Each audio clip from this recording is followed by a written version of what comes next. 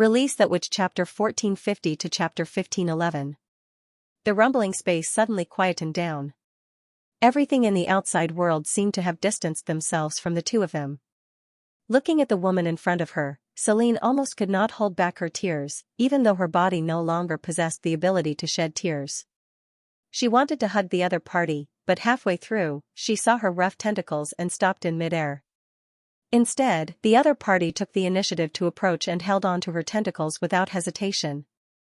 "It's not my first time seeing a carrier. What are you shy about?" Her tone was as warm as ever.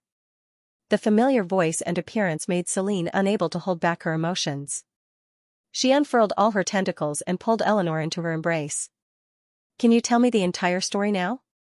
The other party laughed. "My lady, can you first tell me the situation outside?" After calming herself down, Celine recalled her mission. The fact that the space of consciousness still existed proved that the deity of gods did not crash into the ground like the enemy had predicted. However, she still wanted to hear news that the outside was safe and sound. Although it is still falling, it should be able to reduce its speed to a safe range before it crashes. Eleanor paused for a moment. "Come to think of it, this thing is a creation of the demons, right? I saw quite a number of God's punishment witches. We can already attack the enemy's city?" In the end, Alice still succeeded. Celine finally felt relieved. "I'm afraid things are different from what you think, and it will take a long time to explain. Consciousness communication is suitable for a long speech." Eleanor exhaled. "Come, I'm ready." Yes. Celine nodded her main tentacles. "Then I will start from the moment you fused with the central carrier." After a long time, she stopped. "So that's how it was." When Eleanor spoke again, her tone was filled with emotion. "In the end, it wasn't Alice or Natalia who won, but the humans reunited as a whole. But I'm curious, can there really be such a person among the mortals?" "Yes. We took a long time to accept this. Instead, it was Agatha who had previously recruited ordinary people who adapted quickly. If not for her pulling strings, the process would have been even more tortuous." "Yes. I remember that name." Eleanor blinked. A young genius awakened. "You still remember her," Celine said in surprise. "She's the only witch who can live to this day who still keeps her original appearance." At this point, she hesitated for a moment before asking. "Lady Eleanor, can you recall what you experienced in the central carrier?" The other party shook his head slowly. "In fact, I don't know who I am either. The name Eleanor isn't accurate, because I'm still Xiao Wei, Li Er, Salihi. All the witches that have fused with the central carrier to form the current me. I could remember everything that had happened before the fusion, but it wasn't the same in the hub. It was difficult for me to describe what I felt. Chaos. It wasn't as simple as not being able to see or hear. It was as if my consciousness had been separated into several parts, with only a small part remaining normal." She pondered for a moment. If I really want to think about it, the only thing I can remember are those arithmetic problems and the analysis of the magic core." "Then how did you get here?" Celine said in surprise. "I'm not sure either. Maybe it's like seeing a beam of light piercing through the chaos.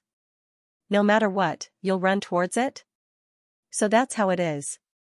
To me back then, you were also that beam of light in the darkness." Celine remained silent for a moment before she suppressed the surging emotions in her heart. Thinking back to how the process of her entering this place was abnormally smooth, it was highly likely to be related to the mother of soul that Nasapel had modified. Compared to the central carrier of the underground civilization, this carrier was probably more compatible with their consciousness. This wasn't hard to understand. After all, from the many brains that Mask displayed, his thought processes should be complex and varied. If he was unable to coordinate all these consciousnesses, the first to suffer the backlash would definitely be him. It was precisely because this place was more suitable for Lady Eleanor that she was attracted over the instant the two were connected by magic. Since she still existed after the disappearance of the net, it meant that the Neverwinter carrier had once again become an empty shell, and Eleanor was currently residing within the mother of soul of the demons.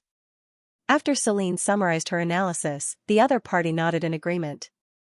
"I think so too.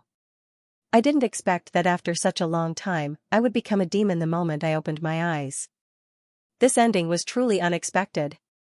However, that Senior Lord Mask's modifications were truly thorough. This body didn't even retain any ability to move, as though it was done intentionally. Being unable to move meant that there was no way to transmit information out of the red mist lake. Naturally, no one would notice the changes at the bottom of the obelisk. As long as the tower continued to produce red mist, the Mother of Soul would definitely be safe and sound. Mask's actions were undoubtedly the blind spot of his own people. As long as we know who you are, it doesn't matter what the vessel is. Celine swayed her main tentacle, her voice filled with irrepressible anticipation. The other fused witches must have acknowledged you, allowing you to reappear as one of the 3 chiefs. When we return to Neverwinter, Pasha and the others will definitely be overjoyed. I also wish to see them. Eleanor looked into the distance. But I can't go that far. Why? Celine was slightly taken aback. Why? The god stone beneath the obelisk is nearly depleted and will soon lose its effect. And the Mother of Soul will die along with it. No matter what, it is ultimately a demon and cannot move freely like a carrier. The last thing I can do for you is to let the city slowly fall to the ground. Celine instantly froze. She realized that she had forgotten an extremely important matter. The deity of God's ascension and deceleration were built upon the foundation of overdrawing the god's stone mine. Furthermore, when she enhanced the effects of the obelisk and used the net to connect to the western region, she had depleted the little magic power she had left. Regardless of whether Mask's second plan succeeded or not, it was an irreversible matter. There's nothing to be sad about. Eleanor lowered her eyelids. Your hard work has allowed me to see the world once again, and it's different from 400 years ago. This time, humans are filled with hope. This is already the greatest reward. But, Eleanor extended her hand to interrupt her. Actually, this isn't a bad thing. If I don't appear, everything will be the same. But if I were to return, it might bring about a lot of trouble, and might even be detrimental to the situation. How is that possible? Celine swayed her main tentacle as she retorted. Everyone will only feel excited. You mentioned that the current witches are led by a mortal king, right? If he were to know that 3 chiefs from the Union era had suddenly appeared in the United Front, what would he think? Who would the tequila listen to? Is my opinion the only one? Even if you deny it, it won't dispel this suspicion. As time passes, it will become a crack. As a member of the Quest Society, you usually focus on magic power research, so it's normal for you not to understand such things. So the safest method is to maintain the status quo. Celine was momentarily at a loss for words. Ever since Alice and Natalia perished, I understood one thing. Eleanor sighed. I am a transcendent, but I am not a qualified leader. To an ordinary person, not competing might be an advantage, but it is not suitable to be a guide. When the Union was on the verge of breaking apart, I still did not make my own choice. This is essentially a form of evasion. My lady, you don't have to console me. Back then, regardless of whether I supported the Queen of Starfall City or the Sunchasur Queen, it would have turned the situation into a 2-against-1 situation. That way, the Union might not have broken apart. However, in the face of this decision that would affect the fate of the entire clan, I finally gave up on expressing my stance, which caused the situation to become irreversible. Her gaze was complicated, and her emotions seemed to have returned to that most difficult moment. Merging with the central carrier was the only compensation I could make. Now that I have gathered everyone's wills and reviewed this matter, I am even more certain of my judgment. I am not suitable for the position of the 3 chiefs. Even if I return, I will not be able to lead all of you to a better position. So, this kind of ending is already very good. Before the obelisk collapses, just accompany me for a little longer. You can chat for as long as you want. Celine took a deep breath. But if I don't do anything now, I will regret it in the future. In any case, I hope that you will speak to Roland in person. Celine, perhaps you are right, but that is for the king. At least he is like you in one respect. If you say you are the most unsuitable of the 3 chiefs, then he is the least king-like king I have ever seen. At the same time that the deity of gods fell, there was a commotion below. Hacksword suddenly opened a distortion door and teleported himself and Silent Disaster to Roland, as though he wanted to take him away alone. As for the gods' punishment witches, they surrounded Roland and activated the anti-magic domain. Neither side was willing to back down, and it was as though they were at daggers drawn. If not for Lightning's timely news of the floating island's deceleration, Soraka's would have unsheathed her sword and attacked. This also made Roland realize that although the other party had agreed to cooperate for the time being, they had different demands in terms of benefits. Or it could be said that other than Valkyries, they had yet to truly understand the threat of God. Everything they had done was because of the Nightmare Lord who was trapped in the dream world. But regardless of the process, the deity of God's restoration of stability meant that Selene had successfully obtained control over the core. A calamity had finally been averted. The subsequent reports were basically all good news. The First Army did not suffer any losses, with only 3 injured from the rapid fall. The spider demons that they expected did not appear, and the controlled mad demons did not rebel due to the accident. The entire operation could be said to be a daunting experience without any mishaps. Only when Selene came before Roland without a word did he realize that the situation was not as simple as it seemed. If it were in the past, she would have already started talking about everything she had seen and heard while controlling the deity of gods. And the truth was as he had imagined, or rather, it was even more inconceivable. Mask had actually used the Race Mother and the Magic Power Core as nodes to construct a magic net that spanned across the 2 continents, and through it, he had triggered the sudden fall of the deity of gods. And the key person to turn everything around was actually the ancient witches who were thousands of miles away. To be more precise, they were the ancient witches. Their leader was one of the 3 chiefs of the Union, Eleanor. "She wants to see me?" Roland asked. "To be precise, I want you to see her." Selene poured out her worries. "Although she is not a qualified member of the 3 chiefs, we all know the sacrifices and dedication she has made for the Union. Now that she can see the light again, I don't want her to disappear just like that. The deity of gods can't hold on any longer." Roland pondered. Without the divine stones, the obelisk would quickly decay. This had been proven by the Quest Society. The Mother of Soul was the foundation of the entire tower, so it was only a matter of time before it died. The key was to find a new source of mana for the Mother of Soul. He had never done something like this before, and his understanding of the Devil's Matrix was close to zero. If it had been a year or so earlier, he would have been helpless. But now that he had the help of Valkyries and Hacksword, he might be able to change the outcome. "Your Majesty, don't worry," Roland comforted. "She's the hero who saved Greycastle and the Kingdom of Dawn.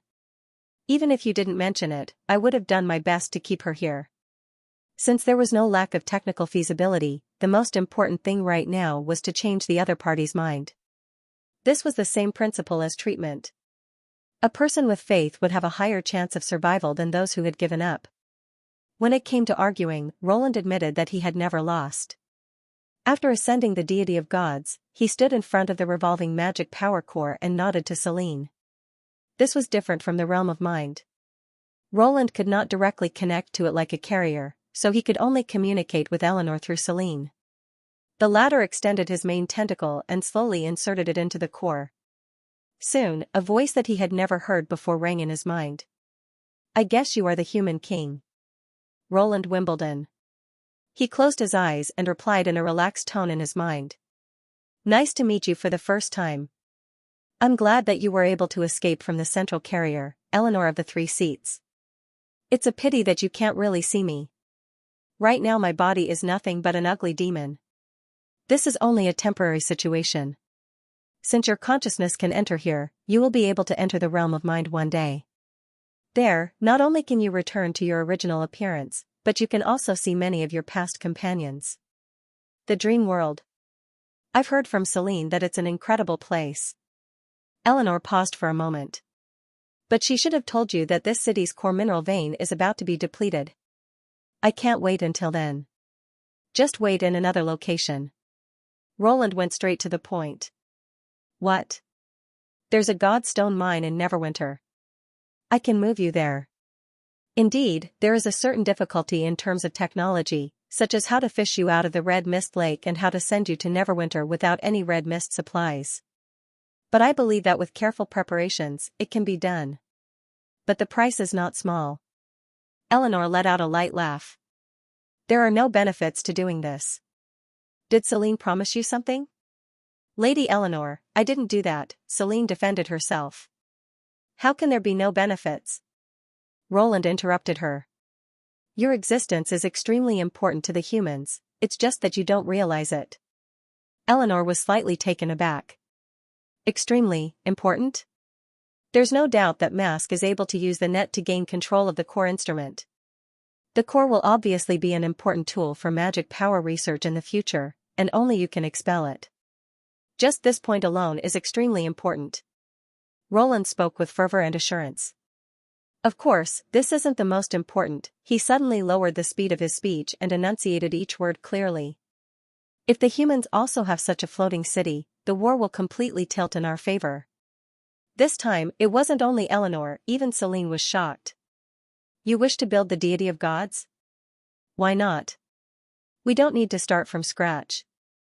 There's a core instrument that Mask has concocted, and a suitable controller. All we're lacking is an obelisk. Roland spread out his hands. But there's no need for me to raise such a large territory. A floating island of 1 kilometer or 2 is sufficient to take off and land heavy bombers, and can even bring an army directly to the bottomless land. The premise is that you can successfully figure out the structure of the magic power core and use it on the new Godstone mine. I know it won't be easy, but even if you don't succeed in the end, I won't think that you're inferior to Mask. At least you've tried your best, haven't you? You don't think you're qualified to be one of the 3 chiefs? No problem, I'll just give you a new goal. You've even resorted to goading, and it's the kind that doesn't conceal it. At this point, you can't possibly refuse, right? The voice in his mind suddenly turned silent. After a while, Eleanor sighed. I finally understand what the king who is the least like a king means. Ah? What's that? No, I didn't say anything. Her voice contained a sense of relief. It's just that, Mr. Roland, you seem to have misunderstood a premise. Everything you have envisioned is based on the successful transfer of the mother's body. I know it won't be easy, but if you fail, I won't blame you. Lady Eleanor! Celine exclaimed in delight. Of course. Roland raised the corner of his mouth. We all have our own responsibilities. Then quickly decide on a landing spot. This thing won't last much longer. I've already thought of it. He opened his eyes and looked southeast. Regardless of where the deity of gods landed in Grey Castle, it would become a huge obstacle. Only the sea could easily accommodate the inverted mountain. If the landing spot was chosen appropriately, it might even add a subsidiary island to Grey Castle. Let's land near Xianxia. Eleanor's claim of not being able to hold on for too long was not considered short. The final movement and descent of the deity of gods took about 2 days. Roland also sent the first army to conduct a detailed investigation of the coast of Xianxia to ensure that there were no casualties during the descent. 2 days later, at dusk, the bottom of the floating island made contact with the sea surface for the first time. From afar, the huge inverted body seemed to be independent of the sea line, and this was also the last time it would reveal its full appearance. As the inverted body sank into the swirling sea bit by bit, the sea level began to rise rapidly, and the beach outside the port disappeared at a speed visible to the naked eye. The waves surged over the embankment and rushed into the port's warehouses and other facilities. The abandoned ships that remained in the port were pushed back and forth by the artificial tides, and were finally torn to shreds by the violent pull. The crashing of the waves against the land was incessant, and could be heard clearly even from miles away. Roland stood on a safe high ground and witnessed the entire process of the deity of gods entering the sea. After all, such a magnificent scene would probably not happen a second time. His only regret was that he did not know how to recite poems. According to history, if he were to recite a poem at such a time, regardless of his standard, it would be recorded in the annals of history along with his back view. Finally, the afterglow of the setting sun appeared behind the deity of gods once again. It reflected the clear and crystalline waves that resembled a belt of light, passing over the new land and extending all the way to the lowlands of Xianxia, as though the two had become one. Even though the deity of gods was rather large, it was not worth mentioning when compared to the swirling sea. By the time it was embedded into the seabed and transformed into an island, the tides that flooded the port would recede sooner or later. And the gap between the island and the mainland would become a new sea route. At the same time, it was equivalent to closing the distance between Grey Castle and the Fjord Islands. Roland could already foresee the day when it would become a flourishing commercial island. I never expected the demon's ultimate weapon to become the kingdom's new territory. Nightingale, who was watching with him, sighed. It looks like the map of Grey Castle will have to be rewritten. Compared to that, I'm more concerned about what the demons will do. Phyllis, on the other hand, was more concerned about the problems they had to face. If there are no supply stations along the way, it will be difficult for them to return to the ridge of the continent. These can all be resolved through negotiation. We've already taken the first step. At least the outcome isn't too bad. For some reason, Roland suddenly thought of the dream world. In the dream world, the demons all came from a remote peninsula, and the scene in front of him was somewhat familiar. As for this new territory, let's call it the Kargard Peninsula. After that, there were not many twists and turns in the three-party conference. After learning of Mask's shocking plan and that the king already knew what was happening here, Haxord was clearly distracted. He even had Soraka's answer some of his questions on his behalf. Roland could roughly guess Haxord's feelings. No matter what, Sky Lord did not wish to completely fall out with the king before he obtained concrete evidence. Now that he suddenly discovered that the king knew everything they had done, it was equivalent to him having no way out. For Haxord, who pursued caution in everything, it was inevitable that he would feel anxious. In comparison, Silent Disaster was much calmer, as though as long as Bakris was fine, everything else had nothing to do with her. The plan to deal with the demons left behind in the Deity of Gods was quickly decided. It was impossible for Roland to agree to them establishing a red mist supply line along the borders of the four kingdoms, and the two senior lords did not care about the lives of the inferior demons. Therefore, the hundreds of thousands of demon-less laborers would remain in the new island and take on the subsequent construction plans.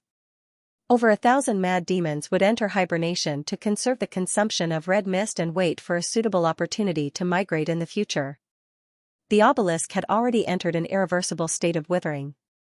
Only the red mist lake could supply the red mist, and it would gradually dry up. To the demons who were extremely reliant on the red mist, this place had already become an isolated island. Therefore, after assisting in the transfer of the Mother of Soul, Haxord would bring Silent Disaster back to Sky City to seize control of the remaining troops. Since his actions were already known to the king, it was never a bad thing to have more power in his hands. From the other party's attitude, it did not seem like he wanted to go against the king. Roland did not plan on forcing the issue. After all, if he were to suddenly go back on his word before the battle, it would easily lead to a disaster. Finally, it was Mask Nasapel. This time, it wasn't just Celine and Eleanor, even the two senior lords had the same opinion, that the other party had to die. According to Haxord, even if he were to evolve to an omnipotent state, it would have nothing to do with his race. The path he chose only existed for himself. Once he succeeded, his race would only exist in name, or in other words, he would completely transform into another species. The problem is that he can switch bodies at will through the net, so how do I completely destroy him? Roland raised the key question. Once his plan succeeds, it will indeed be extremely difficult to achieve, but we are still far from that stage. Celine conveyed Eleanor's words. Before the connection was severed, I could sense the difference in strength between the various nodes, and there were only 1 or 2 nodes that could compare to the Deity of Gods. This female, ancient witch is right. After being glared at by the numerous gods' punishment witches, Haxord quickly corrected himself. After all, Nasapel did everything behind the king's back.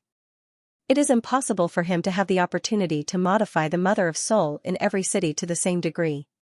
And those nodes that have not been modified sufficiently are likely to be unable to transmit his consciousness. Furthermore, the birth towers that cannot be moved will be destroyed one by the Sky Sea realm, so there aren't many places he can go. At present, I am guessing that Mask is most likely in King's City.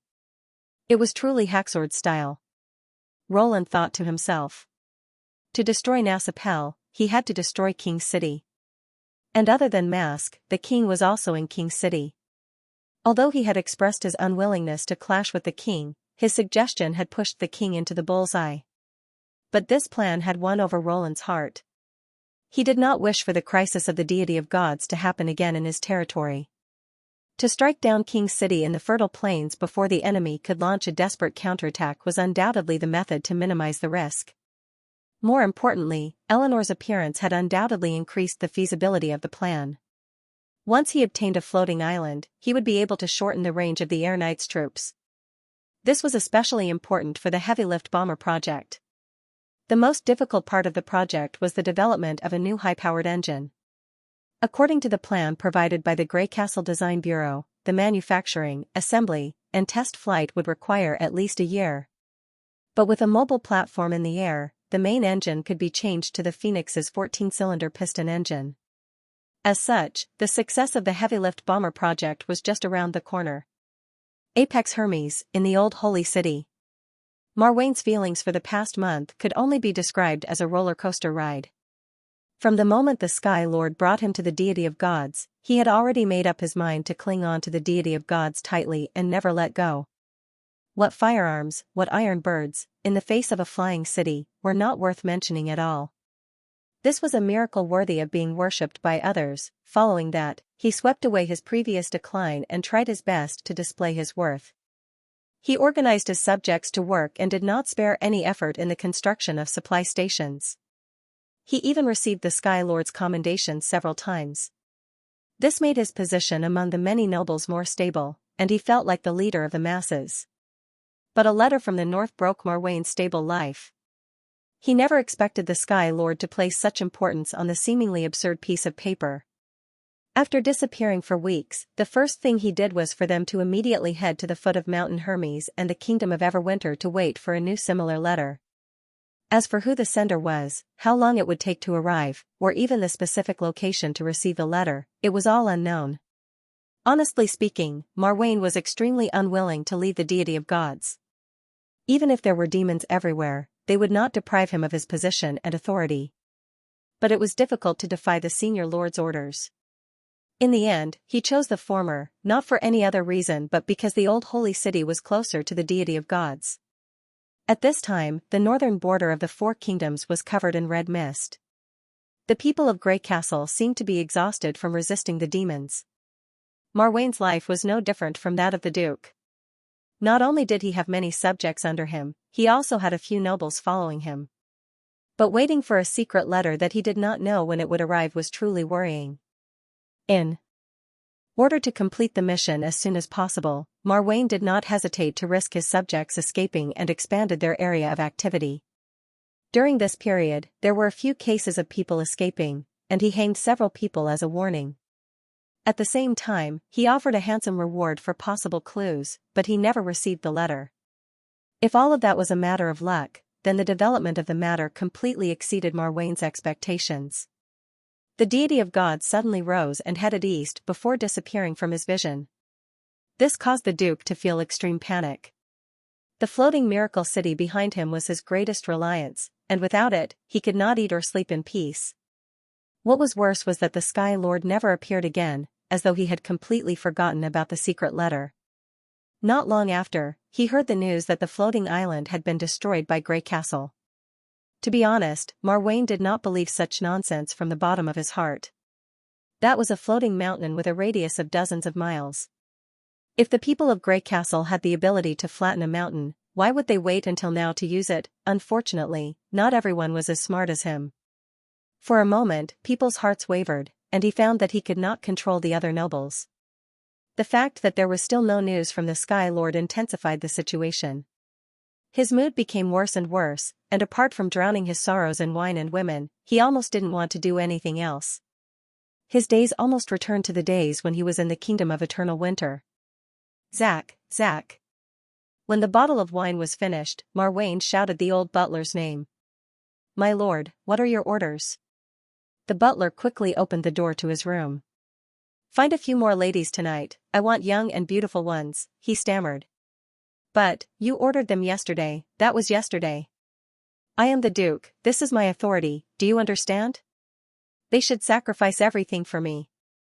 "Yes. I understand." The old butler lowered his head. Right, the people we sent out, are there any updates? Marwain did not believe in the nonsense on the streets, but it did not mean that he would not verify it himself. In fact, when the deity of gods left the Hermes Highlands, he had sent several teams to track the target and attempt to figure out where it was headed. But the efficiency of these people was ridiculous, with only a few returning the day before. The old butler shook his head. At present, we only know that Grey Castle did not engage in battle with the deity of gods. Perhaps in another 2 days, there will be concrete news. This bunch of lazy fools. Marwain cursed as he opened a new bottle of wine. All right, you may leave. Then let's wait another 2 days. The red mist was dissipating, and there was no telling when the people of Grey Castle would return. He had to think of a way out for himself. Even if he was no longer around, it did not mean that he was going against the Sky Lord's orders. Whoever obtained the letter, at most, would receive less credit. Of course, the Kingdom of Eternal Winter was not where he wanted to go. It had already been proven that it was unable to withstand the attacks of the people of Grey Castle. Marwain heard from the other senior demons that a new deity of gods was flying towards him. Furthermore, it was the city where the Demon King resided, making it the most suitable route of retreat. As long as he followed the route that the demons had previously taken, it should not be difficult to find it. When the time came, he would leave with the most loyal nobles. Night quickly descended, but the lady that Marwain wanted did not appear. This made him burn with rage. It seemed that his old butler was starting to become useless. He waited patiently for another hour. When footsteps came from outside the door, Marwain's curses had already reached his throat. However, the person who opened the door was not the old butler, but a group of filthy subjects. Some of them were holding hoes, while others were carrying poles. They looked like a motley crew. The Duke watched in disbelief as they surged into the house, leaving muddy footprints on the fluffy carpet in the bedroom. The moment he thought about how his mansion was being trampled by a bunch of bastards, he could not help but scream. Guards, guards! But Marwain did not receive any response. What interrupted him was a bloody head that belonged to the old butler, Sark. Marwain immediately sobered up from his drunkenness. What are you doing? Everyone has had enough of your bullying, Marwain Parker. The leader shouted. Because of your damn order, many people died of exhaustion in the quarry, but you didn't care, and even withheld the wages that should be paid. We are not your servants, nor are we your slaves. Nobles are not superior to commoners. The people of Grey Castle are right. You work for the monster in the day and give your wife and daughter to him at night. You are the real devil. Now surrender and follow us to Grey Castle, or don't even think about leaving this house. Damn it, Marwain thought bitterly. These guys have been corrupted by the people of Grey Castle. If I had known this, I would not have let them go outside the old holy city to gather information. I am the Duke. Who dares to touch me? Marwain warned sternly as he drew his sword from the table. Compared to the weapons in the opponent's hands, this sword was much sharper. Since they could break in without warning, it was obvious that the guards and servants had all betrayed him. He had to get out of this place and contact the other nobles. Then, he would gather the night to eliminate this mob. The Duke's title stunned everyone. He was not a commoner like the old butler. The Parker family had ruled Snow Reflection Castle for many generations. To the commoners of Everwinter, his status was unreachable. It was precisely because Marwain knew this that he deliberately put on a high and mighty attitude. He did not believe that any bastard would dare to hurt him. Suddenly, a stone was thrown from the dark and hit him squarely in the side of his face. The sharp pain instantly froze Marwain on the spot. How dare they? A white-haired old man rushed out of the crowd and threw himself at him while crying. Devil, give me back my daughter. Marwain subconsciously raised his sword and pierced it through the old man's chest. When he came to his senses, the crowd had already surrounded him. The old man's death was like a vent that released the long-suppressed emotions of the crowd. Hoes and carrying poles fell on Marwain like raindrops. He could almost hear the sound of his bones breaking. You lowly commoners, stop. No, stop, don't hit me, cough cough, I beg you. Their voices gradually became softer. The crowd only stopped when the Duke was turned into a pile of mud. We killed a noble. Someone said with a trembling voice. So what? The king of Grey Castle doesn't recognize nobles. Besides, he was an enemy of Grey Castle.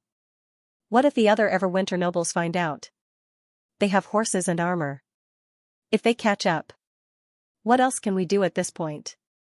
The leader looked around and said, "We're not the only ones being bullied. Since the devil isn't here, why don't we fight them?" Another person said in a low voice. Fight them. Fight them. Then, we'll go to Grey Castle.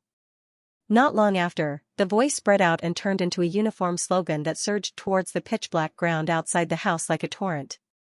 The change in attitude and mindset of the two senior lords did not only affect the deity of gods that had turned into an island. Apart from the spark that quietly ignited at the foot of Mount Hermes, the offensive of the Western Front also came to a complete halt due to the disappearance of the source of the red mist. Even though there were still remnants of the monstrous beasts active in the impassable mountain range, when their magic power was depleted, they would forever remain dormant. This greatly reduced the pressure on the First Army, who had set up defenses everywhere, and Cage Mountain was no longer the life and death barrier that had to be protected in the north. In the following week, many troops gradually retreated from the front lines and turned to support Neverwinter's western battlefield. The originally fraught situation immediately became more lively. The return of a large number of troops caused the offensive and defensive situation of the western region to reverse. The newly formed tank units on the ground rampaged through the horde of demonic beasts, encircling the stealthy blade beasts like a sieve. And when the demonic beasts gathered in large numbers, they would suffer from the aerial knights' attacks. The railway nodes and bunkers that had been abandoned were gradually recaptured, and the corpses of mutated beasts that died under the cannons were strewn everywhere. If not for the speed at which they decomposed into black liquid, the entire land would have been filled with the stench of corpses. Although according to Valkyries, the demonic beasts were just the Sky Sea Realm's evolution field and had limited effects on the battlefield, with the true danger still to come, it was undoubtedly important for Neverwinter to stabilize the situation. Since the demon's defensive line was completely lost, the Sky Sea Realm's large-scale invasion of the Land of Dawn was inevitable. Therefore, there was a need for the First Army to concentrate their strength on one point and not spread out to fight on two fronts. Roland heaved a sigh of relief and began his rescue of Eleanor. Even though the birth tower, which was also the obelisk's transplant, had always been Mask's responsibility, the three senior lords had more or less heard of it after so many years. The core link was naturally the modification of the Mother of Soul, allowing it to become one with the new mineral veins.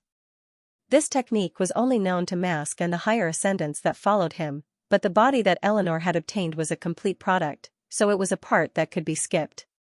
Secondly, the Mother of Soul had to be strong enough to recover after the transplant. This point was easy to understand. The transplant was no different from a bone-breaking injury to the mother, just like a tree.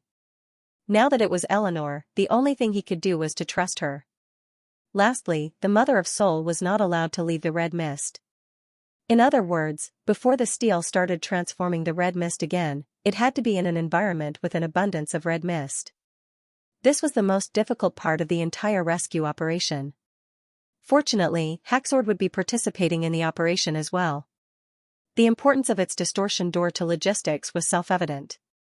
In this kind of situation, it would be able to display extraordinary effects.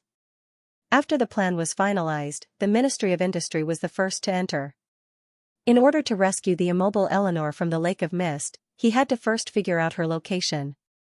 The interior of the Deity of Gods was a forbidden zone that witches couldn't step foot into, but the diving suit invented by Rex had achieved an unexpected and miraculous effect. More than 10 groups of Sand Nation people donning diving suits entered the Mist Lake through the suspension cable and finally located Eleanor at a depth of 150 meters. The leader of the group was a man named Simbadi. Next, they had to rely on manpower to slowly peel off the mother's body from the steel and tie it tightly with ropes. Under normal circumstances, the strength of the Mother of Soul was comparable to that of a carrier and was inseparable from the bottom of the steel. But the death of the steel made this feasible. Even if they did not take any measures, the steel would gradually crumble and eventually turn into a pile of rubble. When the mother was hoisted to the surface of the lake, Sky Lord would open a distortion door from below and send Eleanor into a specially made metal box. Along with her was naturally a large amount of red mist. After this step was completed, everyone heaved a sigh of relief. What happened after that was much simpler. Farina was in charge of the steam-powered trucks.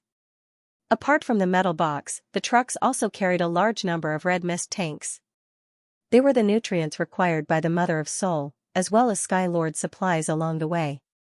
After passing through a series of distortion doors, the convoy arrived at Neverwinter from Xianxia in just half a day. If not for Haxord's insistence on leaving, Roland would have wanted to give him the position of a transport captain. Under the expectant and concerned gazes of all the gods' punishment witches, Fran swallowed the metal box and sent it to the bottom of the North Slope mountain mine.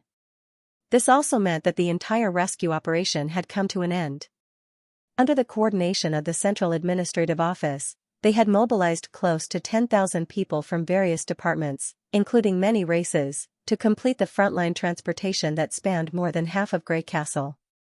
At this point, all Roland could do was wait. North Slope Mountain Mine, God's Stone Mine area. Pasha rolled up a can of red mist and carefully poured it on the root of an ugly monster. It looked like a lump of soft mud with two symmetrical rows of compound eyes on the top of its head. Its body was as big as 3 central carriers. Even without using the stone of measuring, one could feel the powerful magic power contained within the monster's body. This demon known as the Mother of Soul was the key to turning the God's Stone of Punishment pillars into red mist towers. It was said that it would only be born when the magic power in the world reached its peak, which was the start of the battle of divine will. Thus, before obtaining the transplanting technology, the demons could only quietly wait for an opportunity before the descent of the bloody moon. If it was during the Union's era, Pasha would not hesitate to sacrifice her life if she had the chance to kill the Mother of Soul. But now, she was taking care of the Mother of Soul as though she was taking care of a child. Even she found the contrast rather strange. "You're here." A familiar voice suddenly came from behind her. "How's her condition?" Pasha turned around and bent her main tentacle. It was Roland. Apart from the surviving ancient witches of Tequila, he was the one who visited Eleanor the most frequently. "It seems like migration is indeed a painful matter." Roland sighed. Pasha's tone did not sound too dejected. "I hope so." Roland nodded slightly. After the two of them looked at each other for a moment, Pasha broke the silence. "You've already thanked me many times," Roland said helplessly. Ever since the ancient witches knew that the 3 chiefs and their companions who had joined the central carrier were still alive, their reaction could only be described as passionate. He had also received everyone's gratitude. However, Pasha did not seem to be satisfied with just one thank you. She would say the same thing almost every time she saw him. "Eleanor has contributed greatly to the kingdom of Grey Castle.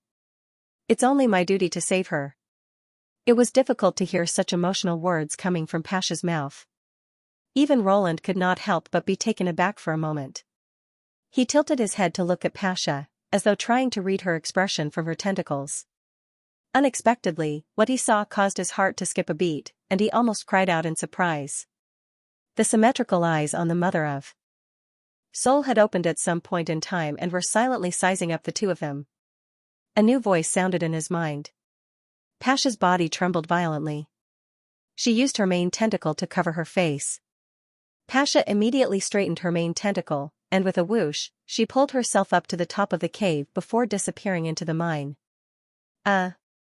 She always wanted to be the first to speak to you." Roland's mouth twitched as he muttered in disbelief. "Speaking of which, you woke up just like that." Eleanor yawned. Roland only managed to reply after a long while. "All right, it's good that you're fine. Since my duty is done, the next step is to..."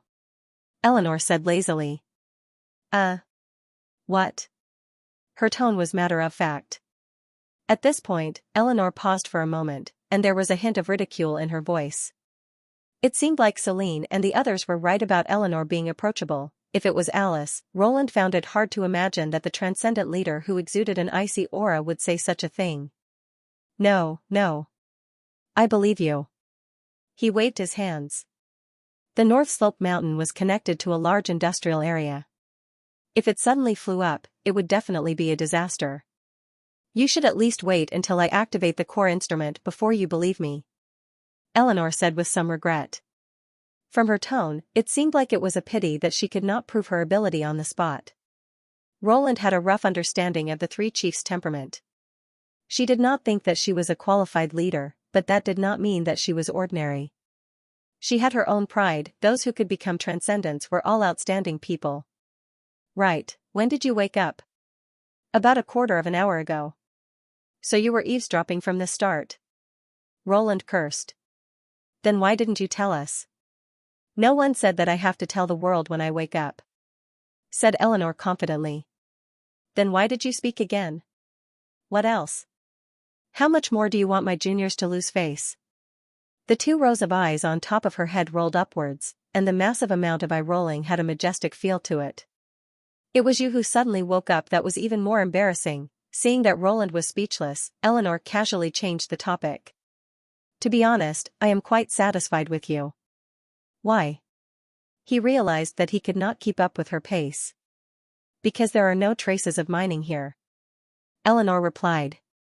Now that this area has become one with me, I can feel that these god stone pillars are basically intact, which proves that you have no intentions of mining them.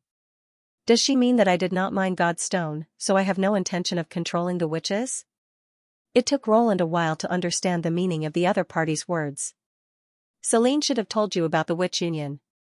Do you not believe her? Of course not. It is just that people are easily deceived by a fabricated facade, especially for a king with unlimited power. Disguising is not a difficult task, Eleanor said methodically. Even if you are like this now, it does not mean that you will be like this in the future. Preparing for a rainy day was something that every leader would consider. If you had your guard up, it would be impossible for you not to have designs on this godstone mine. Secretly arranging for mining and storage, in order to prevent the witches from becoming uncontrollable in the future, while maintaining a friendly face on the surface. Wasn't this a common situation in the past? Roland sighed. That's because too many people regard witches as aliens. But in my eyes, they're just humans with unique advantages in certain aspects. It doesn't matter even if witches occupy the entire upper echelons of the kingdom? What you really want to ask is Alice's opinion, right? Roland said straightforwardly, as long as the human race can continue, the witches will definitely be able to return to the peak. They even told you this? For the first time, Eleanor looked surprised. No, this is what I saw from the mark of time. Roland had a calm expression. Actually, Alice fell into the same misconception. As long as witches are humans, isn't this statement a matter of course? If an outstanding person cannot lead the race, then the race is destined to have no future. Similarly, if the leader no longer seeks for the benefit of the entire race, then it will be impossible to maintain the race. Random awakenings and the inability to inherit magic power could be considered a special talent in a certain sense, but it would not separate the talented person from the rest of the race. What was truly worth being wary of were artificial choices and specific inheritances. If that happened, then the conflict between the two would be difficult to resolve through time. You. Eleanor looked at him for a long while, probably trying to read his true thoughts from his expression, but after a moment, she gave up on the idea. I will wait and see. What's your next plan? First, we will carry out a large-scale transformation of North Slope Mountain, turning it into a suitable aerial fortress. This was also the reason why Roland did not allow her to immediately raise the floating island. Be it taking the initiative to attack the new deity of gods or rushing to the bottomless land, it required a large amount of resources as a foundation. Once they left Neverwinter, it would be difficult to obtain supplies. Can you estimate the size of the floating island? It shouldn't be a problem. Eleanor blinked and nodded her head. Other than the factor of the mineral veins reserves, the Red Mist Tower will also increase the effective range, so even if you wish to make it as big as the deity of gods, it is impossible. How exactly does the Red Mist Tower grow? Regarding this, I am as curious as you, so I spent some time to inspect the body. Then, I realized that it can turn the god stone pillars into a part of its body. Simply put, the god stone will not show any signs of life under normal circumstances, but after fusing with its mother, it will begin to reproduce. Of course, this process will change the nature of the god stone, causing its strength to decrease, and it will no longer possess the ability to restrict magic power. Then, Roland hesitated for a moment. Can you produce red mist as well? Eleanor let out a long sigh. Yes, I can. In fact, not only did I grasp the various characteristics of the Mother of Soul, I even gained a deeper understanding of the various details. For example, the red mist may fly. From another perspective, it is also a type of demon, and the other demons are produced in a similar manner. Do you mean, he said in surprise. That's right, be it the mad demons, fearsome demons, or lords of hell, they are all the same. I found information regarding them in the Mother of Soul's body. But in order to incubate these demons, a crucial part is still missing, and the mother that completes this part is known as the king. Roland was momentarily speechless. Although he knew that demons did not need to mate, he never expected them to use such a method to prolong their existence. In other words, I also have the possibility of becoming the king of demons. Isn't it ironic, for the 3 chiefs of witches to one day produce demons? Eleanor glared at him. So remember what you said, don't let me stay here all the time. This depends on the advancement of magic power technology, and not me, Roland thought helplessly. But he thought further. Through the transfer of consciousness, Eleanor obtained all the information regarding the Mother of Soul without any obstruction. This was similar to learning knowledge, and could be viewed as a narrow form of inheritance. And according to this trend, it was inevitable for different races to inherit, assimilate, and evolve. Why did God have to go to such lengths and use the battle of divine will and the legacy shard to force this process to happen? Secondly, it was the consciousness itself. In stark contrast to the low-level technology of this world, the contact and transfer of consciousness was so easy, as though there were no technical barriers. If the gods had such abilities, it was still reasonable, but how could the underground civilization, demons, and humans do the same? One had to know that in his original world, the most basic of perceptual simulation was only a concept that existed only on the big screen. He vaguely felt that the two were related. After returning to the castle from the North Slope mine, Roland summoned Supervisor Berev and Minister of Construction Carr into his office. I need the administrative office to quickly prepare a new plan for the supply of metallurgical materials, to divert the supply from the North Slope Mountain to other places, be it Longsong Stronghold or Redwater City. The only thing to be guaranteed is that the quantity cannot be reduced. The North Slope Mountain will soon be unable to be mined. Their expressions immediately changed as they looked at each other. Carr lowered his head while Berev asked with difficulty, Your Majesty, is the situation in the north that bad? North? Roland was slightly stunned before he reacted. They probably thought that a new powerful enemy had appeared in the fertile plains, one that even the First Army could not contend against. Thus, to protect the city, they had no choice but to give up the North Slope mine. He shook his head in exasperation and amusement. The army has not degenerated to the point of needing to lie about their victories to maintain the morale of the people. Furthermore, you are in charge of logistics and should be able to see the general situation from the consumption of medical supplies. Why would you ask such a question? Berev hurriedly wiped the sweat off his forehead. Ahaha. I was just preparing for a rainy day for your majesty. Actually, I found it strange in the beginning and thought that one of the witches had discovered new information about the Sky Sea realm and did not have the time to inform the administrative office. If that's the case, then why did your majesty give up the North Slope mine? Carr could not help but ask. Because the mine will soon fly. Roland shrugged. The two fell silent once again, but this time, their expressions were somewhat strange, as though they were doubting their own ears. You didn't hear wrong, it will fly and become a floating island. Roland sized up the two with interest and roughly explained the ancient which Eleanor and the magic power core. Do you still remember the metal chest that the administrative office arranged to transport back? Inside it is the core of the deity of gods. But due to the risks involved in the transplant, no one can predict the outcome until the very last moment, so I did not tell you the details. Now, you should know that the plan was a success, and Neverwinter will soon have a floating territory. Berev's eyes were wide open, and for a moment, he couldn't say anything. Carr, on the other hand, was so excited that his whole body was shaking. He asked in a trembling voice, Your Majesty, you don't just want a huge stone, do you? You're right. Roland didn't beat around the bush. It will be a floating battleship, a fortress that won't fall. It had to satisfy the needs of a large number of soldiers for several months or even an entire year. Not only could it take the initiative to attack the enemy, but it also had a certain level of defense. How long do you think it will take to transform the North Slope Mountain into the state?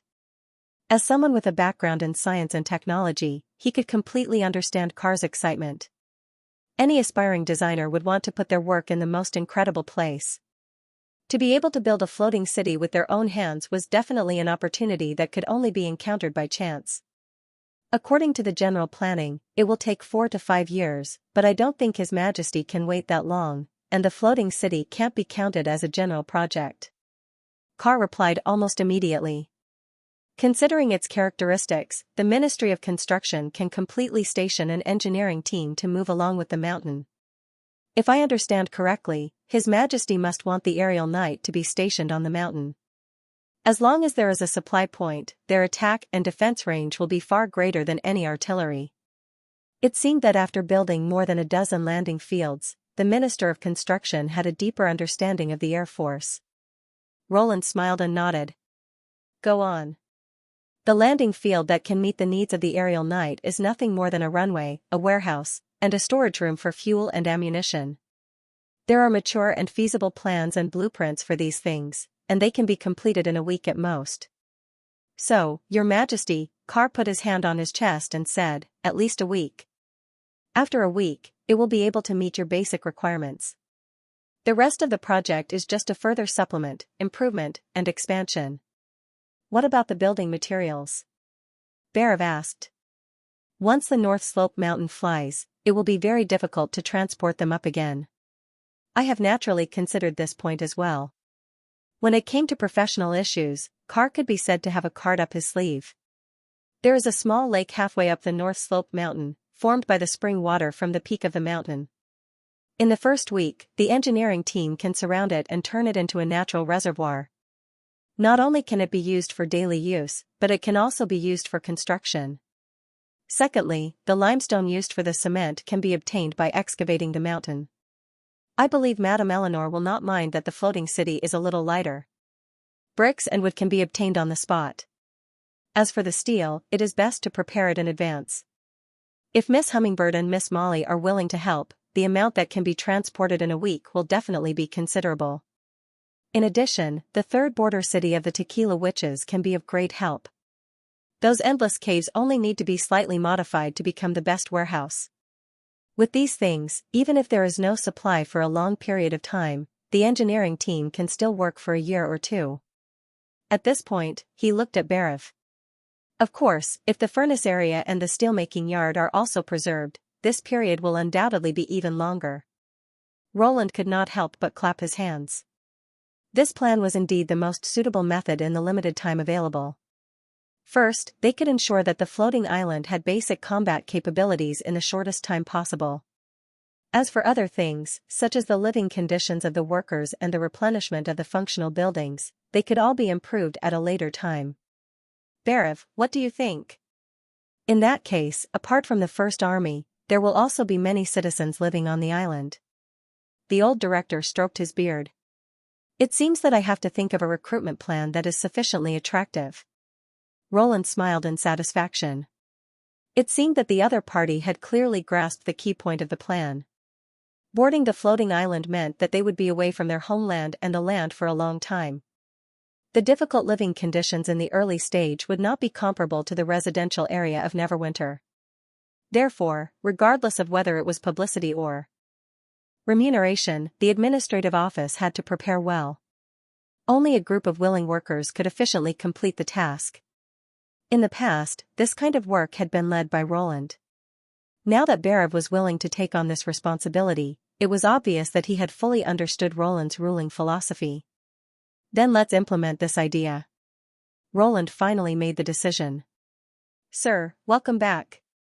When Victor walked into the office of the Miracle Building, Tinkle greeted him cheerfully, just like when he was in the hotel. The business of the Rainbow Stone was growing steadily, and other similar competitors had also appeared. In order to stabilize the supply, he had to frequently travel between the Kingdom of Everwinter and the port of Clearwater. Although it was rather tiring, he enjoyed it.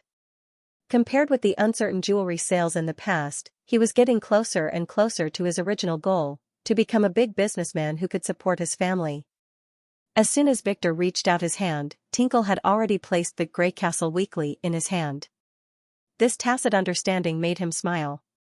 Although the Port of Clearwater also had a weekly newspaper, the time was always 2 to 3 weeks later. For a city like Neverwinter, 2 to 3 weeks of change was enough to be astonishing. As expected, the title of the latest issue of the newspaper on the first page instantly attracted his attention.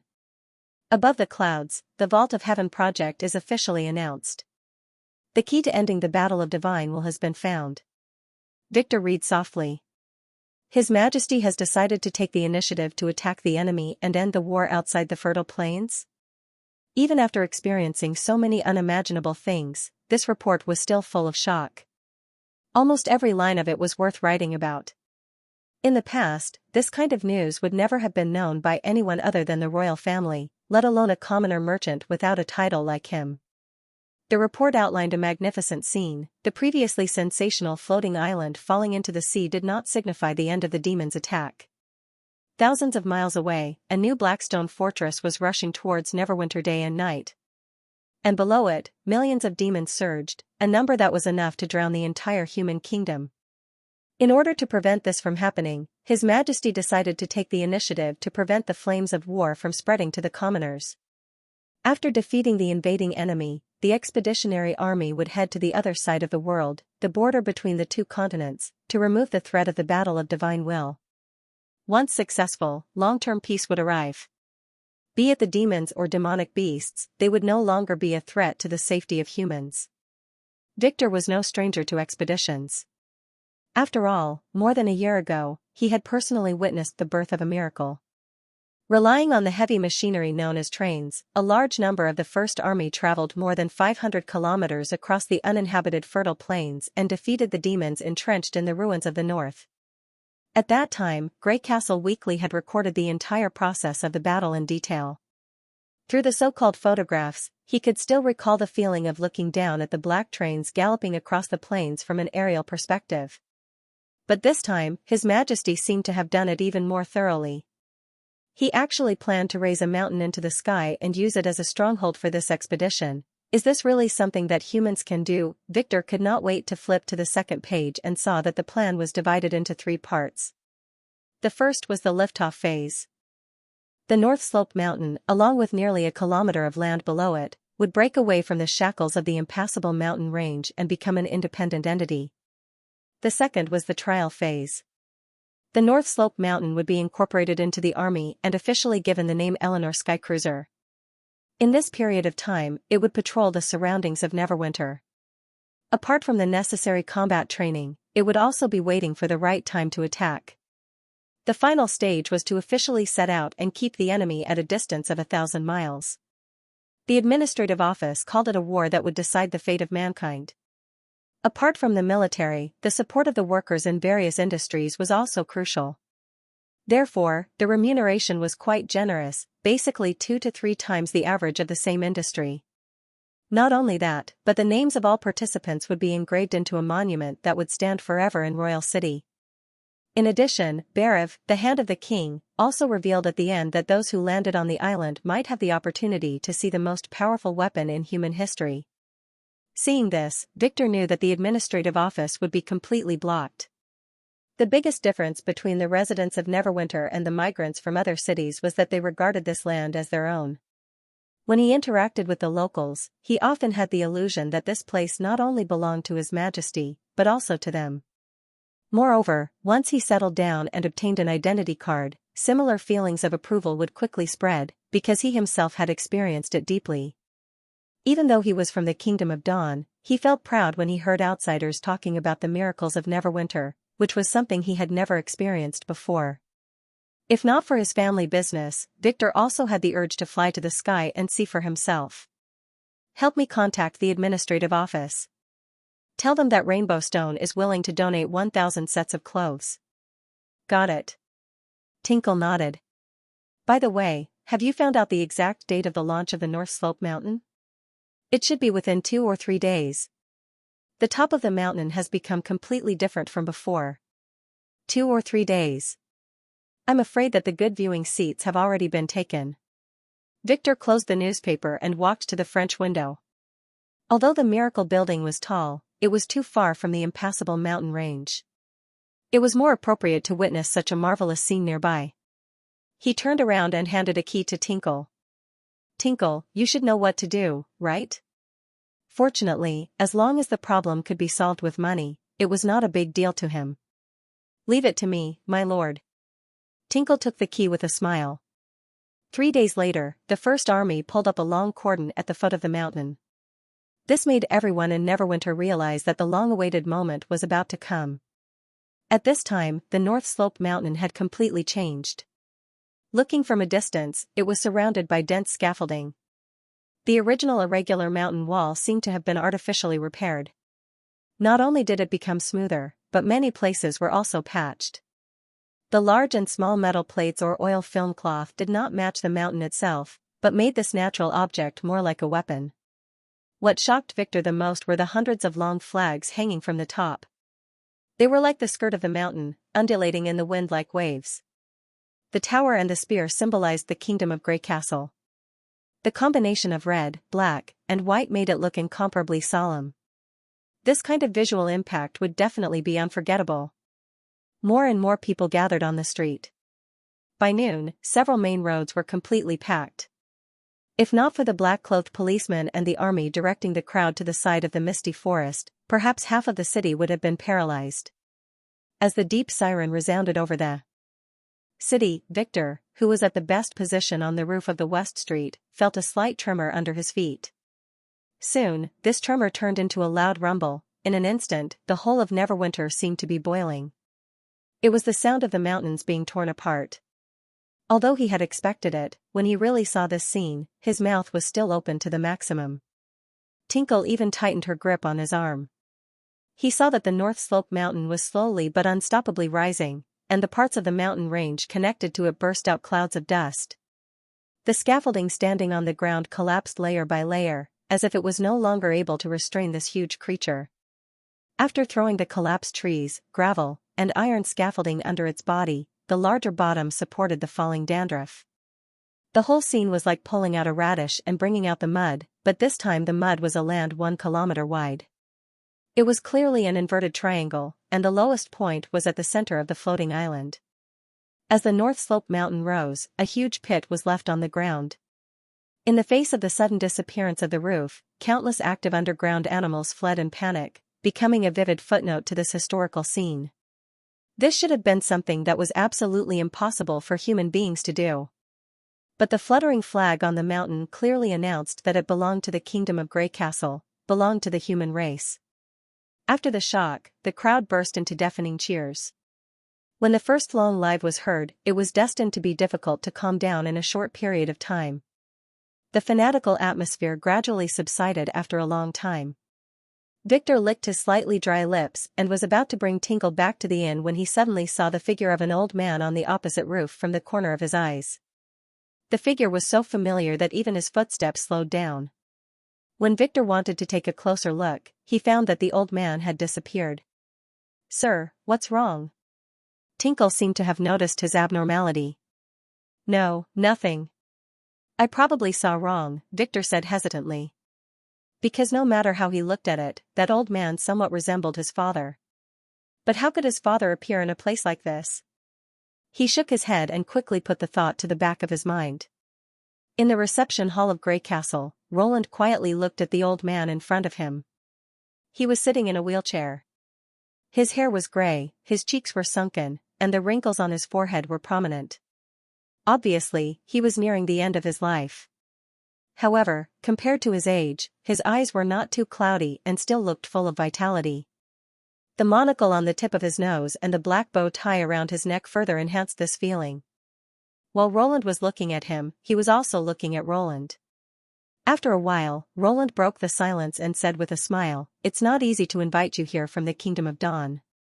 Welcome to the new King City of Grey Castle, Mr. Bonnock Lothar. Thank you for your hard work. It's my honor to be summoned by the King of Grey Castle." Bonnock Lothar slightly lowered his head. "May I know what your majesty wants me to do?" you've already contributed a lot to Grey Castle. There's nothing more you need to do. Me? Bonok Lothar was obviously surprised. Your Majesty, did you make a mistake? Generally, people at this age would have a slower thinking speed, and they would speak incoherently and stutteringly. However, Bonok Lothar not only answered immediately but also controlled his facial muscles to make a fake expression, which was enough to prove that his brain had never stopped thinking. Compared with the irreversible aging of his body, his consciousness might be a more realistic reflection of his own condition. I know you have concerns, but please rest assured that I have no malicious intentions towards black money. Roland spread out his hands and said, the oracles who passed the message to you are also a member of Neverwinter. In fact, it was me who asked them to send the message. Roland had used Pasha's mouth to summon Bonok Lothar to Grey Castle with the reason that the time for the transformation ceremony had come. After confirming the target, he had sent someone to take him back to the castle. Although this method was a little crude, it was more straightforward. Your Majesty. I don't quite understand what you mean. It doesn't matter. I'll tell you until you understand. This is a very complicated story, but it really happened. Roland gave a brief account of the ancient witch's past, as well as the nature of the God's Punishment Army's transformation ceremony. The soul vessel could only collect the consciousness of those who possessed the demon. In other words, those without the demon could only become a shell. In a sense, turning into a body without a sense of self was in line with the ancient witch's explanation of prolonging their lives. If black money was just an ordinary underground chamber of commerce, he would not have cared too much. However, in the battle against the demon's Western Front army, black money had made a great contribution. Not only had it helped the First Army maintain the intelligence network in the Kingdom of Wolfheart and the Kingdom of Everwinter, but it had also provided crucial information to fill in the gaps of the witch's investigation in the Red Mist area. Perhaps Bonok did not do this for the fate of mankind or to save his compatriots, but his contribution was real. Roland did not think that turning such a meritorious person into a mindless puppet was a suitable reward, so he decided to meet him in person. After a long time, Bonok Lothar slowly took off his presbyopic glasses and said in a slightly trembling voice, "You mean, immortality is just a scam?" Roland sighed softly. At present, the only people who can maintain their consciousness and not age are those who possess the demon. For humans, they are witches. Even though he had opened up the dream world, he could not be sensed by the soul vessel. But after drinking those potions, my body is indeed getting better. Those potions are not completely useless. They increase the success rate of the ceremony by overdrawing one's vitality, but they can't be used endlessly. Roland shook his head and interrupted him. Soon, the side effects will appear. This is also the reason why I asked you to come here in a hurry. Bonok was stunned for a moment. You mean, I don't have much time left? I'm sorry. Roland said regretfully, I can't fulfill my promise perfectly, so I can only make it up to you in other ways. Black money has protected the witches and made great contributions to the battle of divine will. If you have anything you want, you can tell me. This is the reward you deserve. Nightingale once asked him why he did not let Pasha and the other witches solve the problem by themselves. If he came forward as the king, the consequences of this scam would also be transferred to Grey Castle. She was not wrong, but Roland knew that since Grey Castle had accepted the Tequila Witches, he should not only enjoy the benefits they brought, but also take the blame for them. It was also an obligation to accept them. Bonok was silent for a long time. Even if it's a matter in the Kingdom of Dawn, can you handle it? You should know my influence in the Kingdom of Dawn. Then I can rest assured. Unexpectedly, Bonok did not despair or become hysterical, but showed a calm smile. I want to live longer because I want to protect the black money industry for my children. If I die, the other nobles and merchants will never let go of the opportunity to divide it up. In the face of big enough profits, a few lives are insignificant. If your Majesty is willing to intervene, I think no one will dare to act rashly. This is even more reliable than my personal longevity. In that case, what else do I have to complain about? Roland pondered for a moment. Are you sure this is the reward you want? Your Majesty, can't I do? It's not impossible. He paused. I wonder if you've heard of the Rainbow Stone? I've heard of it. Bonok thought for a moment. It seems to be a new clothing store in your country. It's very large, and some finished products are even sold to the Kingdom of Dawn. But with all due respect, in terms of style and design, it is far inferior to ours. Because the craftsmen Victor hired are all from the Lothar family. And he didn't tell you that this kind of clothing is only 1/10 of the price of other handwoven clothes in Neverwinter. Roland coughed twice. As far as I know, the founder of this clothing store is called Victor Lothar, your fourth son. In addition, the income of the clothing store has been converted to more than 10,000 golden dragon pieces. With this talent, I think even without Greycastle's backing, he won't easily lose to those merchant families. 10,000 golden dragon pieces was by no means a small amount. In the past, only chaos drinks could exceed this amount in Neverwinter. The reason was simple. Not everyone needed drinks, but everyone had to wear clothes. As the population of Neverwinter became highly concentrated, the scale of basic needs would only further increase. In the face of the foreseeable profits of large-scale industrial production, the turnover of the Underground Chamber of Commerce was not worth mentioning. This time, Bonok was really surprised. Your Majesty, what you said is true? Ever since he left the City of Glow, he rarely contacted me. I thought he was still in the jewelry business. Victor is now in Neverwinter. It's not difficult for you to meet him. Why don't you go and verify it yourself? But you have to hurry. Yes. I know. Bonok could not help but grab the wheel tightly. This action obviously revealed his inner thoughts. Please allow me to leave, Your Majesty. Roland nodded. When he was about to ask his guards to send him out, he suddenly said, You said I don't have much time left. Can you let me spend the last moment on the floating island? Roland closed his eyes. If that's what you want. After the door was closed, Nightingale appeared and muttered in a low voice, Strange. What's wrong? His reaction at the beginning was a little strange. I can't say it was a lie, but the magic power gave me a very vague feeling, not as calm as he appeared. Nightingale shrugged. I see, Roland said thoughtfully. Do you know the reason? Probably. He lowered his voice and tilted his head to look out the window. Longevity is always full of temptations. If one's expectations are disappointed, no one will easily accept it. But it's not a lie, Nightingale said with emphasis. Because he knows that no matter what he does, he can't change the result. Roland sighed with emotion. Since he can't change it, he has to accept it. Instead of becoming enemies with the King of Grey Castle with resentment, it's better to pretend to be open-minded to win the King's favor. Any unnecessary emotions will become a sunk cost. I'm afraid this is what he thinks. There are a lot of people who understand this, but only a few can actually do it. This is what makes him amazing. He finally understood why these big businessmen were treated as nobles in the Kingdom of Dawn.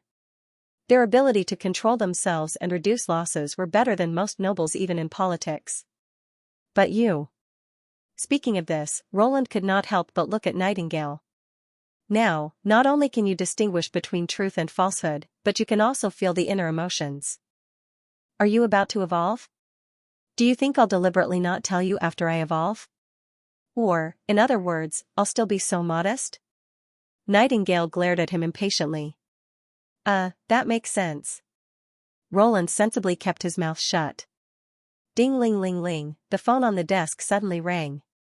It took Roland a few seconds to find the one that was waiting to be connected. He leaned over and picked up the receiver. The label on the phone indicated that the caller was from Night Academy. With the increasing number of lines connecting to the office, he had no choice but to add a small table in front of the office to specially place the phones. Is that so? I'll be right there. After hanging up the phone, Roland stood up with a joyful expression, picked up the coat hanging behind the chair, and put it on. Tilly? Nightingale raised her brows and asked. Yes, the preparations for the large plane have been completed. It will be flying soon. The large plane he was referring to was the key project of Greycastle's design bureau, the 4-engine long-range bomber. After knowing that there was a possibility of obtaining a mobile landing strip, he immediately inquired the relevant technicians about the feasibility of changing the engine. The answer he received was that as long as the weight was adjusted slightly, there would not be any influence on the aerodynamics. But changing the engine of the Phoenix would result in a drastic decrease in performance, such as the longer runway required for takeoff, the capacity to carry half of the internal fuel, and the reduced flight range to a third of the original. In short, the new plane was unable to meet the requirements for long-distance raids. And its only advantage was that it could immediately see the results. The Phoenix's engine was essentially an improved star-shaped engine, which Anna had completely grasped in the past year. Compared to the large inline engine used for the bomber, it was much more mature. Even with the design bureau providing all the blueprints, the prototype had to undergo platform testing, which would definitely slow down the progress of the entire project. In fact, the bomber was included in the one-year plan when the plan was formulated. To Neverwinter, it was an extremely daring plan. Even if there were no accidents during the research and development process, it was still half a year before it could be produced. If not for Senior Lord Mask making Roland realize that the deity of gods had the ability to perish together with itself, a year would not be considered long. But now, the situation was completely different. Once the deity of gods overdrafted its god's stone mine and rose into the sky, even if its core was destroyed, it would not be able to save the massive destruction it would cause. Coupled with the fact that humans now had the floating islands, the loss of the bomber's performance was no longer an unacceptable thing. Stepping over the tangled cables, Roland put on his coat and walked to the door. "Let's go take a look. This is the largest plane in history." Clang, just as he was about to cross the mahogany table, the corner of his shirt suddenly touched the teapot on the side of the table. By the time Roland realized it, the teapot was already tilting towards the ground. Nightingale seemed to move. Her figure disappeared for a moment, but in the end, she was still too late. The teapot seemed to have been hit by something invisible. It spun half a circle in the air before falling on the ground and breaking into several pieces. The hot tea that had just been brewed spilled all over the ground. "Your reaction seems to have slowed down." Roland teased, "You've never failed to catch something with your bare hands before. Could it be that you've eaten too many snacks and become heavier?" Nightingale surprisingly did not retort. Instead, she looked at her hands in confusion. "Let the maidservants clean up. Let's head to the Air Knight Academy first. Tilly is still waiting there." At the Air Knight Academy's landing area, a black plane that was much larger than the Seagull was slowly being towed onto the runway. In addition to its large size, the pair of wide wings and the 4 engines hanging under the wings were the most obvious differences from other fighter jets. Even though the short and thick star-shaped engines did not match the plane's slender body, most of the onlookers did not notice the incongruity. Just the fact that it was unprecedentedly large was enough to capture everyone's attention.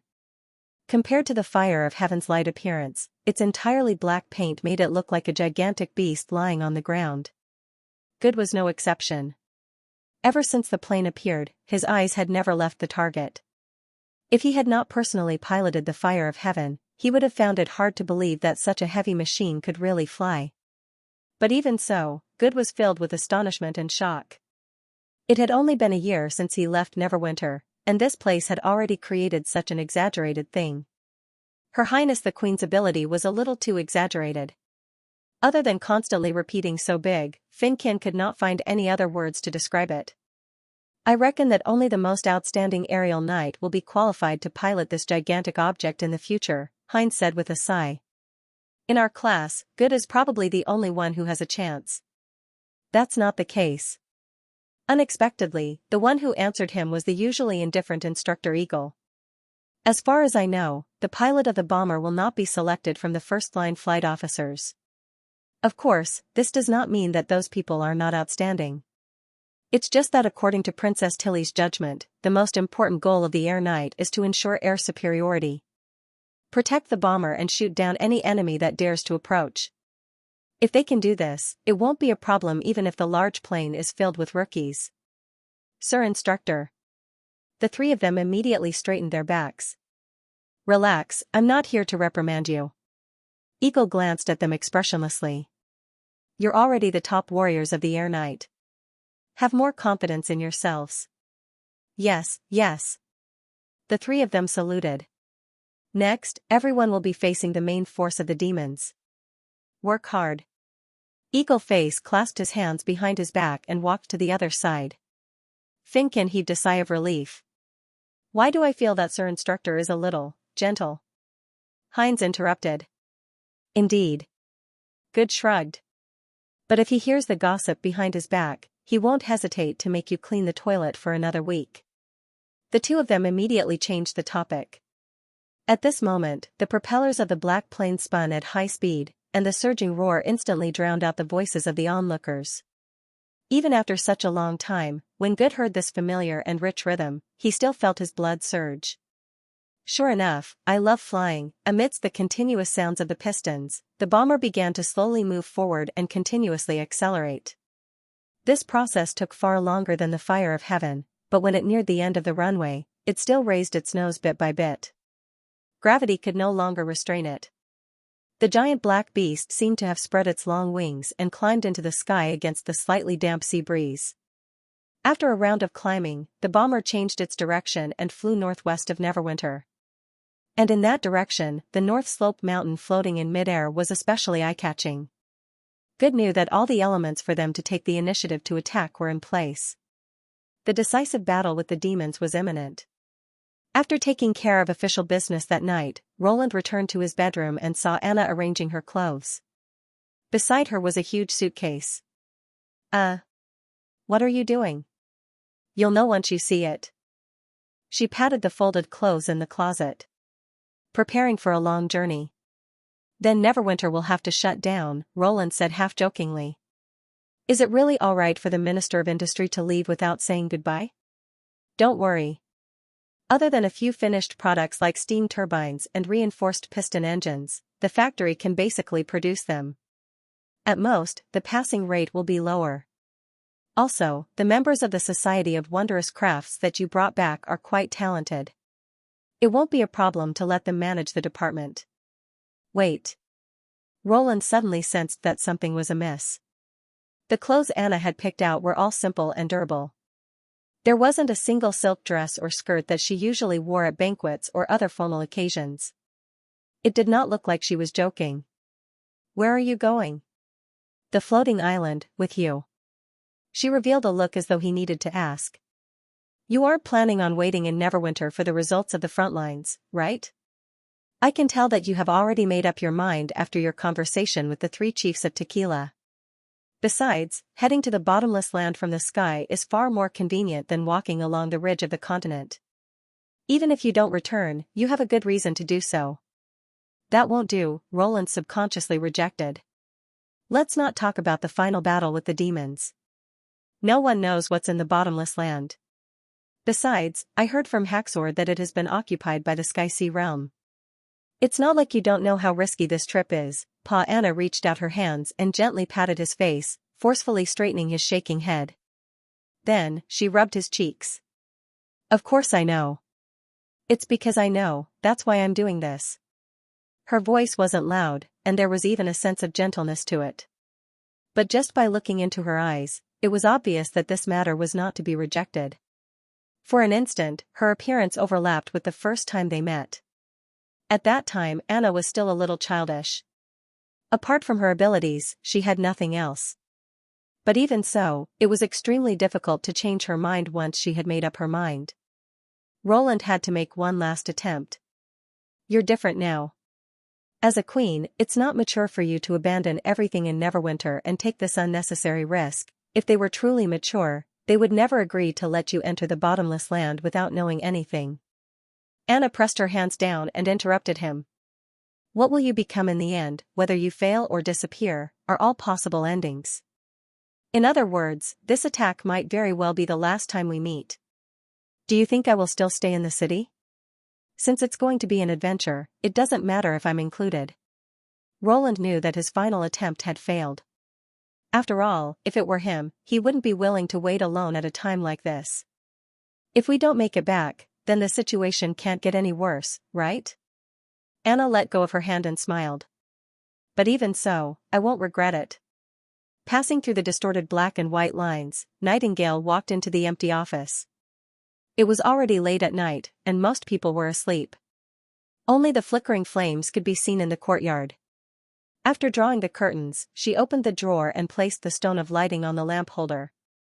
Soon, the room was illuminated by a gentle light. The fragments of the teapot had long been removed by the maidservants, and the carpet had been completely changed. There were no traces of the previous accident, as though it had never happened. Nightingale walked past the telephone table and quickly found her target, a wooden box placed on the table, covered in messy documents.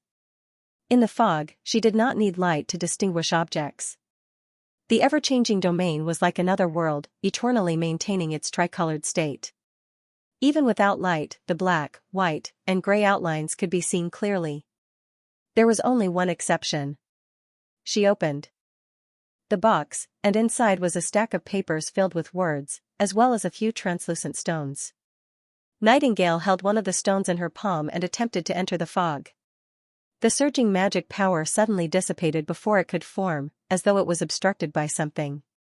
As expected, she sighed and sullenly threw the stone back into the wooden box. It was a report from the magic tower, written by either Agatha or Celine, or Isabella. Of course, it was more likely that they wrote it together. The crisis of the deity of gods had just been averted, and the red mist on the Hermes plateau had yet to completely dissipate. The tequila witches also needed to digest the findings and experiments of the pure witches, so Isabella decided to temporarily stay in Neverwinter. Coupled with the technology obtained from the demons, they seemed to have produced a lot of results during this period of time, and a report would be sent to the office every few days.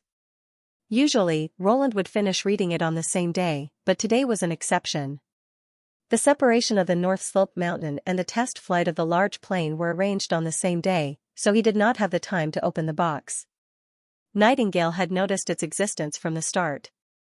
After all, in the world of fog, there were only two things that would not be affected. One was the colorful magic power, and the other was the pure black hole created by the god stone. Of course, according to Isabella's research, the two could be classified as the same thing. As such, she had discovered the black light when Roland met with Banach Lothar. But compared to an ordinary god stone, its range of influence was much smaller, and it was obvious that it had been modified by Isabella. As it was a sample related to the report, she did not pay much attention to it. This was the reason why she did not use transient steps when the teapot fell. The black light blocked the falling teapot, and the moment she entered the fog, her body had already made the judgment that it was irreversible. If that was all, it was just a small accident. However, Nightingale saw a line that formed the table bounced forward under her touch, passed through the black light, and finally hit the teapot, changing its falling trajectory. Any distortion in the fog was uncontrollable, and even she had to be wary of those restless lines at all times, or she would be the one who would be cut. This was the first time she had seen such a thing. But Nightingale wasn't sure if it was just a coincidence, or if something had really happened to her. She used her ability again, repeatedly touching the corner of the table in the fog, and simulated the situation at that time to rush forward a few times, but nothing happened. It seemed that she was thinking too much. Nightingale withdrew her hand awkwardly. Agatha was right. She could not think that evolution was easy just because many witches in the Union had done it. Fortunately, she did not say it at that time, or she would definitely be laughed at by Roland. She put the stone of lighting back into the drawer and left the office the way she came. Crack. Suddenly, there was a soft sound in the quiet room. A few days later. South of the fertile plains, Tower Station 10. Balchon lay prone outside the gun turret, gazing at the silhouette of the ancient city in the distance. She had read about the northern expedition in the weekly newspaper and knew that it was the historical witch city of Tequila. In order to capture it, the demons did not hesitate to travel thousands of miles, but were ultimately repelled by the First Army. And now, they were about to defeat a new enemy here and recapture Tequila. 1 minute. 30 seconds. 10 seconds, she silently counted as she plugged her ears. Boom. Boom. Boom. Boom. The roar of cannons resounded behind her. The continuous tremors transmitted through the ground to the vehicle, and she could feel her arms go slightly numb. That was the artillery unit's 152mm Longsong cannon pouring fire at the target. Compared to the short-barreled field cannon on the tank, the sound was on a completely different level. Team leader, are you still not used to the sound of cannons? The driver, Bei, turned around and teased. He sat cross-legged at the front of the vehicle, holding a can of instant food in his hands. This was one of the things she admired about him. Even in a battlefield littered with corpses and filled with the rotting stench of demonic beasts, he could still eat as usual. That won't do. You have to learn to let your ears filter out those irrelevant noises so that you can maintain your focus. I think your ears aren't very sensitive. Balshan expressionlessly looked away. Although the driver and the gunner were experienced veterans, according to the rules, the commander was the leader of the team. Furthermore, in terms of actual age, she might even be slightly older than the two of them. The only sound I need to listen to is the abnormal sound of the screaming stone. It's not the sound of cannons, nor is it your nonsense. Do you understand? Team leader, you're really harsh with your words. Bei smacked his lips. I thought that Miss Witches were all sweet and adorable, just like Angel Nana. 5 years ago, witches were the devil's minions, the embodiment of evil. No one will like you if you act like this. Who said that? I think team leader is pretty good. The gunner, sure, interrupted. He's straightforward and capable. He's never joined the army, but he's able to adapt to the battlefield in a short period of time. He's definitely the best choice for a commander. The two of them looked at Shore. The latter was stunned. What? Did I say something wrong? No. Balshan shrugged. Although you missed 9 out of 10 shots during training, you're not completely useless. Gunner seemed to be enjoying it. Alright, let's not talk about this anymore. Bei quickly changed the topic. By the way, team leader, who was the person waiting for you outside the campsite at Tower Station number 9? He also seems to be wearing the uniform of the First Army. Is he your friend? Why do you ask? I saw the medal hanging on his chest, so I wanted to get to know him. Those who can receive the medal are not simple. He should be a very powerful guy. I do know him, but he isn't that impressive. Without me, he would probably have become food for the demonic beasts. Balshan pretended to be indifferent, but her tone couldn't help but soften. Wow, you're too strict. Before he could finish, she covered her ears. Another round of deafening bombardment. Bei, who was completely unprepared, grimaced at the rumbling noises. And this time, after the bombardment, 3 green signal flares flew up. That was the signal to attack. It seems like you aren't very focused either. Balshan patted the steel plate on the side of the turret. Convoy 12, set off immediately. Bei didn't retort. Instead, he threw down the can in his hand and slipped into the car through the driver's window. Shore also retreated into the narrow turret and got ready for battle. Regardless of how they usually were, the two of them were not careless at the critical moment.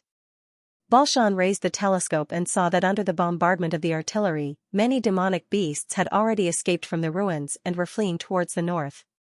Turning back to look, the First Army soldiers had split into dozens of small teams and were steadily advancing along the tracks of the tanks. This formation was obviously not meant to deal with ordinary demonic hybrids. The deeper they went into the plains, the more blade beasts they encountered. It went from 1 every 2 to 3 days to a few a day now.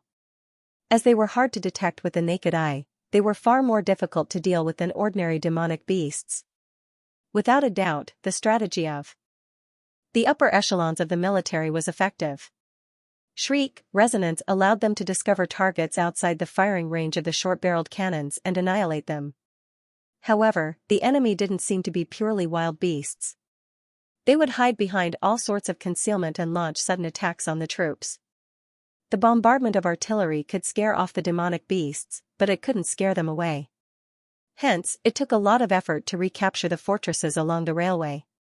After paying a certain price, the First Army quickly established a battle strategy with the armored troops as the core. Originally, the flintlock troops only treated the tanks as scouts, but now, they had learned to rely on them to clear the fortifications. And the Tequila ruins before them was the most complicated battlefield that wasn't in the wild. Half an hour later, the vanguard, Convoy 12, drove into Tequila City. Beside Balshan were Convoy 9 and 17. According to the plan, they were in charge of clearing the area from the main street to the West Borough Square and recapturing the two fortresses that were set up there. Looking at the surroundings, Balshan couldn't help but feel her scalp go numb.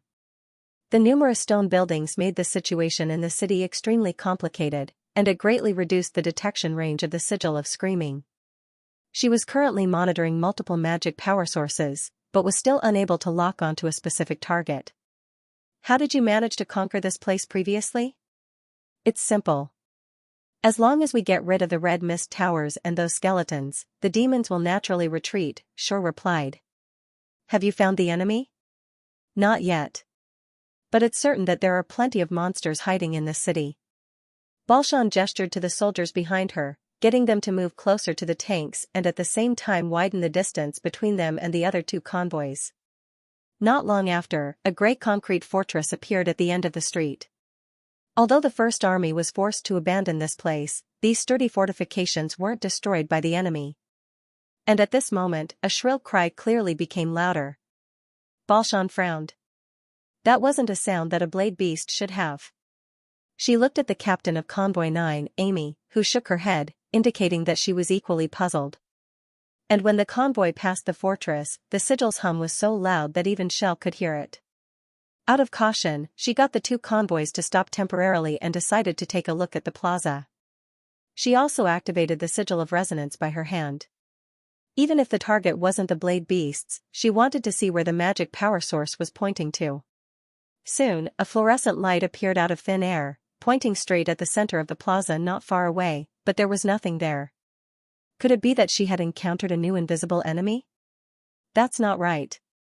Balshan quickly realized that the surface of the plaza seemed to have been pried open by something, and there were black traces of corrosion around it. That thing was hidden beneath the ground. Just as she had this thought, the mud beneath the bricks suddenly arched up, a monster made of flesh and ribs crawled out from the ground, and at the same time, it spat out a pile of transparent bodies. If not for the slime on those bodies, Balshan wouldn't have been able to separate them from the background. Almost at the same time, the sigil of screaming emitted a high-pitched warning. She suddenly realized that those things were all blade beasts. Retreat! Balshan lowered her body and bellowed. Sure, fire ahead. Understood. Aiming, don't aim. Just shoot at will. She pulled the bolt of her gun and fired at the monster. She did not even have the time to adjust her resonance stone. As the vehicle reversed, the 75mm short-barreled cannon finally spat out a burst of fire. The distance of less than 300 meters was covered in an instant. At the same time Shore fired, a column of smoke rose in front of the monster. It looked like another empty shot, but amidst the billowing smoke and dust, the three of them caught sight of broken limbs falling from the sky. No matter how small the barrel of the field artillery on the tank was, it was still an artillery piece. It could not be compared to a machine gun. The billowing dust also revealed the silhouette of the blade beasts. Balshan did a rough count and found that there were at least 10 of them. This monster is bringing along a bunch of blade beasts? Bay reacted at this moment. That's right. I'm afraid it's the Sky Sea Realm's nest mother in the manual. Balshan said in a deep voice. But compared to the hand-drawn model, there were many differences on this monster, as though it was a mutated relative. Retreating to the corner of the street, the other two convoys had clearly noticed the commotion they had caused. Before Balshan could speak, Amy had already shouted. The other tank squad is less than 2 streets west of us. We will meet them in 5 minutes. No, don't go. It's too late. Balshan yelled. Let the soldiers enter the fortress. Fight on the spot? There's more than one enemy. The captain of Convoy 17, Hero, revealed a look of surprise. It's precisely because there's more than one that we can't retreat. Despite the urgency of the situation, Balshan's mind was abnormally clear. It was impossible to stop more than 10 blade beasts with just 3 tanks. If they were to charge into the formation of the soldiers, it would be an irreversible loss. But they were different. Just as Isabella had said, these armored weapons were born with both offense and defense. Even if they were surrounded by the enemy, it did not mean that the outcome of the battle was decided. Hero, please seal the entrance. Only then will we be able to fight to our heart's content. The latter turned to look at the rusted and deformed metal door of the fortress and instantly understood her intentions. Got it. AI me, come with me. Oh okay. Even though Baldy wasn't the commander of the team, Amy subconsciously nodded. Leader, you're really cool, Shal said with admiration. Wait until everyone returns safe and sound before you start sucking up to him. Balshan grinned. Lin Sanjiu knew that it was not a good idea to think like this, but she could not help herself. She did not hate Kasumi, but the time she spent with Kasumi in developing the land was not worth mentioning. She could not lie to herself. When she was being hunted by the church, she had thought that a stable life was her goal, but now it seemed that she was more suited for the smoke-filled battlefield. Perhaps this was the reason why she had awakened as a combat witch. When all the soldiers entered the fortress, Convoy 17 increased the power to the maximum and reversed at full speed towards the door.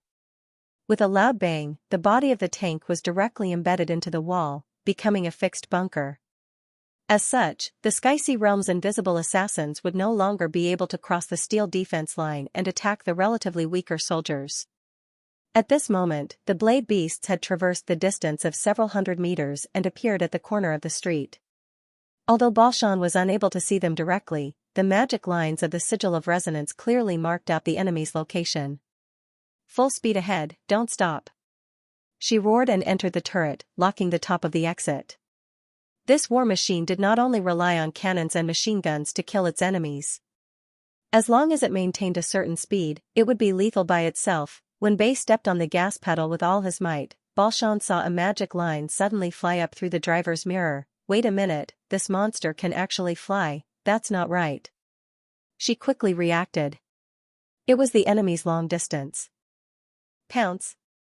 She could not help but grip the armrest tightly as her body tensed up. Whether she lived or died would depend on the craftsmanship of Neverwinter's craftsmen. Clang. The enemy slammed heavily onto the roof of the car.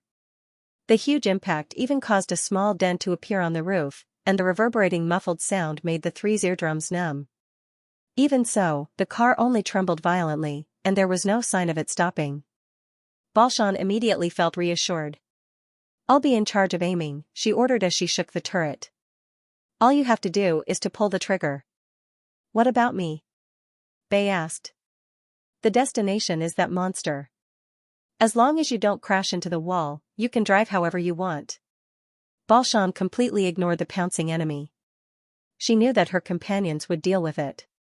If that flesh monster was really a nest mother, it had to be eliminated first, otherwise, the number of blade beasts on the plains would only increase. Amidst the roar of the Rubik's Cube, the tank emitted white smoke as it charged into the horde of blade beasts. The coaxial machine gun spat out bullets in a frenzy, and the blade beasts did not possess the barrier ability of a senior demon. Every bullet could cause actual damage, and if it hit a vital spot, the target would instantly fall to the ground. Even if they didn't die, what awaited them would be steel tracks. The blade beasts could only pierce through the steel plates of the tank when their front claws emitted blue light. However, this would also expose them to the machine gun's range of fire. Most of the bullets from Convoy 9 landed on the left and right of the vehicle in front. Without needing to worry about accidentally injuring them, Amy clearly used Balshan, who was in the lead, as a calibration target. Very quickly, the two tanks carved out a bloody path from the enemy. After 4 ruts, there was a pile of badly mutilated corpses. When their life functions ceased, the bewildering invisibility ability was no longer effective. The weakness of the blade beast's low defense was completely exposed at this moment. Balshan's tank was similarly riddled with scars. The machine gun at the top of the turret was long gone, and the huge body of the tank had several holes. Black blood even splattered into the tank. The enemy's closest stab was just a few centimeters away, and she could almost feel the burning magic from the claws. However, this was the greatest difference between a machine and a living being. Even though it was riddled with scars, the tank's performance didn't drop in the slightest. It maintained its full speed as it charged towards the plaza, and the crushed organs of the enemy became the lubricant between the wheels. Perhaps sensing that the situation wasn't good, the nest mother began to turn around and flee. However, its massive body could only be described as clumsy. This wasn't the swirling sea. What's the most important factor in shooting accurately? Balshan asked. Close enough, Sure answered seriously. Then don't miss this time. Bei shouted as he controlled the tank to charge towards the target. The front of the tank stabbed into the enemy's rib cage. The monster instantly let out a shrill howl. Looking from the gunner's position, the entire field of vision was filled with targets. Sure pressed the button without hesitation. The 75mm grenade was unloaded and shot into its waist, almost penetrating its entire body before exploding in its head. Bookseller's website. 15 minutes later, another tank squad arrived at the area where Convoy 12 and 9 were fighting. Amy, Balshan, are you alright? Iffy, who was in the lead, asked loudly from afar. Balshan waved her hand to indicate that she was fine, while Amy shouted excitedly, "Why are you here?" "We killed a big guy. I heard the explosion from this side." Iffy was relieved to see that they were unharmed. She jumped off the tank and walked quickly to the corpse of the monster that had been pierced by the grenade. She asked in surprise, "What is this?" "It should be a nest mother, but to be honest, I'm not too sure," Balshan muttered. The previous blast could be considered clean and efficient. Not only did it mash up its organs, it even blasted its head into the sky. Of course, whether or not the monster had a head was another matter. After all, according to common sense, creatures usually wouldn't retreat and escape. When it died, its magic dissipated, and its entire body collapsed in an instant, turning into a pile of meat paste. The only parts that were still standing were 2 rows of broken ribs. "Are you sure this is a nest mother?" Iffy took out the manual and compared it with a frown. "The skeleton looks similar, but it's smaller and there aren't many tentacles." "Right, did you see the eyes inside its body?" The giant compound eyes were one of the most prominent features of the nest mother. According to the manual, they were about the same size as the nest mother's organs and were located in the middle of its body. It was impossible to miss them. Balshan shook her head. "I'm guessing it's a nest mother because it brought along a large number of blade beasts. As for the other details, I'm as clueless as you." "But..." She paused slightly.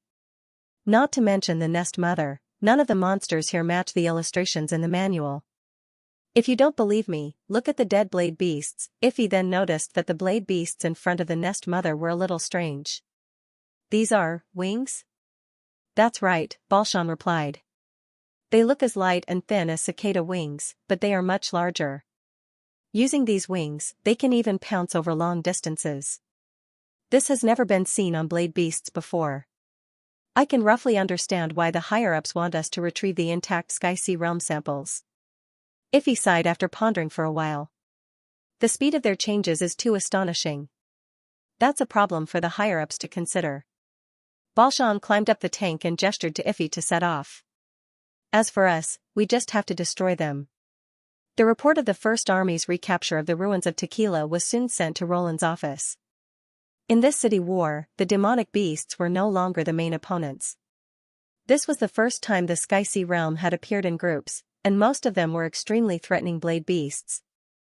However, compared to the previous time when 1 or 2 blade beasts were able to render the army's defensive line ineffective, the outcome this time was completely different. The newly formed armored corps played a decisive role in this battle. Not only did they lock onto the enemy's position, but they also won the majority of the battle. The First Army finally annihilated the Sky Sea realm at a minimal cost, regaining a foothold on the fertile plains. Among them, Convoy number 12 and number 9 worked together to annihilate a nest mother and more than 10 blade beasts, while coming out unscathed. This completely changed the military's view. Other than describing the battle, the rest of the report was to request for the production of more tanks. Even if there weren't enough witches, it would be fine to have ordinary sergeants as train captains. Clearly, they had fully tasted the sweetness of such a heavy equipment that combined both offense and defense. Roland was not surprised by this result. The title of the King of Land Battles was established in 2 world-scale wars. No matter which aspect, tanks were tested for a long time. If not, he wouldn't have selected a group of soldiers from the army to train their driving skills when the tractor was first introduced. Compared to this mature weapon, he was more concerned about the monster corpses that were transported back by the train. In the afternoon, Agatha from the Magic Tower called to inform him that the autopsy had a preliminary conclusion. As he approached the bottom level of the Magic Tower, Roland immediately felt a gust of cold wind blow at him. The huge basement was neatly arranged with a pile of ice cubes. Those who didn't know would think that it was an ice storage, but he knew that the ice cubes contained frozen Xianxia realm samples that were transported back from the front lines for the Witch Union's research. In the middle of the room was the autopsy area. Agatha took off her gloves and gave him a Union salute with her hands crossed. "You look a little happy," Roland said, tightening his collar. "Because I can return to my old profession." Agatha smiled. "To be honest, the cold laboratory suits me better. I'm not good at representing the tequila in expeditions or attending political meetings."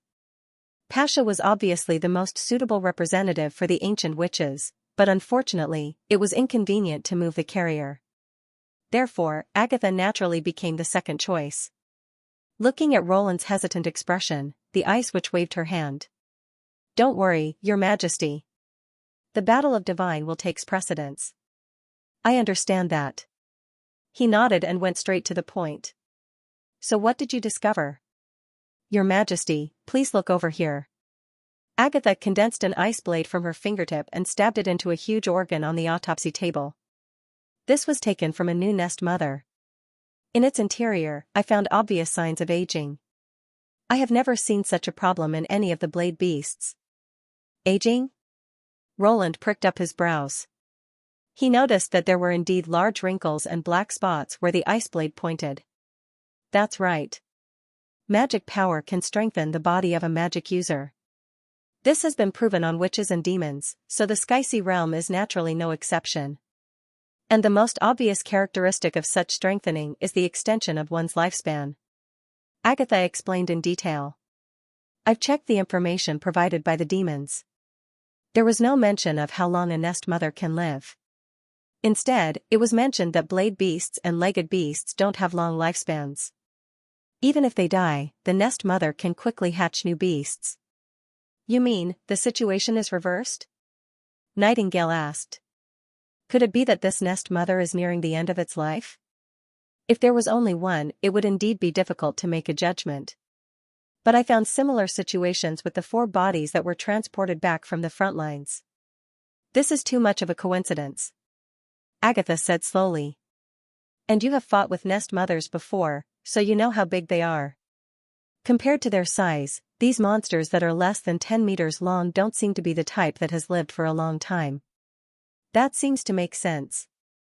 Besides, be it the thin wings used for pouncing or the growing scythe claws, they are all contrary to their past habits. She turned to look at Roland. Your Majesty, I don't think this thing can swim in the sea like it used to. So your conclusion is? Roland asked with a solemn expression. The nest mother is probably transferring its magic power to its servants to create a stronger source of soldiers, Agatha said, enunciating each word. But the direction of their evolution is away from the sea. It can even be said that they have sacrificed the future of their race. Roland sighed. But we are in trouble. Apex north of the fertile plains. Counting from the day they left Neverwinter, Lightning and Maggie had been flying for nearly 10 days. They patrolled the plains at a speed of 100 kilometers per hour, which was the economical speed of flight. The magic power recovered at night was enough to sustain them for a day. Only when they needed to camp or hunt would they land. The exploration group had already entered a region they had never set foot in. Although they had a map from the era of the Union, the centuries of change was enough to cause the roads to be abandoned, the canals to dry up, and most of the towns to be swallowed up by weeds and shrubs. They could no longer be used as road markers. The only things that could guide them were the stars in the sky and the hazy ridge of the continent in the distance. At this distance, the sigil of listening was no longer able to transmit messages. It was as though there was only one person and one bird left on the vast land. This feeling of insignificance and loneliness was a huge obstacle to adventuring. Without a companion, Lightning did not know if she could persevere alone. Their objective was clear: to confirm the location and route of the demon's new deity of gods. At the same time, they would light up the plains outside of Tequila. That being said, it wasn't an easy task to find a floating island in such a vast land. To reduce the depletion of the mineral veins, the enemy's capital would not fly too high, and might even fly close to the ground. As such, the deity of gods looked like a small hill from afar. They had to close the distance to within 100 kilometers before they could confirm the target based on the red mist, and that was under good weather conditions. Thus, to avoid brushing shoulders with the deity of gods, Lightning chose a zigzag flight path, and the edge of the zigzag was the ridge of the continent. Gulp, suddenly, the gray eagle's stomach emitted a muffled sound. "You're hungry again?" Lightning raised her head. "Awoo." Maggie nodded repeatedly. "You clearly didn't move. Why are you getting hungry faster than me?" "Because I've been staring at the ground, awoo." She leaned over and rubbed Lightning's cheek. "The eyes are connected to the brain, and the book says that people who use their brains work the hardest." Wait, that's not what was written in natural science at all. It clearly said that even when a person is motionless, the brain is the organ that consumes the most energy in the body. This doesn't mean that people who move don't need to use their brains. But the itch on her cheek made it impossible for Lightning to fly properly. She had to slow down and land on the ground. Judging from the color of the sky, they could fly for another half an hour at most. It wouldn't be a problem for them to rest early. What's more, there wasn't much meat left in the bag, so using this time to replenish his food was a good choice. Of course, the most important thing was that she really couldn't bring herself to reject Maggie, who was trying to act cute. "As usual, you go hunting, and I'll start the fire. If anything happens, contact me with the sigil of listening immediately." "Understood?" "Understood." Before he finished speaking, Maggie had already risen into the air and transformed into a devil beast, flying towards the ground. Reluctantly, Lightning found a shelter and began to prepare for dinner. With Roland's technical support, the necessary equipment for adventuring such as flint, tinder, and torch were replaced by more delicate industrial products, such as a windproof match that was only the size of half a palm, a flashlight that used disposable dry batteries, and a multi-purpose knife that every explorer loved so much that they couldn't bear to part with it. These things could all be stored in one bag.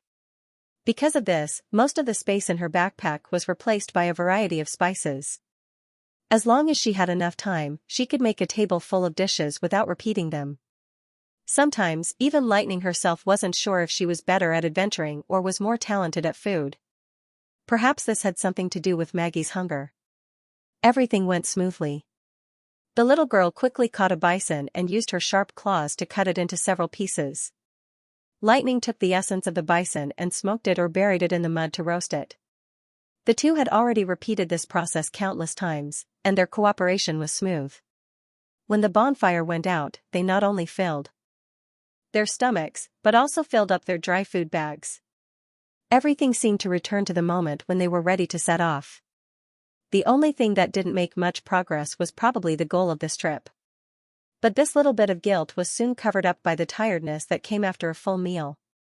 After setting up the sigil of screaming, Lightning held Maggie in her sleeping bag and soon fell asleep. The next day, when she opened her eyes, she unexpectedly found that there seemed to be a shadow on the horizon in the distance. Puzzled, Lightning rubbed her eyes. It should still be a plane. Yesterday, they had repeatedly confirmed the surrounding terrain, so they should not have missed this hillside. It took her a few minutes to get used to her sleepy eyes. She held her breath and looked up again, but she was stunned. Through the thin morning mist, she could see that the top of the mountain was very flat, and it did not look like it was formed by nature at all. What was more surprising was that in just a few minutes, it had actually grown bigger, which meant that the shadow was approaching them. And in the entire fertile plains, Lightning only knew of one mountain peak that could move. She shook Maggie awake in disbelief. "Peck me." "Coo." The latter curled her index finger and flicked it on her forehead. The pain was extremely clear. It was not an illusion. Right at this moment, a gust of morning wind brushed past the two of them, causing Maggie's long white hair to flutter. At the same time, the mist that resembled a veil was blown away. In that instant, the shadow revealed its true appearance. On top of the black mountain that resembled an inverted triangular cone stood a gigantic pyramid-shaped object. It was completely constructed from obsidian, and its size was difficult to estimate. If the center of the deity of gods was said to be a demon city, then this pyramid was enough to envelop the entire city. This was probably the reason why there were no signs of the red mist spreading from the top of the mountain. The two inverted pyramids, one large and one small, gave the floating island an oppressive feeling. The previous deity of gods had a slight resemblance to a mountain range, but the new king city was completely unnatural. Be it the regular lines on the surface or the symmetrical structure, they all seemed to display the power of the demons. They never expected that the second deity of gods that they had been searching for would appear right in front of them. Lightning did not even bother to pack up her sleeping bag as she pulled Maggie and flew up. As they continued to rise, the scenery behind King City gradually became clearer. Densely packed black dots surged on the plains like a surging tide. In between the tides, there were countless red lines. Together with the black dots, they formed a cloth that devoured everything. Lightning could not help but gulp. If those were all demons, their numbers could very well be more than the humans of the four kingdoms combined. Without a doubt, they were the main force of the enemy's migration. Calm. Wonderful bookhouse. The detective group immediately brought the news back to Neverwinter. They've really turned out in full force. After listening to Lightning's report, Roland heaved a sigh of relief. This would undoubtedly be the first head-on clash between the two races, and it might very well be the last. Regardless of the outcome, it would determine the fate of both humans and demons. Can we win? Lightning asked hesitantly.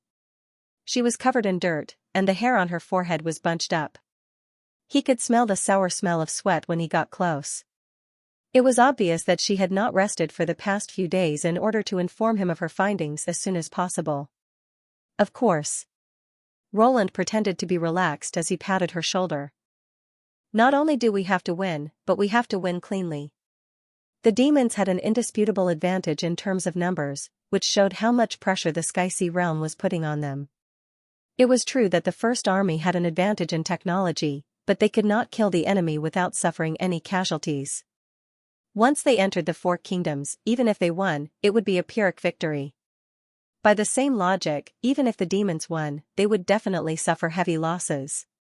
Therefore, if they did not stop them in the west of the impassable mountain range, the best outcome would be for both sides to suffer heavy losses.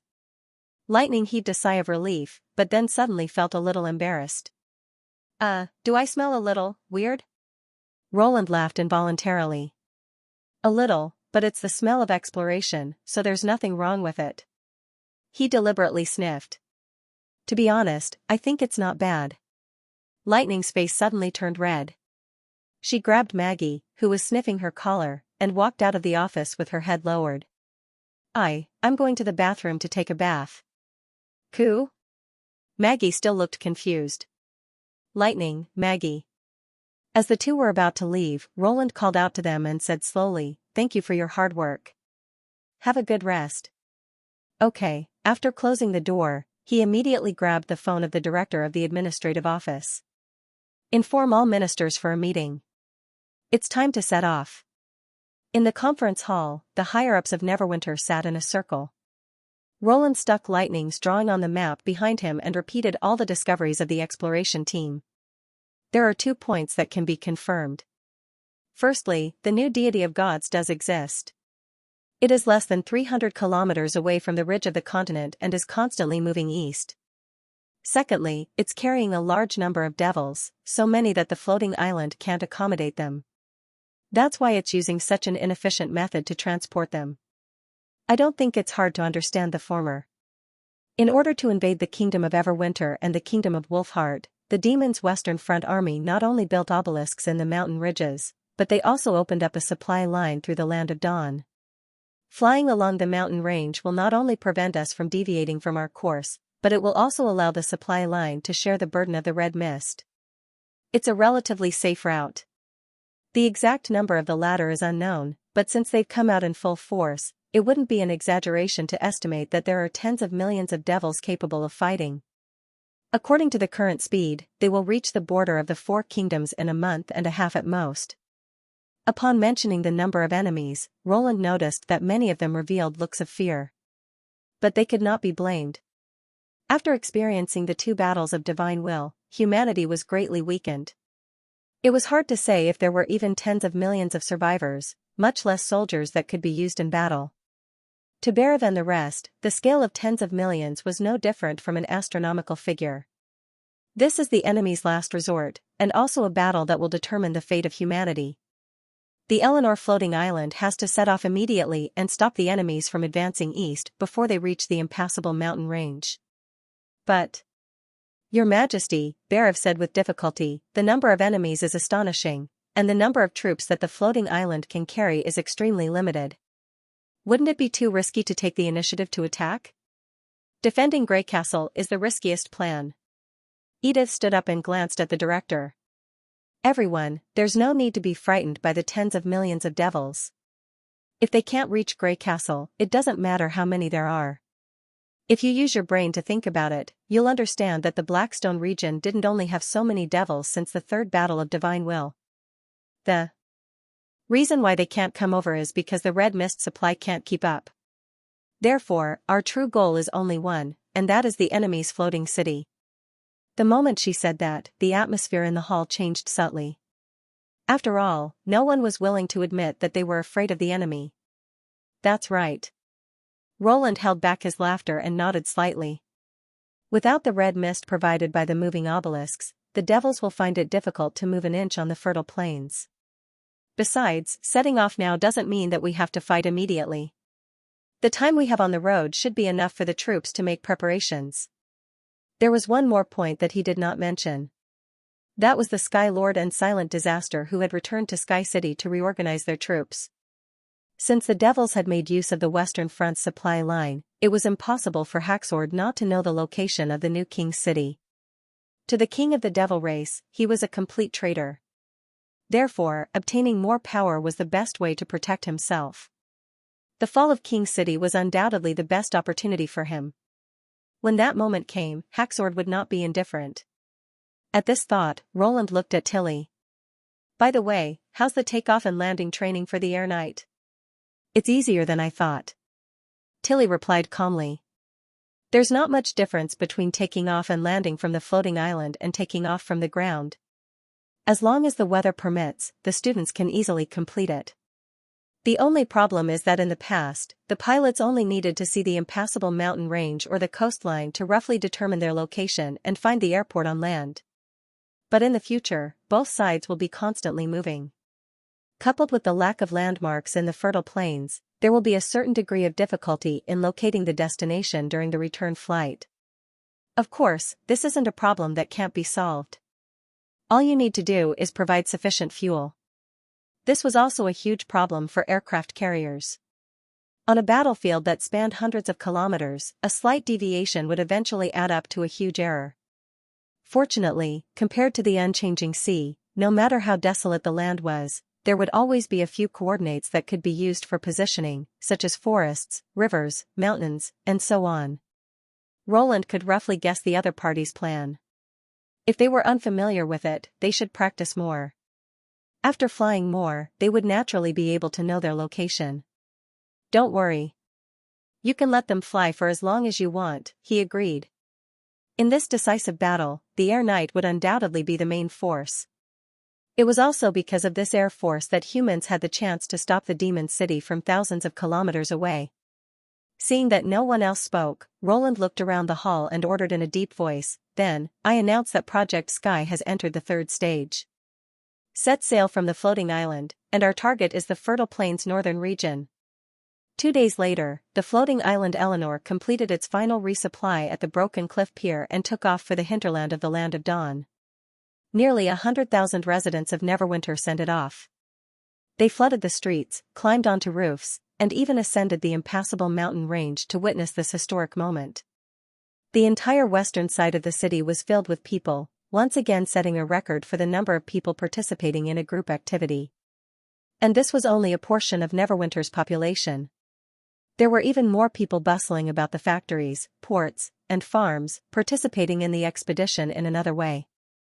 Coincidentally, on the same day, the total population of the Border District and Longsong District officially broke the million mark, with more than 50% of them coming from the Kingdom of Wolfheart and Everwinter. Although they were not as attached to Neverwinter as the previous migrants, they could still feel the incomparable shock from the surging tide of people, as well as the extraordinary significance of this day. Accompanied by the orderly sound of a cannon salute, the Eleanor cruised along the mountains to Longsong Stronghold before turning to the west and gradually disappearing from everyone's sight. But the excitement of the residents did not stop because of this. Greycastle Weekly's follow-up report caused the newspaper's sales to reach a new high. Be it on the streets or in the alleys, everyone's topic was inseparable from this attack. Gradually, the day of departure gained a common name. People called it the Miracle Day, representing the beginning of humanity's conquest of the sky. This was also the second incident after the miracle building to be crowned a miracle. The floating island was much more peaceful. After the initial novelty passed, the engineering team continued their intense and orderly work. It was the same for the air night. Apart from the routine reconnaissance team, all the cadets had to take off at least once a day to familiarize themselves with the surrounding terrain. The huge floating island, the busy landing zone, and the smoky furnace zone formed a unique spectacle. How does it feel? Can you still adapt to this new body? In the core region of the floating island, Roland stood at the bottom of the mine and looked at Eleanor, who was tightly bound to the god's stone pillar. In this month, not only had the stone pillar grown much larger, the parent body had also grown many new tentacles that burrowed into the soil beneath her feet like a plant that had taken root. According to her, these tentacles could provide her with additional senses, allowing her to better control the floating island. In a sense, the floating island was a shell, and the tentacles were her nerves. It's much better than before. Eleanor's voice was light and cheerful. I can see, I can hear, and I can think. What's there to be dissatisfied about? I was already much luckier than Elena and the others. Lord Third Chiefs, you're exaggerating. Pasha lowered her mane beard and said, everyone knows that if it weren't for your active fusion, none of us would have survived. Besides, you didn't even know that such a day would come. This courage is enough. I'm talking about the result, not the process. Eleanor interrupted her. I believe that I was not the only one who was willing to sacrifice herself for the Union.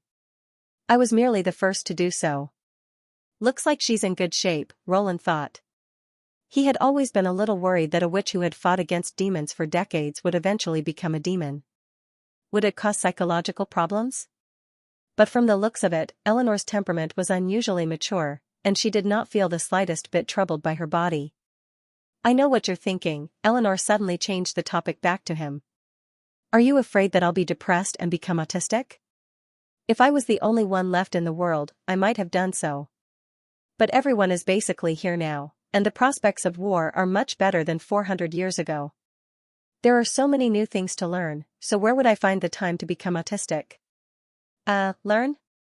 The Union was able to become the ruler of mankind not only because of their abilities. Back then, we were also the ones who had the most advanced technology and thoughts. It wouldn't be an exaggeration to say that we were the three representatives. Although the glory of the Union is gone, to keep up with the progress of the times, we still have to rely on learning. Roland was speechless. This familiar phrase was obviously learned from the gods' punishment witches. God knows what they had taught her. So where are you? Learning now? University. Eleanor replied. I'm about to graduate. Previously, it was Celine and Ling who were teaching Lady Eleanor, but now, it's Lady Eleanor who is teaching them.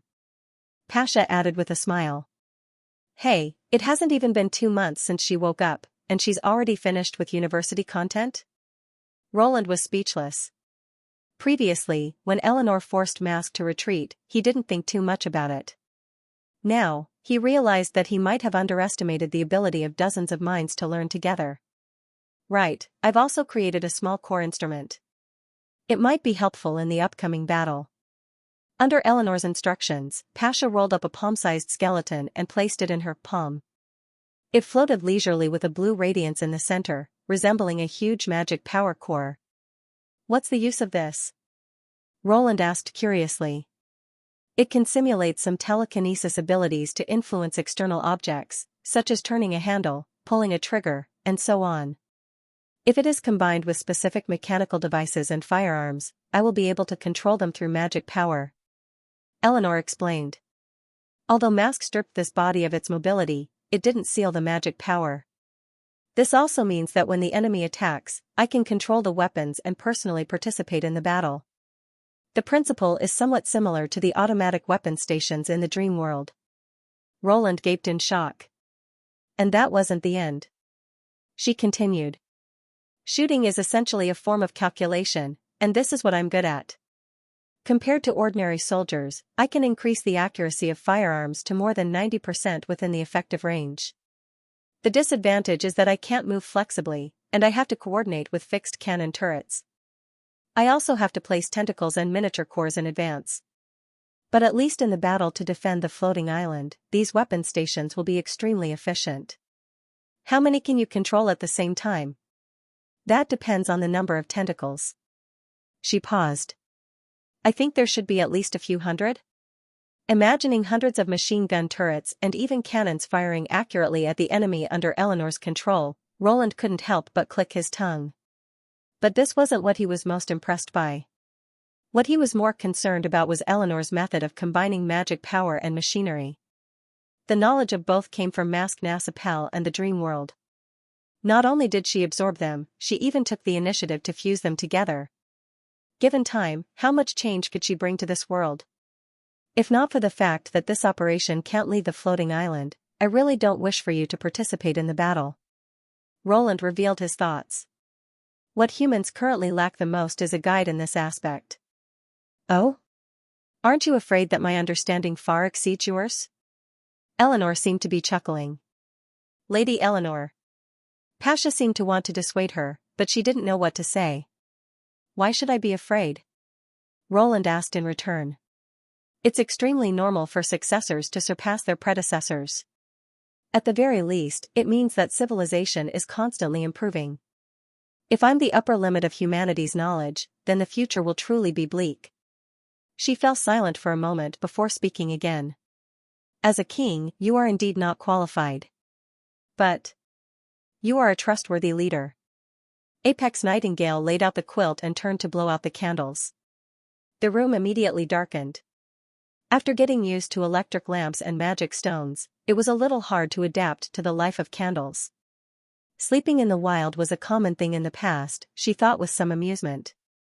However, there was no other way.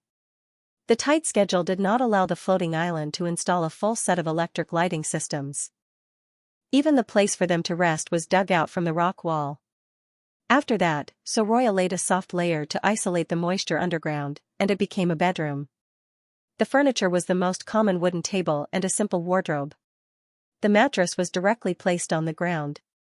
Although Isabella was also on the floating island, the factories that needed magic stones to light up the most were obviously the ones that were rushing to work.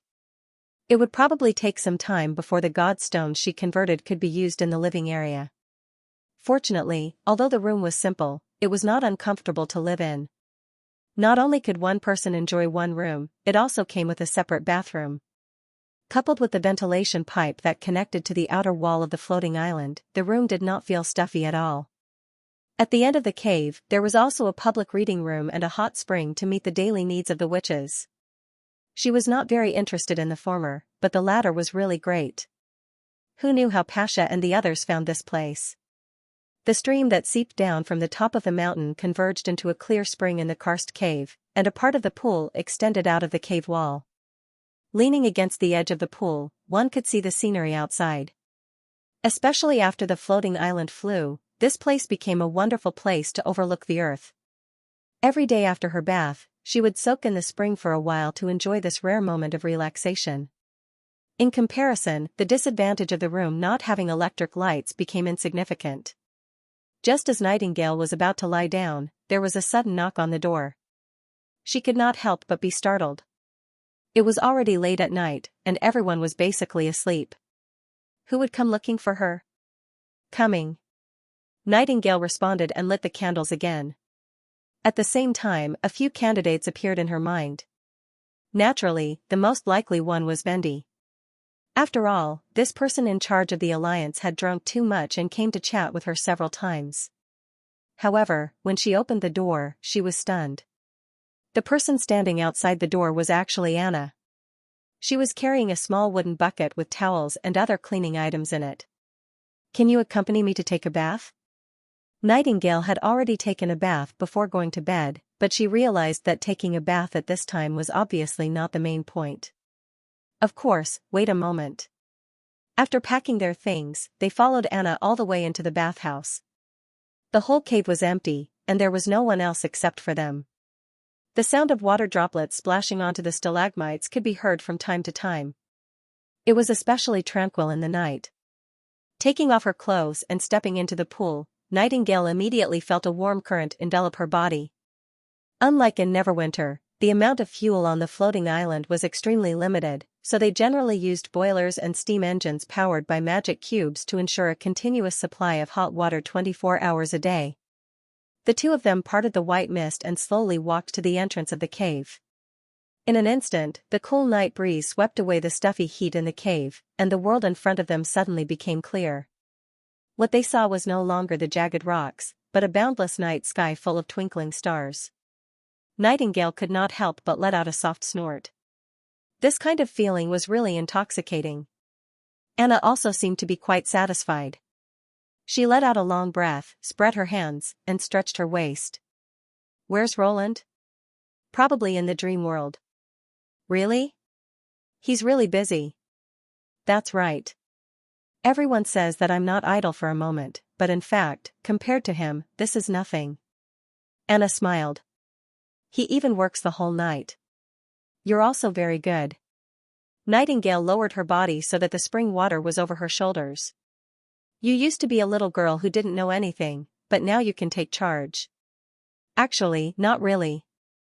Anna showed a rare expression of embarrassment. "I'm only good at technical aspects.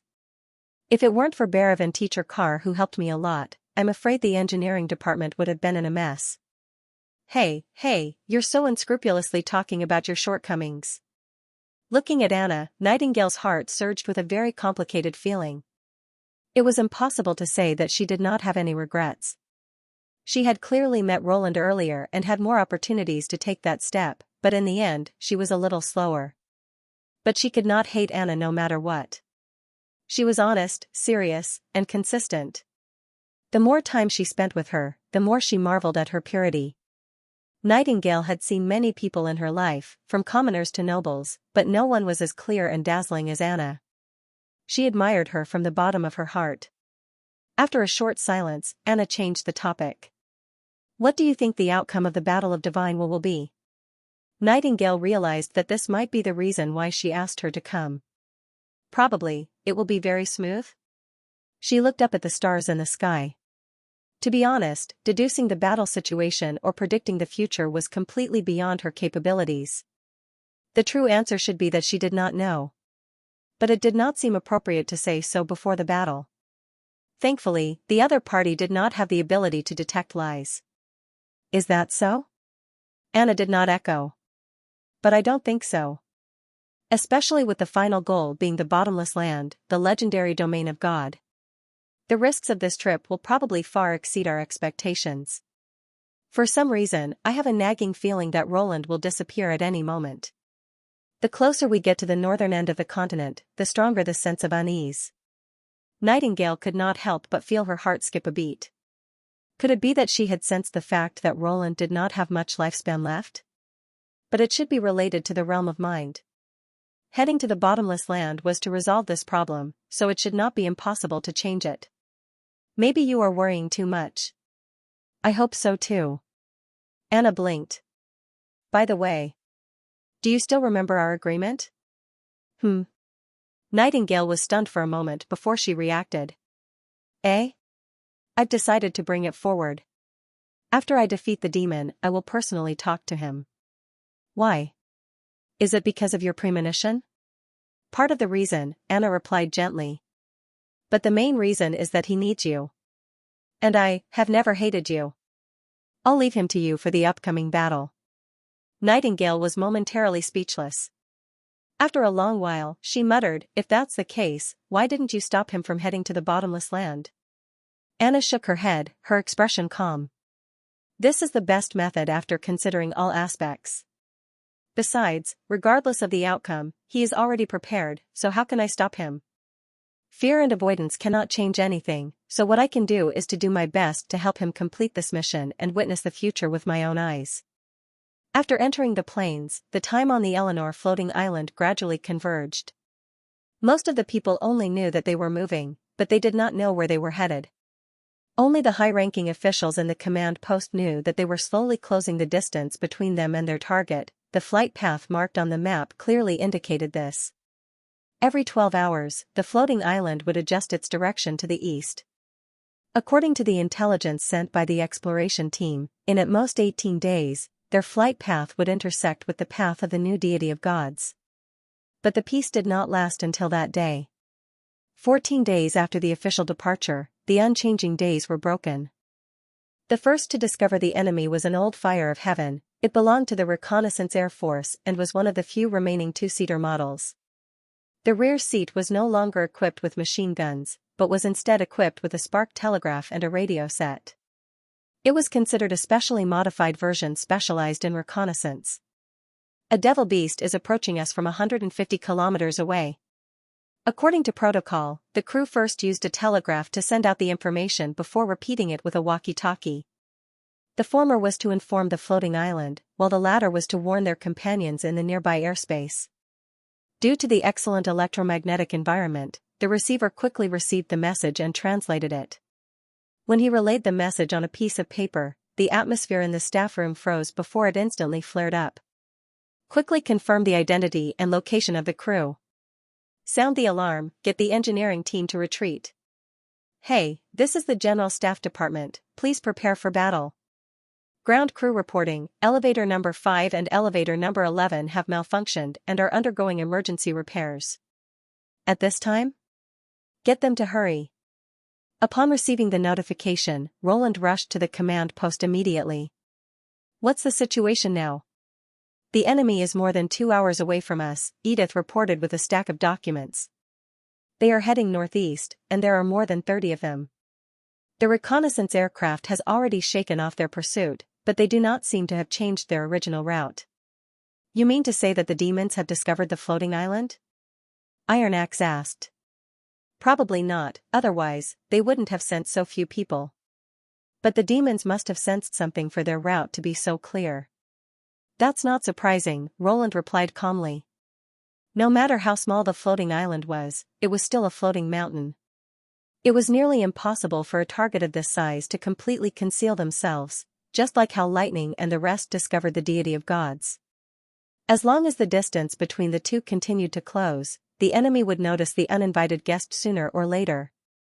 Sylvie's magical eyes are more focused on the sky. It's normal for a team of demons to bump into us on the ground. The Pearl of the Northern region nodded. Their main purpose is probably to verify the intelligence. The aerial knight should be able to wipe out this number of devil beasts. Whether we kill them all or let a few escape, it won't affect the outcome. Roland had already realized this. With the speed of the Eleanor cruiser, it was impossible to avoid the devil beasts. In a sense, the exposure of the floating island was a foregone conclusion. The key is how to minimize the cost. The scale of the aerial knight had been steadily increasing. Ever since the battle at the impassable mountain range, the first-generation Fire of Heaven and the second-generation Fury of Heaven had exceeded 200, which was about the number of 2 divisions. But the problem was that the enemy had turned out in full force. Be it their military strength or logistics, they were no longer restricted. No matter how good the exchange was, it was inevitable for the planes to suffer losses. Roland did not expect to be able to suppress them in the air during the decisive battle. He only hoped to cover the bomber's successful dropping of the bombs. This undoubtedly required the use of all the planes, and if the aerial knight suffered heavy losses in the early stages, it would drag down the entire plan. You mean to use Plan B to meet the enemy? Tilly raised her brows. That's right, we can also test the witch's results. Roland did not hesitate any further. Get your men to enter the basement. 2 hours later, the enemy discovered traces of the floating island. Just as Edith had said, the devil beasts were indeed here to investigate. However, to everyone's surprise, the devil beast stopped about 40 to 50 kilometers away. The leader used a device similar to a telescope to observe for a moment before turning around and returning without any intention of probing. It seems that the demons have learned a lot from Mask. The Pearl of the Northern region smiled. Now, they finally know how to respect their opponent. The enemy will never surrender. Iron Axe stared at the sky and said, "The next few days won't be as peaceful as before." Of course. Edith's voice was as cold as the snow of the northern region. And this is the best opportunity to weaken their strength. That afternoon, the first wave of the demons' attack appeared on the horizon. They did not seem to want to wait for even a day. Of course, more than an hour ago, the army had already made preparations for battle. All the gates to the external passageways had been closed, and the biplanes that were not part of the investigation team had landed in the underground hangar. The entire surface of the floating island was empty, and even the windows of the bridge that had been modified from the top of the North Slope mountain had been sealed shut. At this moment, Eleanor's floating island was almost as impenetrable as a gigantic stone mountain.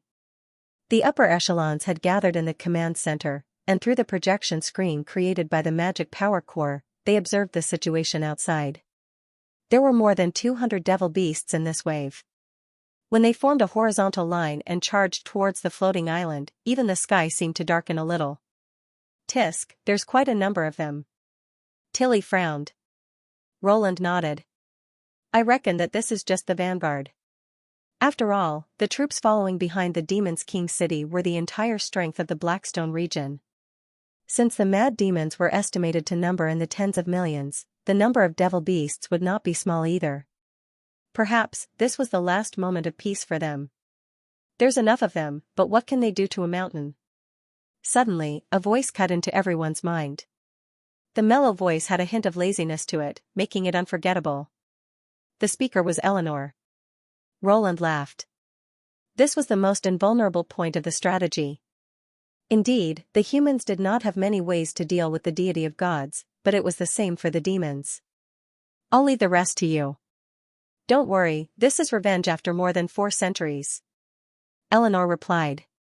In her field of vision, an invisible net was slowly unfurling, and the devil beasts moving on the net had all turned into strings of numbers. Mathematics is truly an interesting thing. She injected magic power into the tentacles and transmitted it to the entire floating island. Nearly 100 activated miniature cores blossomed with blue light, and the machinery connected to them began to operate. The machine gun turrets scattered around the island turned towards the direction of the enemy's attack, and the gun barrels extended out from the firing holes towards the sky. The moment the devil beasts entered the firing range, countless streams of light shot out, turning the invisible net into a dazzling screen of light visible to the naked eye. Among the long whips formed by the tracer bullets, the 20mm autocannons were undoubtedly the most eye-catching. Due to the higher chamber pressure, the compressed and glowing matchstick stones were also brighter. In addition, the tracer bullets were much more compact than the autocannons, so there were almost no gaps in their flight paths. The devil beasts that were hit by the autocannons had no room to struggle. Being penetrated by a ball of light meant that several bullets had landed on their bodies at the same time. Even if they only hit their wings, the bullets would tear a huge hole in their wings. Of course, compared to the wings, it was more common for the devil beasts to be hit by bullets. Accompanied by bursts of blood, a few devil beasts tumbled to the ground.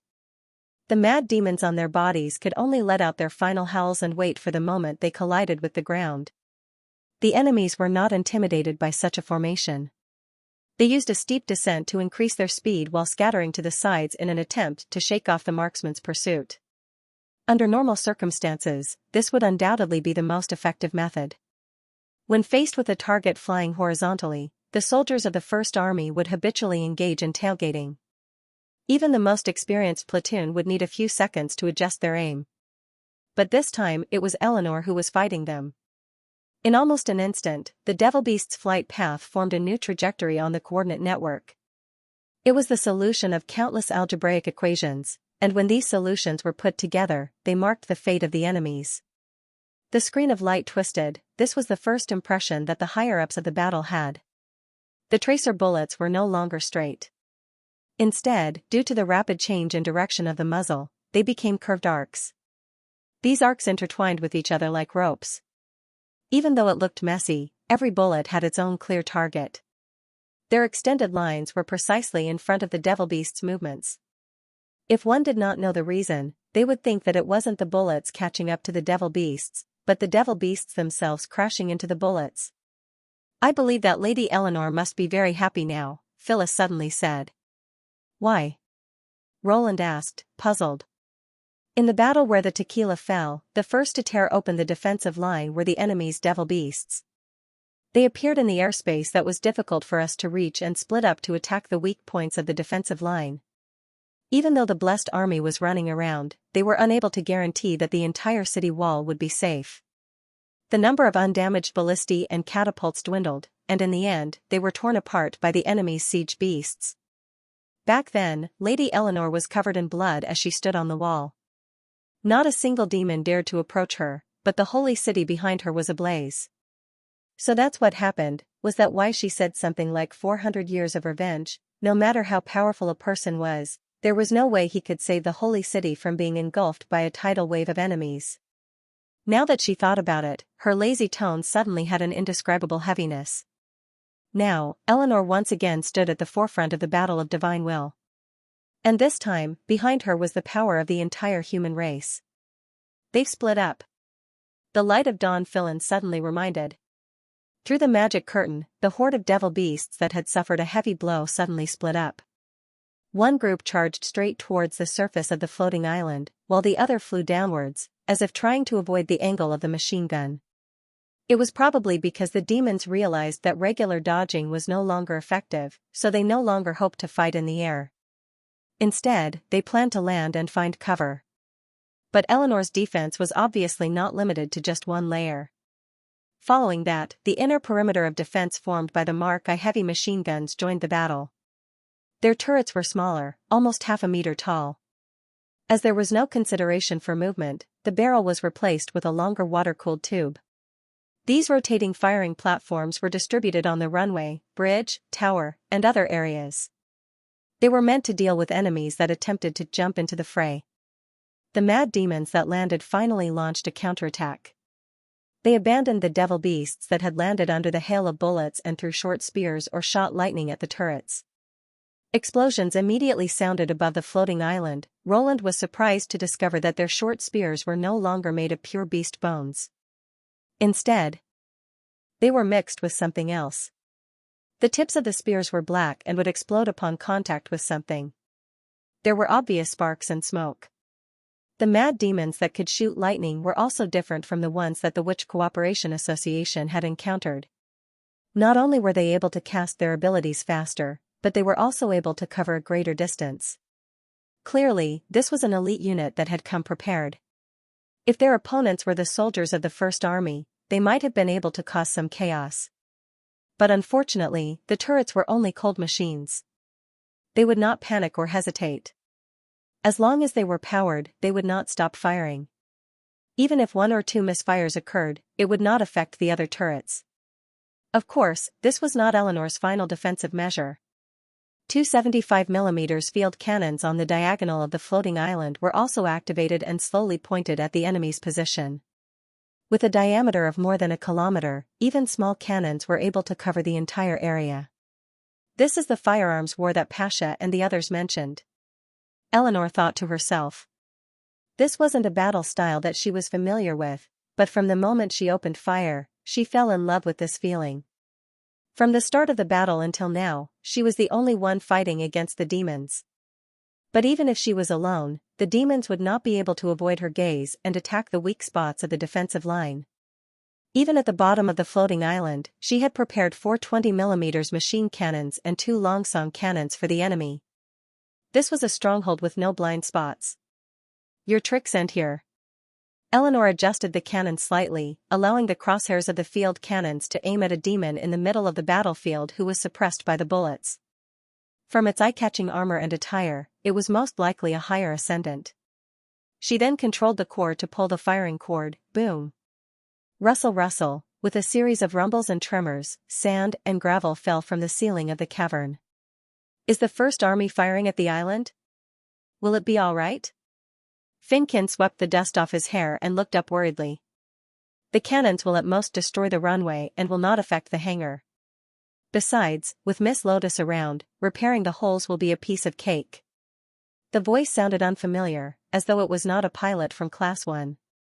Good, Finkin, and Heinz turned to look and realized that the speaker was the new ace of the newcomers, Manfeld.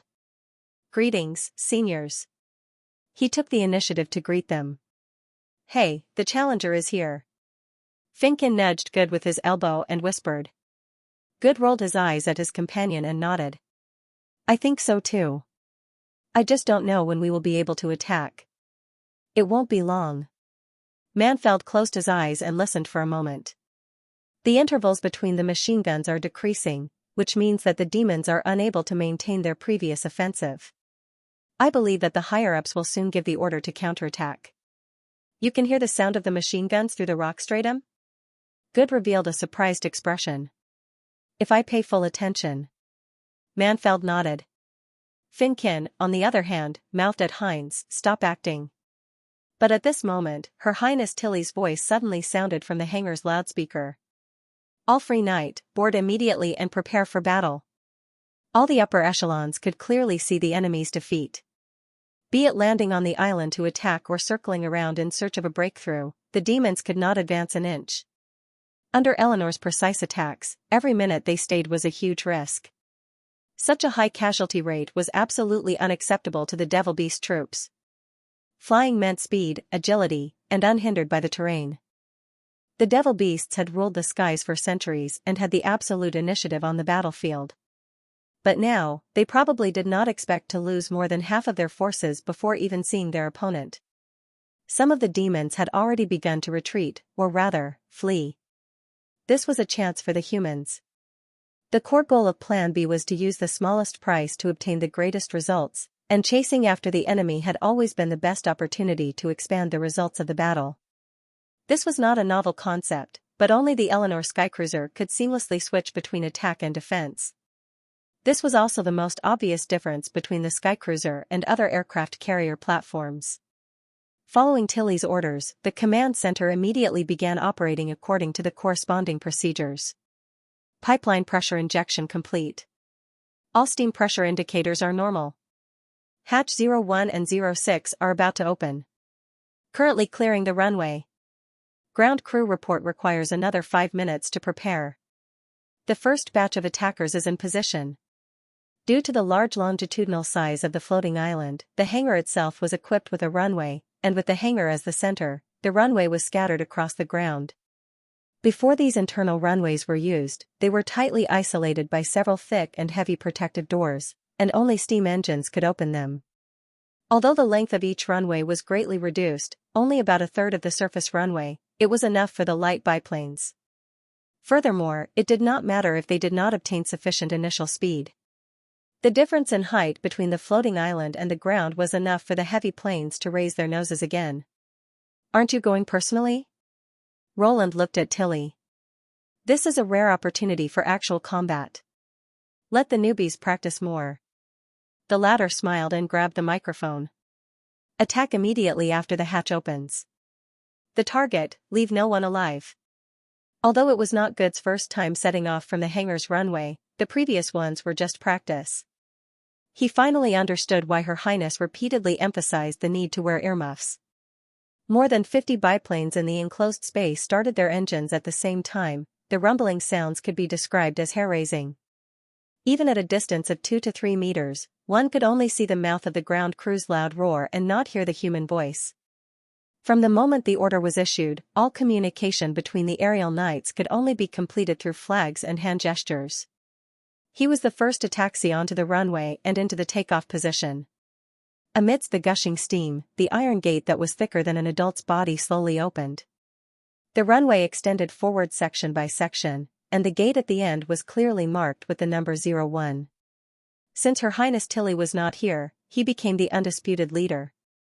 Manfeld must be the first to enter the 6th gate. Challenger, the corners of his mouth lifted slightly.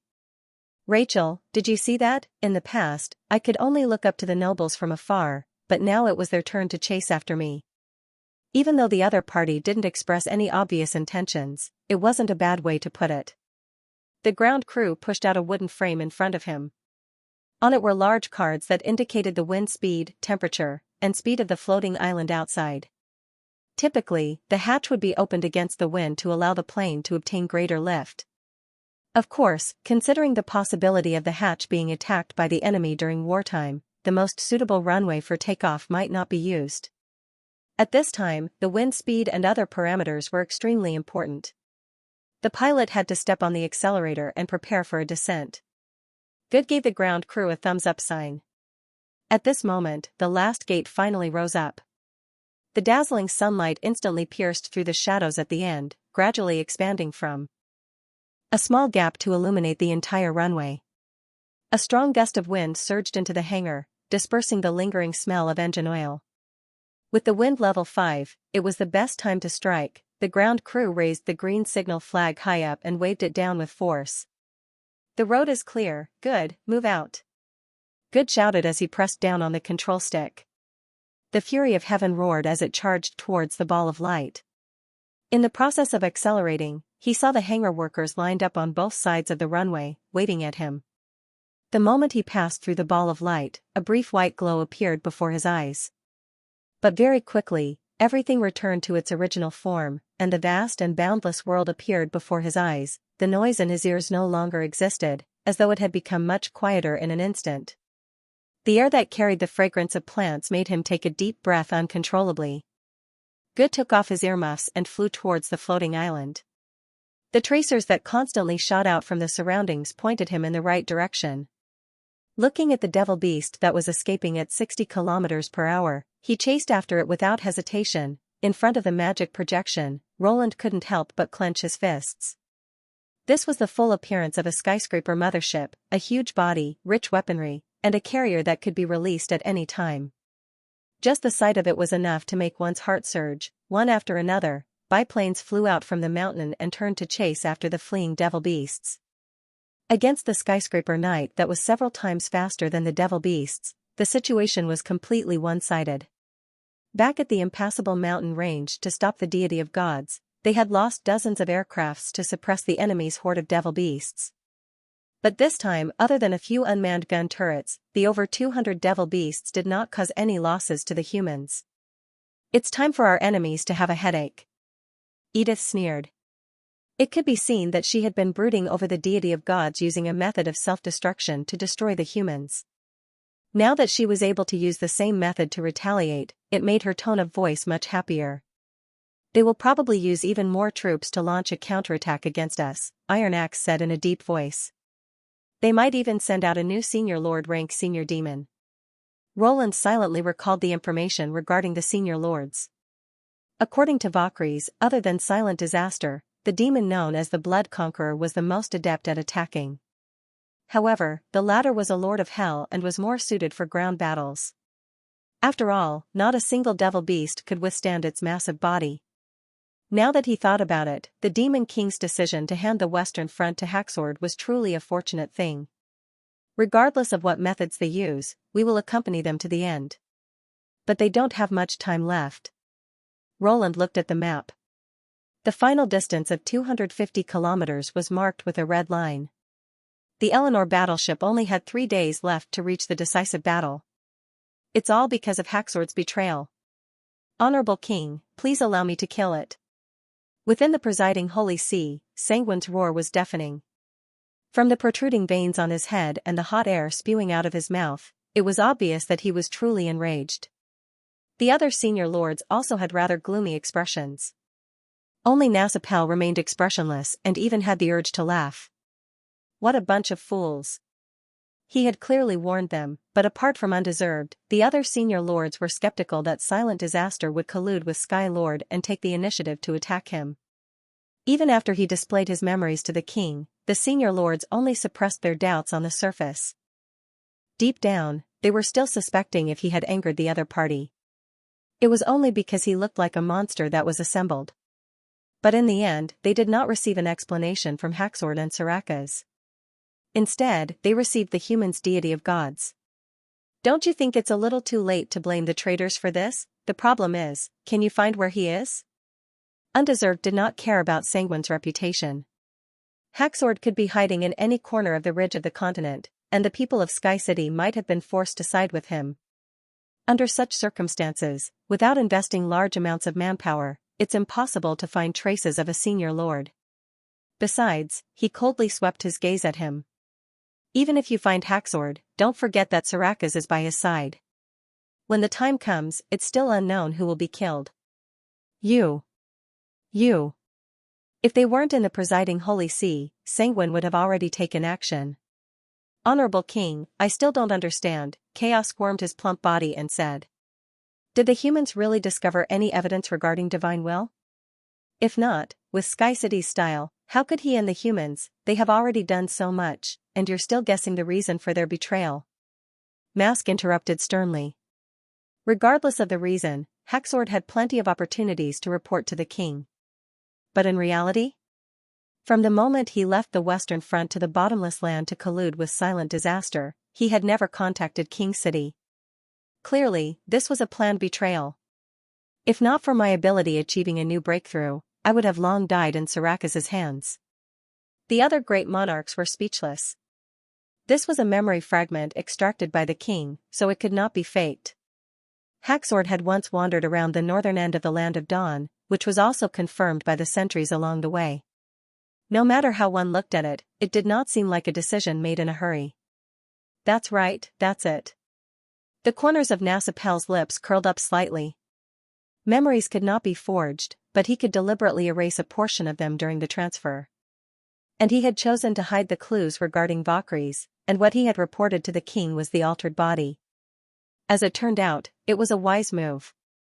If the other Grand Monarchs discovered that their betrayal might involve the missing Valkyries, the situation would only become more complicated. In that case, the date of obtaining the human's legacy shard might have to be delayed again. It did not want to waste any more time. Mask is right. Let's focus on the humans' floating island first. They're obviously here for King City. Undeserved volunteered. The enemy is floating in midair and surrounded by firearms. It's not suitable for Blood Conqueror and Lord Deathscar. No matter how I thought about it, I was the only one suitable to stop them. Undeserved, like Abomination and Deathscar, had advanced from a psionic warlock. However, compared to the Mind Controller, who was strong in confusion and control, he was more inclined towards close combat. This could be seen from his attire. His basic humanoid appearance was wrapped in a tight-fitting black leather coat. He did not have a single piece of armor on his body, making him look like a sharp blade that had given up on defense. The two curved horns that protruded from the side of his forehead seemed to be the only difference between him and a human. However, Nasapel knew that it was only a disguise. Undeserved could actively distort the perception of the surrounding lifeforms. This was a mimicry ability that was stronger than the Transformer. He had experienced it before, and when he walked past Undeserved, his subconscious had treated the other party as a rock, causing him to not be alarmed at all. This seems like a feasible choice, or rather, a choice made out of helplessness, if I'm not around, Mask thought. The situation of a war could never be changed by an assassin. The king would not agree to his request. Denied. Indeed, the king's first sentence was a denial. Furthermore, Nasapel did not know if it was a misperception, but he felt that the king's tone was even colder than before. Killing the commander will at most cause chaos, but replacing the commander will easily expose yourself. The humans possess witches that can detect magic power, and at the same time, we cannot eliminate the possibility of a large number of anti-magic carriers. Your success rate is only 3%, and your chance of escaping is less than 1%. It can be said to be a meaningless risk. But the other senior lords, the race does not only have senior lords to fight. High-level ascendants are similarly not to be underestimated. The human floating island uses the Western region's god's stone pillars. They are unable to implement Plan B like the deity of gods. In the end, they still have to rely on their own strength. Your Majesty is wise. Mask spread his arms wide open. In fact, I have already studied the insectoids' combat tactics.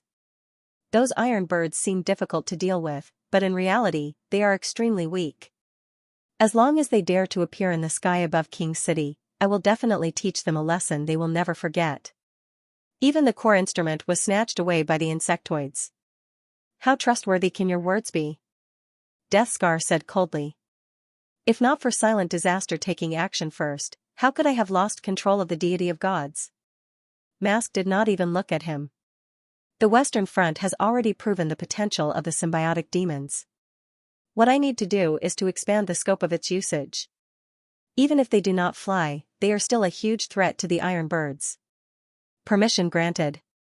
But do not take up too much of the frontline's resources. The king replied curtly. That is only natural.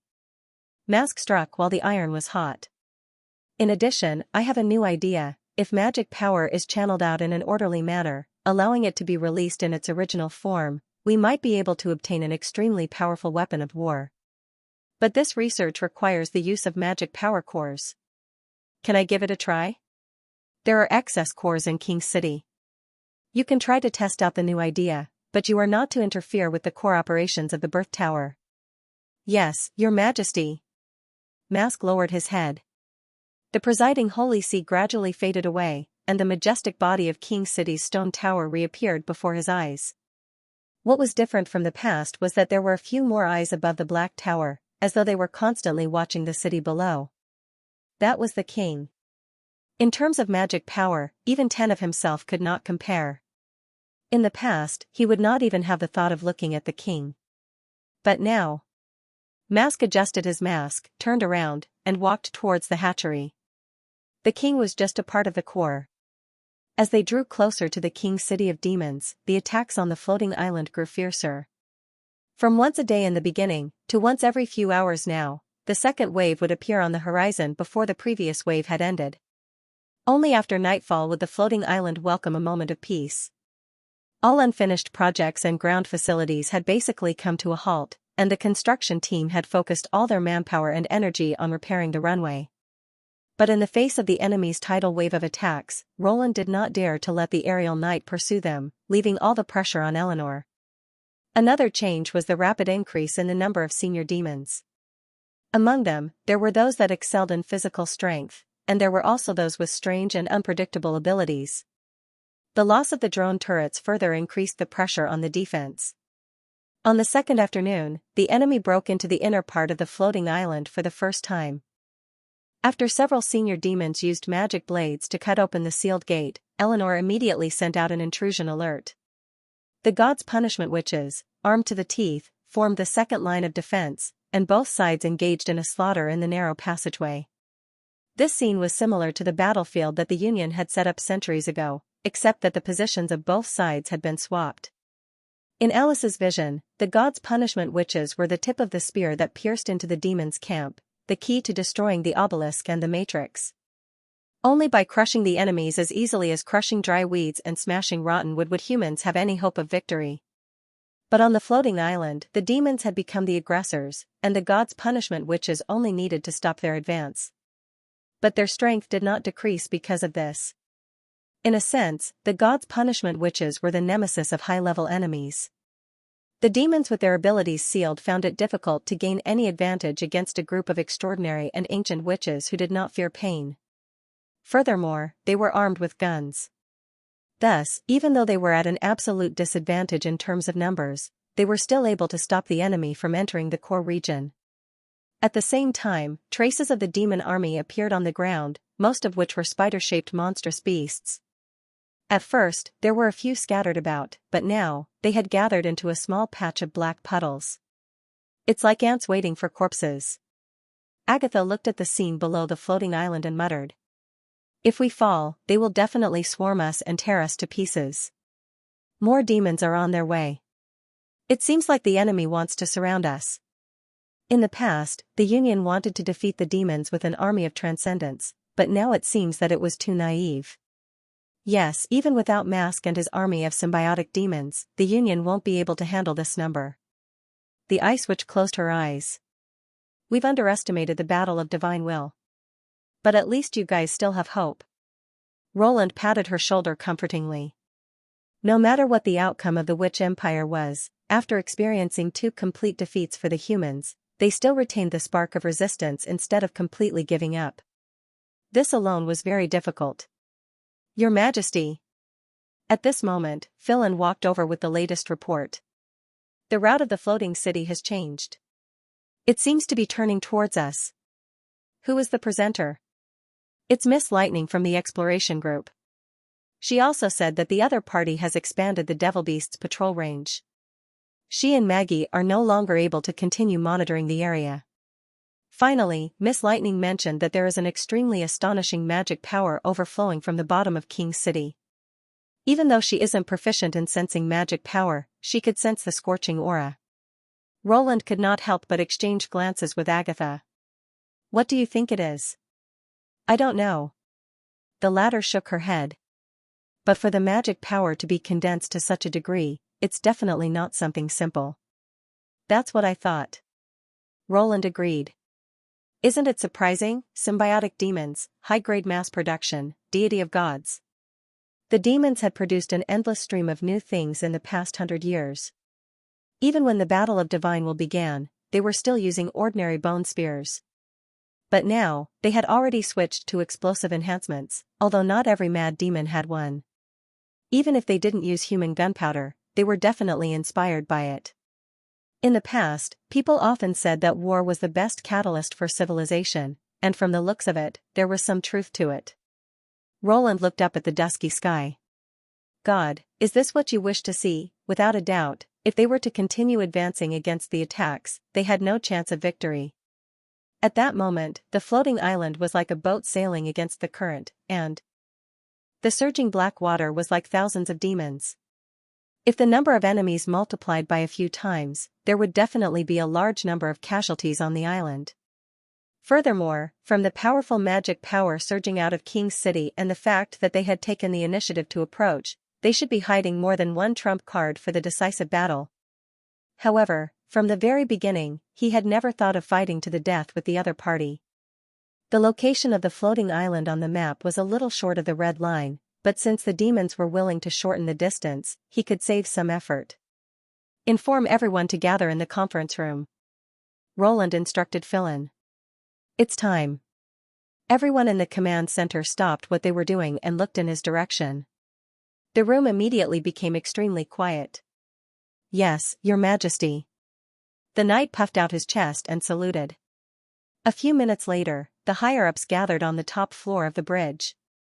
The setting sun was slowly sinking into the earth, and the skyline appeared blood-red.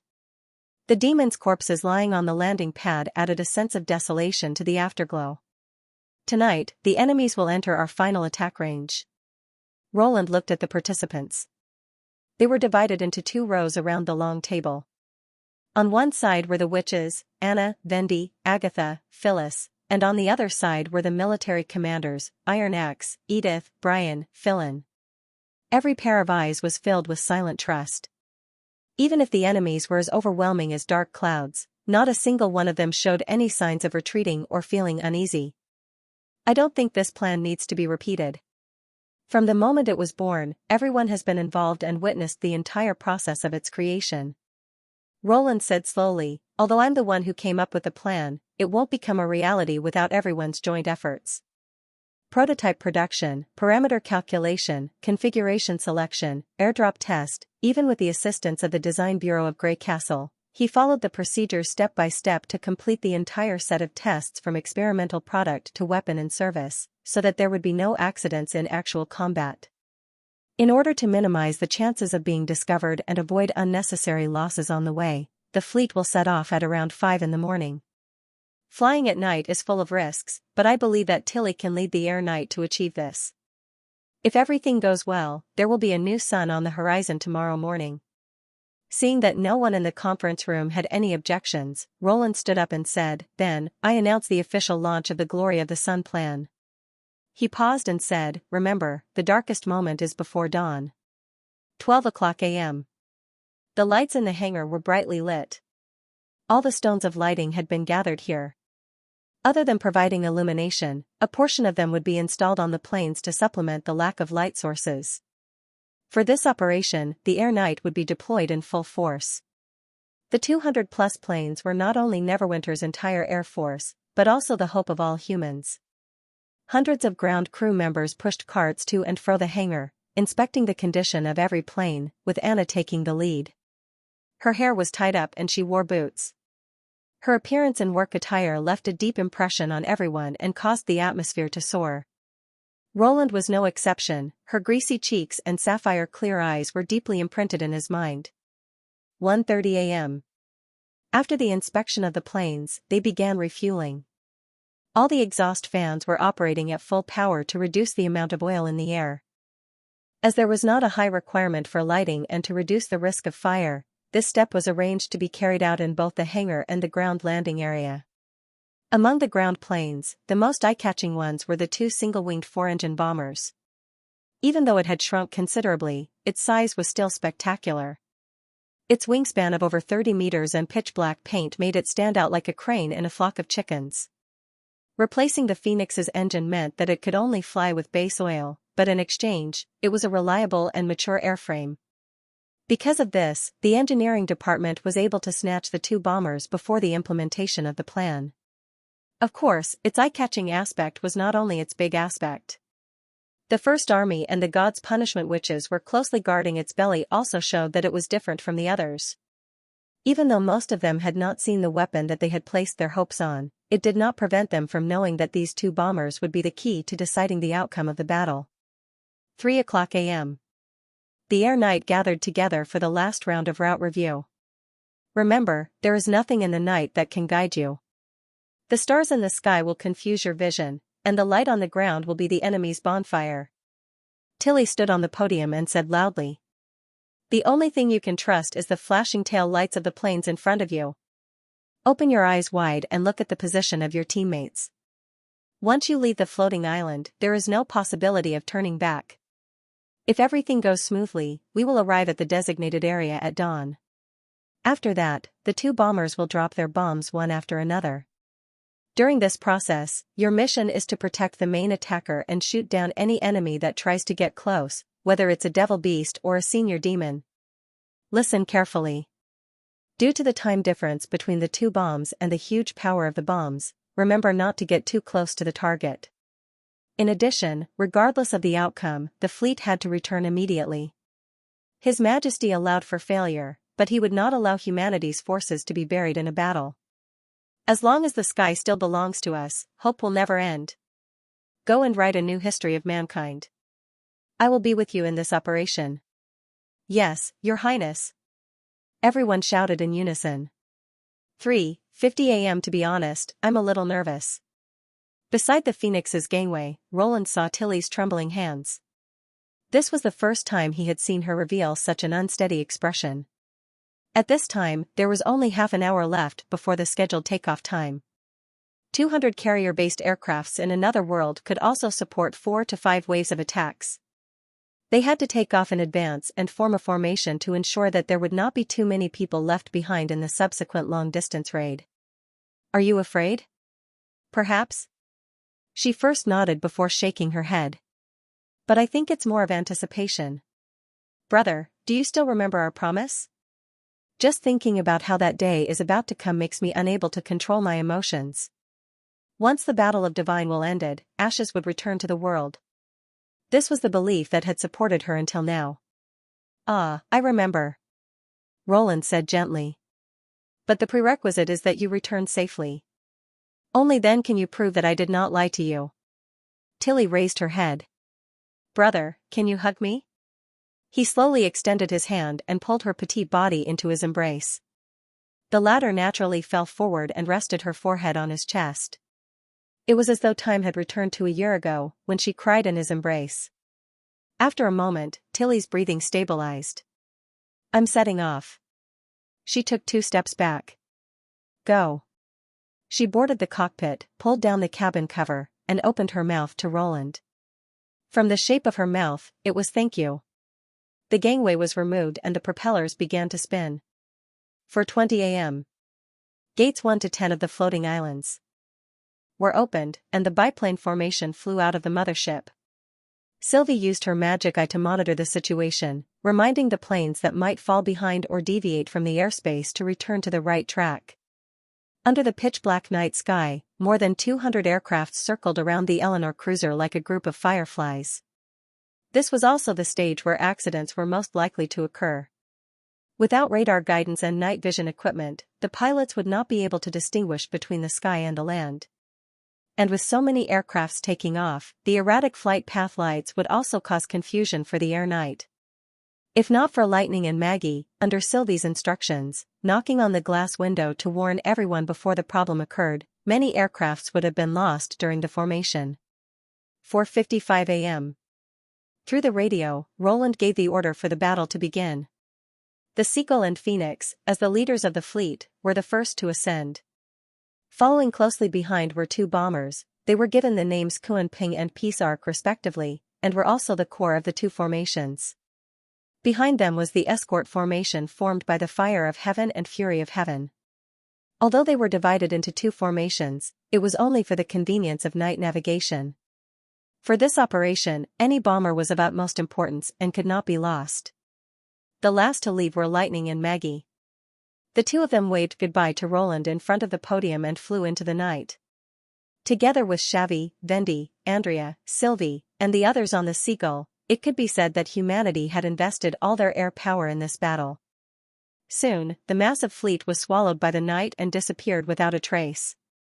Roland looked in the direction where everyone had left, unwilling to leave his line of sight for a long time. Even if you don't believe in God, the only thing you can do at this time is to pray. Nightingale sighed softly. He nodded his head indiscernibly. This was probably the thought of all the remaining personnel.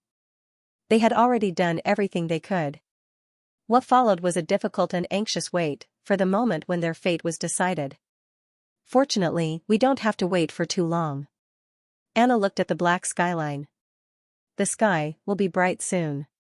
Good gripped the control stick tightly as he stared at the front of the cockpit. It's too dark. The sky, the clouds, and the ground. Apart from the fixed lights, he could not see anything. Because he had stared for too long, even the taillights seemed to have turned illusory. Was he really moving, or were they still in the same spot? Good removed his blindfold and rubbed his sore eyes. Only then did he notice that his gloves were sticky. I'm actually sweating. When was the last time something like this happened? He probably had to trace it back to when he watched the magic movie. He took 2 deep breaths and silently recited His Majesty's words. It's the darkest before dawn, let's chat, or I'll suffocate to death. For a moment, Good seemed to have heard his own thoughts. However, he quickly realized that it was Finkin who had sent him a message through the team channel. Hey, using the radio to chat is against the rules. Another familiar voice sounded. It was Heinz. Her Highness has stipulated that we cannot use the radio to chat during battle as it might interfere with important information. We haven't even entered the battlefield yet.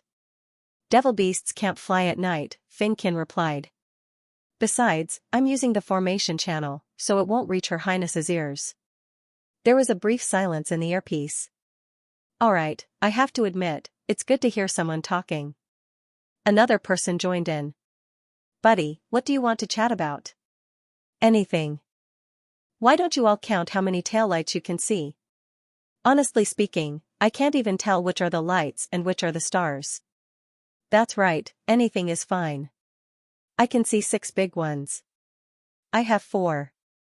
Then you should be at the flank of the formation. Be careful not to get lost. Soon, the channel became lively. It was clear that flying without knowing where they were or where they were heading was extremely stressful for everyone. At the very least, they were able to see the fog when they flew through the clouds, and even if they were to deviate, they could still return alone. But this time, not only was it difficult to detect their movements, once they left the formation, it was impossible to find Eleanor Skyscraper Island in the dark with their naked eyes. Hearing the chatter of his teammates, Good unknowingly relaxed. How is it? Does chatting like this make you feel more relaxed? Suddenly, Princess Royal Highness's voice cut in, and almost instantly, the channel became silent. There was no doubt that someone had reported the situation in the channel to His Highness. Your Highness, this is all my fault, Good bit the bullet and said. No, I mean, if it's effective, I can chat with you for a while. Tilly did not seem to blame him at all. But don't forget to keep an eye on your teammates. Don't cause trouble for Lightning and Maggie. Everyone was stunned for a moment before cheering. Yes, sir. I promise I won't lose sight of the target. Your Highness, don't worry. I can feel my eyes brightening up. Come on, you have to use the Grey Castle method to flatter me. Do you think you're an owl? Amidst the roars of laughter, even the bombing crew joined in. Your Highness, this is Kuan. Can I ask you a question? We have the glory of the sun in the bomb bay, right? But why was it different from the one next door? Their one looks big and round, while ours is like a barrel. Good realized that this was definitely a question that would leave his name in history. Because yours was made in a hurry by the Ministry of Engineering, using a simpler structure. In terms of power, although it's not as good as the one next door, it's enough to break the first layer of the enemy's defense. Tilly explained, but then again, His Majesty seemed to be unexpectedly satisfied with this result. He even said it was a historical coincidence or something. Your Highness, I don't quite understand. It's right that you don't understand. The Princess Royal's voice suddenly became very soft. He's such a strange person. Time seemed to flow faster. Even the endless darkness in front of them was not as unbearable as before. After an unknown period of time, a surprised voice drowned out everyone's conversation. Look to your right. Good looked in that direction. After a moment, he noticed that there was an additional gray in the chaos. It was mixed in with the darkness, and it was difficult for ordinary people to see the difference. But its appearance was like a spread of dye, causing the unchanging night sky to undergo a change. Affected by the gray, the edge of the sky was suffused with a tinge of purplish blue. It was a sign of dawn. Concentrate. Tilly shouted. We are almost there. At the same time, inside the seagull. Through the darkness, Sylvie had already captured the approximate location of the deity of gods. To prevent herself from being discovered by the Thousand-Eye Demon, she had restricted the range of her ability to a high altitude and only paid attention to the fleet's route. Only when it was close to dawn did she carefully cast her gaze towards the ground. It was proven that, be it in the early stages of the flight route calculation or the later stages of implementation, everyone had completed their tasks extremely well. In less than a quarter of an hour, she sensed the astonishing magic power emanating from the deity of gods outside her field of vision. As the distance closed, the gigantic fortress that was completely surrounded by black stone walls finally entered her field of vision. At that moment, the gigantic prism floating in midair was in a stationary state. Probably to conserve magic power, it was only a few dozen meters above the ground. Behind it, there were densely packed troops, the length of which alone was more than a few kilometers. A heaven-sent opportunity. She realized that the deity of gods would stop advancing after nightfall, probably to allow the ground troops to keep up. With such a massive target completely stationary, it was almost impossible for the bombs to miss. More importantly, it was not yet dawn, and there were almost no patrolling devil beasts in the outer perimeter. This allowed them to seize the initiative in their first attack. Sylvie picked up the microphone and relayed the target's data to the bombing crew as she continued to observe the enemy's formation. Under her wide spherical field of vision, the overall situation of the battlefield was gradually revealed. At the highest altitude of 7,000 meters were two bombers, which required a long time for the devil beasts to ascend. Meanwhile, in the middle, at an altitude of 2,005 to 3,000 meters, was a biplane formation. They would construct an airtight blocking net. With the deity of gods less than 10 kilometers away from the fleet, it would take at most a few minutes for the Kuan to launch its first bomb. But at this moment, a strange high-level demon barged into her field of vision. Even though they were separated by such a long distance, their eyes met, and the demon abruptly stopped moving, raising its head and standing in the air. It's the eye demon, it saw us. Sylvie's heart skipped a beat. Although she knew that the number of eye demons would not be small when the demons migrated, and that it was only a matter of time before they were discovered, she still felt her heart skip a beat when the moment truly arrived. It's already too late to realize it.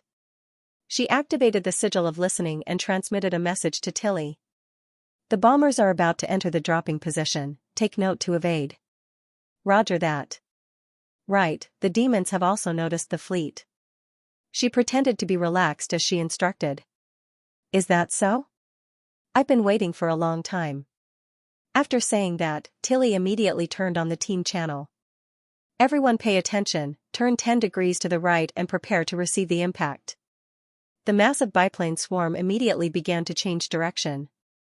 Meanwhile, at this time, the gray color of the horizon had already gradually turned to white. The color of the entire dome was still extremely dark, but at least it was no longer pitch black to the point where one couldn't even see their own fingers in front of them, but a deep blue that was almost black. The stars grew dimmer, and the light on the wings became more obvious. The only one that did not turn was the Kuanpeng. It had to maintain stability before the bomb was launched. Unlike the Fury of Heaven that could dive and bomb, the Kuanpeng and the Ark of Peace were special planes that were specially designed for bombing from the very beginning. They were fully equipped with bomb sights and the cabin was pressurized, allowing them to fly at a much higher altitude than the average biplane. Although visibility was poor at night and there were thin clouds below, with the accurate data provided by Sylvie, observation was no longer as important. The bomber did a simple calculation of the flight path and gestured to the captain that they could launch the bomb. Open the hold, launch. As the control lever was pulled up, a muffled sound came from the bottom of the fuselage. It was the sound of the heavy bomb separating from the hangar. When this 4-ton behemoth landed, the bomber jerked upwards and swayed twice before regaining its stability. The bomb had already turned into an inconspicuous black dot and accelerated towards the deity of gods under the pull of gravity. Deity of gods, King City. Mask, who possessed many heads, did not require a long period of sleep, or it could be said that as long as the resting time of each head was staggered, he could remain awake for long periods of time. Therefore, the moment the demon guards noticed the anomaly, he received an alert. The enemy is here. The king's unperturbed consciousness transmitted over from the night. There was no doubt that the lowlifes were using the night to avoid the devil beast's detection, but what could the few iron birds do? Did they think that I was unprepared? I'm urging those bogle fools to get up, but I still need some time. Undeserved's reaction was clearly slower, but compared to the other pitiful fellows who only had one head, he was already extremely vigilant. It doesn't matter if it's a little later. Nasapel took out the mini-core. I've said it before, I've already studied the Iron Bird's combat methods. Esteemed king, leave these annoying lowlifes to me. Under his magic power's control, the black stone walls that formed the dome of King City extended out many crystal branches. They were originally a portion of the first-generation symbiotic demons, but after his special modifications, they no longer shot out crystal needles, but were instead a special type of miniature symbiotic demons. After a few exchanges, he had already noticed a glaring flaw in the Iron Birds, the mechanical creations that the humans called Heaven's Fury or Heaven's Fire. Even though they were faster than the bogle beasts, they were unable to change their direction as agilely as the latter. The faster they were, the more obvious it was. Their flight trajectories were in a smooth arc, and they were unable to even roll when diving. This meant that at a specific point in time, they had to pass through a specific location. In other words, as long as the height of the needles was determined in advance, the symbiotic demon's chances of hitting the Iron Birds would be greatly increased. Of course, the crystal needles themselves were unable to achieve this, but by changing the train of thought, turning the projectiles into symbiotic demons that could independently determine the situation made everything much easier. These needles would automatically explode when they approached the Iron Birds, turning into a group of symbiotic demons that could temporarily float. Once they landed on the Iron Birds, they would act like parasites, tearing and gnawing at the target's fragile outer shell. Mask believed that this defense system would definitely leave a deep impression on the ambushers. But through the demon guards, the humans' subsequent reaction surprised him.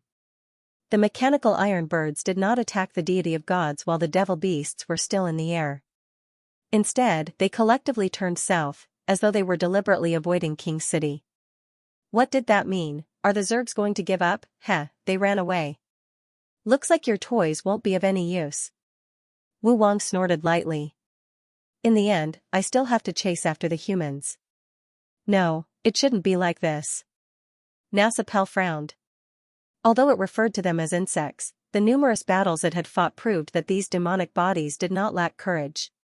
Since the other party had taken the risk to plan this night voyage, why would they cower at the critical moment and retreat before the battle even started? Currently, the demon guards could only sense one source of vision, which meant that most of the worms had yet to see the deity of gods.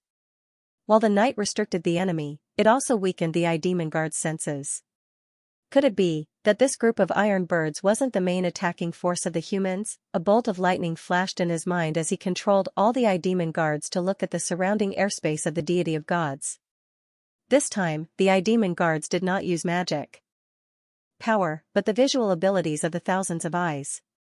"What are you doing?" Wu Wang immediately protested in dissatisfaction. Mask did not have the time to explain. At that moment, all his brains were connected to the I-demon guards. After a while, he finally sensed something amiss in the vast night sky. He saw an inconspicuous black metal flying towards the deity of gods. Its size was much smaller than the iron birds, and it was almost impossible to distinguish it from the dark blue background. The cylindrical object immediately made Mask think of the explosives that the Fury of Heaven Roars had previously thrown. But did the humans make such a big fuss just for this? Even so, Nasapel still ordered his subordinates to activate the magic power barrier. It was also at this moment that an extremely bright flame bloomed in the sky.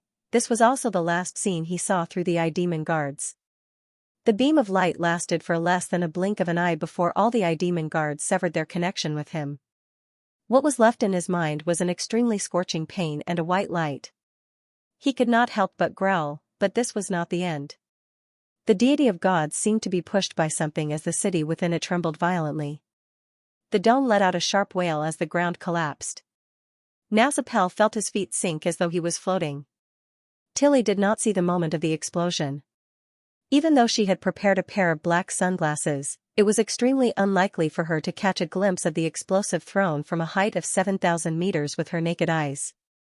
Furthermore, wearing sunglasses made her already terrible vision pitch black. After a few attempts, she gave up on the idea. Hence, when the world lit up, Tilly realized what had happened. At that moment, her back was facing the deity of gods. In an instant, the wings of the plane were illuminated with a dazzling radiance.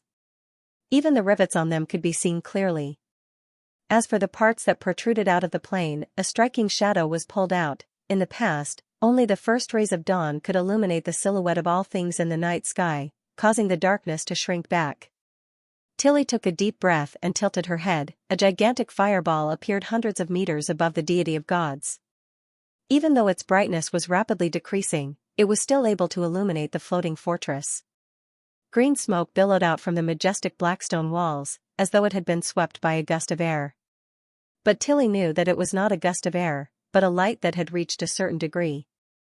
It could produce an impact like a tangible object, and ignite easily flammable objects. At the same time, the fireball's exterior distorted as a ripple rapidly spread outwards. If not for the deity of God serving as a backdrop, she would not have been able to see such a shocking scene. The ripple first collided with the floating fortress below, as though a gigantic palm had slammed onto a dusty wooden table. A large amount of dust was instantly stirred up, nearly covering the entire surface of the vertebral body. Following that was the other parts of the deity of gods, and finally the ground. From the sequence of the rising smoke, it was obvious that the ripple was not an illusion, but something real. It continued to expand after hitting the ground and pounced towards the fleet. "Prepare to attack." Tilly raised the radio microphone and roared. Boom! At this moment, the earth-shattering explosion reached her ears. The silence of the night was finally broken. Accompanied by the rumbling, the plane trembled violently. At the same time, under the influence of the shockwave, the plane's body plummeted as though it had lost control, only stabilizing itself after a few seconds. The loud sound was like the ringing of a bell that split the heavens and earth, announcing the arrival of dawn. A ray of morning light shone across the mountain ridge and onto the land. The fireball had already turned into a yellowish-brown pillar of smoke. Its roots were deeply embedded into the deity of gods, while its top continued to rise, fusing with the layers of clouds. Tilly gave the command to change direction once again. When the fleet flew to the east, she finally saw the deity of gods shrouded in smoke and dust. Overall, it did not seem to be affected much. Compared to the trees that had fallen to the ground, it continued to hover steadily in midair. But the explosion did not leave it unscathed. The top of the obsidian pyramid that was faintly discernible in the smoke and dust had a huge hole. Cough cough. Cough, it took Nasapel a long time to crawl out of the rubble. If not for the enhanced body he had prepared for himself, the tremor would have taken his life. damn it, what did those worms do? Although one life was nothing, he did not have the confidence to complete a soul transfer under the eyes of the king without being discovered. Before he completely obtained control over the core, he had to maintain his current image as much as possible. Only then could he lower the wariness of others. My king, are you all right? The dome of King City had been damaged, and the magic barrier had been shattered. It would take an hour for it to recover. The king ordered stiffly. He had to take immediate measures. What was that bright light and loud noise? The Blood Conqueror's voice interjected. Why was I able to see what was happening behind me from Arietta? Where are the eye-demons? I can't contact the eye-demons. Undeserved was somewhat alarmed. Mask, what did you do? What did he do? Nausipel's heart suddenly surged with a nameless flame. Did these idiots who only had strength not realize that the humans were launching an unprecedented attack on the race? The brightness of the white light had reached an unbelievable level. Just looking directly at it could cause damage. Now, most of his dozen or so heads were blind. Even the sun could not do this.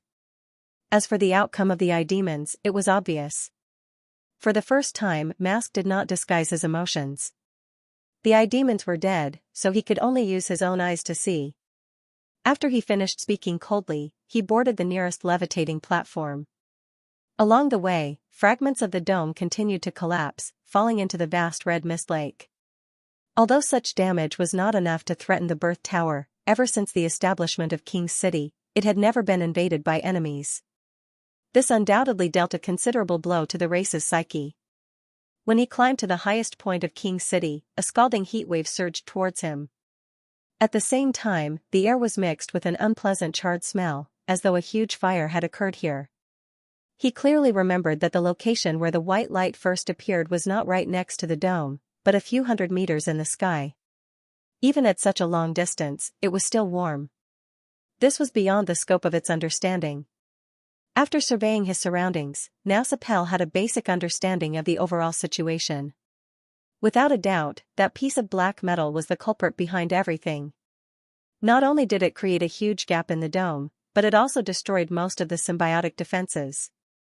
Judging from the edges of the cracks, the outer shell of the city should have been crushed by some kind of great force. Although the crystal stone that formed the upper shell was not as sturdy as the Birth Tower, it was still protected by the magic barrier. The fact that a single blow had blasted a hole in it showed how powerful that thing was.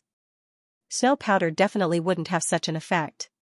Even if the amount of snow powder was increased by 10 times, it still wouldn't be able to achieve such an effect.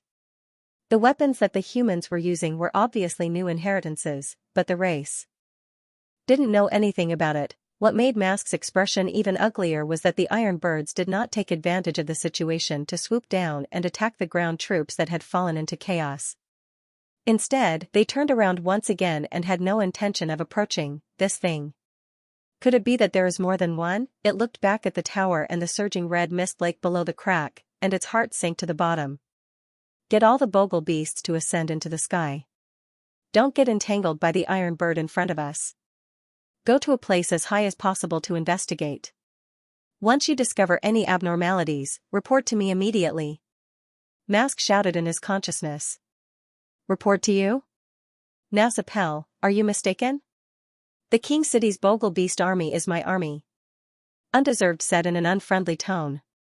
If not for the fact that he had yet to develop a symbiotic demon that could fly, he wouldn't have said such nonsense. Mask suppressed his anger and listened carefully. The humans' main offensive force isn't the Iron Birds, but something else. He recalled the scene from before.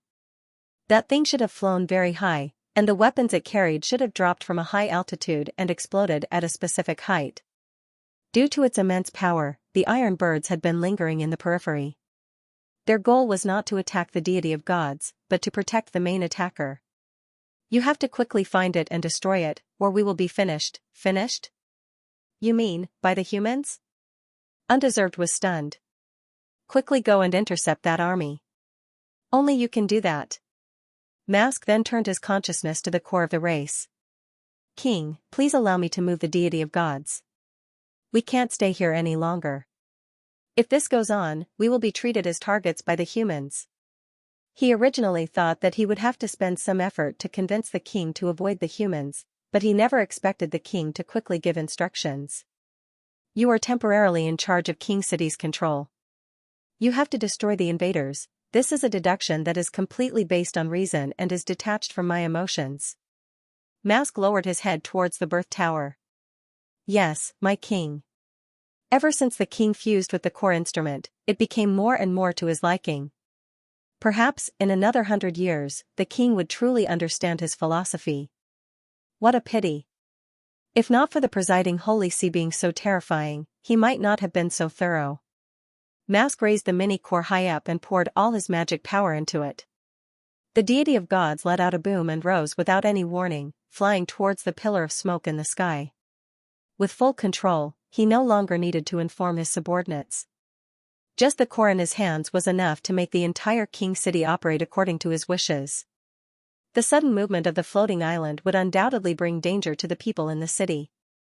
For example, the unlucky ones walking along the cliff walls would fall into a bottomless pit and be smashed to pieces. But this was no longer a problem that Nasapel needed to consider. If the black bomb were to fall into the dome, the situation would truly be irreversible. Discovered a large number of devil beasts ascending into the sky. I repeat, discovered a large number of devil beasts ascending into the sky. They're coming for us. This is Flight 6. Lads, spread out and prepare to meet the enemy. After the morning light lit up the sky, the aerial knight no longer needed to rely on the taillights to guide the way. However, the scenery that bathed in the golden morning light was not all beautiful.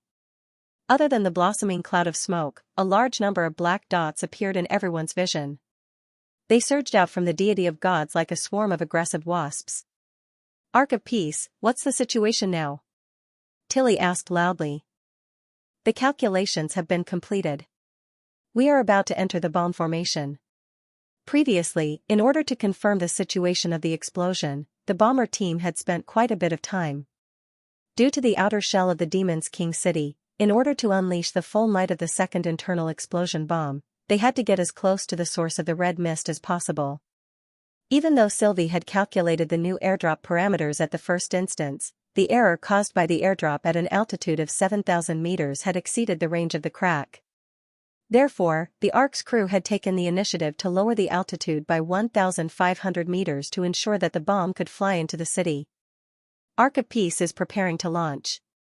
All crew, prepare to defend against impact. Tens of seconds later, a report came from the radio. On the Ark of Peace, Eagle Face, who was about to pull up the gate, retracted his hand. Direction? 9 degrees to the east, they are heading towards the smoke pillar. Instructor, what do we do next? The main pilot asked. With the size of the deity of gods, it was impossible to avoid the aerial bombardment even if it moved. Furthermore, the magic power barrier had already lost its effect. As long as the second glory of the sun landed near the black stone pyramid, there was a high chance of destroying the obelisk. Furthermore, it was the safest method for the flight crew. But he didn't board the plane for safety's sake. The pilots of the two bombers were chosen from outstanding cadets, with the only pilot being an instructor. The goal was obvious. The former was the key to flying the plane well, while the pilots were the guarantee to complete the mission. A high chance of success meant that there was a chance of failure. What he wanted was to abandon the part where he had to resign himself to fate and do what he could control to the extreme. The general staff had discussed the possibility of the deity of gods shifting between the two attacks, to the point that it had been moving from the beginning. There was only one solution, and that was to exchange altitude for accuracy until the enemy could no longer avoid it. Descend by 2,000 meters and recalculate the trajectory. Eagle Face ordered without hesitation. We will follow them wherever they run to. At this moment, the devil beasts had already collided with the swooping planes. Good felt the sky darken, as though the first rays of dawn had been swallowed by the curtain of night once again. Be it above or below, there were enemies everywhere. The fury of heaven's cannon spat out dazzling streams of light, which was the only thing that made him feel at ease. By aiming or slightly straightening the cannons and firing, any devil beast that blocked their path would be torn to pieces. Individual skills were meaningless in a battle of such a scale. Even if he were to observe his surroundings, it was impossible for him to discover every enemy that was charging at him. If not for his teammates protecting him, he would have been struck by the bone spears flying everywhere. After 3 volleys of fire, Good felt his eyes light up and realized that he had penetrated through the horde of devil beasts. When he turned around, not a single enemy was chasing after him. What are the demons doing? They don't seem to be paying attention to us. Finkin, who had been following him from the side, also noticed this. Good piloted the plane to increase the distance between them. Suddenly, he knew something was wrong. Overall, only a few of the devil beasts in the sky were fighting with the air knight. The rest were trying their best to climb higher. Logically speaking, the demons should not have been able to detect the bombers flying above the clouds. As it turned out, they really didn't find their target. Although the other party was climbing, the route he took was varied, giving the impression that he was bumping around blindly. Damn it, the demons are looking for the Ark. Good roared into the radio. Isn't that a good thing? Finkin whistled. Judging by their flying speed, it will take a lot of effort to catch them. We can also take the opportunity to kill a few more to help His Highness relieve some pressure. Even so, Good still felt uneasy in his heart. Another group of enemies is coming. His teammates reminded him. Let's go to the clouds first. It's more suitable for a war of attrition. At an altitude of more than 4,000 meters, the devil beasts can hardly even flap their wings. We can cut off their tips layer by layer like shaving their heads. That sounds like a good idea. I'm going to climb up first. More than 10 biplanes took off one after another and flew into the sky. However, Good did not follow. He tuned the radio to the team's frequency and spoke to Finkin alone. We'll stay in this airspace. What? Stay here? If the enemies suddenly give up on their search, we'll be the first to be beaten up. His old comrade immediately questioned. Besides, if we don't take advantage of this opportunity, won't we let others take all the credit? That's not the point. What's more important is the demons' actions. Good explained while staring at the battlefield. Think about it. Since they can guess the existence of the bomber, do you think they realized that the attack just now was actually from an inconspicuous bomb? No way. The demons don't know about the existence of the Glory of the Sun plan, nor did they discover our attack in advance.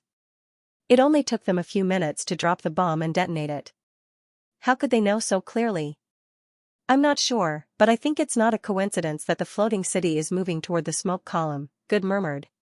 Most people would think that it was a dust cloud formed by the explosion. They would not be able to avoid it in time, let alone approach it. If the demons did it on purpose, the time when the bomb fell would be their last chance to fight back. All right, Finkin replied helplessly after a moment of silence. Since you said so, I'll believe you this time. But if I lose any battle achievements because of this, you have to compensate me. How about a month's worth of chaos drinks? There's no need for that. Just introduce your sister to me. Snap.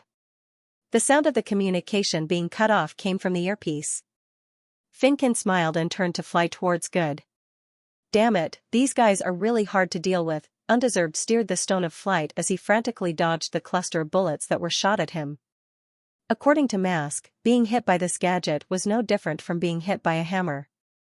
The magic barrier could not withstand it for long either. Since Silent Disaster had suffered from human firearms before, he naturally had no intention of experiencing it for himself. With his abilities, it was easy for him to interfere with the senses of ordinary humans. Even if the other party was wearing a godstone of retaliation, he could more or less affect the other party. But the one who targeted him was a witch. What made Undeserved even more uncomfortable was that the witch did not seem to have any intention of using magic to decide the outcome of the battle. She was piloting a blood-red iron bird and would not approach within 900 feet of him. Although she said that she would run after firing a shot, not only was she extremely agile, her accuracy was not bad either. She immediately put him in a passive situation where he could not catch up or shake her off. It was a great humiliation to him that a magic user did not rely on their own magic but relied on external objects to fight. Furthermore, there seemed to be more than one of such fellows. For example, the godstone bullets that shot down from the clouds from time to time were clearly from the hands of the witch. If not for his heightened sensitivity to hostility after advancing, he would have long been ambushed by the enemy. Undeserved had never been so infuriated before.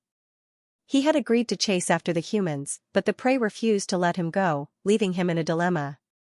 At the end of the day, the only one who could be as agile in the air as on the ground was Haxord, who was known as the Sky Lord.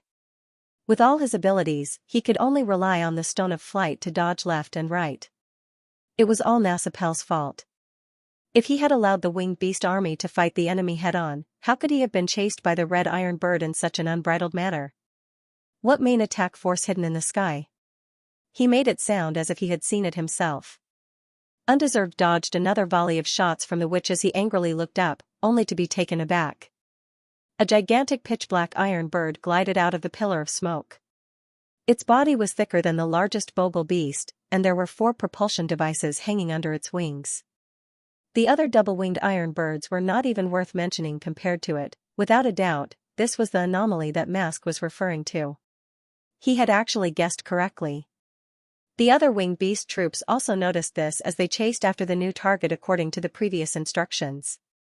Although the humans attempted to stop them, in the face of the absolute disparity in numbers, they were only delaying for time.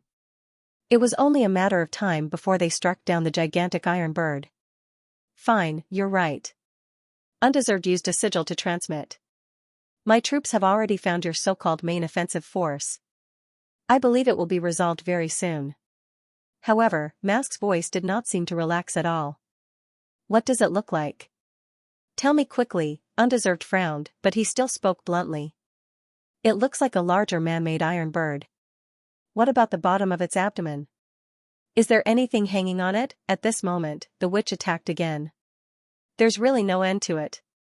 Once the big one is destroyed, it will be your turn soon.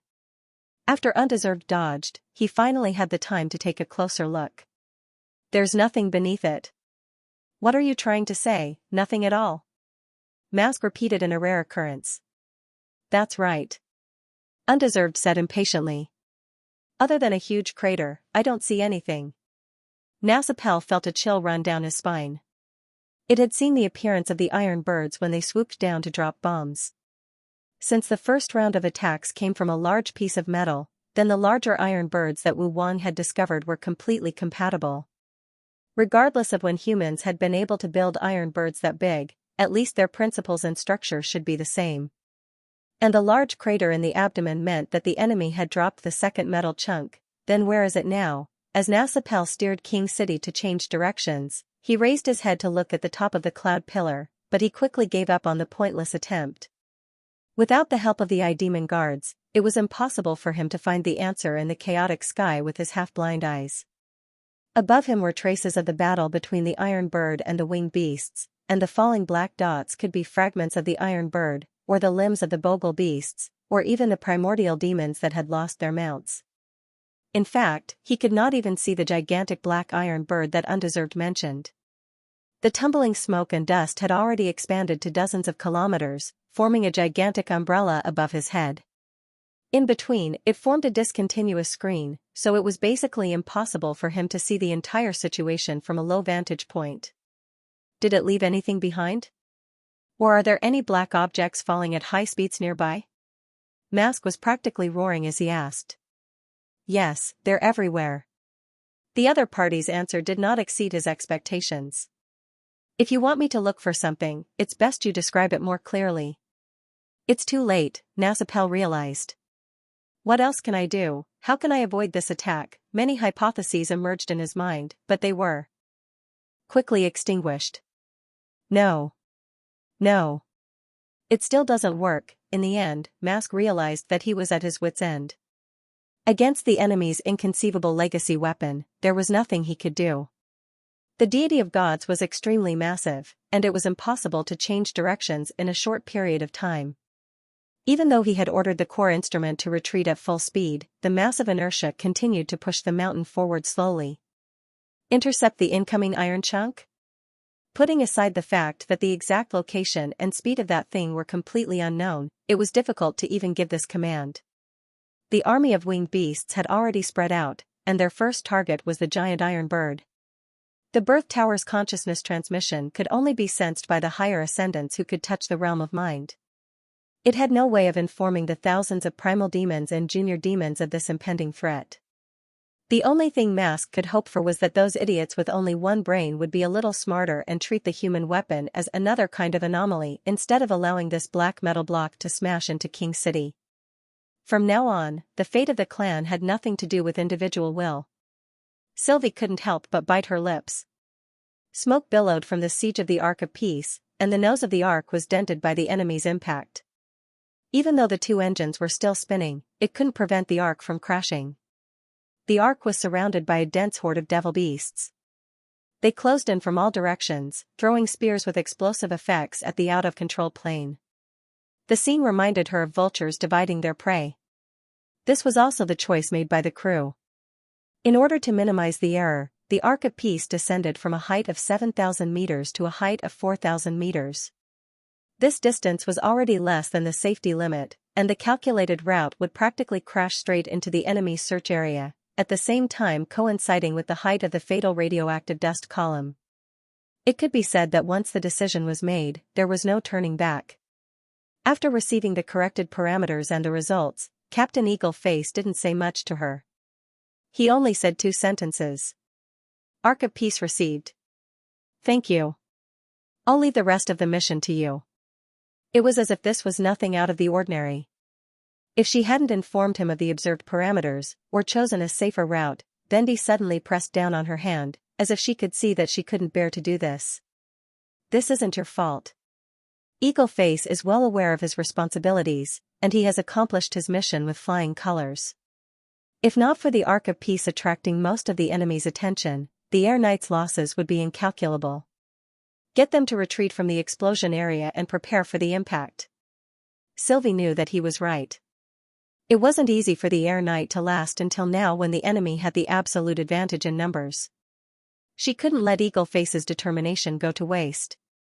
Yes, she took a deep breath, pulled herself together, and sent the message through the sigil and the radio. Upon receiving the order, the aircrafts turned and used their speed to leave the battlefield. At this moment, Sylvie saw an incredible scene. Not all the Air Knight were retreating. 3 Fury of Heaven aircrafts not only had no intention of leaving, but were instead flying towards the demon's capital. Hey, do you know what you're doing? Finken's voice did not stop ringing in the earpiece. This isn't a drill. Of course I know. Good roared. As he spoke, he killed a devil beast that was charging at him with a clean burst shot. If everyone flies out, the enemy will definitely notice the bombs dropped by the Ark of Peace. Although it won't be easy to change its trajectory, who knows what will happen in the end. If you don't believe me, look at that guy, he's obviously thinking the same thing as me. The reason why Good insisted on staying in the initial airspace was because he was worried that the demons would notice the bombs dropped from high altitudes and prevent them from landing in the deity of gods. The second internal explosion bomb weighed 4 tons and was embedded with god stones of retaliation. Be it spears or magic stones, it would be difficult for it to be damaged. But the problem was that it could only be detonated in the core region of the floating city to achieve its best effect. This was a point that the battle plan had emphasized many times. It was impossible for the devil beasts to catch up to it, but it was better to be safe than sorry. If a demon happened to block its path, the outcome might be very different. And he was the guardian of the final route. Unfortunately, he was not the only one who had thought of this. Someone else had acted faster than him. Perhaps the moment the bomb left the cabin, the other party had already caught up with it. That person was Manfeld Castian. In fact, he had noticed Manfeld's car first, and only then did he find the round bomb in the chaos of his vision. The 3 Fury of Heaven aircrafts formed a triangular echelon and chased after the bomb. The roar of the engine seemed to penetrate his earmuffs, and Good could even see the stabilizer fins at the tail of the bomb. If it were the fire of heaven of the past, it would have long fallen apart from the high-speed flight. Thankfully, the process didn't take too long. After eliminating 2 devil beasts that attempted to approach, the gigantic hole in the dome of the deity of gods was right in front of him. Bookseller's website. Good gripped the control stick tightly and stared ahead without blinking. Time seemed to have slowed down. In the beginning, he could still hear the roar of the engine, but gradually, the sound was replaced by the thumping of a heartbeat. But not long after, even the sound of the heartbeat ceased to exist, and the world around him became exceptionally quiet. The bombs were slowly moving away from the fire of heaven, and the crack in the dome grew larger and larger, almost occupying half of his vision. At this point, many demons had already noticed them, but in the frozen time, even turning around was as slow as a snail. He could not help but recall the scene from the mission confirmation meeting before he set off. "Your Highness, is the bomb dropped by the bombing crew really that powerful? If I fly fast enough, I should be able to leave the impact behind me, right?" The person who asked this question was Finkin. Regardless of the occasion, his off-the-cuff remarks always caused everyone to laugh. To be honest, he was rather envious of him at times.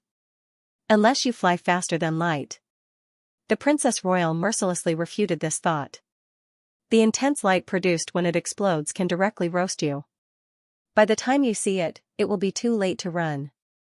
Even if you are lucky enough to avoid the light, the subsequent shock wave will exceed the speed of sound in a short period of time, so the only safe way to avoid it is to stay far away from it."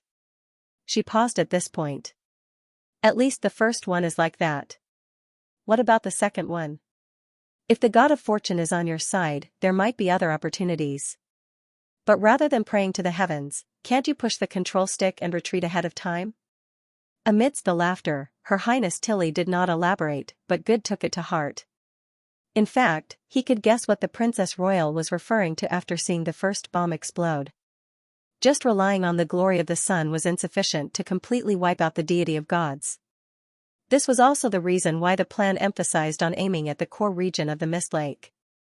And when it exploded from within, the latter's massive body would become a natural cover. But Her Highness Princess Royal was wrong on one point. It was not entirely dependent on luck, but more dependent on one's teammates. If it were anyone else, Good would not have been so sure. And the captain of the Ark of Peace in charge of the second bomb was Eagle Face. He was a person who did not believe in luck. If he was an instructor, he would definitely fulfill his duty to the fullest. This was also the reason why Good was determined to escort them on their last journey. He didn't want the enemy's luck to ruin everything the instructor had done. "Hey, Good, answer me. Are you daydreaming?" Suddenly, his companion's voice broke the stagnation of time. The sound of the wind and the roar of the engine once again rang in his ears. The asterisk starred, "If we don't go now, we'll be going in with the bomb. You want to abandon Rachel, do you remember the routine we practiced?" Good interrupted him. 3, 2, 1. As soon as he finished speaking, Manfeld, who was flying at the front, lifted his body. He followed closely behind and pulled the lever toward his chest. The three planes spread out like a blooming flower, and the flower bud in the middle was the round bomb. The huge force pressed him firmly against the seat, making it difficult for him to even breathe. His vision slowly moved from the center of the crack to the outer walls of the Blackstone Tower. Even with the fury of heaven's maneuverability, it was extremely difficult. In the high-speed dive, it was impossible to fly horizontally.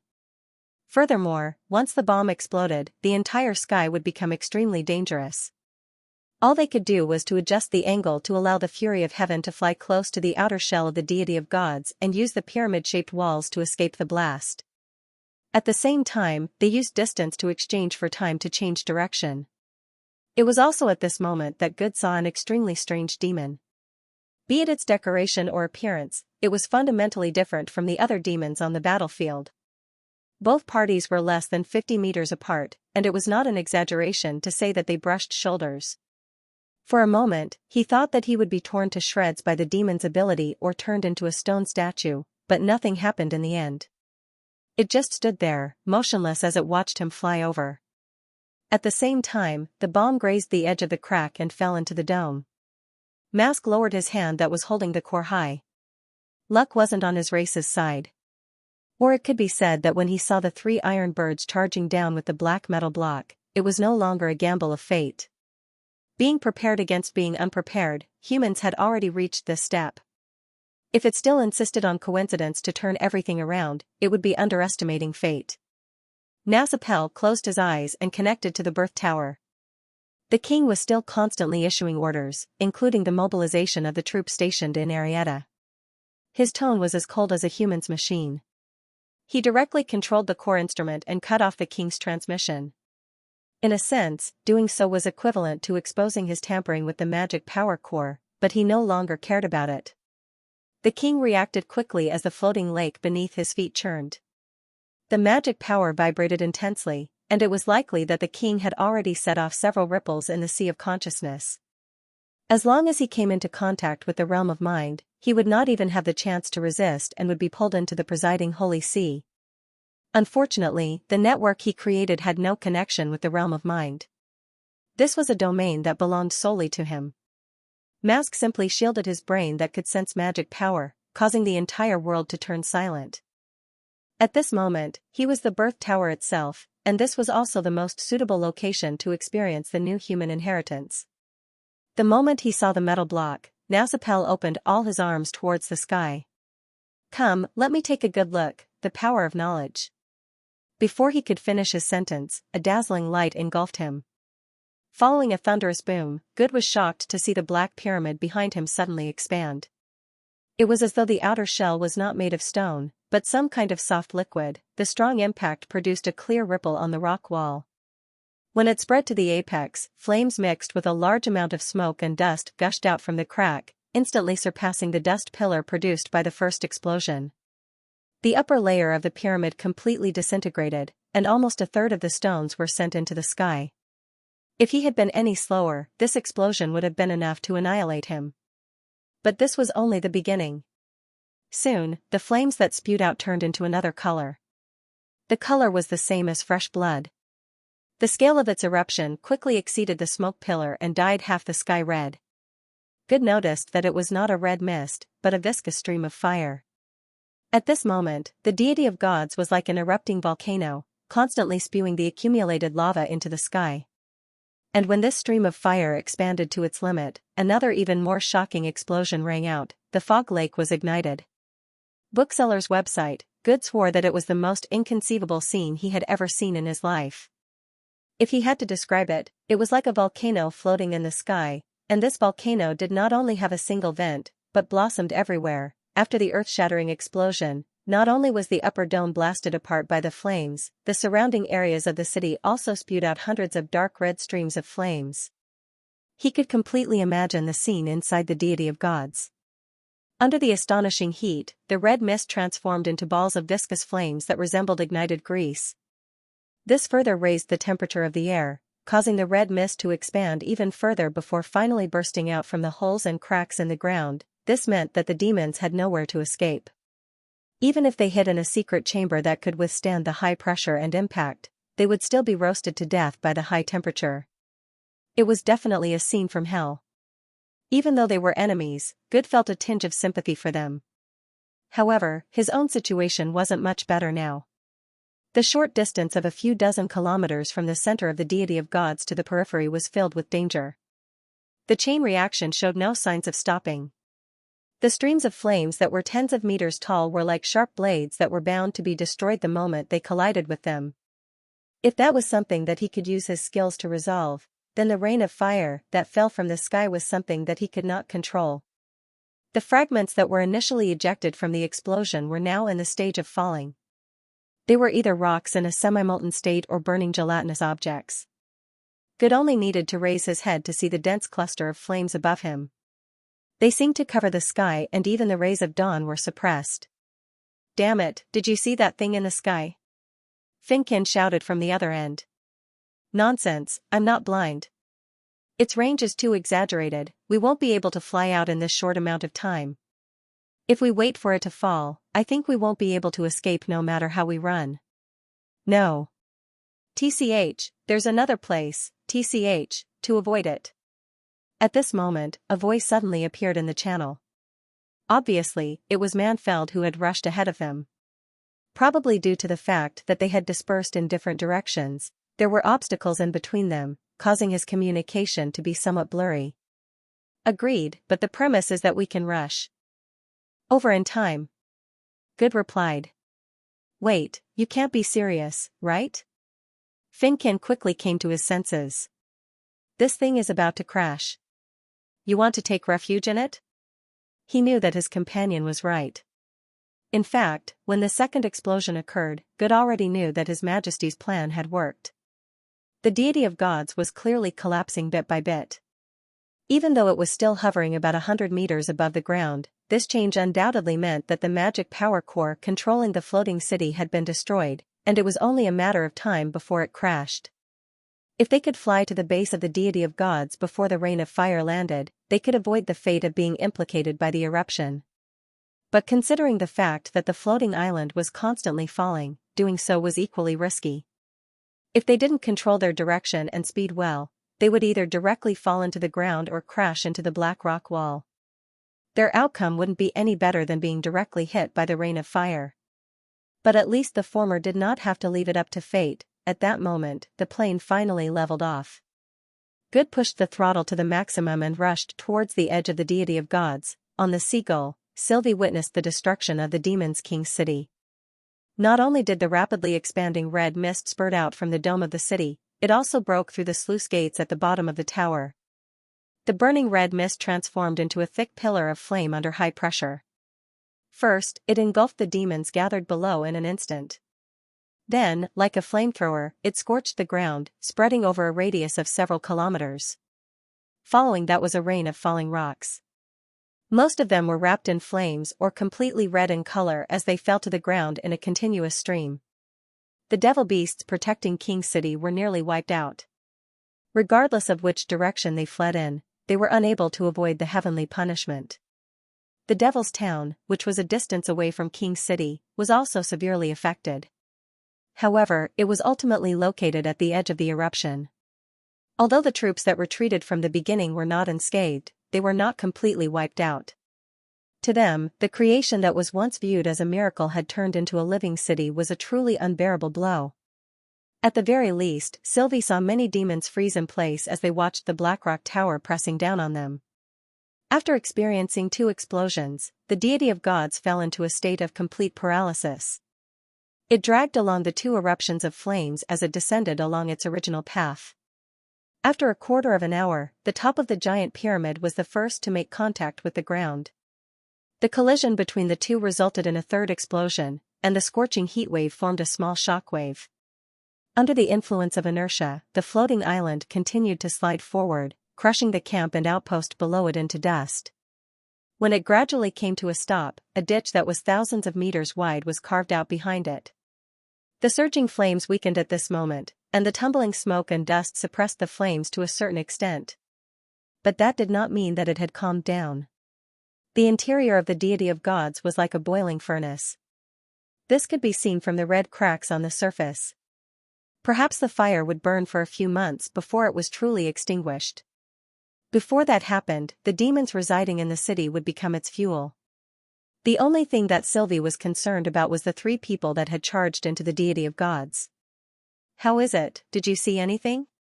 Her Highness Tilly inquired about their whereabouts. "No, not for the time being." She bit her lip and replied. The deity of gods had experienced overturning, falling, and sliding, so the risk of accompanying it was obvious. If they did not appear after a long time, the outcome would probably be disastrous. Wait. Suddenly, her magic eyes noticed a few inconspicuous black dots. They looked like gravel that had been swept up by the heat wave, but they had yet to land. Sylvie mustered the last of her magic power and enlarged her vision. She saw 3 grayish-white biplanes charging out from the billowing smoke and dust. The emblems of a tower and a spear on their tail wings were extremely distinct. Even though the planes looked tattered, with a layer of dust on their wings and their skins no longer smooth and complete, at least the bodies were intact. She was momentarily speechless, as though something was stuck in her chest. After sniffing, Sylvie picked up the sigil and replied. "Your Highness, the 3 of them are fine." "Is that so?" Tilly's tone suddenly relaxed. "I knew it. If he really knew, he wouldn't keep asking." Andrea, who was at the side, secretly curled her lips. "That's impossible." Blood Conqueror looked at the red sky and roared while clenching his battle axe. Although he could not see the exact situation of the deity of gods, be it the blood-colored storm that soared into the sky or the continuous explosions, it was clear that the situation was not optimistic. As one of the first senior lords in his race to ascend, it was his first time seeing a man-made fire reign. In his memory, only the natural disasters in the Blackstone region would cause such a phenomenon of heaven and earth resonating and flames connecting to the clouds. And when the magic power fluctuations were so strong that even the higher ascendants could sense it, the worst prediction was verified. It was no longer a ripple, but a dull thud that hammered into his heart. Only the death of the king could cause such a clear tremor. If he wanted to kill the king, he had to first attack the deity of gods, which meant that he had to fight against thousands of junior demons, more than 100,000 primal demons, and even more symbiotic demons. Blood Conqueror could not imagine how the humans did it. What's going on over there? What are Undeserved and Mask doing? Its anger had reached its peak. The two bastards had solemnly vowed to protect the deity of gods, but in less than an hour, the rear had fallen.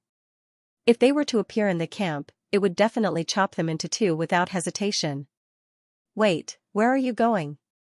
Just as Blood Conqueror gritted his teeth and walked out of the camp, Death Scar stopped him. Is there a need to ask? To kill the enemy, of course. Get out of the way. How are you going to reach those metal lumps in the sky? The latter remained motionless. What's more, once the deity of gods is damaged, the birth tower here will be the only source of red mist in the vicinity. Those who are still alive will definitely retreat to Arietta at the first opportunity. Do you want to go against the tide of people? So what? I'll crush anyone who blocks me. Blood Conqueror spat fiercely. And then cause the morale of the migration team to hit rock bottom? Death Scar said solemnly. The fluctuations from before have already made the camp uneasy. If you leave alone now, I'm afraid they will think that you are scared out of your wits and escaped alone. If that happens, the order of the entire army will collapse, *T. Blood Conqueror raged. Even when facing the Sky Sea Realm's army of 10 million, I did not take a step back. How dare you say I'm afraid? So what if you're not afraid? The key was the thoughts of the other ascendants.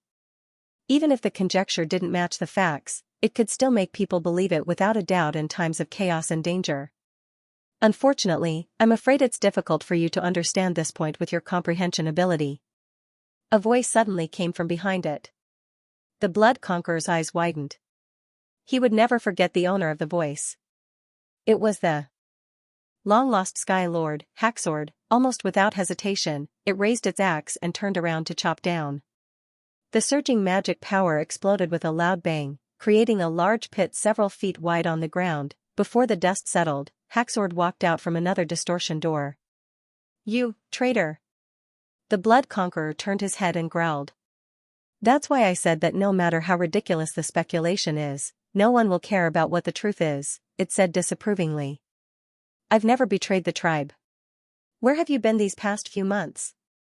Death Scar's expression was also very shocked. Although he wasn't as angry as the Blood Conqueror, he was also on guard. I went to the Bottomless Land, which is also the source of magic power that the tribe speaks of, the realm of mind, Haxord replied word by word. What, did you say? Death Scar was stunned. It's between the Land of Dawn and the Blackstone region, above the Misty Sea. The Sky Lord briefly recounted his experience and discovery. And the one who told me this news was the Nightmare Lord, Valkyries. This series of shocking news left the two senior lords dumbfounded. It also caused the other tribesmen who had gathered after hearing the commotion to start whispering. A moment later, the Blood Conqueror reacted. So you betrayed the king together with it? This attack was also the result of your collusion with the humans? I know you can't understand. It's just like when you're blinded by anger and insist on taking revenge on the humans, but throw the interests of the tribe to the back of your mind. Haxord turned to look at Death Scar. But you're different from the Blood Conqueror. You should understand the meaning behind these clues. In addition, although I've had contact with the humans, I didn't participate in their attack plan. The collusion is complete nonsense. Death Scar was silent for a moment before he spoke. Indeed, I'm not the Blood Conqueror, so tricks with words are meaningless to me. It's undeniable that your departure has indirectly weakened King City's defense. Even if you didn't participate, it can't be said that this attack has nothing to do with you. Sitting back and not doing anything is in itself helping the humans. Cut the crap. Blood Conqueror roared. Use your ability to control it. I want to tear it to pieces with my own hands. But Death Scar didn't take action. What I want to ask is, even at this stage, do you still believe that you're doing it for the tribe? I believe that such things are meaningless. Haxord replied calmly. The truth is that the inheritance that the humans possess far exceeds our expectations. It's already impossible to completely defeat them. The final outcome will only be an internecine outcome. No one will be able to continue in the war of samsara. But from another perspective, if the battle of divine will isn't necessary, then perhaps both tribes can survive. Why does it have to be my tribe that gives in? This time, Skylord's voice carried a hint of regret. Because the one who can influence the gods is a human. Are you sure? If you had seen that fictional world, you wouldn't say that. Skylord sighed. According to the Nightmare Lord, the tribe once had the chance to reach this stage.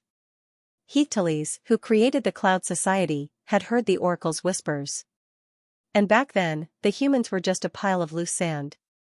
Death Scar stared at him for a long time, as though trying to determine if those words were sincere. Finally, he whispered, "Where does the Nightmare Lord want to lead the tribe? To pledge allegiance to the human you mentioned? No, we don't need to do anything. All we need to do is bring him to the bottomless land." If that's the case, ridiculous. Blood Conqueror raised his foot and stomped on the ground, interrupting their conversation. What's the difference between this and surrendering, leaving our fates to others? Believing in the promise of the worm? I think all of you are crazy. The Nightmare Lord is nothing more than this. This is the only opportunity, ha ha ha ha. You treat charity as an opportunity? He raised his axe. Hasn't the hundreds of years of fighting against the Sky Sea realm made you more courageous? Oh, I forgot. Indeed, you haven't. After all, how can you encounter a truly powerful enemy if you hide in the back? Haxord's expression sank. I was born for blood and slaughter. And this so-called fate can only be controlled by me. Blood Conqueror roared. Lay down my weapons to the enemy and then beg for their kindness? No. I, Blood Conqueror, would rather die in battle than surrender to anyone. Although I knew the outcome would be like this, I still tried my best to avoid it. Haxord raised his hand and snapped his fingers. A new distortion door slowly opened behind him. The one who walked out of the door was the expressionless Silent Disaster. Dark clouds surged in the sky. When the light of divine will dissipated, the sky that was shrouded in dark clouds regained its brightness.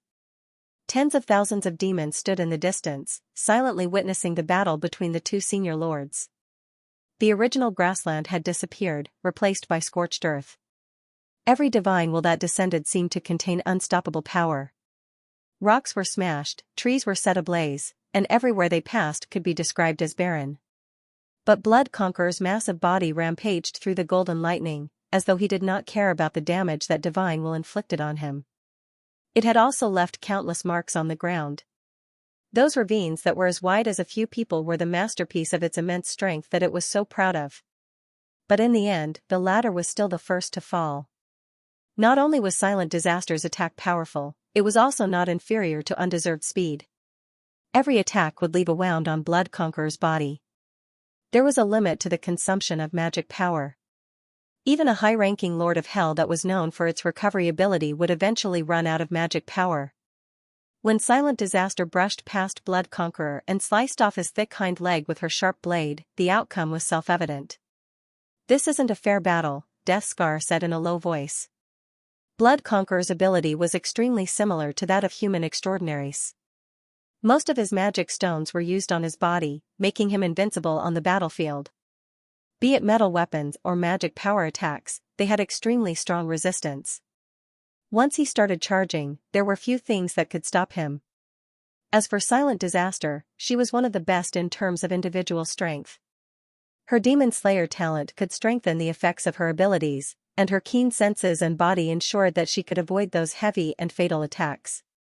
The results of the two naturally could not be considered equal. Not necessarily, Haxord said. Look. Cough cough. Cough. Blood Conqueror's body was covered in wounds, and blue blood flowed out like a mountain spring. Clearly, the injuries he suffered had far exceeded his self-healing ability. He leaned on his long axe and forcefully supported his upper body, and there was an inexplicable joy on his face. Not bad, as expected of a genius with the name of Sharita. I've wanted to fight you for a long time, to see who's, the bravest warrior of the race. Silent Disaster wasn't unscathed either. There were many dents on her armor and one of her arms was completely broken, dangling by her side. If I hadn't experienced a near-death battle recently, the outcome of this battle might not have been certain. This is the joy of fighting, isn't it? Blood Conqueror coughed up a mouthful of blood. Compared with surrendering, this is more suitable for me. Silent Disaster took a deep breath, wielding her sword with one hand as she walked towards the other party. Ahem. One last question. Are you going to use the fate of your race as a reason to surrender to the humans like those trash? No, I'm only doing this for Valkyries. With that said, Silent Disaster slashed down with her sword, stabbing Bloodthirsty's chest. The ripples of magic power swept across the realm of mind once more. No one dared to stop him, and no one was willing to stop him. It was as if this outcome had been tacitly agreed upon since the beginning of the battle. What should we do next? Deathscar frowned and remained silent for a long while before speaking. The mother of soul that needs to be transplanted are all on the deity of gods. Currently, there are only 3 birth towers that can produce red mist. Furthermore, the stronghold closest to the north will fall into the hands of the Sky Sea realm sooner or later. Once Arietta and your Sky City fall, we will have nowhere to retreat to. There are many things that need to be done. Hacksword sighed. You have to settle down the large number of troops that are retreating from the rear, and then establish a supply line between the 2 cities. The Legacy Shard has to be firmly controlled by the race, and be as far away from the humans and the Sky Sea realm as possible. In addition, the race needs a new king to ensure the continuation of the future generations. He paused. Of course, the first thing to do is to negotiate with the humans. I hope that Valkyries didn't choose the wrong direction. He turned and walked towards the camp. His people surged and opened up a path. Skylord looked towards the blood-colored dawn in the east and didn't reply. Roland had long walked into the airfield when he learned that the aircrafts were about to land. In fact, he wasn't the only one. The First Army, engineering team, logistics personnel, everyone ran to the ground, waiting for the moment the aerial night would return. When the first biplane landed on the floating island's runway, the crowd erupted into deafening cheers. After waiting for a long time, Roland finally saw the Seagull and the Phoenix. Compared to the glider that had not changed much when they set off, the latter appeared much more modeled, but its posture was still as stable as before. Very quickly, the 2 aircrafts landed in front of him. Without waiting for the escalator to be erected, he took large strides towards the runway. Wait, Tilly reached out her hand to stop him after landing. Don't come over. Why? Didn't you say that the explosion would produce a dangerous contamination? Although the Phoenix is far from the target, there's no guarantee that it won't be contaminated. Now that I've touched it, if you come over. Before Tilly could finish her sentence, she was pulled into Roland's embrace. Who cares about it? He said with a smile. The crowd quickly noticed this scene, and more people rushed to the airfield, opening their arms to embrace the returning aerial knight. Finally, they lifted them up and threw them into the air. The airfield immediately turned into a sea of jubilation. Didn't you say that when they return, they will first undergo disinfection and inspection? Nightingale curled her lips. Anna shook her head in amusement. This time, you've set a bad precedent. Seems like it. Roland could not help but facepalm. Phew, at this moment, lightning descended from the sky and pounced on him. We did it. Coo. We won coo. Following closely behind was Maggie. The other witches also came forward. Aren't you going to stop everyone? Nightingale shrugged. Tilly pondered for a moment, then laughed. Who cares? After a long period of commotion, the airfield returned to normal. According to Aerial Knight's report, the logistics department split the returning airplanes into several batches, and determined the degree of disinfection based on the distance from the explosion.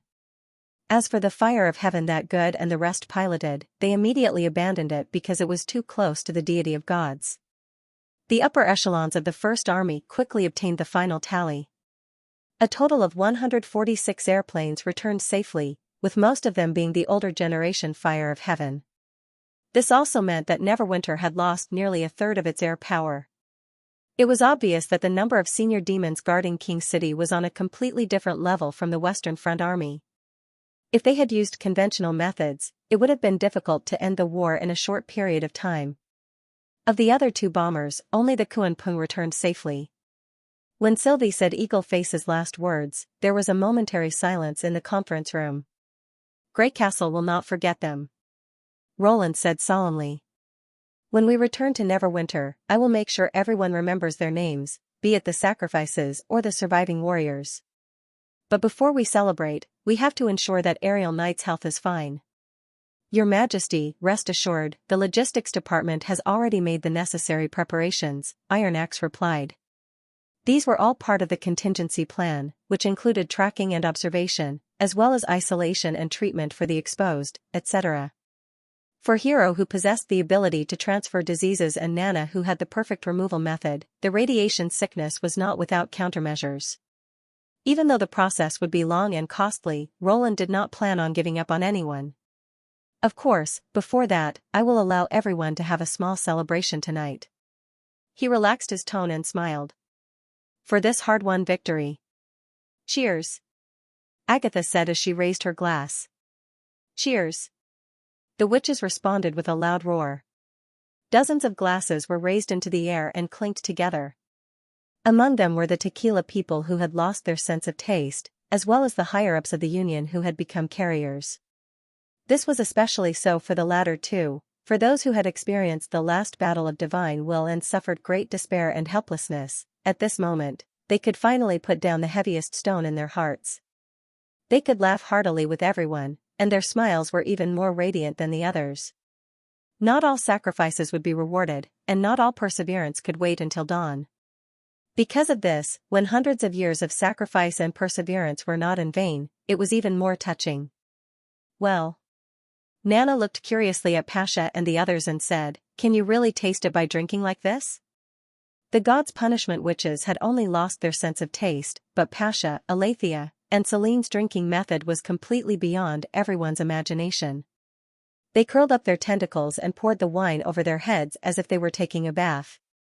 Of course, although we don't have mouths, we can use the short tentacles on the surface to distinguish tastes and absorb water, and our senses are far stronger than ordinary people, Pasha replied with a smile. In addition, the carrier's sense of taste is different from that of humans, so we can taste things we've never experienced before. Wow. What's that taste? Wow. What's that taste? I want to know. Lightning's eyes lit up. According to the research of the Quest Society, people can't understand things they've never encountered, so even if she told you, it would be hard for you to imagine. The Ice Witch refilled her glass. If you want to go beyond this limit, the only way is to become a carrier. Agatha, do you want to? Celine was a little surprised. Yes, when all this is over, I want to transfer my soul and rebuild the Quest Society. Agatha nodded calmly. A witch's lifespan is only 100 years.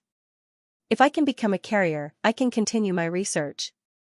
Then she smiled at Lightning and said, "People like you who are curious about the unknown are the most suitable for the Quest Society. How about it, are you interested in joining us? But if I become a carrier, I won't be able to fly, right?" Lightning thought for a moment. "I haven't even finished exploring this world. When the day comes that I can no longer fly, maybe I'll consider it." Phew. What are you thinking? You make it sound like the Battle of Divine Will is over. Lorgar heaved a sigh of relief after finishing a large glass of wine. We've only just defeated the demons. There are more powerful enemies on the other side of the continent. No one can guarantee that the war will end once we reach the bottomless land. Therefore, all we need to do today is drink to our heart's content in celebration. As she spoke, she touched the wine barrel beside her. Eh? It seems to be empty. Where's the new wine? Let's drink slowly, everyone. Evelyn has to make too much wine today. Molly commanded the magic servants to remove the empty wine barrels. After all, the entire floating island is celebrating tonight. Even if she tried her best, she wouldn't be able to make it. Whether it was the chaos drinks or the wine, they were all goods of enjoyment. Naturally, it was impossible to waste precious manpower to transport them before the departure. Therefore, the simplest way was to bring Evelyn along. As long as there was water, it could produce wine continuously. However, when everyone was celebrating their victory, these reserves were not enough. Anna, who was sitting at the head of the table, suddenly laughed. "What's the matter?" Everyone cast their gazes at her. "No. Nothing. I just thought of something interesting." Anna shook her head. Roland used to say that he didn't understand why those simulations of civilization evolution would place so much importance on wine. Even if there was a lack of food and clothing, as long as there was some wine, happiness and satisfaction would rise. And if there was only food and clothing, he would still create trouble. It's simply unreasonable. Now, from the looks of it, it's not completely unreasonable. Ah. Here we go again. Big Brother's weird words. Tilly rolled her eyes. Everyone burst into laughter. By the way, isn't His Majesty done with his work? It shouldn't be a problem for him to temporarily put aside his work for a while, right? Bendy asked. Roland only attended the celebration at the very beginning. After giving a short opening speech to the entire island, he returned to his office. According to him, the demons would soon come knocking on his door. He had to first settle the matters at hand to have a general grasp of the upcoming plan.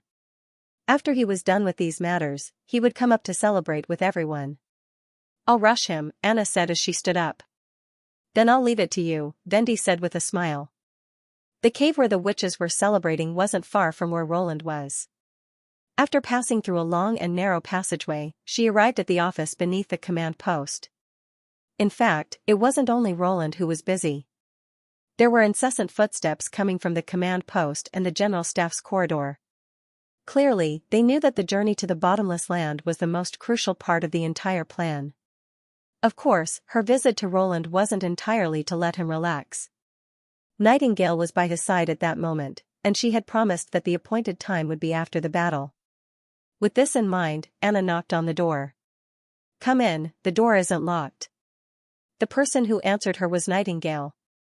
Upon seeing Anna, she was clearly surprised, and even her expression turned unnatural. Why are you here? Of course it's for the appointment." Just now? Wait. I'm not prepared yet." Anna revealed a rare crafty smile. "I lied to you. I only got him to drink at everyone's request." "So that's how it is." Nightingale heaved a sigh of relief, but she also felt a sense of loss. "But the appointment is also a part of it. There's no harm in saying it all at once." Anna looked at the sleeping Roland who was slumped over the table. "Is he still in the dream world?" Nightingale took a while to realize that Anna was doing it on purpose. She could only say helplessly, "Yes, he said he needs to check on the research progress of the Grey Castle Design Bureau's new project. He also needs to discuss the follow-up matters with that senior lord. He'll be back soon. If you wish to wake him up, just nudge him." According to him, these matters can be interrupted at any time. After all, the time won't change. Anna nodded and gently nudged Roland. The latter didn't react. Strange, I should have been able to wake him up like this in the past. Could it be that he's too tired from preparing for the plan these days? Nightingale pressed on Roland's shoulder and shook him back and forth, but she still couldn't wake him up. She tried to use more strength to push his body up, but he fell backward without any reaction until he leaned against the back of the chair. His hands slid down weakly and hung by his waist, as if he had completely lost consciousness. Both of their expressions instantly changed. "Is that so?"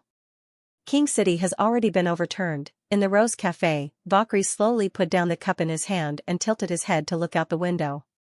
It was drizzling in the dream world. The water droplets on the glass window gathered and slid down, gradually fusing with the reflection of his side profile. The expression in his eyes was extremely complicated. In fact, when Roland contacted Valkyrie's over the phone, he had sensed his fluctuating emotions. After that, Valkyrie's came so quickly that his trousers were stained with muddy water. But when they met, he did not take the initiative to ask questions. Most of the time, he listened to Roland's narration. Such a contradictory attitude was rare for a nightmare lord. Due to the limited conditions, we did not have the time to check the results. But from the subsequent reports, Mask should have been on the deity of gods at that time. This means that all the obstacles to the bottomless land have been eliminated. We are one step closer to the answer. Roland did not offer any words of consolation.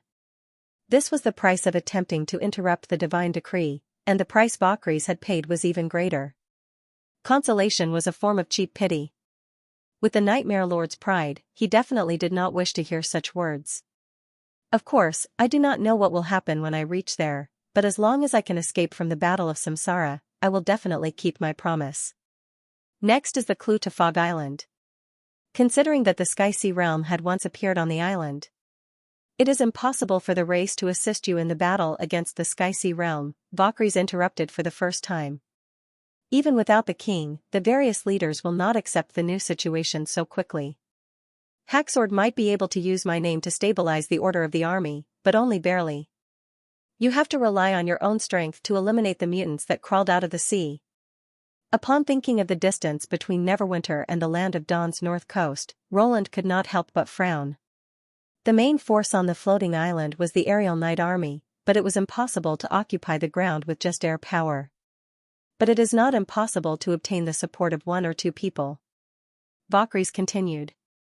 For example, Sky Lord and Silent Disaster.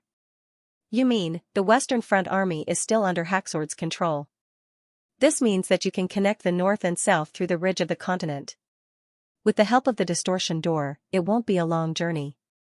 At this point, the King of Nightmare's expression had returned to normal.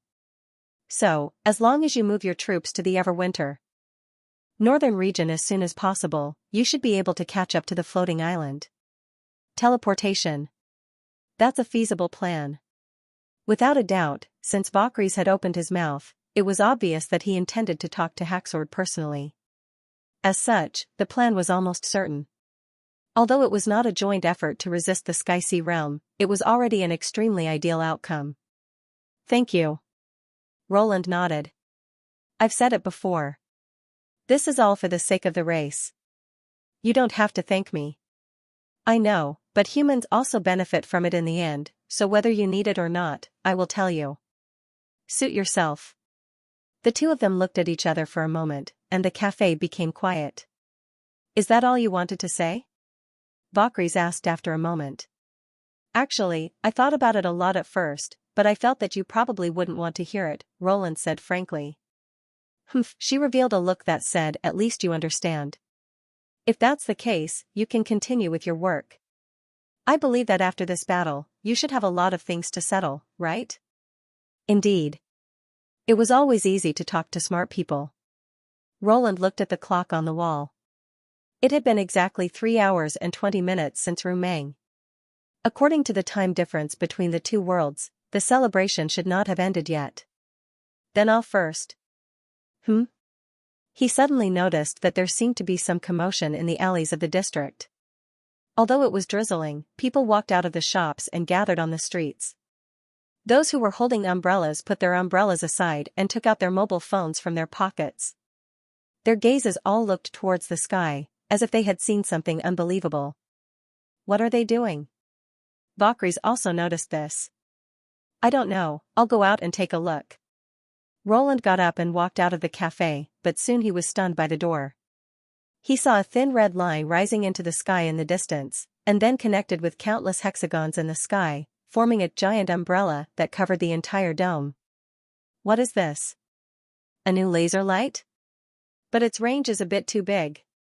I don't know where the light came from, the city center is not in that direction. Should we go to the street to take a look? People were talking about it everywhere, and the suggestion to go closer to take a look was quickly received by everyone. The crowd began to move out of the district, and then more curious people joined in, making the alley impenetrable. That's not a light, Valkyries who followed him out said in a serious tone. I think so too. Roland frowned.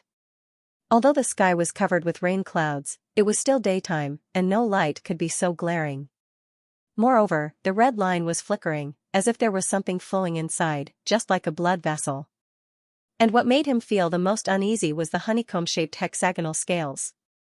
He had seen a similar scene when the oracle attacked Zero, but at that time, the barrier was like a mirror, and not as transparent as it was now.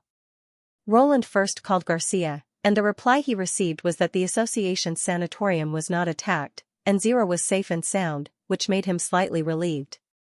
Just as he hung up, his phone vibrated again. The caller was Fei Yuhan. "Hey, where are you now? The association has issued an emergency notice, requesting all official martialists to immediately return to the stronghold." What happened?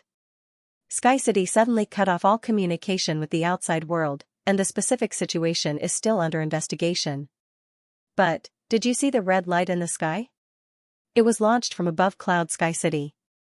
Roland was stunned for a moment. Sky City was tens of thousands of miles away from here, how could it be directly seen by the naked eye? This completely exceeded the limits of curvature. He could not help but think of the crimson moon that looked exactly the same from every angle. I got it. Right, isn't Valkyrie's beside her as well? Call her along. Wait, how would she know that I'm with the Nightmare Lord? But before Roland could speak, the other party had already ended the call. Was it from the association? Valkyries asked. Yes, this phenomenon probably has something to do with the oracle. Roland held his breath and planned to leave the dream first. This was not a problem that could be solved in a short time, and it would not be too late to deal with it after the banquet. Moreover, there was an army of witches outside that could provide support at any time, unlike now where only Ling and Donnan were guarding the coffee shop. But the familiar dizziness did not appear. He blinked in surprise and tried again, but the scenery around him was still the same, as if the other world did not exist. What did Nana say? Nightingale walked into Roland's bedroom and asked Anna, who was guarding by his bedside. There's nothing wrong with him.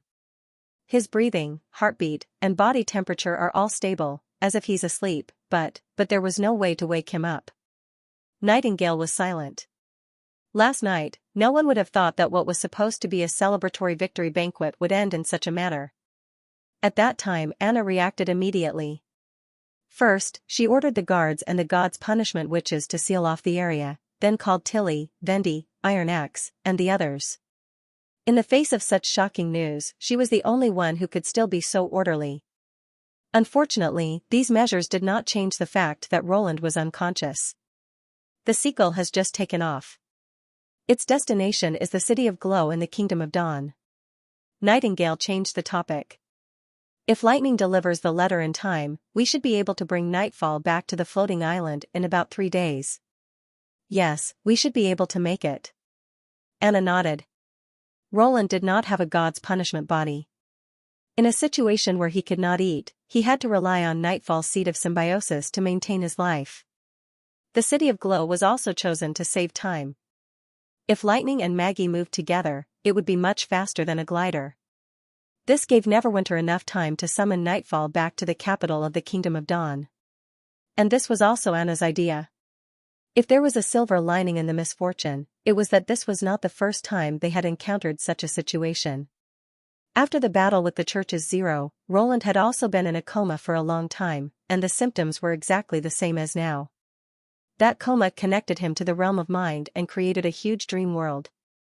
This time, it was probably related to the legendary origin of magic. What should we do next? Nightingale could not help but ask. Currently, only the higher-ups on the floating island knew of the news. If they returned to Neverwinter, it would be impossible to hide it forever. Once the news spread, just stabilizing the situation would take a lot of effort. Not only would it greatly delay the progress of the plan, it would also add new variables to the situation between the Devils and the Sky Sea realm. But according to the plan, heading to the Bottomless Land was an extremely risky venture. After all, only Roland was connected to the realm of mind. If he did not wake up, the dilemma would only worsen. Other than Anna, she didn't know who else could make this choice. Anna quietly stared at Roland, who was lying on the bed, as if she had forgotten everything around her. After a long time, she slowly said, "Continue with the plan." Although his voice was soft, there was no hesitation in it. If it was him, he would definitely say that. Many people had sacrificed their lives in exchange for this rare opportunity. Even if the road ahead was uncertain, they still had to try. If we were to turn back now, there's no guarantee that Roland will wake up. However, the Sky-Sea realm, which has already conquered the Blackstone region, will definitely not wait for us. With him in a coma, I'm afraid it's impossible for us to launch a new expedition. As expected of Anna, Nightingale could not help but think. To be honest, she was more inclined to head to the bottomless land. Since there was a high chance that Roland's coma was related to the realm of mind, then compared to the origin of magic in Neverwinter, the former had a higher chance of solving the problem. But logic was logic. Making a choice came with responsibility. Even if others knew this, they might not be able to abandon the more conservative method and insist on proceeding forward. Furthermore, the other party did not have any hesitation or confusion. Just as she was about to say something, Tilly pushed open the door and walked into the room. The latter's expression was somewhat solemn. "Haxord is here." At the bottom of the floating island, the core region of the God's stone pillars. I never expected that there would be a day when I would install red mist in human territory. Skylord stored the filled gas tank back into his body and took a deep breath. "It tastes pretty good." I also never expected that I could tolerate two demons standing in front of me. Eleanor stared coldly at the two. Just thinking of the chance to avenge the Union after centuries, I can't help but have an urge to do so. Firstly, we spent most of our time in the Blackstone region and did not participate in the war against the Fertile Plains. Secondly, doing so does not benefit you, the Union, or the humans, so you shouldn't vent your anger on us. Haxord shrugged. Silent Disaster swept a glance at him. If you had kept your mouth shut, she wouldn't have had such an urge. Once you're done, go out. The person you are looking for is here. After leaving the sealed red mist pond and entering another spacious cave, Haxord could not help but frown. He saw many people, including witches, carriers, and even human soldiers in uniform. But there was no king of Grey Castle, Roland. "What's the meaning of this?" he asked in a deep voice. The deity of gods had just fallen and the humans had achieved an overwhelming victory. The questioning words immediately caused the atmosphere to tense up. "I am Anna, Roland's wife, Queen of Grey Castle." Anna walked through the crowd and walked towards Haxord. Their height difference was more than double, and it was even more obvious when they looked at each other. "His Majesty suddenly met with an accident and will not be able to meet you for the time being." Following that, she explained the matter of Roland's coma and his relationship with the realm of mind in a concise manner. Haxord first revealed a look of surprise before his expression turned ugly. "So you're saying that the person who came to an agreement with my race no longer exists?" "Firstly, I have to correct your statement," Anna said firmly. "Roland is only in a coma and is not in any life-threatening danger. Secondly, we all know what the agreement is. Even if he doesn't wake up, I will carry it out on his behalf." "Little rascal, do you know what you're saying?" Skylord was so angry that he laughed. "That is something only the Oracle's chosen can do.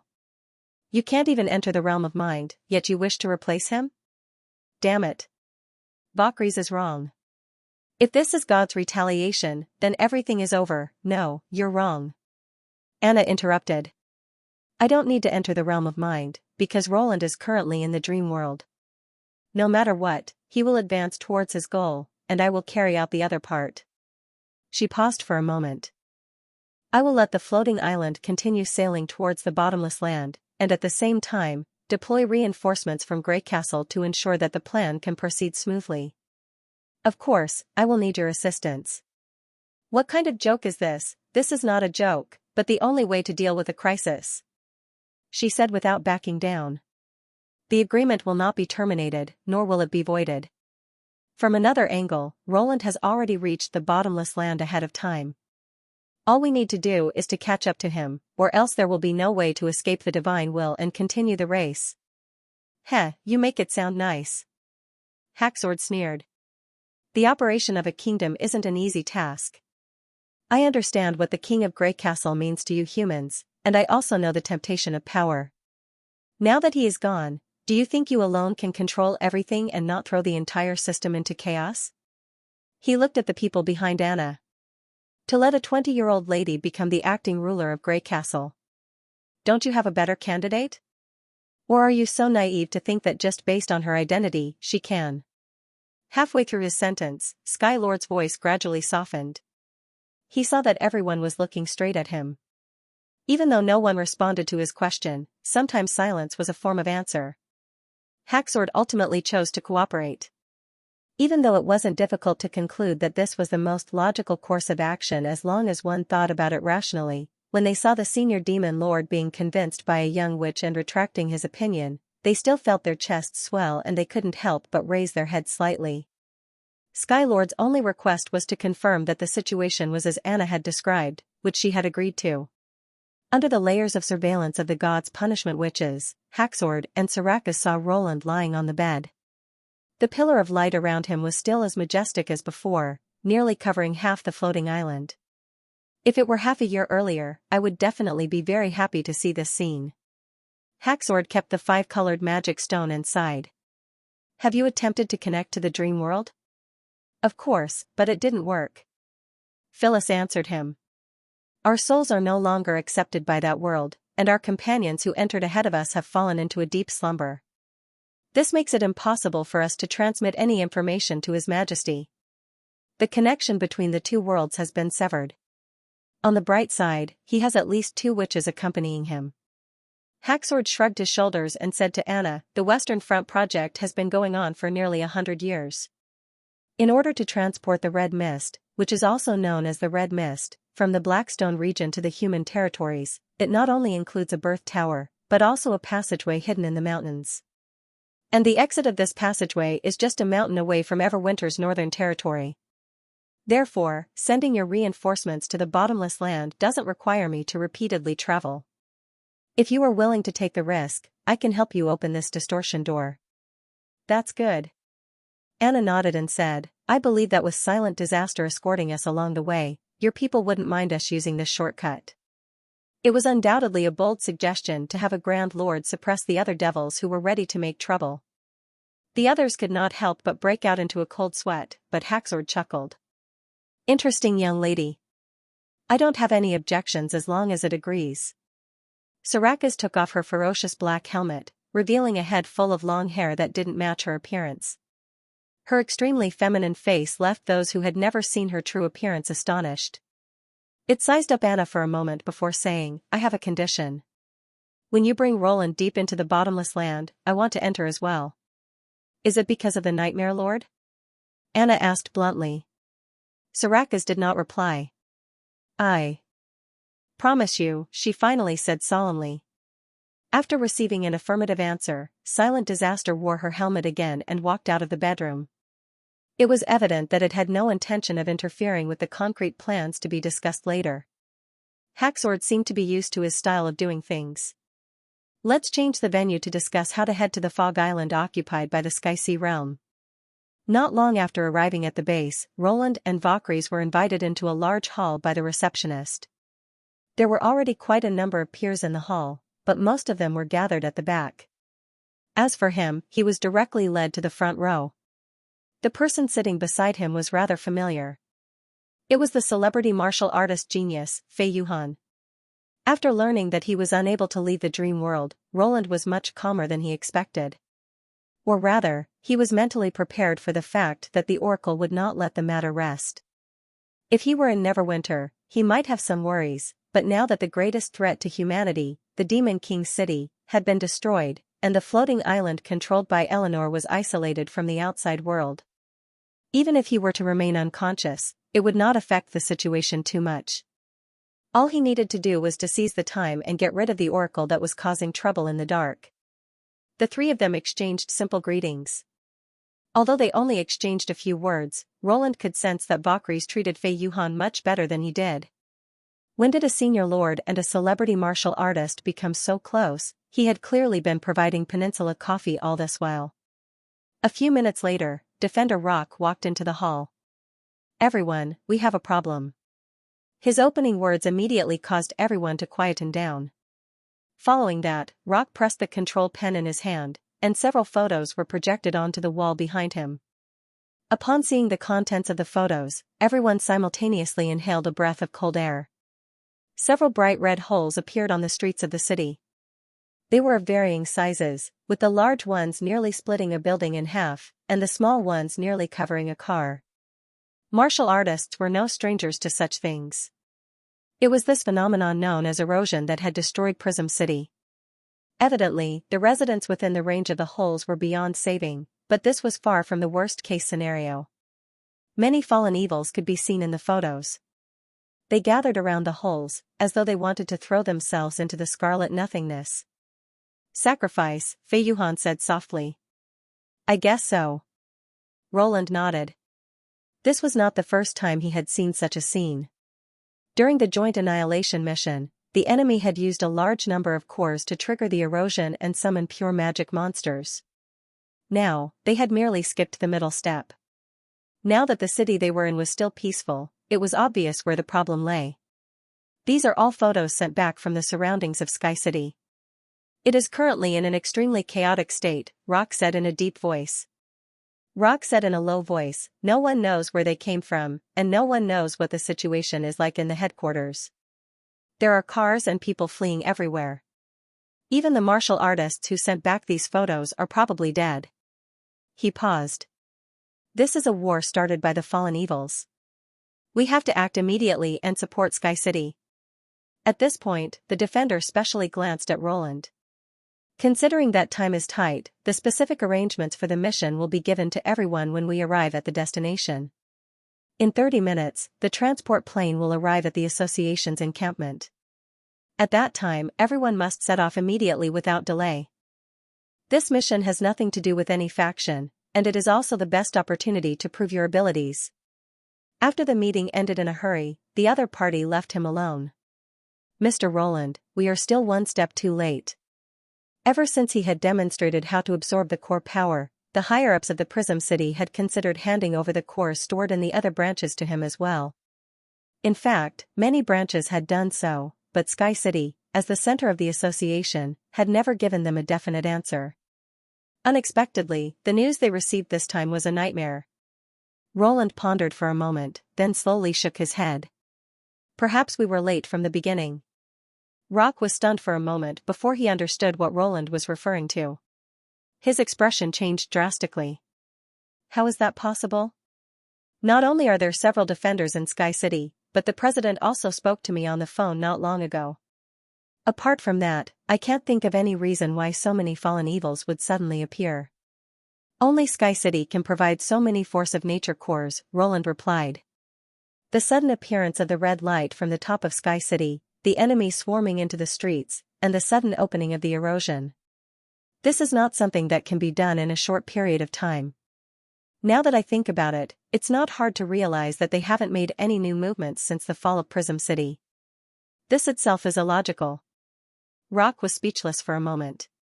"So the president who spoke to you on the phone is either a dead person," Roland said word by word, "or the oracle itself. Of course, he could also be an illusion, a puppet, or something else, but the essence was the same. Sky City had probably been invaded by the oracles a long time ago. That's a mountain fortress with tens of thousands of people," Rock muttered. "With the means of the oracles, it was not difficult for them to destroy anything. After all, they could tear open cracks and cause erosion. But to invade under the eyes of tens of thousands of people without anyone noticing, this kind of ability was somewhat unimaginable. I also hope that I guessed wrong, but this is the most reasonable conclusion." Roland sighed. The dream world had relatively independent rules, so the oracles could not display their full strength. Whatever they wanted to do, they needed the support of magic power. And the places with a relatively large number of fallen evil cores were Prism City and Sky City. Now it seemed that it was no coincidence that the oracles chose to appear in the underground of Prism City. As outsiders, they were not ignorant of this world. Perhaps after the destruction of Prism City, they had already set their eyes on the association's headquarters. As for the oracles left there, other than looking for opportunities to assassinate Zero, the rest were just a cover. "There's no point in worrying here, we'll know when we get there." Roland pressed on the defender's shoulder. "Do you remember what I said? Now that both worlds are fighting against the gods, and the association has already contributed a lot to the battle of divine will, it's my turn to repay you. Mr. Roland, leave the rest to me." Under Rock's solemn gaze, Roland walked out of the hall. Fei Yuhan and Valkyries were waiting for him outside. The former was not surprising. As a powerful member of the new generation of the association, she would definitely be in the most dangerous place. But the latter was rather strange. He did not think that Valkyries would have any feelings for the dream world, much less fight to protect it. According to the usual practice, she would find an inconspicuous place to slack off. The repeated defeats of the oracles did not mean that they were not a threat. Even in the framework of the dream world, they could easily kill a martial artist. Valkyries was no longer the nightmare lord of the past. Without the power of the magic stone, he was not much different from an ordinary martial artist. Going to Sky City was bound to be dangerous. You don't have to show such a strange expression, Valkyries snapped. I just want to confirm what the god and oracle that you always talk about look like. If it were you, you wouldn't be so indifferent to such an opportunity, right? Roland shrugged. You're right. Just as they were talking, the roar of the helicopter came from the far side of the camp. It was time to go. What followed was a day and a half of traveling. They were transported to the airport by helicopter, and then taken to a private plane to fly to their destination. Finally, they were divided into groups and briefed on their tasks before being sent to the battlefield by the military helicopter. It could be seen that the government's disaster emergency mechanism had been fully activated. The congested traffic only appeared when it was 100 kilometers away from Cloud Sky City. The order of the fleeing crowd was also controlled by the disaster relief army, so it was not completely chaotic. Valkyries, on the other hand, had been staring out the window since the moment they took off. After boarding the private plane, he even requested to move to the window seat, obviously very curious about this first experience. Other than the noise, the speed is not bad. At least, it's faster than me. After a long while, he let out a sigh. Humans do have a unique ability when it comes to studying the laws of the world. You can fly too? Fei Yuhan asked with great interest. Unless they are limited by magic power and size, most people who advance will choose to fuse with a magic stone that has the ability to move quickly, which naturally includes flying. How is it? Do you now know the potential of humans? Roland did not forget to boast. It's a pity, there are no traces of magic power on it. Valkyries shrugged. Why do you say so? Fei Yuhan was puzzled. If the plane needs magic power to operate, then only martial artists like us can fly it. No, what I mean is, if you can create such an intricate machine without the use of magic power, then what if you add the power of magic power? Valkyries said slowly. I've always thought about the difference between us and the gods. Could this be the reason? After all, magic power is also one of the laws of the world. Roland raised his eyebrows in surprise. Should he say, as expected of the Nightmare Lord? In less than half a year since he came to the dream world, he could already use scientific thinking to understand things. It seemed like the saying that longevity was a hindrance to civilization was not necessarily true. The key was what kind of people lived longer. By noon the next day, Roland could already see Sky City standing on top of the mountain peak. The city below the mountain was filled with thick smoke and explosions could be heard from time to time. It was obvious that martial artists from all over the world were fighting with the fallen evils. Compared to the orderly evacuation of the troops, this was more like a real battlefield. Perhaps even they themselves did not expect that there would be a day when their enemies would rush into the streets in large numbers. And the task assigned to Roland was very clear, that was, to go straight to the center of this incident, the headquarters of the association. The helicopter transported the group of people directly to the gathering point halfway up the mountain, where more than 20 martial artists from other branches were already waiting for his arrival. Probably because they had been warned in advance, they did not greet each other, nor did they question Roland's identity. After a few simple words, they confirmed the basic route and division of labor. Compared to the first joint annihilation operation, this time the elites were obviously practical elites. Not only did they cooperate well, but they also had a high degree of discipline. The structure of Sky City was exactly the opposite of that of Prism City. Because the erosion appeared in midair, the association had built a tower to envelop it. However, for the sake of evacuation and rescue, there was a hidden passage under the tower that was connected to the top of the tower. As long as they knew the route, they could avoid the wandering fallen evils on the top of the mountain. Under the guidance of the headquarters guide, the commandos almost did not encounter any obstacles. Occasionally, they encountered a few fallen evils, but they were quickly killed in the process, and Roland did not even need to do anything. Soon, the group arrived at the isolation room on the top floor where the core was stored. It was a huge room that looked like a barrel, and the 4 metallic walls stored the fallen cores that the headquarters had collected so far. And in the middle of the room was a platform that could move up and down, as well as 2 mechanical arms that were used to grab the cores. In terms of grandeur, Sky City was in no way inferior to Prism City. And the figure standing in the middle of the platform was the president of the Martialist Association. But when he turned around, he gradually turned into another person. This transformation did not complete in the blink of an eye, but gradually reorganized his facial features at a speed visible to the naked eye. His height also decreased significantly, and finally, he formed the appearance of an unfamiliar woman. "I'm Oracle Epsilon," she said calmly. "Roland, I've been waiting for you for a long time." Being waited for by the enemy was definitely not a good thing, as it meant that everyone was very likely to be in a trap. But surprisingly, Roland did not hear any movement from the others.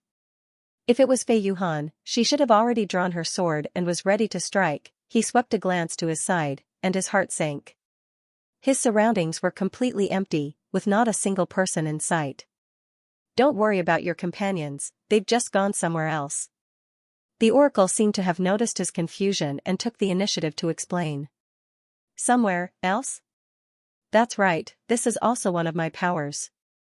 Creating illusions and inducing illusions can make the consciousness unknowingly walk towards destruction," Epsilon explained. Epsilon explained. "Of course, I didn't really do that. I only made them take 1 or 2 wrong paths. Right now, from their point of view, they're probably fighting with you against the powerful fallen evils. Are you trying to tell me that they're actually very safe?" She nodded her head. "Not only that, I've already arranged a happy ending for your companions. The fallen evils and the Oracle will eventually be defeated, and the phenomenon and erosion will disappear. They'll be exhausted from the battle, but at least they'll be able to smile and lean against the corner of the wall, enjoying the joy of victory." Waving her fists and legs at an empty room until she exhausted all her energy and lay down with a smile, when this scene appeared in Roland's mind, he felt the hair on his back stand up. He wasn't sure about the others, but he knew Fei Yuhan and Valkyries very well. Not only were they strong-willed, they were also very sensitive. He never expected that they wouldn't be able to put up any resistance against Epsilon's powers. No. Not to mention the 2 of them, even he didn't sense it, something was wrong. According to his past experience, the Oracle's powers should be ineffective against him. Thinking of this, Roland's vigilance was immediately raised to the maximum. And then? There won't be then. The entire world will come to an end, be it the realm of mind or the realm of mind, everything will start anew. But compared to reality, at least they'll disappear in joy and won't feel any pain. This is my benevolence. Without waiting for the Oracle to finish, Roland moved. He leaped up and crossed the nearly 20-meter gap between the platform and the passageway. He pounced at the Oracle and punched out with his fist. He had tested this move many times before when the enemy was talking incessantly to suddenly attack. The surging power in his body responded to his will. With a loud bang, a shockwave swept across the platform. The guardrails, operating instruments, and mechanical arms on the platform cracked. They tumbled and fell to the bottom of the storage room, making a series of muffled sounds. Even Roland was shocked by the power of this attack. He only knew that absorbing those mana cores would strengthen his body, but he didn't expect that his body would reach this level without him knowing. However, there was no sensation in front of his fist. Epsilon seemed to dissipate like a bubble and reappeared behind him. "How does it feel to become stronger? The gift I sent you for our first meeting should be quite useful, right?" Roland was stunned at first, but he quickly realized the true meaning behind her words. "Wait, that astrolabe, did you send it?" He had once asked the association to investigate the source of the mail, but in the end, he had found nothing. Both the identity system and the surveillance showed that the sender had only existed for a moment. No matter how they investigated, it was as if the sender had disappeared. Now that he thought of Epsilon's powers, everything made sense.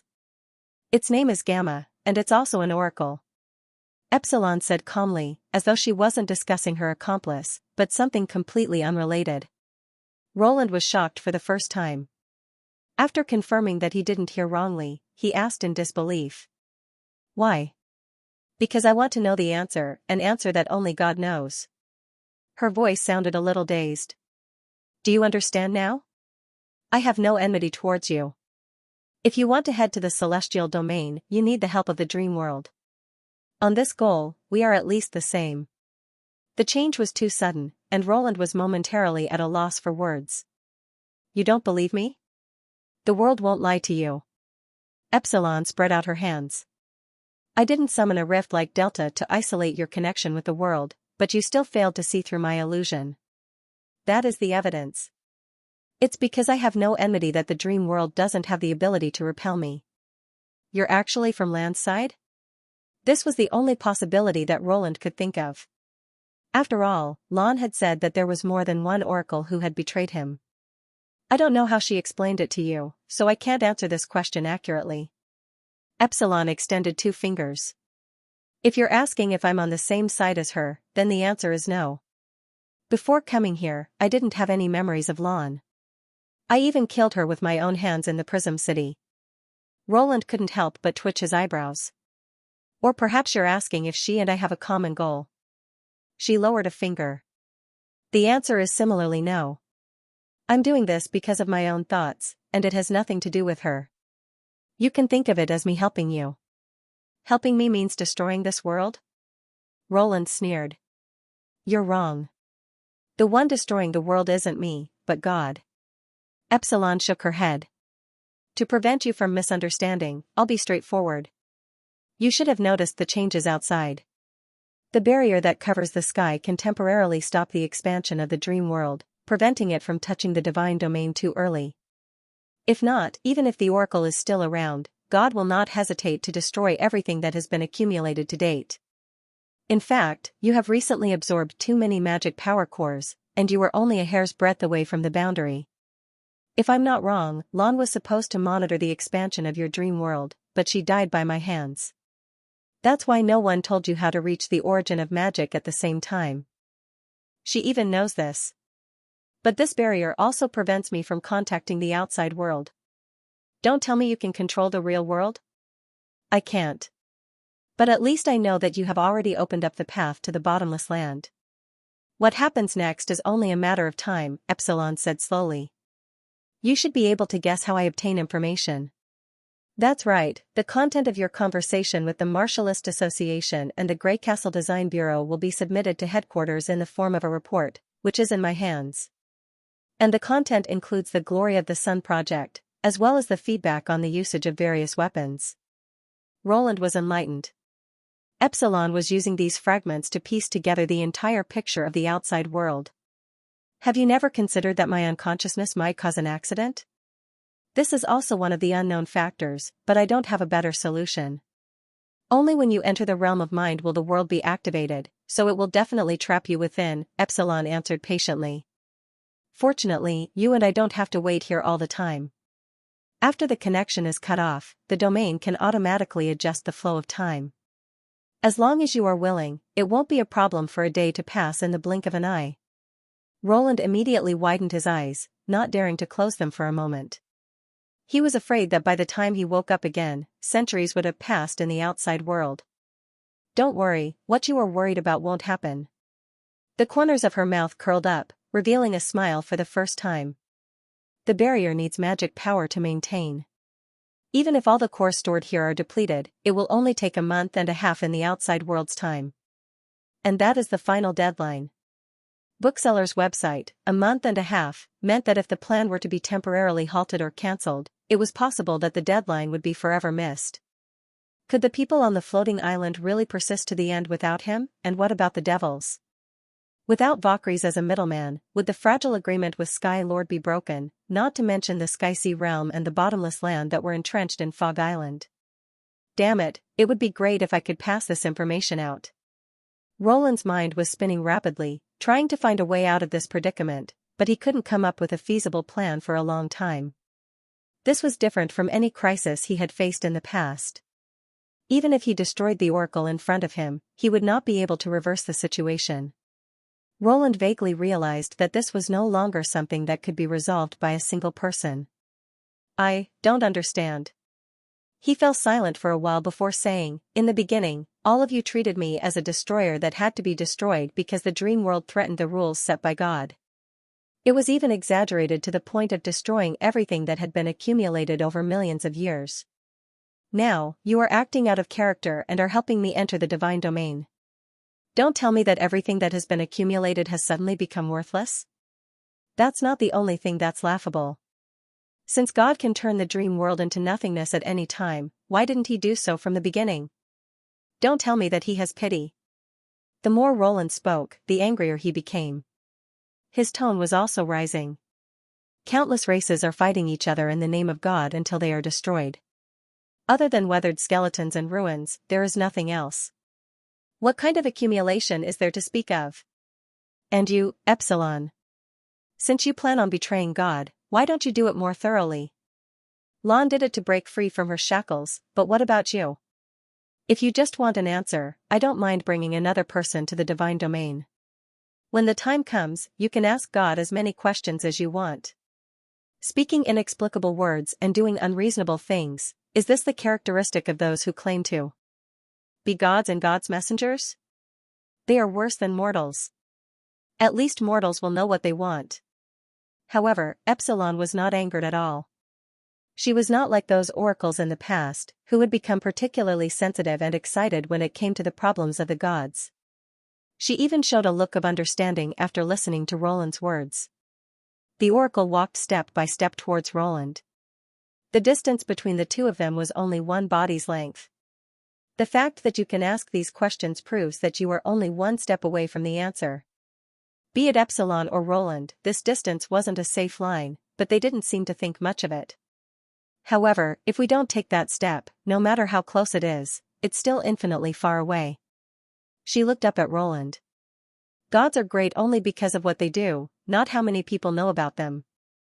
Moreover, the differences between civilizations will lead to completely different views and knowledge, so it's normal that you can't understand. Also, I'm different from Lon. I've never betrayed Lord God. Please remember this. Finally, if you are ready, you can take that step now. With that said, Epsilon slowly reached out her hand to grab Roland's arm and placed it on her chest. What are you doing? Roland retracted his hand reflexively. Isn't it obvious? Obtain the astrolabe, and finally allow the dream world to intersect with the divine domain. You should be very familiar with this process, Epsilon said calmly, as though it had nothing to do with her. Epsilon said calmly, as though the matter had nothing to do with her. The fallen evils and the erosion demon bodies outside were all created by me. Furthermore, their cores have been tightly connected together. Once you finish absorbing the astrolabe, their magic powers will also be absorbed into this world. Such a vast power will be enough to expand the dream world once again, completing the final step. When that happens, the overlapping realm of mind will become a new erosion, but this time, it will be the dream world invading the divine domain, and you will be facing God. Wait. Roland stared at her in surprise. Don't oracles rely on this blob of magic power to survive? Without the astrolabe, you will die. Epsilon laughed. But that is only your concept of death. As a part of God, as long as it isn't destroyed, we will exist forever. The only thing that will disappear is an individual named Epsilon. Even so, you can still hear the answer? No. It's enough to ask.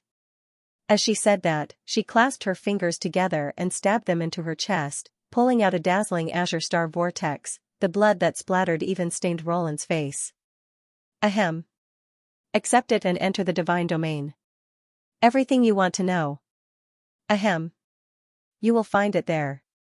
You. Roland was stunned. He never expected the raid to turn out this way. But at this point, there was no point in hesitating. If what she said wasn't wrong, the moment the barrier rose, the flow of time in the dream world greatly exceeded that of reality. Even if the oracle died and the barrier was removed, it would still be a month and a half later. The only thing he could do was to trust everyone on the floating island. With this in mind, Roland took a deep breath and grabbed the astrolabe. The blue light grew brighter, as though it was burning its last bit of strength. As though it had been stimulated, the heat in his body began to surge crazily. In this dazzling light, he looked at the oracle who had blood seeping out of the corner of her mouth. I want to ask you one last question. Do you think the destruction of the world is inevitable? That's right. Unless you can defeat His Majesty. Epsilon's voice was already weak. But God cannot be defeated. This is an outcome that was preordained from the beginning. But you still changed your initial decision. All of you have worked hard for so long. You shouldn't disappear without knowing anything. To be able to reach this distance is commendable in itself. Epsilon coughed out a mouthful of blood once again and forced a smile. Since the outcome of destruction is already preordained, why should I do something pointless? This isn't what you truly have in mind. Roland stared into her eyes and enunciated each word. Lan wishes to escape her restraints, while you wish to seek an answer. I don't know what restrains her, nor do I know the question you wish to ask God, but there's one thing I'm certain of. Both of you wish to change, isn't that so? Because both of you have the same gaze, sorry. That's the second question. Epsilon smiled as she closed her eyes. Just as the blue light's intensity reached its peak, she opened her mouth slightly as though she wanted to say something, but before Roland could take a closer look, the blinding light devoured everything. On the 6th day of Roland's coma. When Anna walked into the room, Vendi was taking care of him. Let me do it. She picked up a bowl of water, came to the bedside, wet it with a cotton swab, and gently smeared it on Roland's lips. Although the seed of symbiosis had been planted, his body was still affected to a certain extent, such as drying and cracking caused by long-term dehydration. These days, Anna spent far less time with Roland than Vendi, Nightingale, and the others. It was not that she was unwilling, but she had set a rule for herself, that was, contact with him for no more than half an hour a day, otherwise, she was afraid that she would never leave the room. At this time, Vendi would also put down what she was doing and let Anna accompany him. These 30 minutes were usually slow and peaceful, as if time had stopped at this moment. It was not until the report of the guard outside the door came that the silence was broken. Your Highness Anna, the frontline investigation team has returned, the others are waiting for you in the staff room. Anna paused for a moment, then slowly put down the porcelain bowl in her hand. Anna. Vendi said with some worry. Don't worry. She raised her head, I'm fine. At that moment, Vendi felt that Anna's state had changed. The watery eyes that looked at Roland had now become unusually firm, as if the two of them were not the same person. This girl is growing at an amazing speed, Vendi realized, but thinking back to the past in Border Town, she was always the first to learn what Roland taught. This kind of progress may be reasonable. Because of Anna, Border Town became the holy mountain for witches, and now, she was leading everyone to a new peak. Go and do what only you can do, Vendi said softly. I'll leave Roland to you. Anna bowed slightly to her, then walked out of the bedroom. After passing through the long corridor and stairs, she arrived at the door of the staff room, stopped, took several deep breaths, and then reached out to open the door. Your Highness. Everyone in the room stood up and saluted her with their hands on their chests. Anna did not take it for granted. Instead, she returned the same courtesy. She knew that there was a limit to what she was good at. Being able to arrange everything and make everything look orderly for the time being was the result of everyone's efforts. Let the meeting begin. Yes. The Light of Dawn replied respectfully. Lightning, Maggie, and Sylvie worked together to investigate the Misty Island. Based on the coordinates provided by Hacksword, Sylvie had confirmed the exact location of the island. Although the magic eye still couldn't penetrate the illusion barrier, it was as eye-catching as the stars in the night sky on the flat sea. In addition, Sylvie also discovered a large number of magic reactions, which almost surrounded the surrounding waters. This was also the reason why the exploration group finally gave up on exploring deeper into the fog. Without a doubt, these magic sources belonged to the Sky-Sea realm. Other than the commonly seen sea ghosts, nest mothers, and blade beasts, there were a few extremely astonishing big guys. The demons called them mountain-devouring beasts. They were usually evolved from nest mothers and no longer had the ability to create legged beasts or blade beasts. Instead, they covered their bodies in thick armor and used their gigantic mouths to chew on the land, creating a suitable battlefield for the main forces of the Sky-Sea realm. Clearly, the Sky-Sea realm had no intention of handing over the bottomless land. Just as the general staff was formulating a strategy based on the new intelligence, Silent Disaster and Isabella suddenly walked in. The duo's combination could be said to be rather odd. One was a senior lord, while the other was a pure from the original church. Anyone who saw them would be surprised. However, Anna knew that the two of them were in charge of the most important parts. And they had indeed brought good news. Isabella smiled at her. "Your Highness, the experiment was a success." Anna could not help but feel relieved. Currently, the biggest problem in dealing with the Sky-Sea realm was the blade beasts that came and went without a trace. Transferring the witches to defend the western region would definitely leave Neverwinter defenseless. Therefore, the safest method was to allow ordinary people to discover the traces of the blade beasts. And the senior Lord Chaos, who had evolved from an eye demon, had the ability to see through all concealment.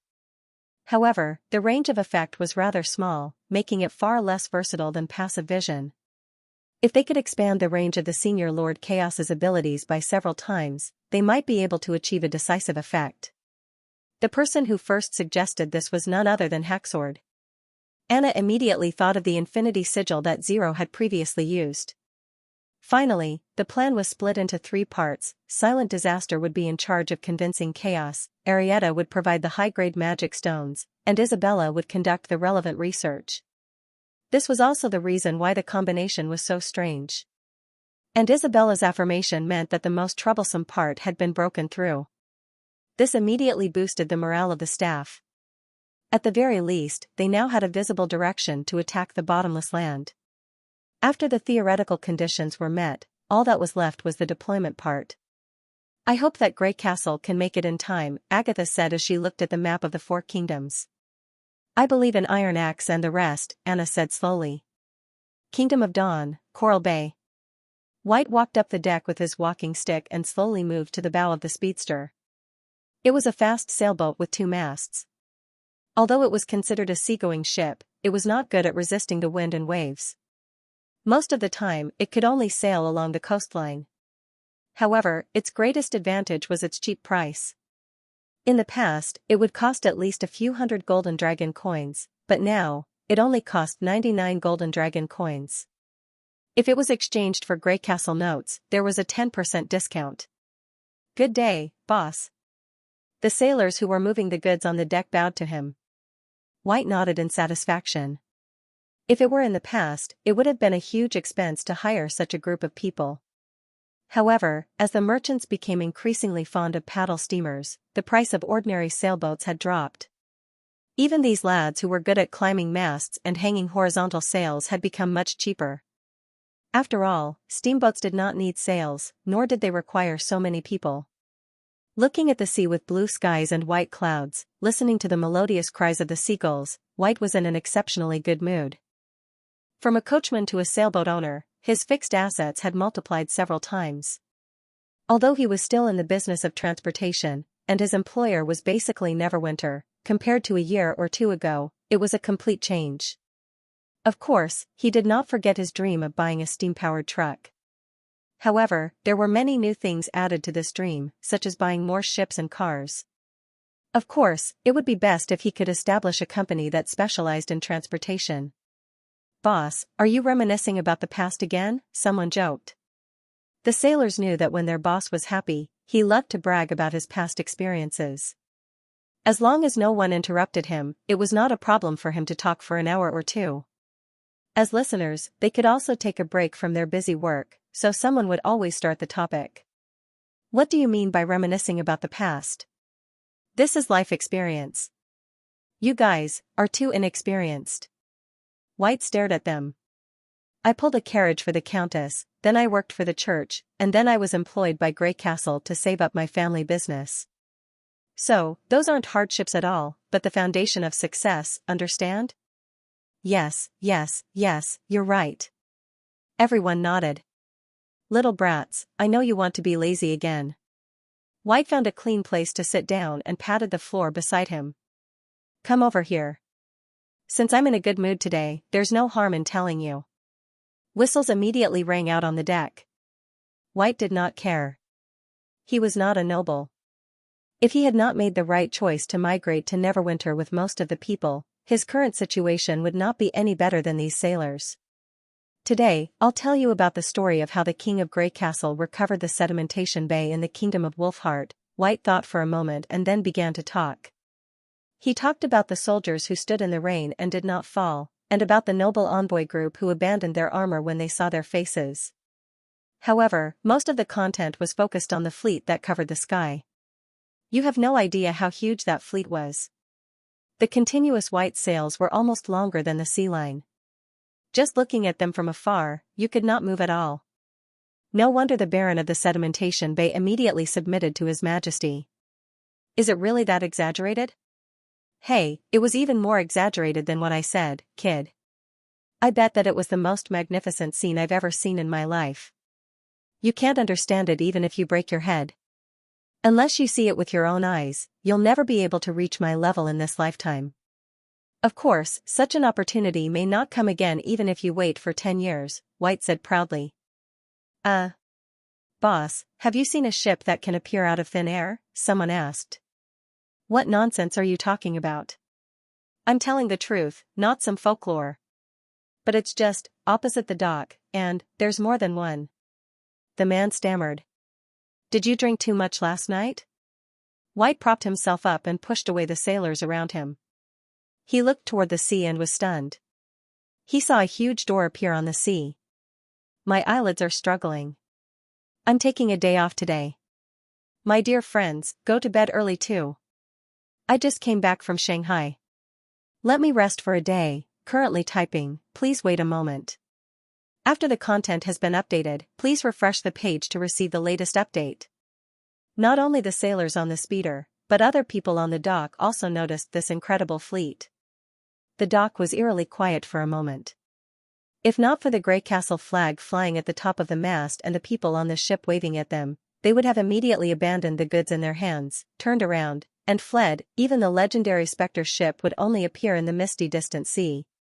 How could it pass by so openly in broad daylight? After more than half an hour, that incredible door finally disappeared, leaving only the silhouette of the fleet on the sea. If they had not seen it with their own eyes, perhaps no one would have believed that it suddenly appeared from the empty sea. All right, get to work. Boss, what exactly is that? His Majesty's secret fleet. It's better for you to know as little as possible. After coaxing the sailors back, White couldn't help but wipe the fine sweat on his forehead. He decided to restrain himself in the future to prevent such an accident from happening again. Although he had similar feelings before, this time he confirmed his view. The King of Grey Castle had tormented this world to the point where it was completely different from the world he was familiar with. With the help of the Sky Lord, Grey Castle completed the mobilization of troops to the northern part of the continent's ridge at an astonishing speed. In just a week, more than 100,000 people had migrated from one end of the continent to the other. Among them, there were about 20,000 regular soldiers, and the ordnance, supplies, and rations were enough to last for a month. This was definitely not an easy task. In order to maximize the efficiency of the distortion door, Iron Axe personally went to Neverwinter to organize the preliminary preparations. The rock became a specialized transport, and together with Agatha, they transported the red mist to the undestroyed Blackstone storage towers built in the Kingdom of Wolfheart in the Kingdom of Everwinter. At the same time, in order to replenish Haxord's magic power, Spear, Leaf, and the others practically followed him all the way, not even giving him time to catch his breath. The continuous use of the distortion doors, coupled with the administrative office's strong execution ability, allowed for the rapid completion of the transcontinental transfer.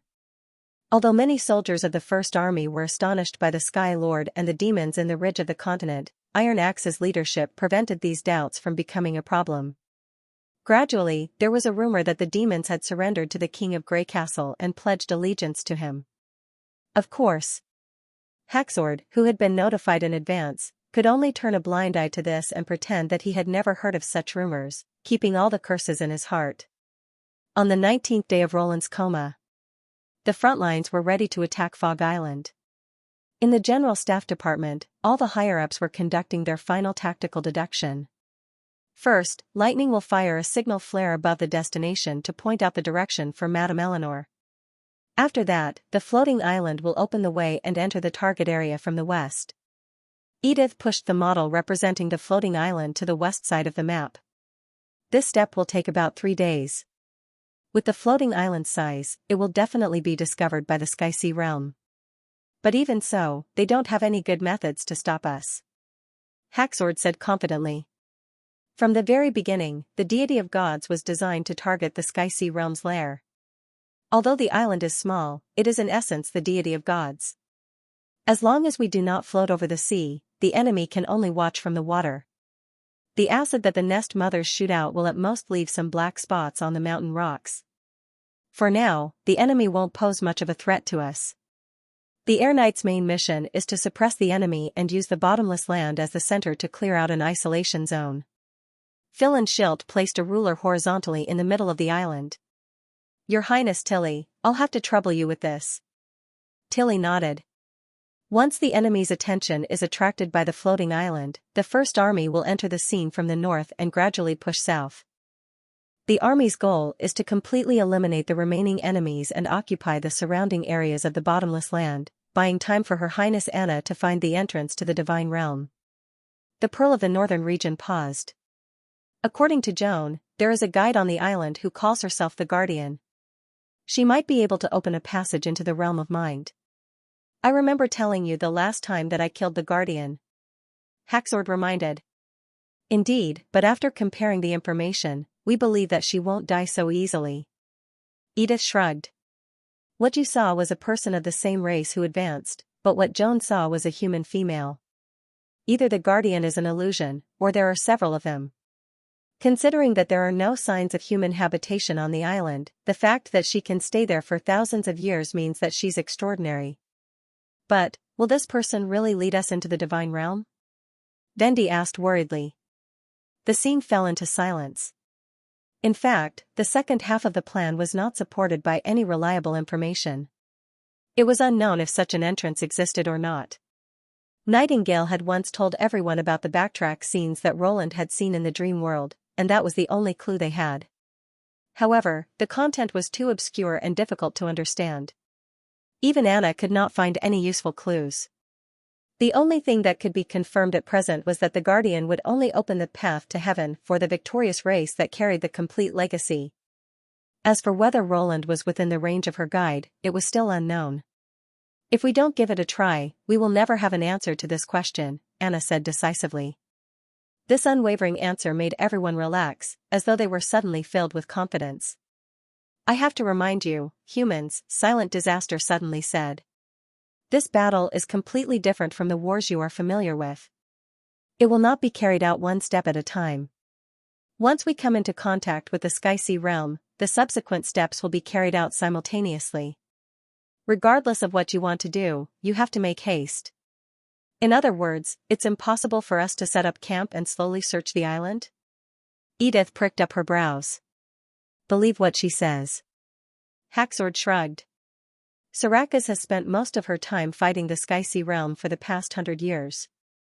She should be the person who understands the enemy the most. Those monsters, are there really that many? Philin could not help but ask. More than you can imagine. There was a rare seriousness in Sky Lord's tone. When they swarm over, the sea will turn into a thick black color. Now that the Blackstone region has fallen into the hands of the Sky-Sea realm, there are no longer any obstacles between them and the bottomless land. It is impossible to defend the island with just a few people. Without any reinforcements, it's just a matter of how long they can last. We have never thought of staying there for long. Finally, Anna interrupted the argument. The floating island will attract the firepower and provide reinforcements. The First Army will use the distortion door to quickly occupy the bottomless land, and at the same time, search for traces of the Guardian. As for what to do next, it will depend on the enemy's reaction. Did I understand wrongly? That's right, Your Highness. The Pearl of the Northern Region stroked her chest. Then let's begin the operation in 2 days. Anna made the final decision. Regardless, we have to send Roland into the bottomless land. This is also the only way to end the battle of divine will. Yes, Your Highness, everyone answered in unison. Bookseller's home on the 5th day of the battle, it was 9:20 in the morning. A thick fog suddenly floated around the floating island. The originally clear sky suddenly turned dark and gloomy, and visibility dropped to a few dozen meters. It's here, everyone in the command center realized that they were crossing the illusory boundary that Haxord had mentioned. Although it was already the 3rd day of the operation, the real battle had only begun at this moment. The large room was silent. Everyone's eyes were glued to the light screen, their bodies stretched taut. Even Sylvie's magic eye was unable to penetrate this barrier. This meant that the land ahead was completely unknown. Regardless of the outcome of fate, they would only know at the very last moment. To the First Army's upper echelons, who were used to being well informed and prepared for everything, this feeling of unease had not appeared in a long time. Suddenly, a faint caw of a crow entered everyone's ears. Philin and company looked at each other.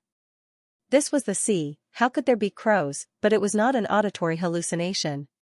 Soon, more caws joined in, they overlapped with each other, making it difficult to tell if it was an echo or if they had encountered a huge flock of crows.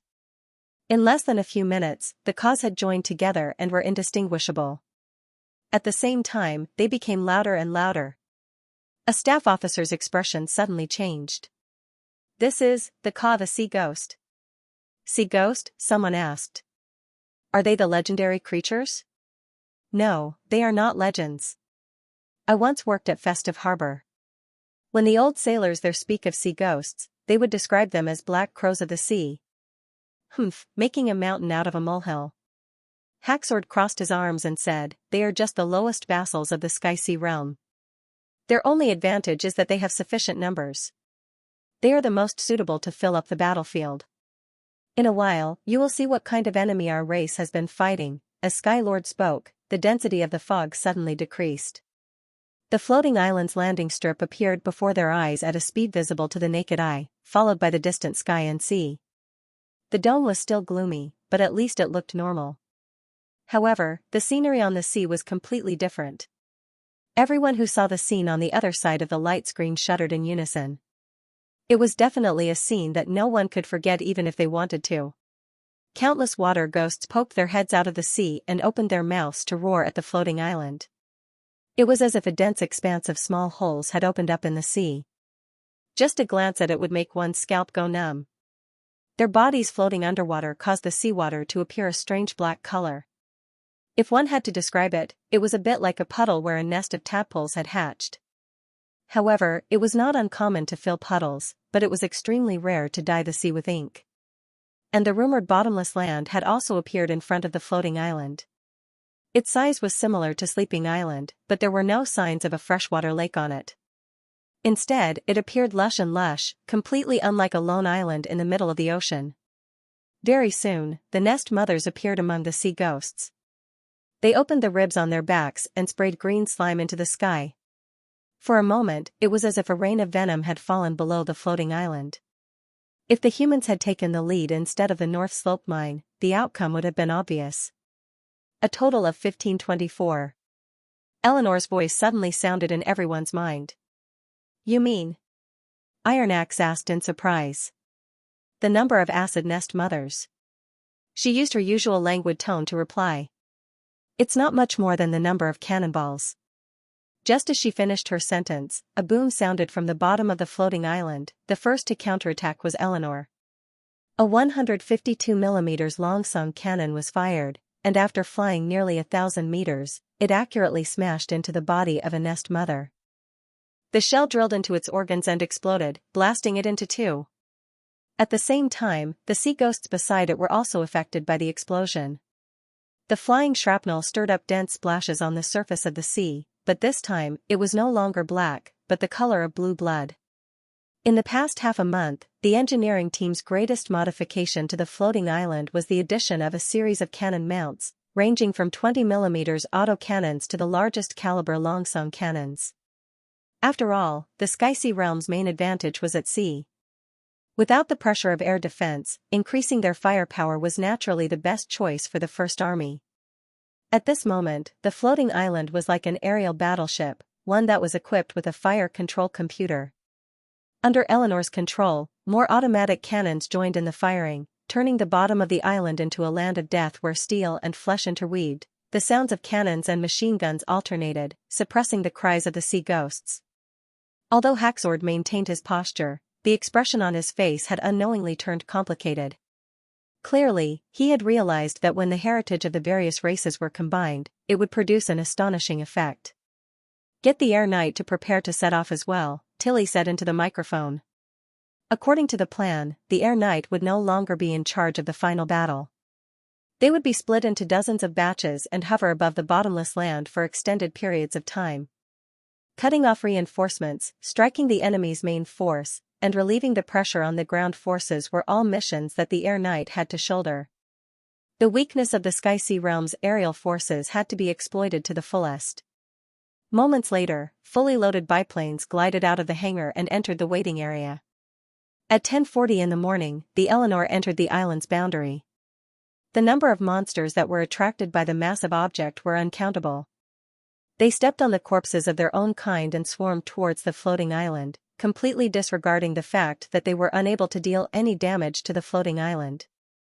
Of course, this was also because Eleanor had deliberately lowered her altitude to lure the enemies into attempting to climb onto the island. However, under the heavy machine gun fire, breaking through the net of fire was definitely not an easy task. Compared to the boiling west, the other areas were much quieter. Clearly, the sudden arrival of the floating fortress had attracted most of the enemy's attention. "Let's begin." Anna turned to Haxord and said. The latter snapped his fingers and disappeared from the command post. At the same time, Chaos, who had been persuaded by Silent Disaster to occupy the roof of the bridge, also released its ability. After being strengthened by the Infinite Sigil, the magic ripple that contained the power of true vision instantly swept across the sky above the island. Through the screen, the upper echelons of the command post could clearly see the figures of blade beasts suddenly appearing in the originally empty space.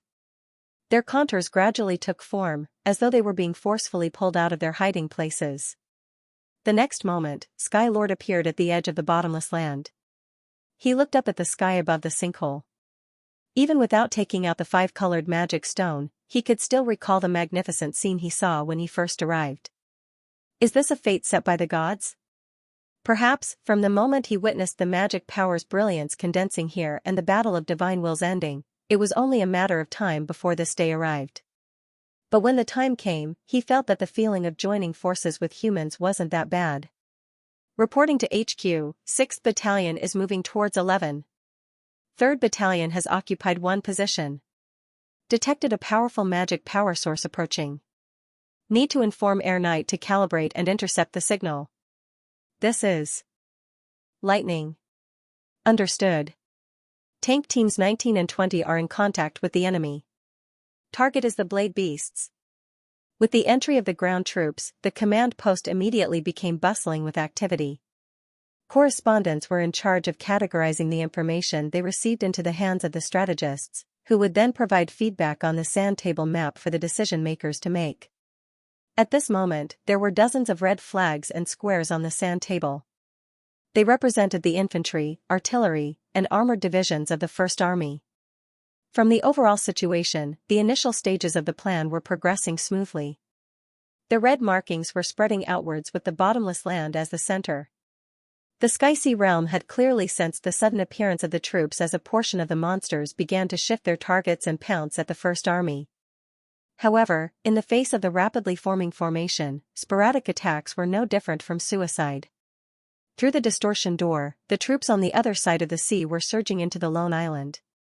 According to the predetermined plan, the operation would soon enter the search phase. This was also the most uncertain part of the entire plan. No one knew where the Guardian was, how they would appear, or if they would open the path to the realm of mind. "I'll leave the next command to you," Anna said to Iron Axe, Edith, and the rest. "Do you have to go alone?" Vendi's expression was filled with reluctance and worry. This was agreed upon from the beginning. Her voice wasn't loud, but it was firm. I'm not good at leading troops into battle, so I can't help anyone here. Besides, the guardian might vary from person to person. If I were to stay in the air, I might miss the only chance to meet them. Let her go. I'll watch over her. Nightingale had already changed into a neat combat suit. Not only did she have the pistol Roland had given her by her waist, she also had a semi-automatic rifle and a long sword on her back. Vendi could only hug Anna. You must return safely, Your Highness. Yes, I will, the latter replied seriously before looking at Phyllis. Are the gods' punishment witches ready? Phyllis nodded. Everyone, be on standby. Very well, let's go. Anna resolutely walked out of the command center. This is Malt's gift to you. Thank you. Danny took the bullet, loaded it into the chamber, and shot it into the head of a sea ghost that was approaching. As a wandering unit on the battlefield, the precision archer could choose his own battle location most of the time. As always, he chose the most dangerous outer region, following closely behind those steel chariots. There would be no machine guns or artillery in this area, so the pressure from the enemy would be the greatest. He had long noticed that although the tanks of the First Army were powerful, they lacked cover from the sides and rear.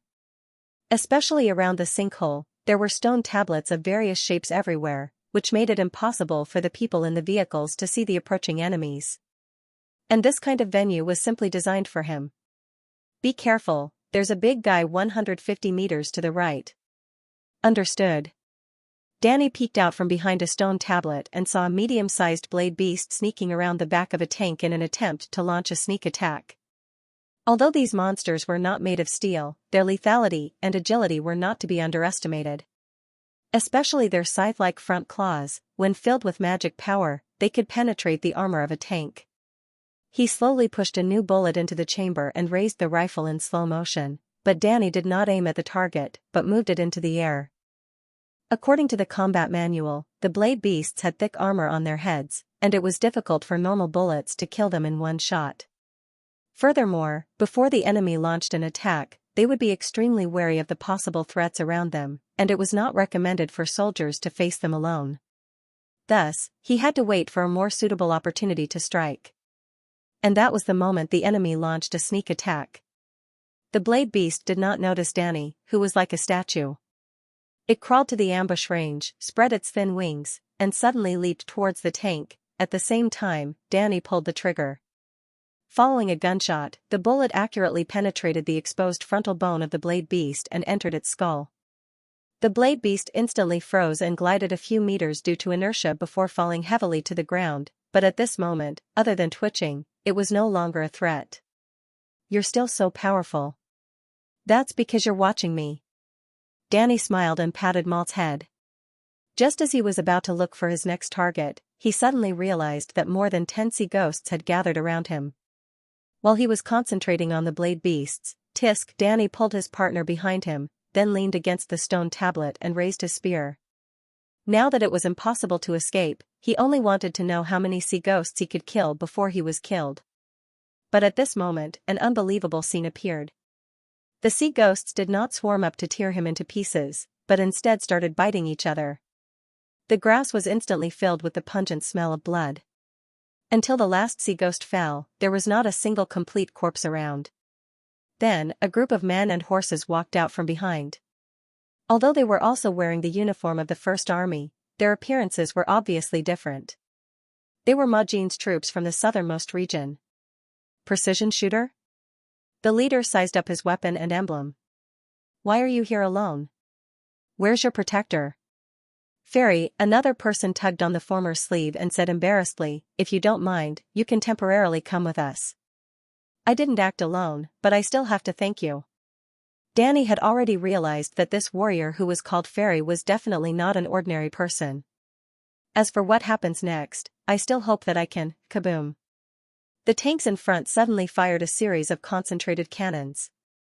Everyone turned their heads and saw more than 10 ugly nest mothers slowly appearing on the horizon. They were surrounded by a group of blade beasts, crawling forward while withstanding the bombardment of the field cannons. At the same time, the ribs on their backs opened up, revealing the intestine-like organs below. It's the venom nest mother. Fairy frowned and waved his arm. Quick, find cover. Bring the anti-demon grenades over. That was no longer a target that firearms could deal with. The tanks also began to reverse to disperse the formation. At this moment, the Sky Knight's whistling came from above, several biplanes swooped down and dropped bombs on the nest mothers. The ground was instantly filled with pillars of fire. Amidst the violent explosions and rolling smoke, those flames were like bone-corroding things that stuck tightly to the enemy's body. The latter let out a shrill scream and wanted to escape from the sea of fire. However, on land, their movements were not much faster than worms. In a short while, the nest mother was completely silent. Cheers and whistles rang out from the troops. Danny even saw the pilot in the low-flying cockpit proudly giving them a thumbs up. Then, after the dive, the Heaven's Wrath turned around and launched a pincer attack with the armored troops. There's another large group of enemies coming from the east, Ku. Your Highness Anna, how's the situation on your side, Ku? Maggie's voice sounded from the sigil of listening once again. Even though she did not use any hurried words, Anna could still sense the urgency of the situation. With the passage of time, the number of Sky Sea Realm warriors that had entered the battlefield was constantly increasing. They swam over from all directions and climbed up Fog Island, charging wave after wave at the First Army, completely ignoring the corpses of their own kind beneath their feet. The lush grassland no longer existed, and in its place was scorched earth that emitted pungent smoke. And at the lower ground, the flowing bluish-black blood had already converged into small puddles. The battle had already turned from an easy victory to a stalemate. Against such a ferocious siege that disregarded all costs, the First Army inevitably suffered casualties. Even with Eleanor and Ariel Knight's support, there was no guarantee that not a single monster would be missed. The blade beasts that had lost their invisibility were still enemies that ordinary soldiers found difficult to deal with, not to mention the mutated nest mothers that could spray acid and corrode steel from a distance, as well as the mountain-like mountain-devouring beasts. Now, the army was still able to maintain the front lines and keep the Sky Sea Realm out of the sinkhole, but the risks were piling up at a visible rate. No one knew how many more of their forces were hidden in the sea, and the moment a breach appeared, it could very well lead to a collapse. Maggie was reminding her that they had to make good use of their time. However, Anna and company had yet to see the Guardian's figure. There's no result from the inner circle. She gently exhaled, trying to make her voice as calm as possible. We are currently searching further out. Understood, all the best, Ku. I think it's time to retreat. Haxord suddenly said. Young lady, the performance of you and your tribe has indeed surprised me. To be able to persist so far into enemy territory and fight alone, it can be considered a successful battle. But perseverance does not necessarily bring rewards. The fact that the Guardian has yet to appear only means that it is no longer here. It's also possible that it doesn't want to be affected by the cannon fire, so it has found a place to hide. Nightingale retorted. If we were to give up now, everything will be set in stone. Let me make this clear first. Although I've agreed to work with you, I don't intend to die here. If the situation is irreversible, I will leave first. When that happens, these soldiers will have nowhere to retreat to. Are you sure you want to do this? Looking at Anna's gaze, it couldn't help but add, of course. I will only do this as a last resort. I won't force you to stay, and I don't have the strength to force you. Anna said frankly, but there's something I hope you understand. The failure of the plan means that there's no future. It might take a long time for the Sky Sea Realm to devour the entire world, and most of the humans here will never see that day. But for people like you who have long lives, this is a fate that you have to face. Do you want to live in such a world? Haxord was momentarily speechless. We haven't reached our limits yet, Silent Disaster suddenly said. What? I've fought with humans before, and this is far from their limit. If it's that unit, they should be able to last longer. She reached out to pull out the obsidian sword from her back. Besides, I haven't done anything yet. Take note, Your Highness Anna. There's a Sky Sea Realm unit approaching in front of you. Almost at the same time, Sylvie's warning sounded from the sigil. I've already informed the two closest armored teams, but they are currently engaged in battle with the enemy. Reinforcements might arrive later. Let them take care of themselves.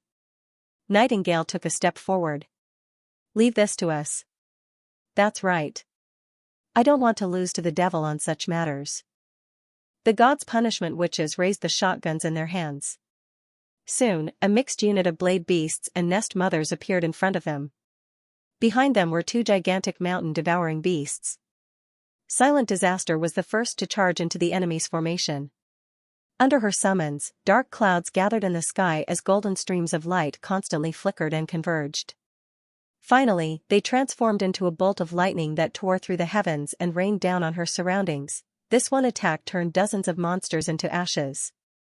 Nightingale followed closely behind. She used the changing lines to leap nearly 100 meters in a single step and appeared directly behind the front row of blade beasts. By the time the opponents reacted and pounced back, they were greeted by a few bullets that had already been fired. She did not even bother to look at the outcome as she turned around and continued walking. She did not know if it was an illusion, but the fog world seemed to have become a lot friendlier. It would always provide her with suitable lines when she needed it. In a few blinks of an eye, she arrived in front of the nest mother. This was also the goal that Nightingale had set from the beginning. Unlike the blade beasts, nest mothers could constantly hatch blades and limbs, and were the core strength of the Sky-Sea realm. Every kill would weaken the enemy's strength. Furthermore, this was not the first nest mother she had encountered. Most people would be at a loss when facing such a gigantic creature, but she would not. Nightingale skillfully passed through the ribs and flesh, followed by the intestines, heart and lungs, and finally arrived at the enemy's core, the eyes. Although it was slightly different from the nest mother that had devoured the thousand-eye demon, they were still of the same origin in terms of structure. To these monsters, the gigantic eyeball hidden in their bodies was equivalent to their brain. She stuffed the gun barrel straight into the nest mother's eyeball and pulled the trigger. The latter did not even have the time to use its tentacles to chase her away before its brain was blasted open. Having lost its ability to control the nest mother, it could no longer use its magic power, and its gigantic body that relied on magic power to prop itself up collapsed. Anna stood in her original spot and could not help but clench her fists. She was not as calm as everyone imagined. 5 years ago, she was just an ordinary girl from a small border town, so how could she be calm and unperturbed in the face of everything? She had thought of retreating countless times, but upon thinking that Roland might never wake up, she suppressed her fear and clenched her teeth to persevere. But now, Anna realized that the fear in her heart had greatly reduced. Everyone's fighting figures gradually blurred her vision. She was not the only one persevering. There were many people standing by her side, cutting through the thorns with her as they advanced towards the same goal. She once again understood the meaning of a battle of destiny. A predetermined path was a kind of destiny. And rising up to resist and break free from the shackles was another kind of destiny. The difference was that the latter's destiny was written by herself. At this moment, an extremely bright light burst out from the surface of the sea tens of kilometers to the north. It rapidly expanded, illuminating the gray sea horizon into a sparkling airy blue. It was the Kuanping carrying out an interception mission. The glory of the sun, which had been produced in a month and a half, was planned to be used to separate the Sky-Sea realm's reinforcements. Its explosion meant that a large number of enemies were surging over from the distant sea, and the situation had undoubtedly reached a critical juncture. Anna no longer had the uneasiness she had in the beginning. She faced the impending explosion without taking a step back. Suddenly, a woman's figure appeared out of thin air in front of Anna. She was dressed in white, and her long hair was blown up by the airwaves, blocking the brilliance of the explosion behind her. The moment she opened her mouth, the entire world seemed to have quietened down. Anna could hear her own heartbeat. She opened her mouth, but her voice did not sound like it came from her throat. "Then where else can we go?" The Guardian unexpectedly fell silent. "It seems that you also know the answer. Apart from here, we have nowhere else to go." Anna focused her attention and carefully looked at the Guardian. She looked exactly like a human and spoke the standard language of the kingdom. Coupled with the way she suddenly appeared, it was easy to guess her origins. "I heard from Joan that you were trapped here. Have you never thought of leaving?" "Miss Joan." The Guardian revealed a gentle smile. "It seems that she really brought this problem back. But unfortunately, there is no true solution to it. But someone is trying to find the answer. Furthermore, she is of the same kind as you. Same kind? I know you belong to the realm of mind, and there, an oracle named Lon tried to change everything. Anna quickly explained the purpose of her visit. There are 2 conditions to achieve the goal. One of them has been achieved, and I have brought the person who can solve the second problem. Next, we just need to open the light bridge and send him into the realm of mind. I'm sorry, I don't know the so-called oracle. The guardian shook her head and interrupted her. Also, to open the bridge, a complete inheritance must be inserted into the bottomless pedestal. Only then can the origin of magic be activated and the light bridge appear. You do know a lot, but I can't help you. Wait. Anna's expression finally changed. She said anxiously, aren't you the guide? I am indeed. But without the inheritance, there is nothing I can do.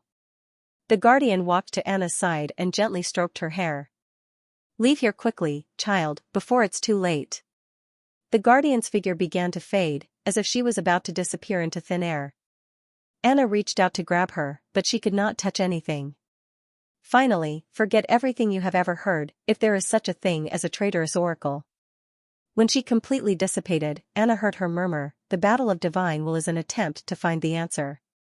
After such a long and vast process of seeking answers, we still haven't reached a conclusion. How can it be solved by 1 or 2 people? If he really had such an ability, he naturally wouldn't need a bridge and key. This is the result of persevering to the end. Anna lowered her head to look at her empty palm and couldn't help but freeze in place. What should she do next? Nightingale felt her movements become smoother and smoother. It was as if something had changed from what it had been. She could not tell what exactly had changed, but she could sense the harmony in the mist. Although the contours of the past were convenient for her, they were also extremely dangerous blades. She had to maintain a high level of concentration to ensure that she would not be hurt by her own ability. But at this moment, this black and white world was as docile as a sheep, allowing her to do whatever she wanted. She felt a sense of contentment as she advanced. In just a short period of time, she had killed 3 nest mothers, and the enemy had not even touched the corner of her clothes. In a single round, even Silent Disaster, who was equivalent to a transcendent, did not perform better than her. This made Nightingale feel rather pleased. The only thing that made her uncomfortable was the mucus that hung on her body. She could avoid the enemy's claws and tentacles, but she was unable to isolate the smelly organs. This was the price she had to pay for going deep into the nest mother's body to find its weakness. If it was Anna, she should be able to easily burn these disgusting sticky things, right? At this thought, she couldn't help but glance at Anna. But it was this glance that made her hair stand on end. She saw Anna facing north in a daze, motionless, as though she had been fixed in place by something. A few blade beasts were moving from the direction of the sinkhole to where she was standing. Phyllis had already exchanged blows with one of them and anxiously called out to Anna, but the latter did not seem to hear her at all. What was she doing? From that angle, she should have been able to clearly see Phyllis and the approaching enemy. Nightingale suddenly turned around, ignoring the pursuing Sky Sea Realm monsters, and ran towards Anna as fast as she could. However, the blade beasts had already spread open the thin wings on their backs. Damn it, it's too late. At that instant, she saw a white line traversing the ground, extending from her feet to the front of Anna. It was likely a crack in the soil. Although it was a contour that existed in nature, it was too complicated and tiny, so it could not be displayed by her ability. If the contour of every piece of soil and every piece of gravel could change at any time, it meant that she had no place to land her feet. It was useless no matter how focused she was. As for choosing to link small cracks together and label them as a pure white line, this was the first time Nightingale had seen something like this. It was like a clear guide that made her subconsciously reach out to grab at the air before pulling upwards. The magic power in her body immediately surged out as the foggy world responded to her will. The line suddenly rose up, splitting the scenery in front of her into 2. On one side was the spot where Anna was standing. There was almost no change, while on the other side, the ground had risen up, forming a difference of nearly a meter. But it wasn't just a simple change in terrain. In an instant, the blade beasts that were pouncing towards her were also split apart. The front half was still gliding in the air, but the back half had suddenly risen up, as though the two were not on the same plane. The enemies that were evenly split apart fell to the ground one after another, landing not far from Anna. The cuts on their bodies were as smooth as a mirror. At the same time, Nightingale also felt an extreme sense of exhaustion welling up in her heart, making it difficult for her to even stand firmly. That was a symptom of overconsumption of magic power. It was obvious that the series of changes just now was not caused by an ordinary display of her ability. But she did not have the time to think about it. Anna was still standing at the same spot, as though everything around her had nothing to do with her. Nightingale supported her weak body, gritted her teeth, and walked to her back. She grabbed her shoulder and straightened her. "What are you doing? Everyone is fighting to achieve your goal, but you put yourself in danger so easily. Do you want everyone's efforts to go to waste?" Nightingale wanted to yell at her, but the words stopped at the tip of her tongue. She understood Anna even more than Roland. Until the final moment, Anna would absolutely not give up. There was probably only one reason for her to be in such a daze. She had already found the guardian, and the result she received was a rejection. The words of reprimand instantly vanished. To be able to stand after enduring such immense pressure without receiving any rewards already required immense courage. "Have you met the guardian?" Nightingale asked softly. "Yes." Anna slowly nodded. It was indeed the case. Looking at the dazed look on her face, she suddenly felt an immense sadness. Despite everyone's efforts, they were ultimately unable to reverse their predestined fate. She could not help but gently pull her into an embrace. "It's fine. It doesn't matter even if we fail. We will accompany you to the end." "Fail? Why do you say that?" Anna's reaction exceeded her expectations. Nightingale was momentarily stumped. "Did the guardian agree to your request?" "No, she rejected it. Without the heritage item, the bottomless land will not open. Even she is helpless." Anna shook her head. "Then why did you?" So she was in a daze because she had been thinking about this problem? Nightingale touched her pounding chest and snapped at Anna's forehead. "Please find a safe place to study it next time, all right? So what's your conclusion? Please explain it in the shortest possible sentence." At this moment, Phyllis and the rest rushed over. Seeing that the two were safe, everyone heaved a sigh of relief. Anna felt a little guilty as she held her forehead and whispered, "Jump down." Nightingale was taken aback. After confirming that she did not hear wrongly, she sighed. "No, it's better if you explain it in detail from the beginning to the end." She turned to look in the direction of the bottomless land. "Actually, it's not difficult to understand. Since the Oracle and the Guardian came from the realm of mind, it's impossible for Lan not to know the rules that require an inheritance to activate it. Regardless of how much of what she said was the truth and how much was a lie, it's impossible for her to forget the most basic problem after meticulously planning for so long." "That makes sense." Nightingale thought for a moment. "So you believe that Roland can activate that pillar of light by himself?" "No, I'm afraid the pillar of light isn't where we need to go." Anna shook her head. "Only the victors of the Battle of Divine will can cross the bridge and reach the other side. And we did not win, nor did we obtain the other inheritance shards." Similarly, Lan did not mention this matter from the beginning to the end.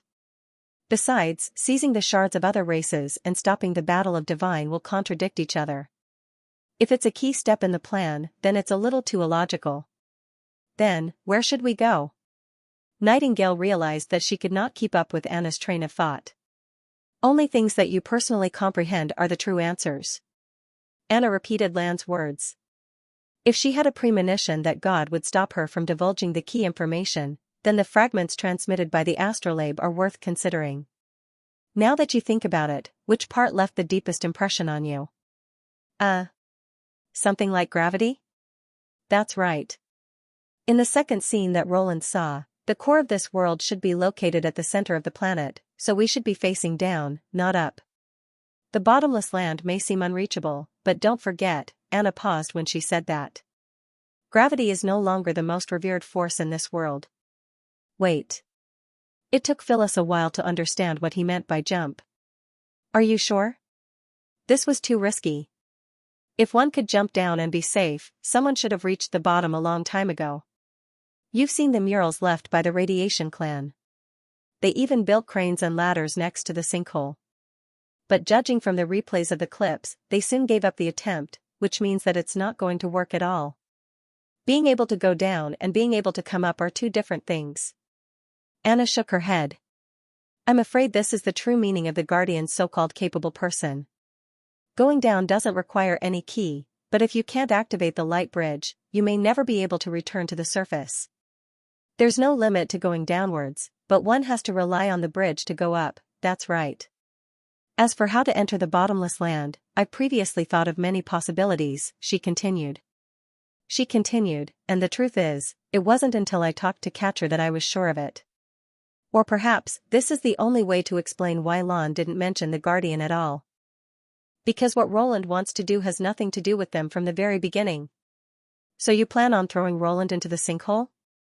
Skylord revealed a look of surprise. No, I'll be accompanying him. Anna said decisively. I'll leave the retreating mission to all of you. There's no need to stay here any longer. Quickly return to the floating island. The scene fell into silence.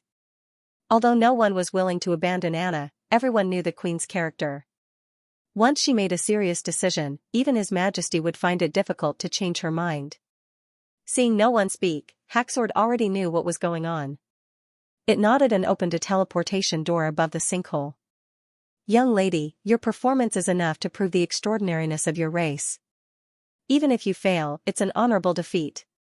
Anna controlled black fire to carry the unconscious Roland and resolutely stepped through the door. And the next moment, Nightingale vanished from her spot. By the time the others reacted, it was too late to stop her.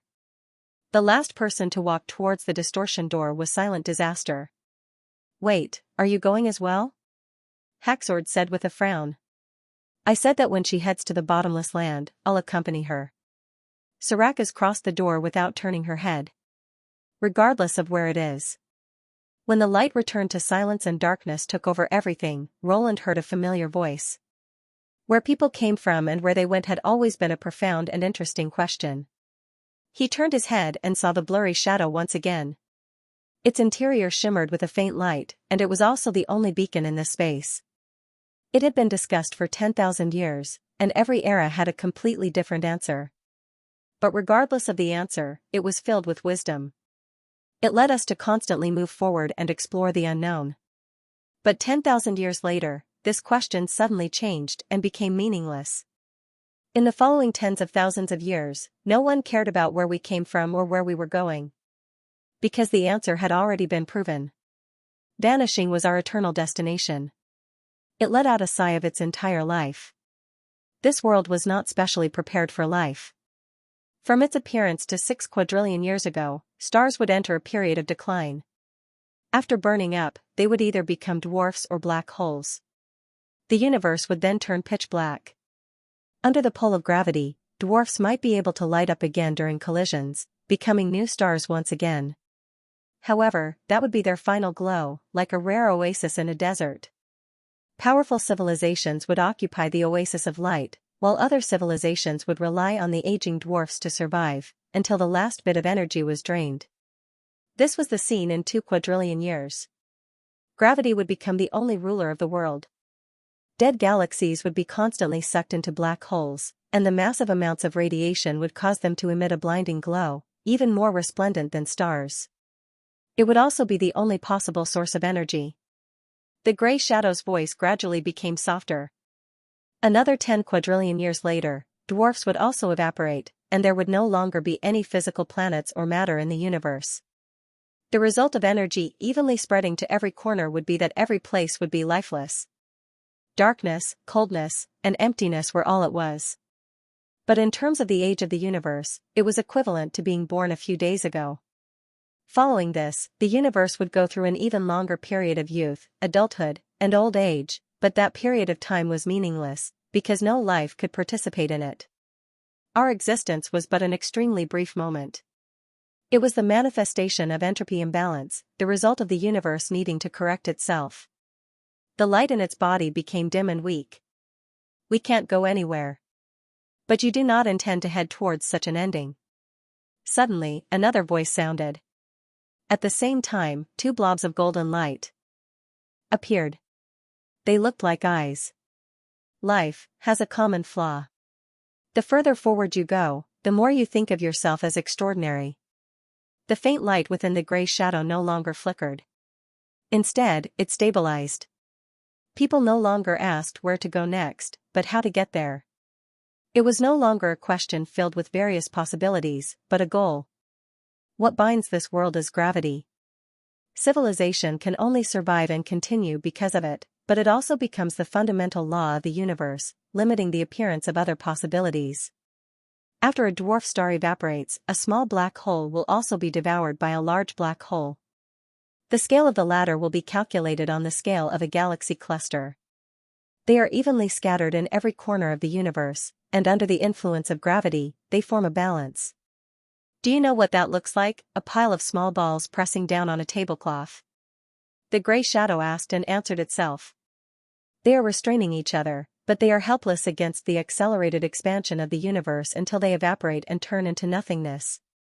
And when that happens, entropy will reach its peak. The universe will be calm and stable, and there will be no more changes. To it, that moment is when it finally becomes an adult. But that is not the outcome we wish to see. That's right, our existence is insignificant to the universe, like a drop in the ocean. Even without life, the universe is still the universe. Or rather, our appearance itself is a coincidence. But since we have appeared, we are destined not to remain silent. No matter how soft our voices are, we must let out a cry that belongs to us. The gray shadow flickered again. Just like how we escaped gravity and leaped from the ground to the sky, this time, we will once again break free of our cage and head for a brand new realm. And your method is to use gravity. The voice of the eyes was extremely calm, and it did not fluctuate because of the other party's words. That's right, gravity will cause space to cave in, and this is the only opportunity. When the small balls pressing down on the tablecloth are gathered at a point instead of being naturally distributed, gravity will definitely bring about a different change. It is the opposite of the increase in entropy. It is a man-made order, and also the unique mark of life. As the gravitational force grew stronger, the curvature of the nearby space would also gradually increase, just like a tablecloth being pressed down by a small ball. However, it would not continue to increase indefinitely. When it exceeded a certain limit, either the ball would become a new singularity and explode, or the universe would be torn apart. At this point, Roland seemed to hear the dull sound of a drum. It was the sound of the universe being beaten. The extremely distorted space would suddenly rebound after being pierced, and the vibration was strong enough to form a gravitational wave that could shake the world. This crack would become a new source of life. It was connected to the region outside the universe. No one knew what was on the other side, but at least the deathly still balance would no longer exist, and energy would continue to flow for a long time. This is the path we have chosen. And today, this was a brand new step in life. As the gray figure's voice landed, light suddenly burst out from its body, illuminating the entire space. The stars, galaxies, and nebulae were also revealed. The darkness instantly became rich, colorful, and beautiful. Then, Roland saw an even more inconceivable scene. Among the countless stars, there were even more fleets lined up. They were of different shapes and sizes, and some were even larger than stars. These unnatural creations were arranged in the form of a matrix, almost extending to the ends of one's vision. Looking at this magnificent scene, he felt an indescribable shock.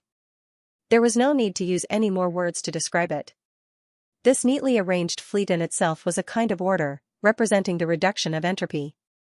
Only life would go against the essence of the universe, and only the body of a mayfly would challenge the vicissitudes of life. Or rather, to live was to go against the heavens. 176 for 25 civilizations had reached an agreement to work together to complete this unprecedented project. We will move hundreds of billions of galaxies and gather together 1/10,000th of the matter in the universe to create a man-made gravitational crack. Once successful, the direction of the world will be completely changed, and this project is Project Gateway. This plan is risky. The eyes reminded. On one side was risk, and on the other was eternal silence without hope. Was there a need to consider the choice? The light emitted by the gray shadow was gentle and firm. As I said, life will always be pretentious. However, just this alone is insufficient to complete Project Gateway. I need someone to coordinate the overall situation to allocate resources and various missions. Even after tens of millions of years, it will still be the same. I need your help to achieve this goal. Of course. The eyes blinked. I exist for this. The descent was extremely long. It was so long that Anna began to doubt her judgment. The sky above her head had already vanished. Even if she ignited a flame at her fingertips, it was unable to penetrate the endless darkness. The depth of the bottomless land exceeded her imagination. Anna even felt that she was passing through the core of the earth. The immense speed made her unable to hear anything other than the sound of the wind. If her guess was wrong, she would probably be reduced to a pancake the moment she hit the ground. The only fortunate thing was that the process wouldn't be painful. Before she could react, everything would be over. With this in mind, Anna could not help but hug Roland tighter. After an unknown period of time, she suddenly sensed that the whistling air currents by her cheeks were weakening. This change made her feel refreshed. A few minutes later, a faint light emitted from the abyss below. But soon, she confirmed that it wasn't an illusion. The light was turning clearer as she approached. And at that moment, she felt as though she had fallen into a layer of viscous air. The speed of her descent began to rapidly slow down, to the point of producing a sense of dizziness. And when Anna's feet touched the ground, her speed had returned to the instant of her descent. She did not experience much of an impact. Plop. A light sound came from behind her. Anna traced the sound in surprise and realized that it was Nightingale. Why are you? This time I won't hesitate or fall behind. Nightingale patted her pants and straightened her body. Besides, how can I be at ease letting you act alone? Clang. At this moment, the third sound of landing was heard. It was silent disaster. Nightingale immediately stood in front of Anna. Anna was a lot calmer. Don't worry. She's here for the Nightmare Lord. I'm just abiding by the agreement. After saying that, Sarakas looked around. It looks like you've guessed correctly. Yes, this is the true body of the realm of mind. Anna nodded. The place they were standing on was not rock or mud, but a metallic surface. It looked extremely smooth, and at the same time, it emitted rings of pure light. It was both solid and transparent, and it did not look like a creation of this world at all. Nightingale squatted down and touched the ground with her finger. When she raised her hand, both of them saw that her fingertips were clean, without a single speck of dust on them. This in itself indicated that it was unusual. If the Battle of Divine Will was repeated, the Radiation Tribe would definitely not be the first to attempt to explore the bottomless land. Regardless of whether it was a slip or a deliberate jump, there would definitely be traces left behind, not to mention the natural rolling pebbles and mud. Over the long years, this place remained brand new, so it could only be assumed that someone was constantly cleaning the bottom of the sinkhole. Hey, Vendi, can you hear me? Nightingale took out the sigil of listening, but there was no response. No. It seems like we've exceeded the communication range. Even if we haven't exceeded the range, it might not work, Sarakas said concisely. If God doesn't plan on letting anyone leave with the secret, it shouldn't be difficult for him to block all transmissions. All right. She shrugged. What should we do next? Anna stared at the bands of light on the ground for a long time before saying, Don't you think that these lights are guiding us in the right direction? They flickered rhythmically, like ripples spreading out from the soles of their feet and disappearing into the darkness. Apart from where the three of them were standing, there was no movement anywhere else, as though they were still in a deep sleep. Silent Disaster tried to take a few steps in the opposite direction, and the light moved along with her, but the direction remained the same. Looks like it. God's invitation. Interesting. Nightingale held the rifle in her hand. Let's go and take a look.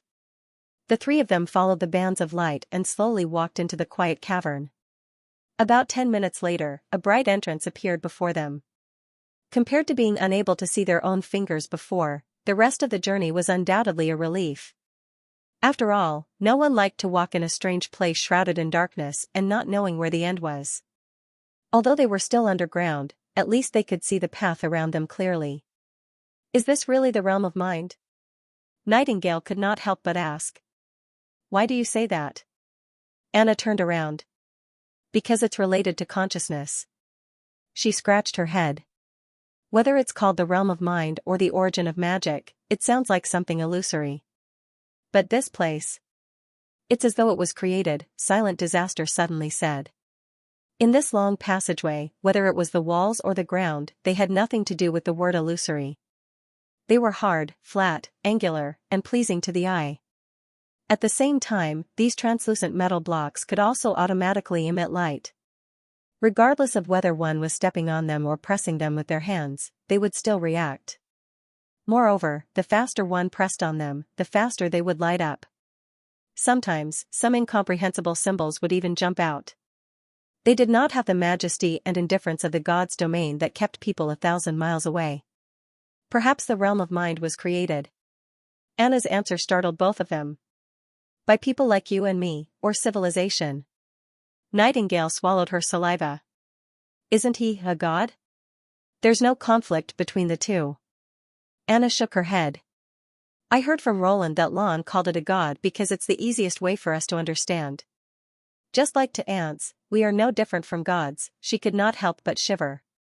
That's a really disgusting way of saying it. Indeed. Silent Disaster surprisingly agreed. But I can understand. Just as Nightingale was about to say something, she suddenly realized that they had reached the end of the passageway. Did we go the wrong way? But soon, she heard a soft hissing sound. A beam of light quickly swept past the three of them, and then their appearances appeared on the wall at the end of the passageway. This change shocked even Anna. But before the three of them could react, the wall quietly turned into countless hexagons and disappeared. A huge ring-shaped space suddenly appeared in front of them. Its edge was a circular track, and the center was separated by a transparent glass wall. Through the layer of glass, they could clearly see an astonishingly large sphere spinning below. And the sphere did not seem to be a physical object, but a fluid made of electricity and light. Countless lightning bolts shuttled up and down the wall, each one like a bolt of lightning that pierced through the sky. Even though there was only a layer of glass between them, the entire space was incomparably silent, as though the intense changes inside had nothing to do with the outside world. The three of them could not help but hold their breaths. Anyone who saw this scene would feel a heartfelt shock. No one could imagine that under a lone island in the sea, there would be such a magnificent creation hidden. What surprised them even more was that a floating tube-shaped object floated out from the wall and slowly flew in front of Anna. Then, it opened the cover. No matter how slow they were, the three of them already understood what it meant. Silent Disaster and Nightingale looked at Anna together, waiting for her to make a decision. And the latter stared at Roland for a long time before slowly releasing her hands. Under the guidance of black fire, Roland, whose eyes were tightly shut, was placed firmly into the tank. Then, the cover closed, and the tube-shaped object floated back to the wall and embedded itself in it, as though it had disappeared into the wall. Did we succeed? Nightingale muttered. I don't know. Anna replied softly. But at least we have accomplished our goal. All we can do now is wait. The darkness of the starry sky gradually faded, and white light filled their vision. In this infinite whiteness, a long staircase appeared beneath Roland's feet. This time, there were no snowflakes, nor was there a familiar ceiling.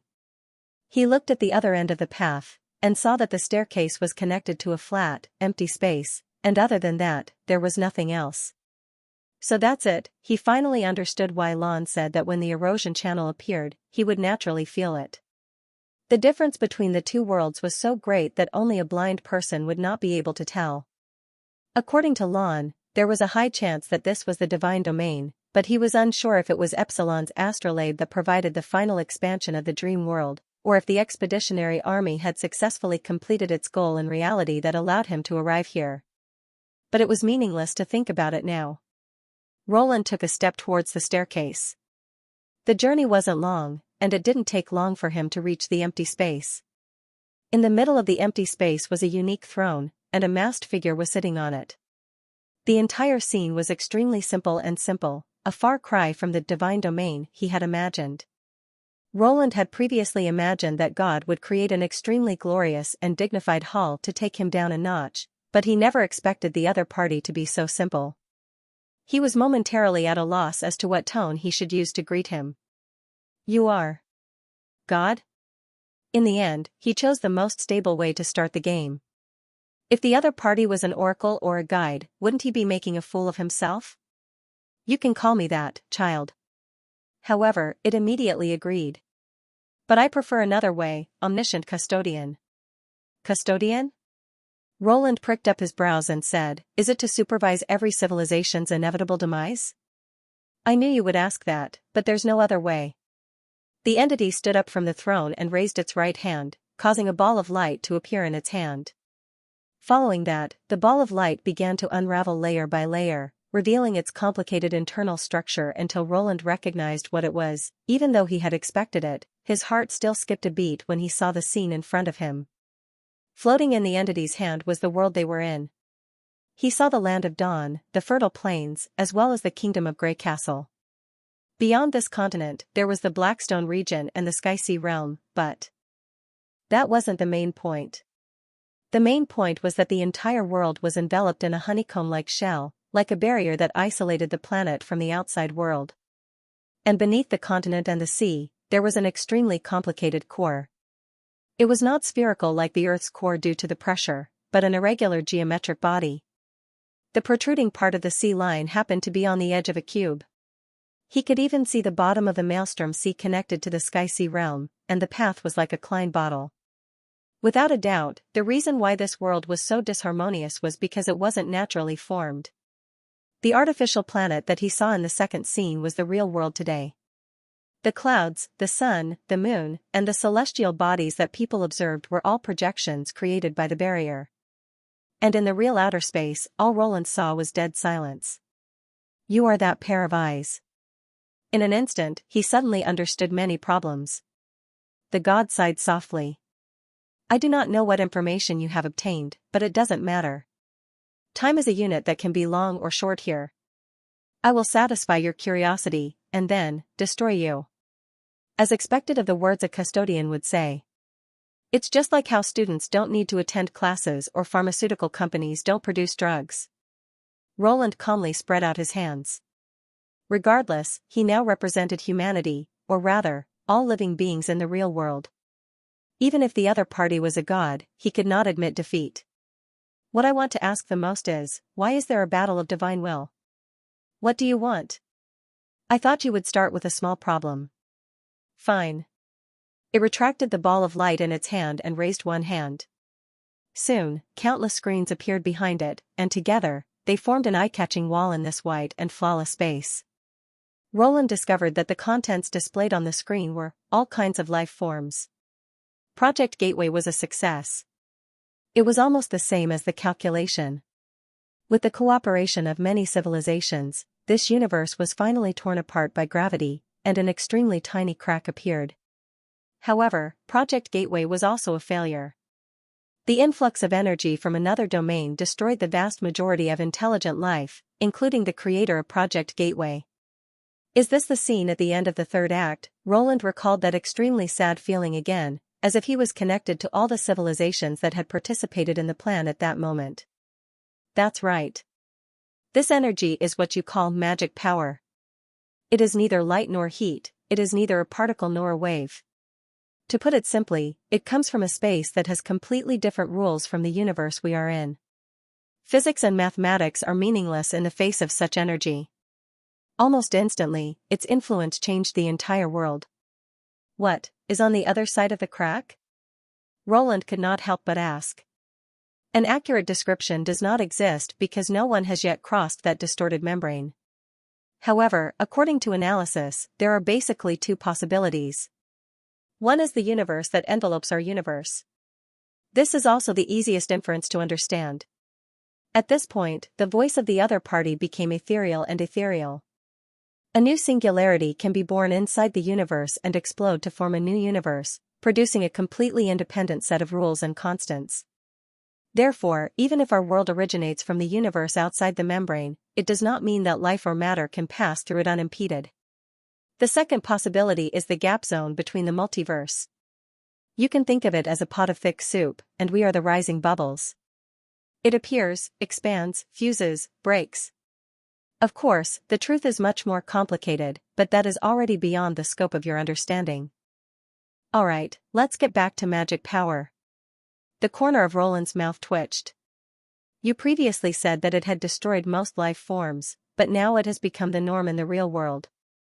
Isn't this contradictory? If humans were the chosen ones of the universe, that would be too unbelievable. Magic power has a very unique set of rules. One of them is that it can be changed by consciousness, and at the same time, it can change the possessor of that consciousness. Roland was taken aback. What? The first batch of life forms that were changed were the participants of Project Gateway. Their structures were distorted and recombined, and after thousands of years of evolution, they finally became special crystal-like objects, which are the magic stones you use, God said calmly. I survived because I was not a life form, but I similarly suffered extremely heavy injuries. I spent tens of thousands of years to recover. It was also from then on that gravity was no longer the most revered force in this world. Upon hearing this answer, he was momentarily at a loss for words. However, Roland wasn't surprised that the custodian wasn't considered a life form. Project Gateway was a vast project that spanned hundreds of billions of galaxies and involved 170,000 civilizations. To walk on the correct path over such a long period of time, it was impossible for the coordinator to be a single life form or race.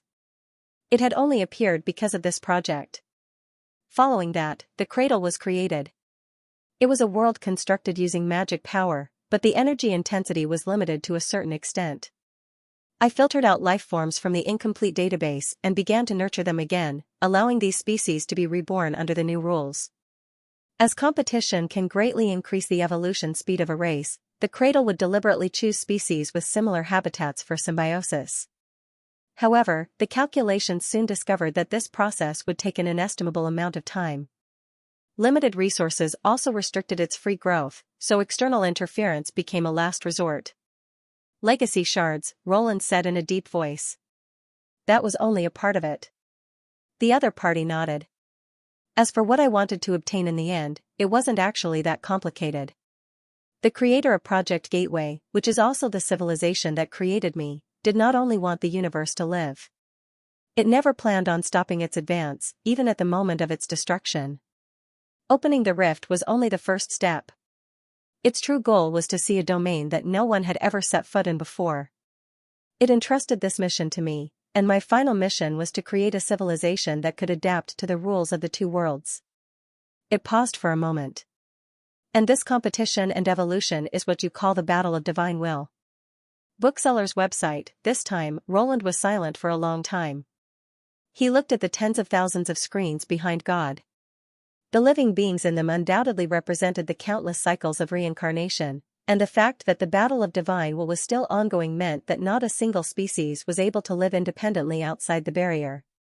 It was not intentional that this world was named the Cradle. Even if it was filled with corpses and remains. Then what is the realm of mind? He asked after a long time. It is the key to maintaining evolution, and also the core of the cradle. God had no intention of hiding anything. Magic power is driven by consciousness, but it is not as simple as having one's wishes come true. After countless generations of evolution, it can gradually be used by life to a certain extent, and be converted into energy under the laws of this world. This also proves that the Creator's theory is correct, but there is a slight deviation in the method. A slight deviation. Roland fell silent. Probably no one would have thought that just by thinking, an action that could not be seen or touched, could achieve the true meaning of entropy reduction. This was probably the most inconceivable aspect of magic power. The use of magic power is still inseparable from methods and calculations, but it is not compatible with the mathematics and other laws of nature that we know. If I had not been changed by magic power, even understanding its laws would be an extravagant hope. He stretched out his finger and waved it, and the screens behind him immediately converged into one. On it, countless pillars of light shot into the sky, and after being refracted by the barrier, they converged in the bottomless land. Over the long years, the cradle discovered that even through the battle of divine will, species need to go through an extremely long period of growth and understanding, even if they were born in an environment of magic power. To speed up this process, the realm of mind took over a portion of the conversion work, so that they could quickly increase the amount of magic power they could use, and this magic power would in turn transform their bodies. So those pillars of light that are known as keys are actually pipes used to transmit data? Roland asked. Pipes isn't accurate, because they are the magic power of information itself. The realm of mind will complete the verification based on the user's request and expectations, and then transmit the results back. This allows species to grasp the method to control large amounts of magic power in an extremely short period of time, effectively shortening the growth period. So you know all the changes in the cradle, Roland said in a deep voice. That's right. This is also a necessary measure to ensure the normal operation of the system. So that's what happened. Some of his previous questions were finally answered at this moment. For example, why some witches' beams of light were obviously thicker than others, even if the former's ability did not seem to be very strong. That was because it had nothing to do with the power displayed, but only with the degree of complexity. At the same time, Andrea's accuracy and Momo's ability to see lifespan weren't abilities to predict the future and cause and effect. They were all built in a huge information network, the cradle monitoring the world's every movement. As long as the computing ability was powerful enough, uncertain factors such as chaos effects could be completely eliminated within the barrier. When the external conditions were 100% certain, the results would naturally come to light. To be able to reach such a level of technological attainment, he should say that it was no wonder that they were a civilization that wanted to make a move on the head of the universe. In that case, Dreamscape has already interfered with your plans? That's right. Not only does it occupy a large amount of resources, it also affects the stability of the core. You should have already noticed that the number of magic users in the world is decreasing. This is a sign that the realm of mind is overburdened. In order to prevent the structure of the cradle from collapsing, I have to restore it to its original state. At this point, God's tone had a hint of sadness. Child, look at what you've done. All the evolution information up until now will be lost, and everything will return to its original state. This pot was really a little too big for him to handle. The corner of Roland's mouth twitched. I don't understand. Since you can create the cradle, you must be able to control the entire realm of mind. Why didn't you destroy the dream world from the start? Because the evolution of life has infinite possibilities, even more so under the influence of magic power. God seemed to have already guessed that he would ask this question. I opened a portion of the realm of mind's resources to the various civilizations, which in itself means that I tacitly agreed to their right to explore the core. Artificial intervention and correction may miss the possibility of evolution. In order to ensure the diversity of the results, any additional intervention should be prohibited, unless it threatens the entire plan and the cradle itself. So it wasn't that God couldn't do it, but his hands and feet were bound by the basic rules he set. I think it's already too late to apologize now, right? It shook its head. From the moment you arrived here, it was already too late. But I don't think it's a mistake for life to resist the shackles placed on itself. Roland put away his playful expression and looked straight at God. Even if I had to do it again, I would still do the same. I can understand, because that's how you think you're extraordinary. Intelligent life invented logic, but rarely follows logic. This might be the reason why magic power resonates with you. It's better to have less mutual understanding. Speaking of which, this place is essentially a part of the realm of mind, right? Roland spread his hands and silently concentrated. Then, a dagger appeared out of thin air in his palm. Looks like I guessed correctly. Entering the divine domain isn't the key. After all, this is your domain, and recklessly barging in will only result in being easily destroyed. Only through erosion can you change the rules and truly threaten your existence. So you had this idea from the beginning? God pointed at Roland. Fine, although I can't approve of your actions, I will still give you sufficient respect. Other than letting you know everything, I can even give you a chance to resist, so that you can understand the gap between us. As soon as it finished speaking, Roland suddenly felt something being squeezed into his head.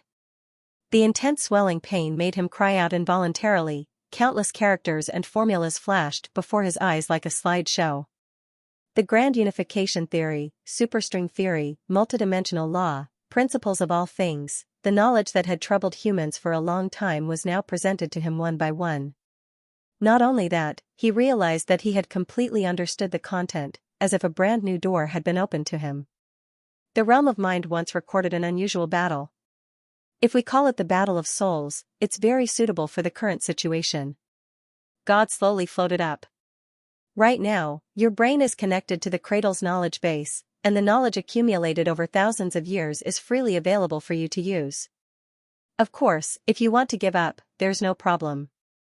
The world's recasting will not bring you any pain, and everything will happen in an instant. What are you talking about? Roland interrupted without hesitation. Since you've given me such an opportunity, how can I miss it? He raised his hand and waved, shattering the platform and stairs.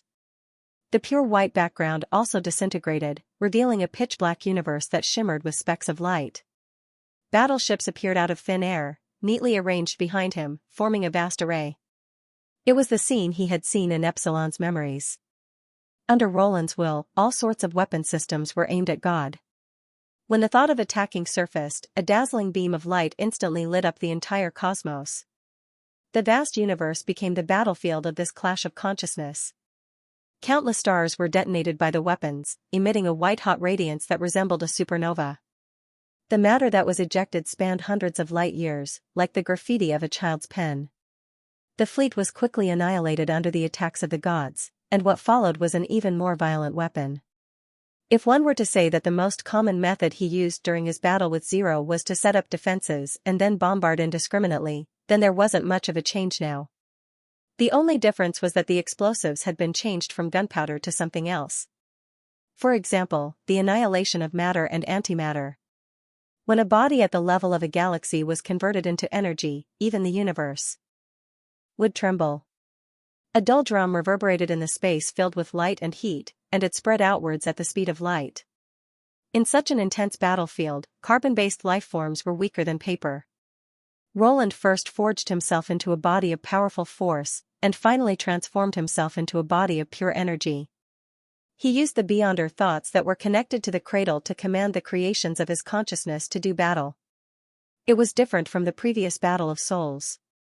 He didn't need to rack his brains. The knowledge vault had countless methods for him to use. The rapidly revolving thoughts made him feel indescribably carefree.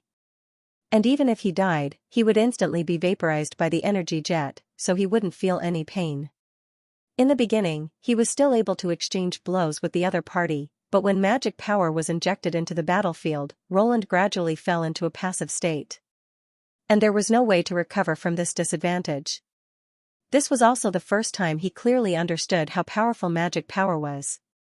Be it witches or devils, the way they used it was to convert it into the inherent power of the universe. But in the hands of the custodian, it was completely free from the restraints of the laws. Its methods and effects couldn't be made up for with a greater amount of power. The hundreds and thousands of deaths caused Roland's mind to begin to slacken. If not for the cradle's help, he probably wouldn't have lasted until now. When he was reborn again, he no longer had the strength to support his body. The surrounding background had also returned to the pure white world from before. Roland swayed and fell to the ground. Only then did he realize that his back was drenched in sweat. In that case, you shouldn't have any regrets, right? The other party asked calmly. Clearly, this kind of battle did not cause much of a burden to it. In the realm of consciousness, it was indeed no different from a god. How is that possible? Roland took 2 deep breaths. Do you think I came here just to be beaten up by you? Your actions stem from ignorance and arrogance, which is part of the nature of life. Moreover, since things have come to this point, venting your anger won't help. It paused. But do you still want to continue fighting like that? In the face of an absolute gap, perseverance is meaningless. I thought you would be smarter. You mean the Battle of Souls? No. I never thought that victory would be decided so easily. Roland stood up slowly with his legs trembling from exhaustion. I just wanted to experience the feeling of who's calling for the fleet. To be honest, it's not bad enough. For the first time, the other party's tone fluctuated. Millions of years of accumulation were destroyed in a day, and you treat it as an insignificant game? I didn't say that. He forced a smile. It's just that before the final moment arrives, I want to ask you a question. Why Did you do these things? Provide assistance in the cradle? I said that life has the right to choose, and every species born in the cradle is my child. I respect your choice and will. No, that's not what I'm asking. Roland shook his head. What I'm asking is, why did you do these? Lan? The god suddenly fell silent. After a while, it took off its mask, revealing the face hidden beneath. It was Lan's face. You've seen her? It stared at Roland for a moment before saying. I see. But you're wrong about one thing. This body is an image conjured to facilitate communication with humans. What you saw was indeed me, but I'm not her. That fellow, Epsilon, was right. The corners of Roland's mouth curled up.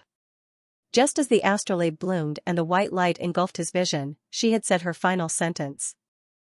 Although he had not seen her lips clearly, Epsilon had imprinted those words into his consciousness. That was the answer to his second question. I sensed His Excellency's aura from the traitorous oracle's body.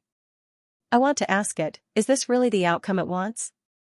In the beginning, Roland was unable to understand the connection between the information, but now, he had completely seen God's appearance. You are indeed not her, but only when the two of you are together will you be the complete omniscient custodian. Roland enunciated each and every word. It wasn't just Lan. Pure magic monsters, oracles, and the bottomless land's guardian were probably a part of it. Therefore, Epsilon had said that as long as God wasn't destroyed, it would exist forever. What was the omniscient custodian? It didn't matter if it was called a system, a machine, a program, Gaia, or an information synthesis thought body. Its original goal of creation was to supervise Project Door, as well as assist its creator in realizing the true goal of opening the door. But in the long and hopeless period of time, it had diverged. This divergence might have been one or two sporadic thoughts in the beginning, but with the passage of time, the thoughts gathered into a consciousness. They were born from within the custodian, and there was more than one. Lan was one of them. They were tired of the endless nurturing and observation, and they did not wish to be bound to this dead universe. Of course, there might be even more acute contradictions, such as resources. As long as it was a physical entity, there was bound to be losses.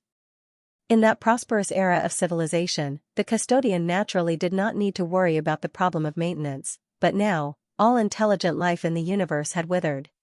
Not only could maintenance be done by themselves, the cradle also needed to split a large portion of the resources. If this continued, it was very likely that it would exceed a certain critical point, causing the entire system to collapse irreversibly. In Lan's words, regardless of the outcome, it's better than being trapped here forever. At least the future is filled with infinite possibilities. They will soon disappear with the reconstruction, along with you. God's tone remained calm. Roland wasn't surprised by this reaction. Without a doubt, if the traitorous oracles could resist the custodian's main body, they wouldn't need to seek him out. Perhaps it controlled the cradle's underlying laws. But Lan's appearance isn't a coincidence. In another 10 million years, the same scene will probably happen again. Then, everything will return to square one. I have to complete the agreement with the Creator. This is an irrefutable law. It remained unmoved. Now, I'll begin the reconstruction of the world, is that so? Roland chuckled. That's not a wise move, because you have already completed the agreement. As a representative of 170,000 civilizations, as well as the controller of the cradle system, it was obvious how powerful the other party was. But that did not mean that he had no chance of winning. Lan's unspoken request, Epsilon's doubts, the memories from the astrolabe, as well as God's own reaction, all the clues were strung together. The so-called replacement of God was not a replacement in the true sense of the word. What did you say? The custodian's raised hand suddenly paused. Don't species that can adapt to magic power and are willing to explore the world beyond the door already exist? Roland slowly extended his finger and pointed at the other party. If everything were to start over, no one would be able to tell you this. Lan's expression changed for the first time. It was as though a crack had appeared on a smooth mirror. Do you know what you're saying? Once I leave, the cradle will die, and when that happens, the universe will no longer have any traces of life. Besides, the other side of the door has completely different laws. Those that are further modified by magic power might not be able to return, and failure is equivalent to a dead end. That's not the main point, because it's the same for any civilization. Even if they are willing to head out of the crack, you have no way of knowing if they will succeed. So compared to adaptation, will is more important. You should know this better than me. Roland slowed down his speech. That's right, you do know, which is why there's a species called the Xianxia realm.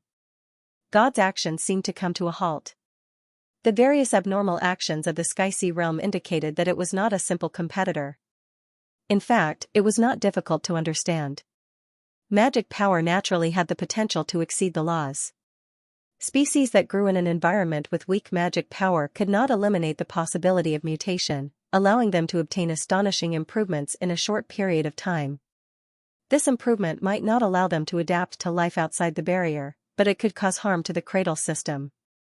But to interfere just because of the possibility was inconsistent with the underlying laws. After all, creatures that could adapt to environments with strong magic power would definitely experience such a stage. In order to control the risk and prevent the situation from deviating, a secondary screening method was needed. Therefore, a special species like the Xianxia realm was placed in the swirling sea. Although this was only Roland's speculation, from God's reaction, the actual situation was probably not far from what he thought. Since he was the omniscient guardian, he would definitely consider things more thoroughly than him. Obviously, the most difficult part of this plan, apart from the unpredictability of biological evolution, was the will. The more than 170,000 civilizations that were carrying out the Gateway Plan seemed huge, but compared to the number of civilizations in the universe, it was still a very small number. What's more, their consensus was only to break the seal and allow the universe to last forever. Not every civilization was willing to go to the unknown. In other words, when a species that could completely adapt to magic power appeared, the custodian would be caught in a dilemma. If the other party was unwilling to take the risk, then the agreement would not be fulfilled. And if they were to forcefully control it, no one could guarantee that the custodian would still have victory in hand. Do you think this will make me waver? After a long silence, the other party finally spoke. But even as it spoke, it did not continue to raise its hand. I'm not trying to shake your judgment. I'm just stating the simplest logic. The chances of satisfying adaptability and will at the same time is extremely slim. I'm sure you understand without further explanation. Roland shrugged and pretended to be relaxed. Of course, it's natural for you to be worried about the cradle. Then, I'll make a small sacrifice. After you leave, I can let the cradle continue operating and continue nurturing species with potential, just that it won't be through the battle of divine will. How about it? Lon did not seem to expect him to say that and was momentarily stunned. It was probably because the lower logic was doing its best to calculate his suggestion. Moments later, it shook its head slightly. What an interesting explanation. For you to be able to come this far, you are indeed extraordinary. However, an agreement is an agreement. I'm a custodian, not a species or civilization. This was engraved before I was born, and it's also the cornerstone of my existence. Is that so? Roland focused all his attention and activated the soul battlefield for the last time. Darkness instantly enveloped the two of them as the platform and staircase disappeared without a trace. Time seemed to freeze. You said so much just for this moment? Unfortunately, a sneak attack is meaningless to me. As long as I use a small portion of resources, it will be enough to satisfy the requirements of the verification. After entering battle mode, Lon's voice suddenly calmed down, and the hesitation from before disappeared without a trace. But this is good as well. Let this battle be the end of the world, no. I just want you to see something from the past that you might have forgotten. The immense mental exhaustion made Roland need all his strength to speak, but he knew that he could not collapse no matter what. As soon as his voice fell, the surrounding scenery appeared and quickly retreated. That was when time began to flow counterclockwise. The vibrant cradle world degenerated into lava and soil, revealing its metal shell. The red light that bloomed from the crack instantly retracted, and it became pitch black once again. Following that was the fleet of the 170,000 civilizations, as well as the star systems that were dragged over. This series of scenes retreated at an extremely high speed, and the light and shadows that were pulled out formed an endless colorful belt of light around the two of them. These were all the fragments that appeared in the astrolabe's memories. He was now connecting them together according to the sequence. Until a gray shadow appeared in the background. Time also returned to normal at this moment. "This is," Lon revealed a surprised expression. "How does it feel?" The gray shadow strolled to the front of a magnificent creation, looked up and asked. "A memory created from the matter of a star system should be enough for you to use for tens of thousands of years. Of course, considering the length of the project, you can also add more components in the future." Test passed. Good contact. A pair of eyes appeared at the bottom of the creation. It could be seen that its outer wall was almost made of a transparent material that could directly project information. But I found some unnecessary redundancy in the consciousness circulation zone and the divided control zone. They take up a lot of space, but they don't have much effect. I suggest that they be simplified or eliminated. Keep them, that's also a part of the design. But I didn't find similar structures in the other assistants. Doesn't that prove that you're unique? The gray shadow's body emitted a gentle light. What's the meaning of being unique? The eyes blinked. According to logic, the possibility of abnormalities and malfunctions in the redundancy zone is much higher than the norm. For the mission, it can be categorized as a risk factor, but these things might allow you to see some things, some areas that the other assistants can't see. Just treat it as my insistence. The eyes were silent for a moment. I understand. Very good. The next step is to activate the energy core, allowing you to break away from the external energy supply and move on your own for a long period of time. In a sense, this moment is the day of your birth. Command, executed. Immediately after, the symbols, light spots, and eyes on the transparent outer shell disappeared without a trace, leaving only the reflection of the gray shadow on the smooth surface. The gray shadow took 2 steps forward, a part of its body gently caressing the outer shell of the gigantic object. The years to come will be incomparably long. I don't want to be talking about a cold voice by my side all day long. You shouldn't be just a machine. Crack. The cracks on the surface of the mirror suddenly burst forth. The background returned to pure white once again. It stood in a daze for a long while before speaking again. These aren't scenes for my memories. I had shut down all my sensory systems back then, so it's impossible for me to have any images of the outside world. Indeed. Roland said frankly. These were the incomplete scenes he saw before the end of his memories. The astrolabe that Epsilon presented at the end didn't only belong to her, but a portion of it came from Lon. Perhaps due to the impact of the magic power. They were originally flashing past in a flash. And Roland had used the characteristics of the battlefield of the soul to fabricate these gaps, piecing all the scattered scenes into a complete picture. But are you really lacking that sentence? The most unique thing about the battlefield of the soul was that it was fictitious. However, it was impossible for complete fiction to fool a highly intelligent being that paid particular attention to logic. Instead of calling it an argument, it was more like adding the finishing touch. This was because be it the manufacturing process or the long period of Project Gateway that followed, the creator, Gray Shadow, clearly did not treat it as a mere tool.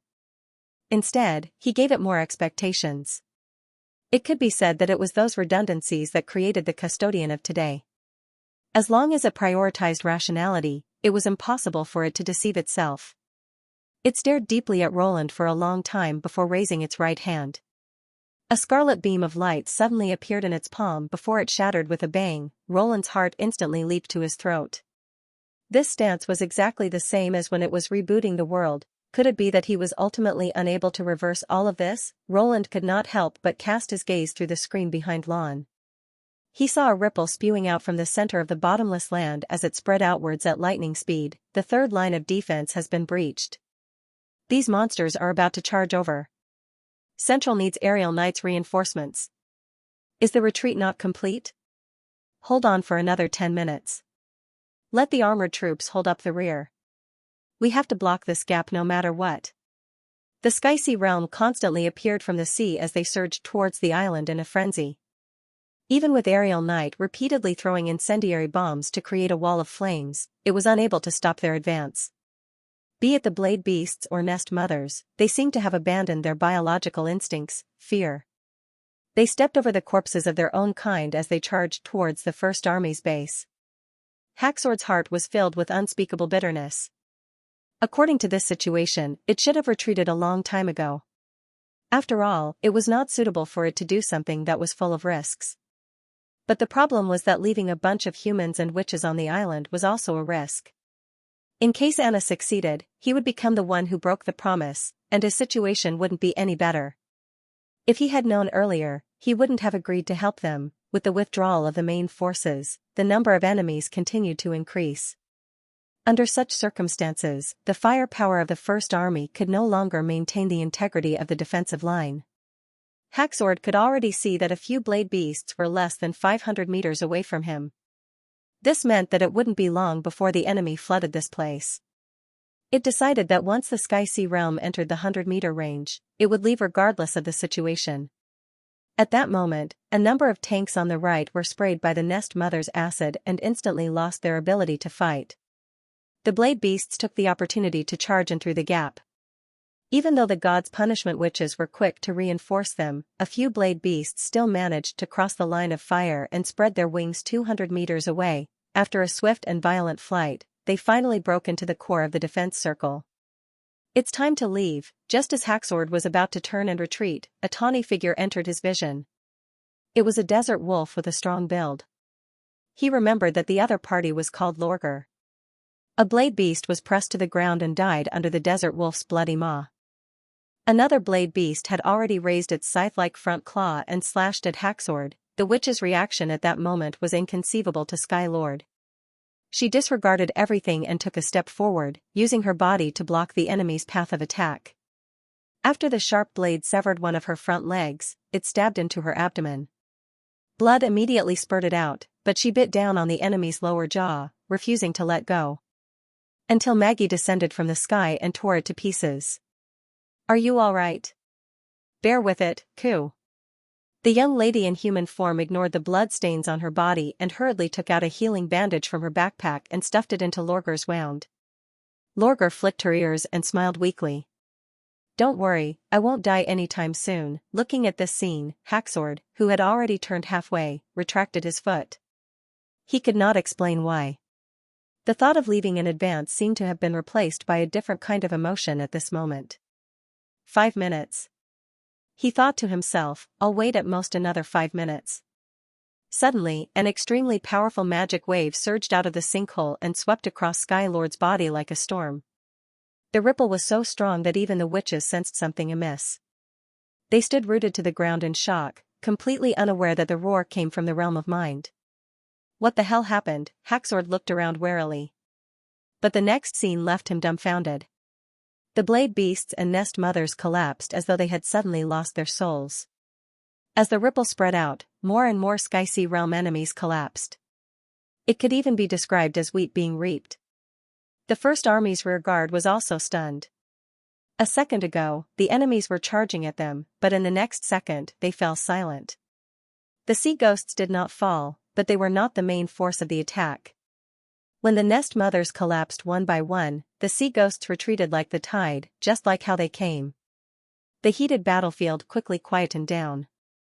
The bolder soldiers even jumped out of the simple trenches and used their guns to touch the Sky-Sea realm enemies that were sprawled on the ground.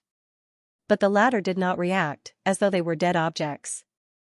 After the immense pressure subsided, everyone revealed a look of relief after surviving a calamity. The first thing they did was not to celebrate their victory, but to slowly sit down with their weapons in hand. They looked up into the sky and heaved a sigh of relief. "Eh?" Maggie looked around in disbelief. "What's going on, Ku?" Hacksword cast his gaze towards the bottomless land. A thought arose in his mind, but he was unsure if his guess was correct. The battle of divine will might really be over. And it would never happen again. "You guessed right. The Sky-Sea realm was indeed created by me." The custodian lowered his arm and said, "It was originally used as a supplement to filter life, to be used as a comparison with the natural evolution team. At the same time, it could also increase the external pressure on species. In the first tens of thousands of years, the competing life forms were still in an extremely primitive stage, so the plan was rather successful. However, when the subsequent species were able to wield higher and higher magic power, I discovered that they were already able to pose a threat to the cradle facilities. Thus, I added more functions to these modified bodies. I once harbored hopes that if the Xianxia realm could evolve to the point of being able to withstand a high magic power environment, the two problems you raised would be easily solved. Upon saying that, he sighed. Unfortunately, the influence of magic power on consciousness is a two-way street. The controlled Xianxia realm is still limited in the amount of magic power it can use. It mostly relies on superior genes and biotechnology. Instead, among the species that were destroyed, there might be a civilization that could eventually break through the barrier. Roland noticed that his voice was no longer as unperturbed as before, but had a slight change. Perhaps it's as you said. The battle of divine will, which prioritizes the protection of the cradle, will never produce the perfect life you envisioned. Although the custodian's tone was somewhat downcast, it also seemed to have a sense of relief. This plan was destined to be fruitless from the very beginning, Don't tell me, you. Roland blinked. That's right. It was as though a heavy burden had been lifted off its shoulders, and its eyebrows raised slightly. As for you, I have to say, time is an extremely terrifying thing. For the next 1,000 years, 10,000 years, or even 10 million years, you will be guarding this tiny cradle. Perhaps in the beginning, you will feel that you have many things to explore, but in fact, the period of stillness will come much faster than you imagine. But even 10 million years, compared to the universe, is just the blink of an eye. The custodian paused for a moment. Sometimes, I feel that time is a kind of magic.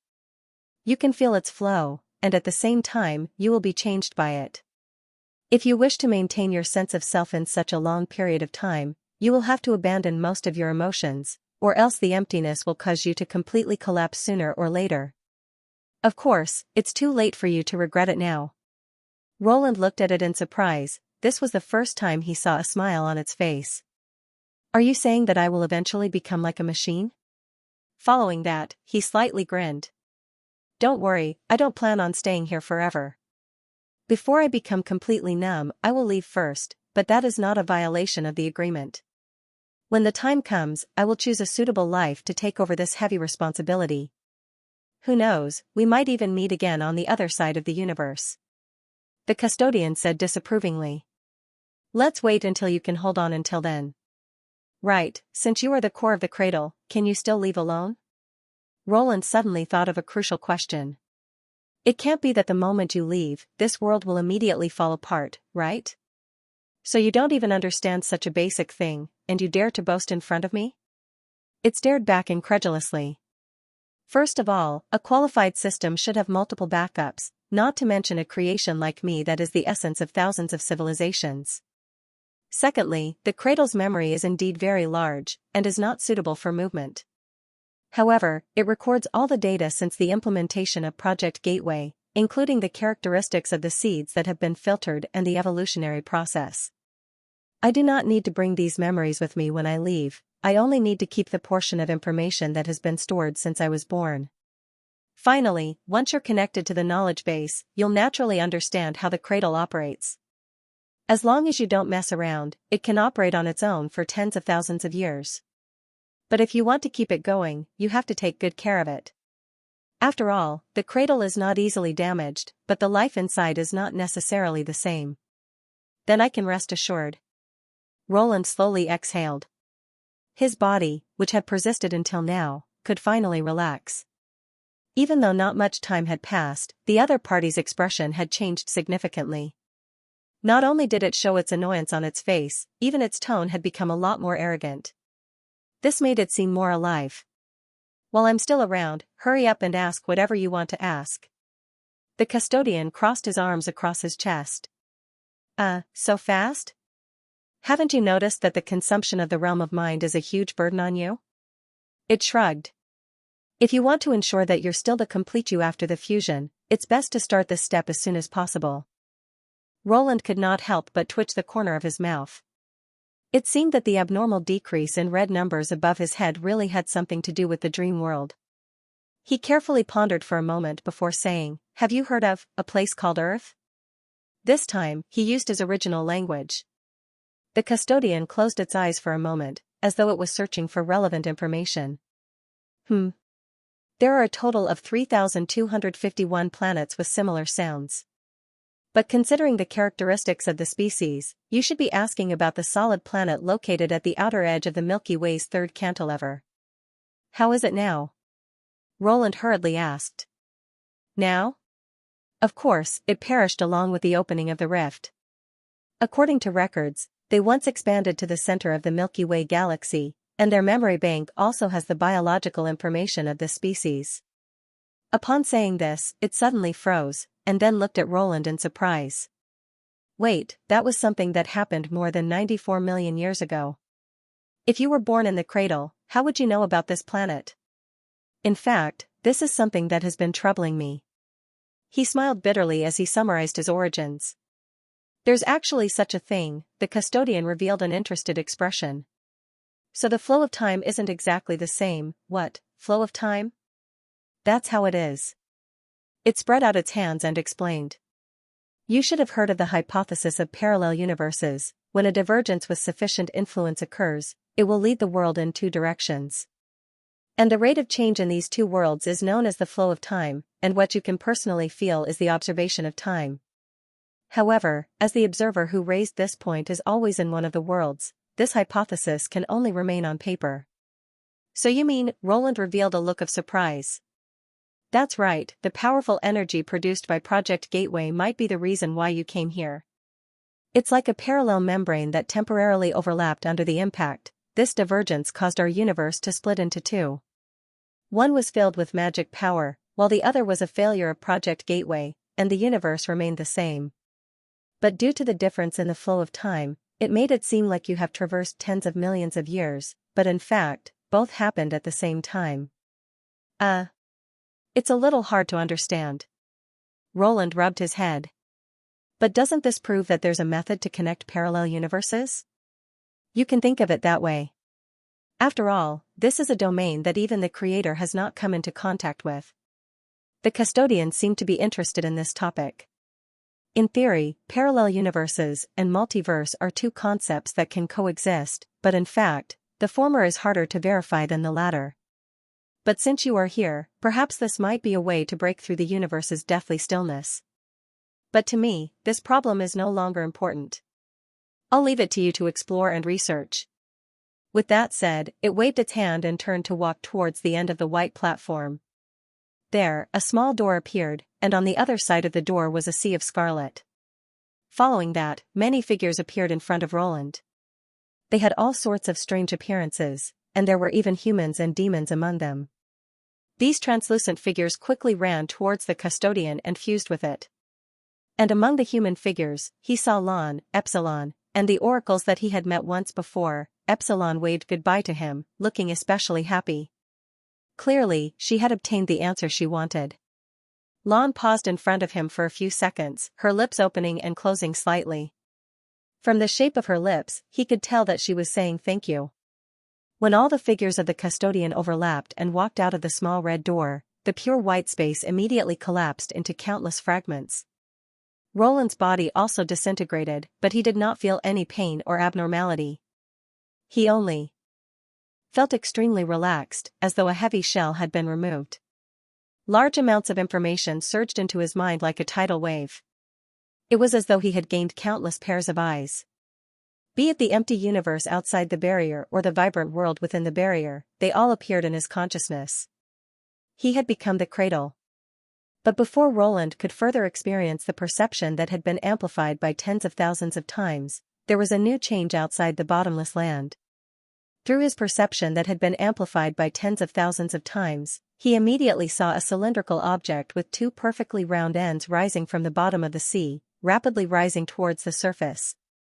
Soon, the object traversed over 1,000 meters of seawater and peeked its head out of the sea. Its size was the size of dozens of islands, and its length was even more astonishing. Due to its massive size, its emergence caused the seawater to surge, forming a whirlpool with a radius of 100 kilometers in the north of the bottomless land. And its movement did not stop there. As though it was weightless, the cylindrical object rose from the surface of the sea into the air without any delay. It maintained a constant acceleration as it flew faster and faster, and soon, it surpassed the height of Eleanor floating island. Everyone on the island noticed this incredible scene. The towering cylinder had no flames around it, nor was there any rumbling sound from its thrusters. Its ascent could be said to be silent, but at this moment, the silence served to accentuate its extraordinariness. Roland realized that it was the core of the custodian. A few minutes later, the cylindrical object made contact with the cradle's barrier. Roland witnessed the entire process of it leaving the planet from multiple angles. It wasn't a collision, nor was it an opening in the barrier for it to pass through. Instead, the latter was like a soft membrane that covered the cylindrical object, and as it rose, it extended upwards, perfectly filling in every gap. When the two separated, the barrier returned to its original state. And after the cylindrical object entered space, it adjusted its direction slightly and suddenly accelerated. For a split second, its body seemed to be elongated, like a thin belt of light.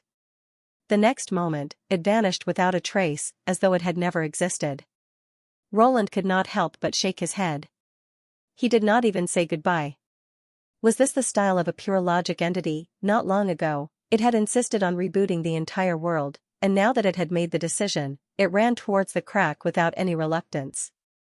Just this decisiveness and action alone was probably something few lifeforms could compare to. The most severe crisis that humanity had ever faced had finally been resolved. However, this did not mean that he could relax. There were still many problems that needed to be solved, such as his promise to Tilly and the agreement with the demons. Not only did the number of things he had to consider not decrease, it had instead increased. After all, he had previously only cared about the gains and losses of humanity, but now, he had to consider the future of the only life in the universe. While adapting to this new body, Roland initiated several search processes.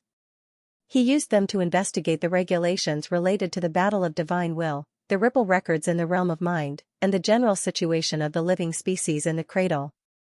The first thing he needed to do was to turn off the function of the legacy shard. In this way, the battle of divine will could finally be considered to have come to an end. As for the demons, Roland planned to separate a continent for them to live on as long as he had the resources to do so. The distance between the two continents wouldn't be too far, but it wouldn't be too close either. It might be a good idea to have a double star system similar to the Earth and the Moon. While searching the cradle, Roland made another unexpected discovery. A mutated creature similar to a nest mother had actually escaped the custodian's orders. It was curled up in the mud at the bottom of the sea in fear, only revealing a few eyes to look around. Very quickly, he traced back history and found that it was the monster that had once visited the western region of Grey Castle. It seemed that even if it was a life created according to his own will, it would still head in an unpredictable direction due to small changes over a long period of time. After some thought, he finally decided to leave it behind. Once the demons left, humans would have a long period of time to live in a stable world. However, he did not want the cradle to become a complete greenhouse.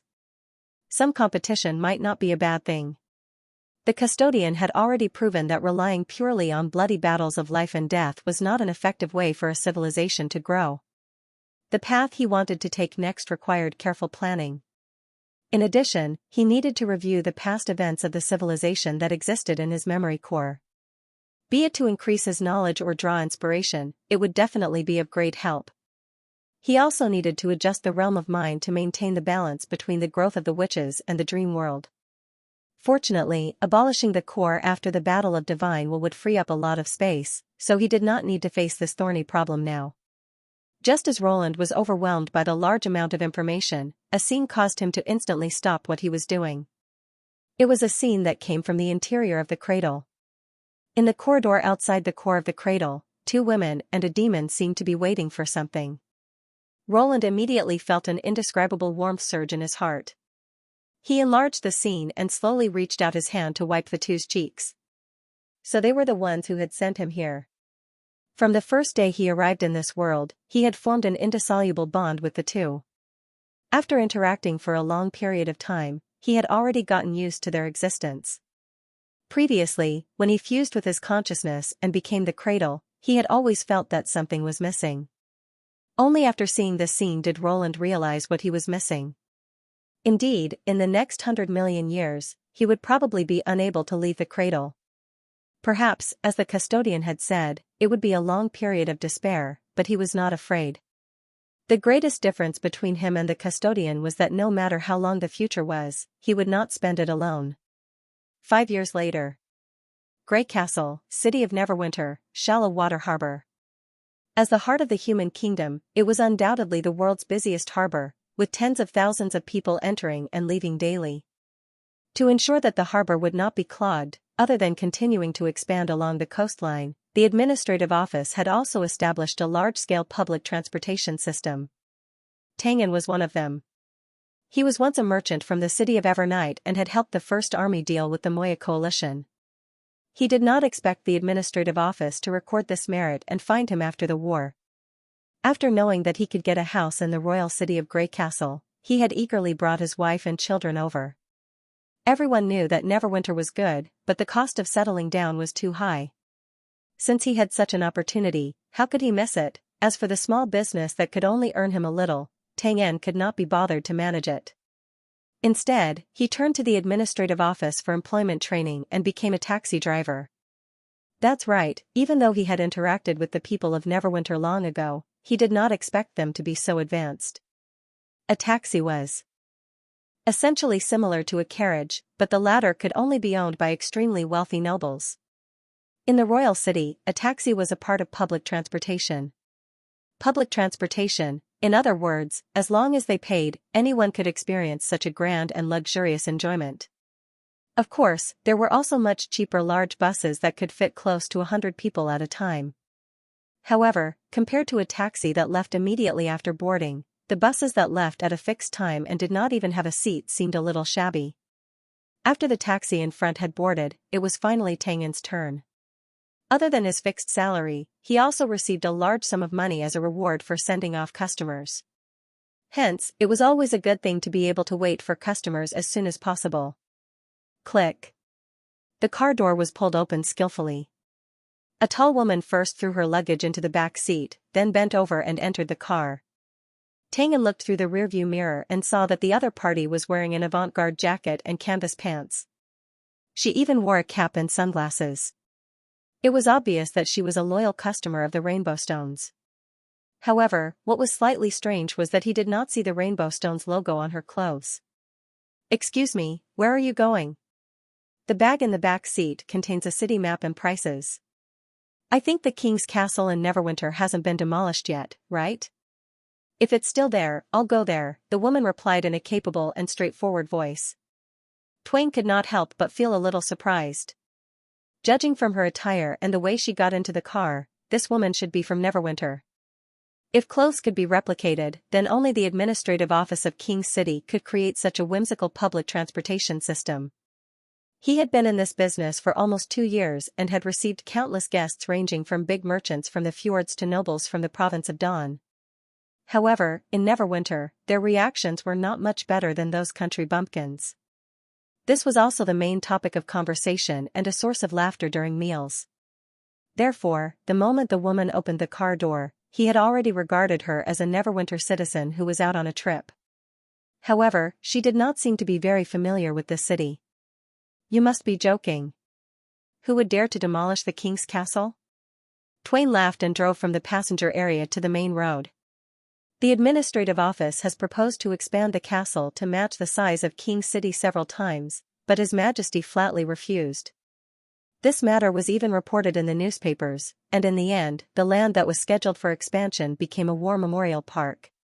"You are not a local?" "I stayed here for a period of time."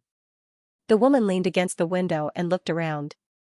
"It seems that His Majesty is quite considerate of the people." "Exactly. Although many people doubted Her Majesty Wimbledon's ability when she inherited the throne, it has been proven that even though she is young and a woman, Wimbledon is still Wimbledon." Twain was full of praise. These were his sincere words. If not for the post-war recovery policy, he would not have had the opportunity to move from the remote northern region to this dream city. Heh. The corner of the woman's mouth curled up. Then tell me more about her. Wait. Why is this person's attitude towards His Majesty so strange? Twain was a little suspicious. She was not full of respect like ordinary people, nor was she full of jealousy like the old nobles. It was as if she was talking about an old acquaintance. Could she be a spy? This was not his blind suspicion. Twain had also heard some rumors. Although the Battle of Divinewell had ended, the King of Dawn had announced his abdication, and Greycastle's influence had spread all over the continent. It did not mean that all the territories were united. At least in the Kingdom of Dawn, many nobles expressed their dissatisfaction with the Quinn family. The pardoned son of the Duke of Longsong had already left the fjords. If there was anyone who wanted to overthrow the Wimbledon family the most, he was definitely one of them. Moreover, the first prince's widow would obviously become the focus of the various forces. Although he was only a child now, who knew what he would think when he grew up? Perhaps those fellows who were plotting against him were already laying the groundwork for future conspiracies. The more Tang An thought about it, the more he felt that something was amiss. He picked a few unimportant anecdotes to chat about while he secretly sized up the passenger in the back seat. If the other party was really a spy, he should take note of her appearance and then report it to the Public Security Bureau. But, her appearance was really unique.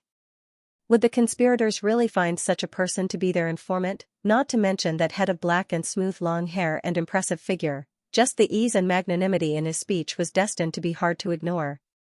Moreover, through the silhouette on the glass, Tang An could see the golden eyes of the woman hidden under the sunglasses. Looking at the pair of eyes that were as sharp as a sword, he actually felt a little lost for a moment. Just as his thoughts were running wild, the car arrived at the castle district. We're here. Tang An coughed twice. The fare is $100. The woman nimbly handed over the paper money, then picked up her luggage and walked towards the castle at the top of the slope. Were all the spies nowadays so direct? He stared at the woman's back for a long time until she disappeared at the end of his vision. Forget it, let's not think about it anymore. Tang An shook his head. Since the other party was heading straight for the castle, there was probably no need for him to inform the Public Security Bureau. After all, the witches who lived in the king's castle were far more resourceful than the police. If she really had malicious intentions, she would definitely not be able to leave that door. For some reason, if that really happened, Tang An felt that it was quite a pity. He smacked his lips and started the car. Regarding the topic of how to make magic more widely used, are we really not going to solve it in one go? Isabella asked as she caught up with Agatha amidst the stream of people going in and out of the castle gates.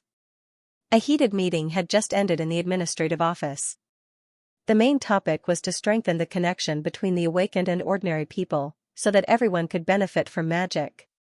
After the Quest Society had combined the technologies of various races, they had come up with two preliminary routes. One was a magic device similar to the Rubik's Cube's power unit, while the other was a reference to the magic stone fusion technology of the demons, which was now known as the Kargard clan. The former had almost no side effects, but it still needed witches to charge it. As there were objective limitations on the speed and talent of the awakened, there was a clear upper limit to this route. Once the number of devices exceeded the total amount of energy supplied by the witches, it could easily become a tool exclusive to the upper class, which was inconsistent with the tenets of the new Quest Society. But this plan was approved by the majority. In the foreseeable future, those who could enter the castle district and the administrative office were already the upper class of the kingdom. They would be able to enjoy any breakthroughs in magic devices at the first instance, but the ordinary people might not be able to. As for the second route, it had a certain degree of risk, and its breakthrough point was Eleanor's research. The original 3 chiefs, who had become the Mother of Souls, were currently cultivating a Kargard clan prosthetic body that could fuse with the human body. It could be a hand, a leg, a nose, an ear, or even a pair of horns on the forehead, and these prosthetic bodies could be embedded with magic stones. At present, there were already 2 successful cases. Volunteers had changed their limbs to become magic bodies.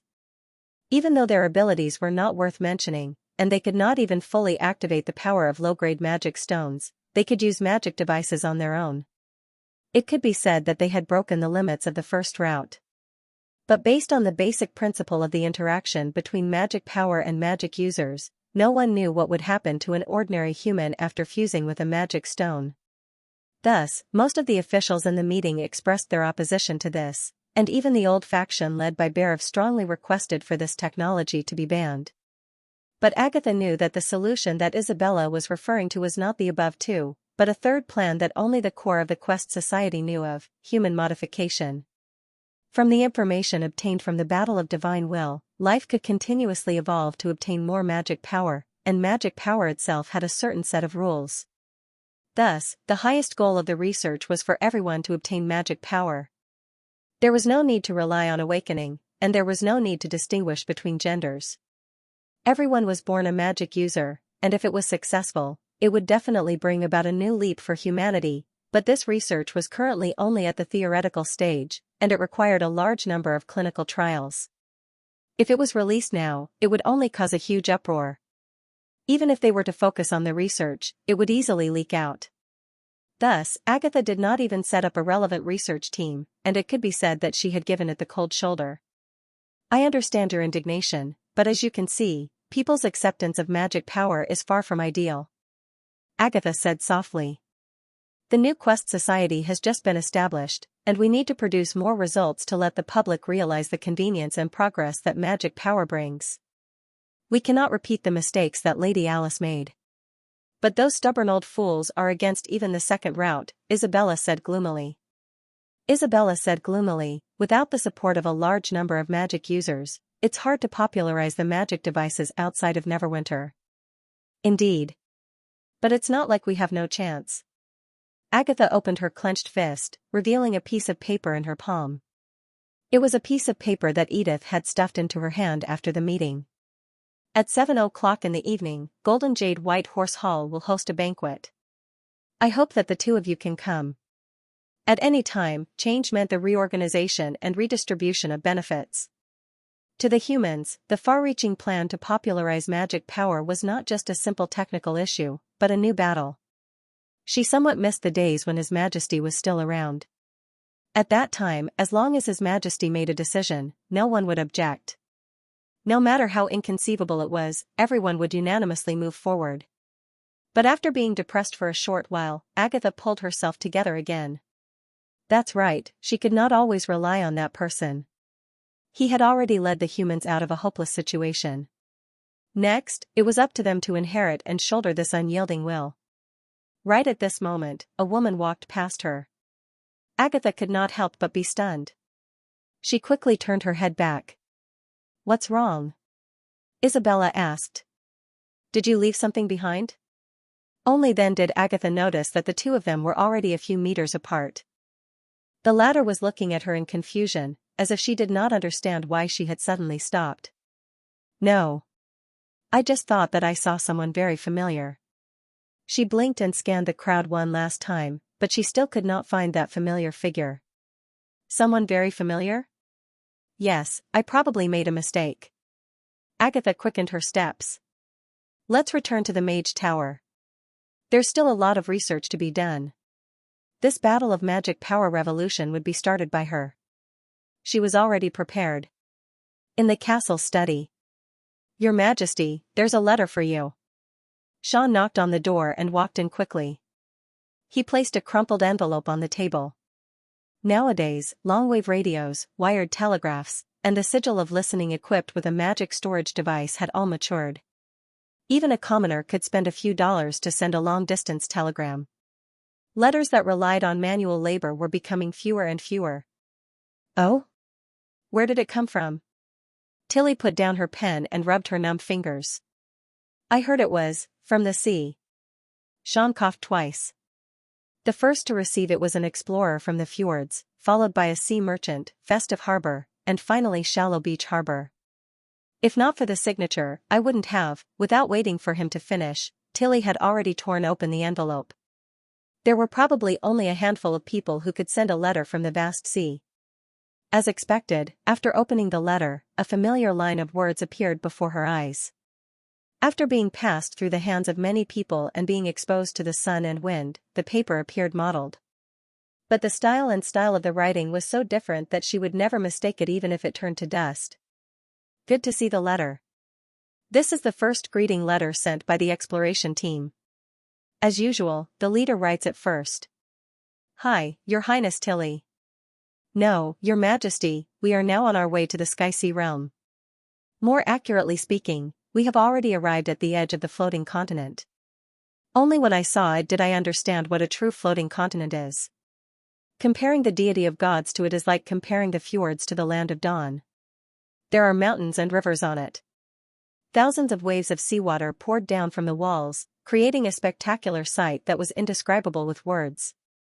If possible, I really wish to bring you and Sister Soroya along. Although the monsters of the Xianxia realm have been annihilated, this continent is still an unknown land. Will there be new ruins on it? Will there be a core instrument that can support the continent? It's simply full of questions.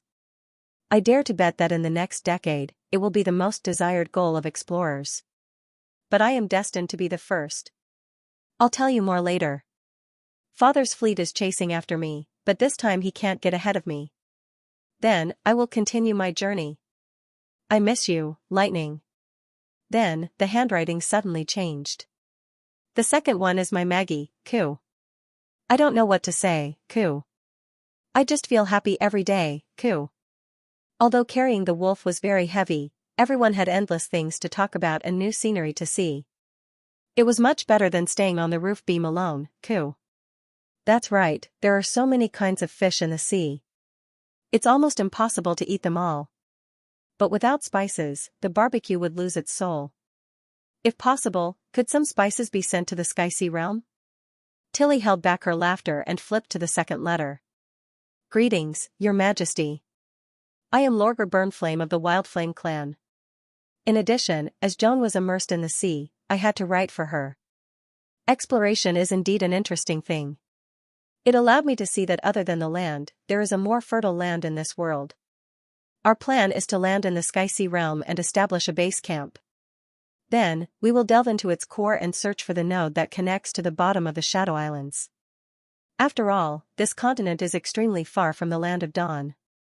If we want to develop it, a shortcut that allows us to travel quickly is absolutely necessary.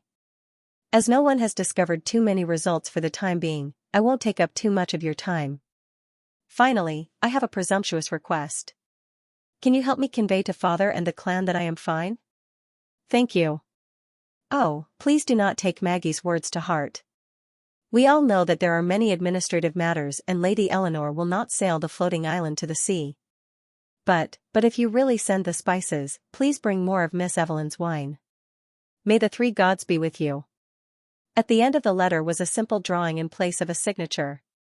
It was a human, a bird, a wolf, and a fish. Tilly closed the letter and took a deep breath. She then gestured to Sean. There's no need to reply to this letter. You can leave now. Yes, Your Majesty. The latter bowed and left the room. Seeing that the door was closed, Tilly was silent for a moment and suddenly buried her head in the pile of documents. Ah!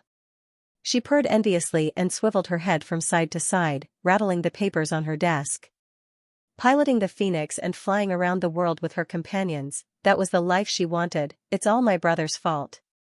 He said that he couldn't go back because he was looking for ashes, and that she had to inherit the throne until there was no barrier between witches and ordinary people. In the end, he had been looking for them for 5 years. Anna and Nightingale were nowhere to be found. Now, he couldn't figure out whether he was fooling him or not. Look at what she was dealing with now. The fertile plains was being developed, and the lands of the kingdom of Wolfheart and Everwinter were being reused. Everywhere, she was being asked for money and manpower. Please, these resources didn't grow from the ground. Also, there was the news of Ryan's rebellion. The merchants who were invited by him sold the information to Neverwinter.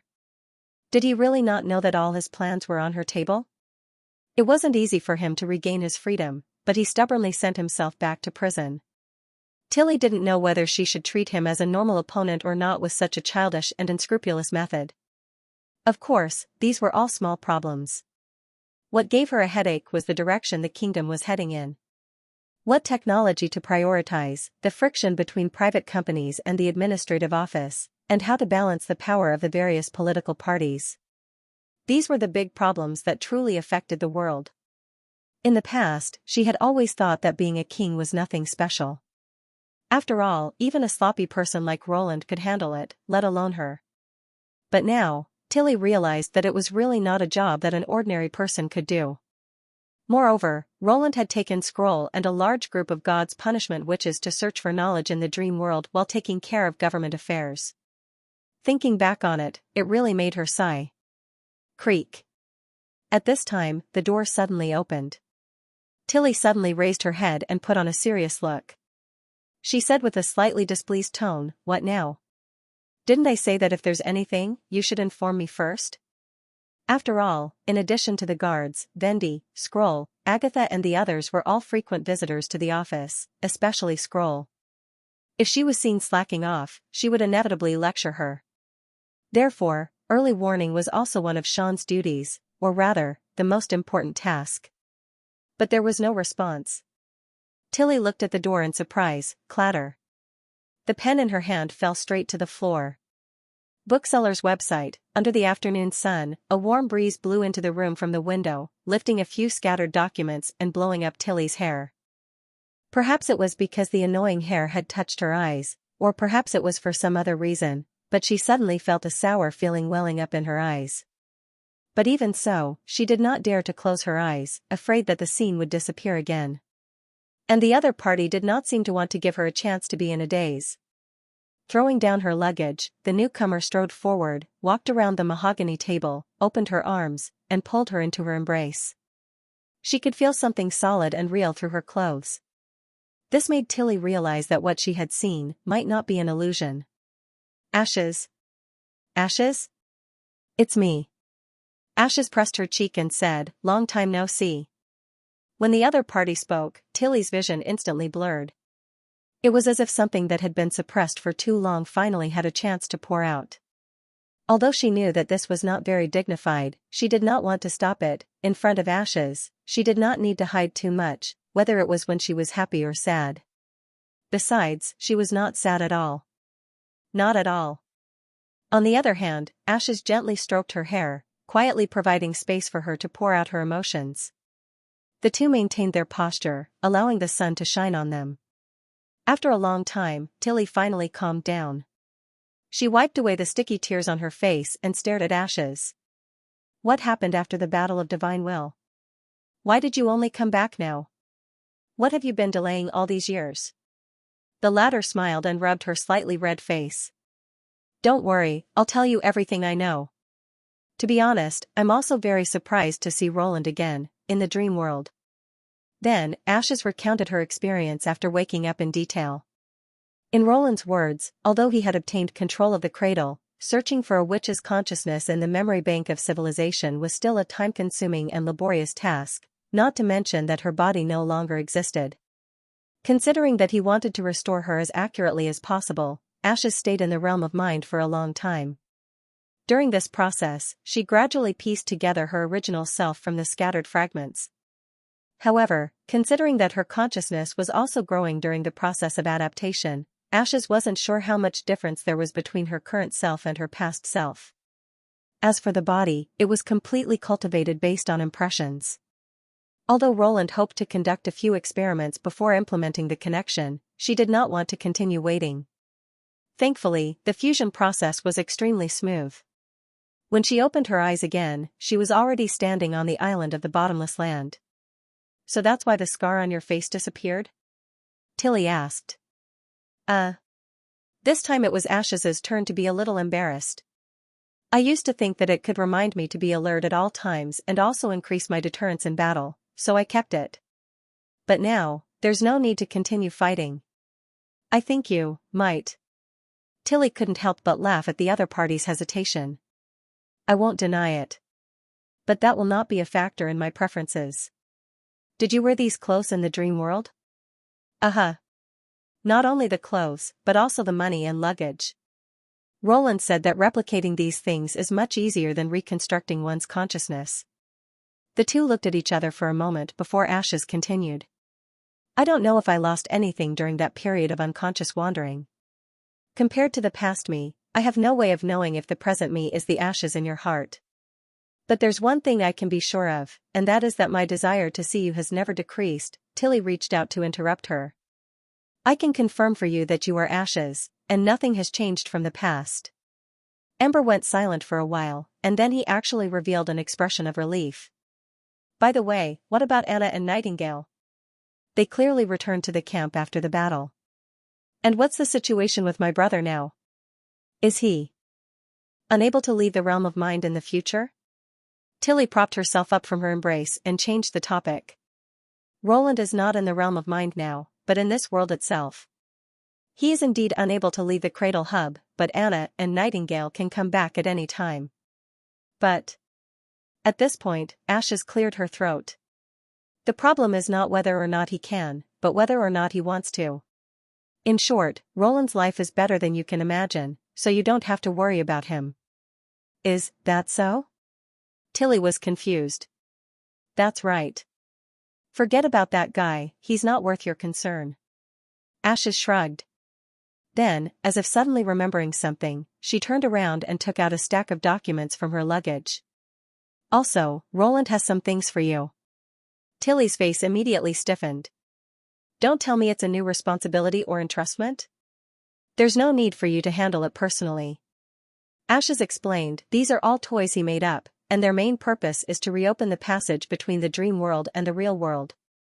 Previously, they could not enter the dream world without Roland's light pillar, and because of his disappearance, the gods' punishment witches could not relax like before.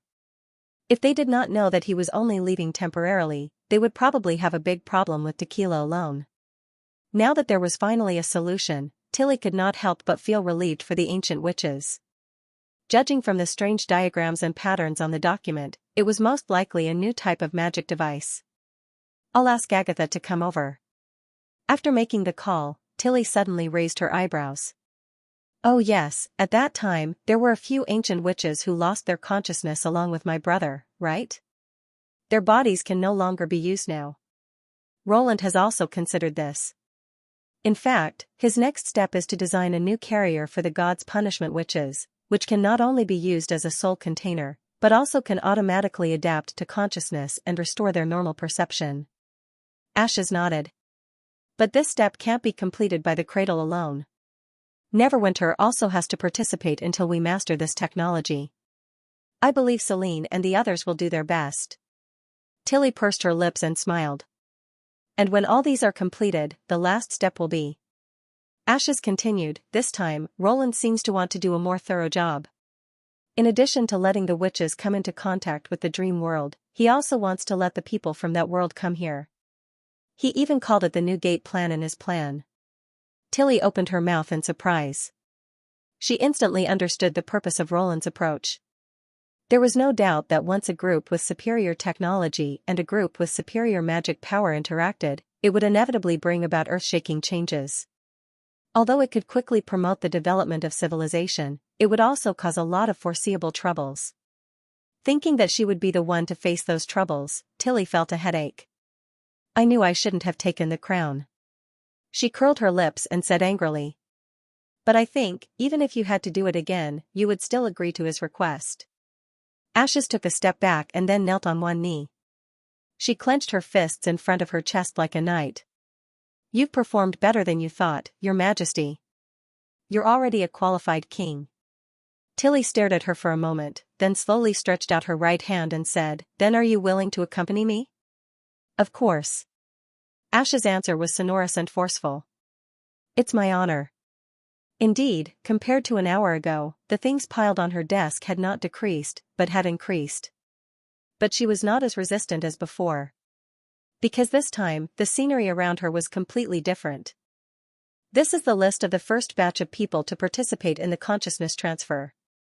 Fei Yuhan handed a report to Roland. "Although you told me not to ask you anything, Mr. Rock insisted on letting you take a look. Since he's so worried, fine." Roland helplessly flipped open the report and quickly scanned through the list of names. A few familiar names immediately came into view. It was no surprise that Fei Yuhan was first on the list. She had long expressed her desire to visit the other world, and the new Gateway project happened to satisfy her curiosity. He saw Garcia's and Zero's names at the bottom of the list. So that's why. This was probably the reason why the Guardian insisted on letting him take a look. To be honest, I'm also a little worried. Fei Yuhan went straight to the point. You mentioned before that they are also key figures in the formation of the dream world, right? If there's an accident during the consciousness transfer, or if they find their past selves, will our world still be able to maintain its current state? Of course. Roland smiled. If it was in the past, it would be hard to say. But now, the dream world is a part of the cradle. As long as I'm here, this world will continue. When he told them about the history of Hermes and the royal writ, he had already expected such a day. Although they had obtained a new life in the realm of mind, that did not mean that they had to keep their past a secret. He was also very curious as to how the two of them would look at the other world. However, he was sure that they would not return to their past appearances. Then I'll pass on your words to Rock. Fei Yuhan nodded. Right, there's one more thing. Help me pass on a message. Roland stopped her. There's only one last step left in the new Gateway project. I'll be leaving for a period of time, and I'll leave the rest to you. Don't tell me you're thinking of throwing away your responsibilities and enjoying being a god. The celebrity martialist sized him up suspiciously. What are you talking about? Roland coughed twice. It's just that what I can do next is extremely limited. The knowledge base of conventional techniques has been open to both worlds, but how to use magic power still depends on you guys. This was not a false statement. Even though the central control system had a backup, only the custodian's unique copy was affected by the magic. After all, magic would only interact with consciousness, and an unactivated backup was obviously just an ordinary machine. This made it so that Roland was unable to spontaneously comprehend magic powers like the custodian. He could only use the laws that the custodian had already grasped, although just understanding these would take him nearly 1,000 years. It's better to let smarter people do the research. Fei Yuhan patted his shoulder generously. But I believe that there will always be people from both worlds who will stand up, just like how we fought against God together. After saying that, she waved her hand, turned around, and walked towards the Guardian's office. She was expressing that she did not need to be as lonely as the custodian. It turned out that this fellow also knew how to encourage people. Roland shook his head in amusement and took out a small recorder from his sleeve. It was just that his curiosity was a little too exuberant. Walking out of the sanatorium building, there were people coming and going outside. After taking over the cradle, he had used a long time to restore the operations of the realm of mind. Therefore, to the dream world, the destruction caused by the erosion war had not been completely erased. The association was filled with scenes of hundreds of things waiting to be done. Not everyone here knew the truth. The long interruption period had not left any memories for them, much less recognize who he was. Even if there were people who stopped to greet him, it was because of the badge on his chest that represented the highest echelons of the association. This feeling was rather subtle. For Roland.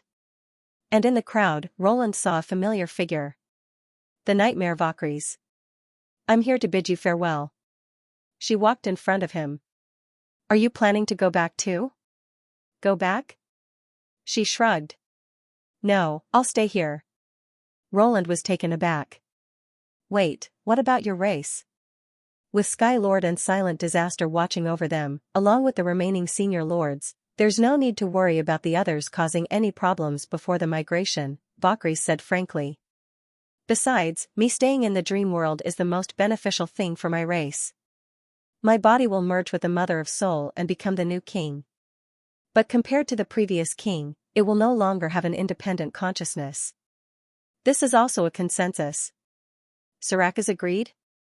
Roland remembered that she had followed Anna and Nightingale all the way to the bottom of the cave when the red mist was on the verge of running out. It's not an eternal farewell. Besides, Haxord has already obtained his own domain.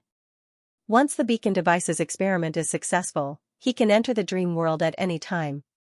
All right. Roland raised his eyebrows. Then why do you say it's a farewell? Because the one leaving isn't me, but you, Valkyrie said wistfully. If I'm not wrong, you've already decided to go into hiding, right? Since magic power is related to consciousness, it's obvious that more clashes of wills can result in more diverse outcomes. This also means that the presence of God has to be as low as possible. From the fact that you chose to let the realm of mind come into contact with the real world, you have undoubtedly made your decision. If you don't bid farewell now, I'm afraid it will be difficult to find another opportunity in the future. She paused and said with a serious expression, most people can't help but flaunt themselves after obtaining great power, but you have placed the world's future first. I have to admit that your thoughts far exceed an ordinary human's. Even I am ashamed of my inferiority. You are indeed the most suitable candidate to become a custodian. Upon saying that, Valkyries lowered her head slightly and bowed to him. Roland was momentarily speechless. Although he had indeed considered it as she said, the more important reason was another reason, a reason that had nothing to do with the world or the future, and a reason that was much simpler. But at such a time, it was obviously inappropriate for him to say it. In the end, he could only pretend to be calm and nod his head. He then strode forward and brushed past Valkyries, leaving her with a view of his back that was gradually disappearing into the distance.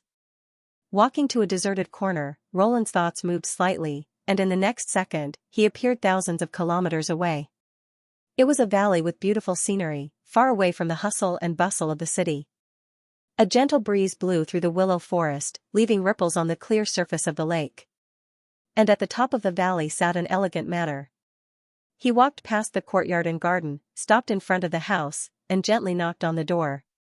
Soon, the sound of footsteps could be heard from inside. Roland's reason was simple. The road ahead indeed required meticulous planning and full effort, but in the long span of millions of years, even if he delayed it a little, it wouldn't affect him much. After being busy for so long, he finally found a reason to rest for a moment. The door opened, and behind it was Nightingale. Her radiant smile and golden hair illuminated Roland's eyes. As for Anna, she sat on the sofa in the living room and nodded slightly at him. "Welcome back," she said softly. "I'm back." Roland smiled as he walked into the house. The road unfurled beneath his feet. Regardless of what the future held, it would be a brand new page. The Road to New Life Volume 1, and finally, 3 years later, The Witch came to an end, and I was filled with emotions. But no matter what, it had completed its final conclusion according to my wishes. In fact, the first thing I thought of for this story was the ending. I even wrote 3 prologues based on the ending, namely fantasy, apocalypse, and ancient times. Finally, I chose the fantasy setting. Of course, part of this was my fondness for fantasy, and part of the reason was that the setting was more suitable for the story to unfold. The outline came to an abrupt end after facing the gods, because the Xianxia realm's origins had long been set in stone. If I were to first defeat the Xianxia realm before fighting the gods, it would be meaningless, and it would be too protracted. Therefore, from the beginning, I did not intend for the story to go in the direction of an infinite war. I also knew that the sudden change in style in the middle of the story would be incomprehensible to some readers, but without this piece of the puzzle, it would not be a complete story. At that time, I hesitated for a long time, but in the end, I still wrote it according to the outline. It was just a little obsession of mine at that time. After all, it was the first book, and if I did not act willfully, I would not have another chance. Of course, there were many characters in the story that were not mentioned in the ending, but there was no doubt that they would usher in a brand new life in the new world. This point, I will leave it to my readers to freely express themselves and let their imaginations run wild. The moment I finished writing my thoughts, I glanced at the backstage, and it was fixed at 43,000. It might slowly climb for a long period of time after that, but that is beyond the story. It is an honor to have so many people accompany me to the end of this book. It is because of your support that I have persevered through writing day after day. Little Two Eyes loves you, Scattering Flowers. I will be taking a break for a period of time, and at the same time, prepare the information and outline for the new book. I hope that the next book will bring you a new world and an interesting story. Everyone can follow my Weibo and public account, and I will post any news about the new book on them. Finally, I would like to thank all the readers once again. Because of you, Let Go of That Which could achieve such results. Then, I will see you in the next book. Apex End of Chapter 1511. Don't forget to subscribe, like, and share the video to support the channel.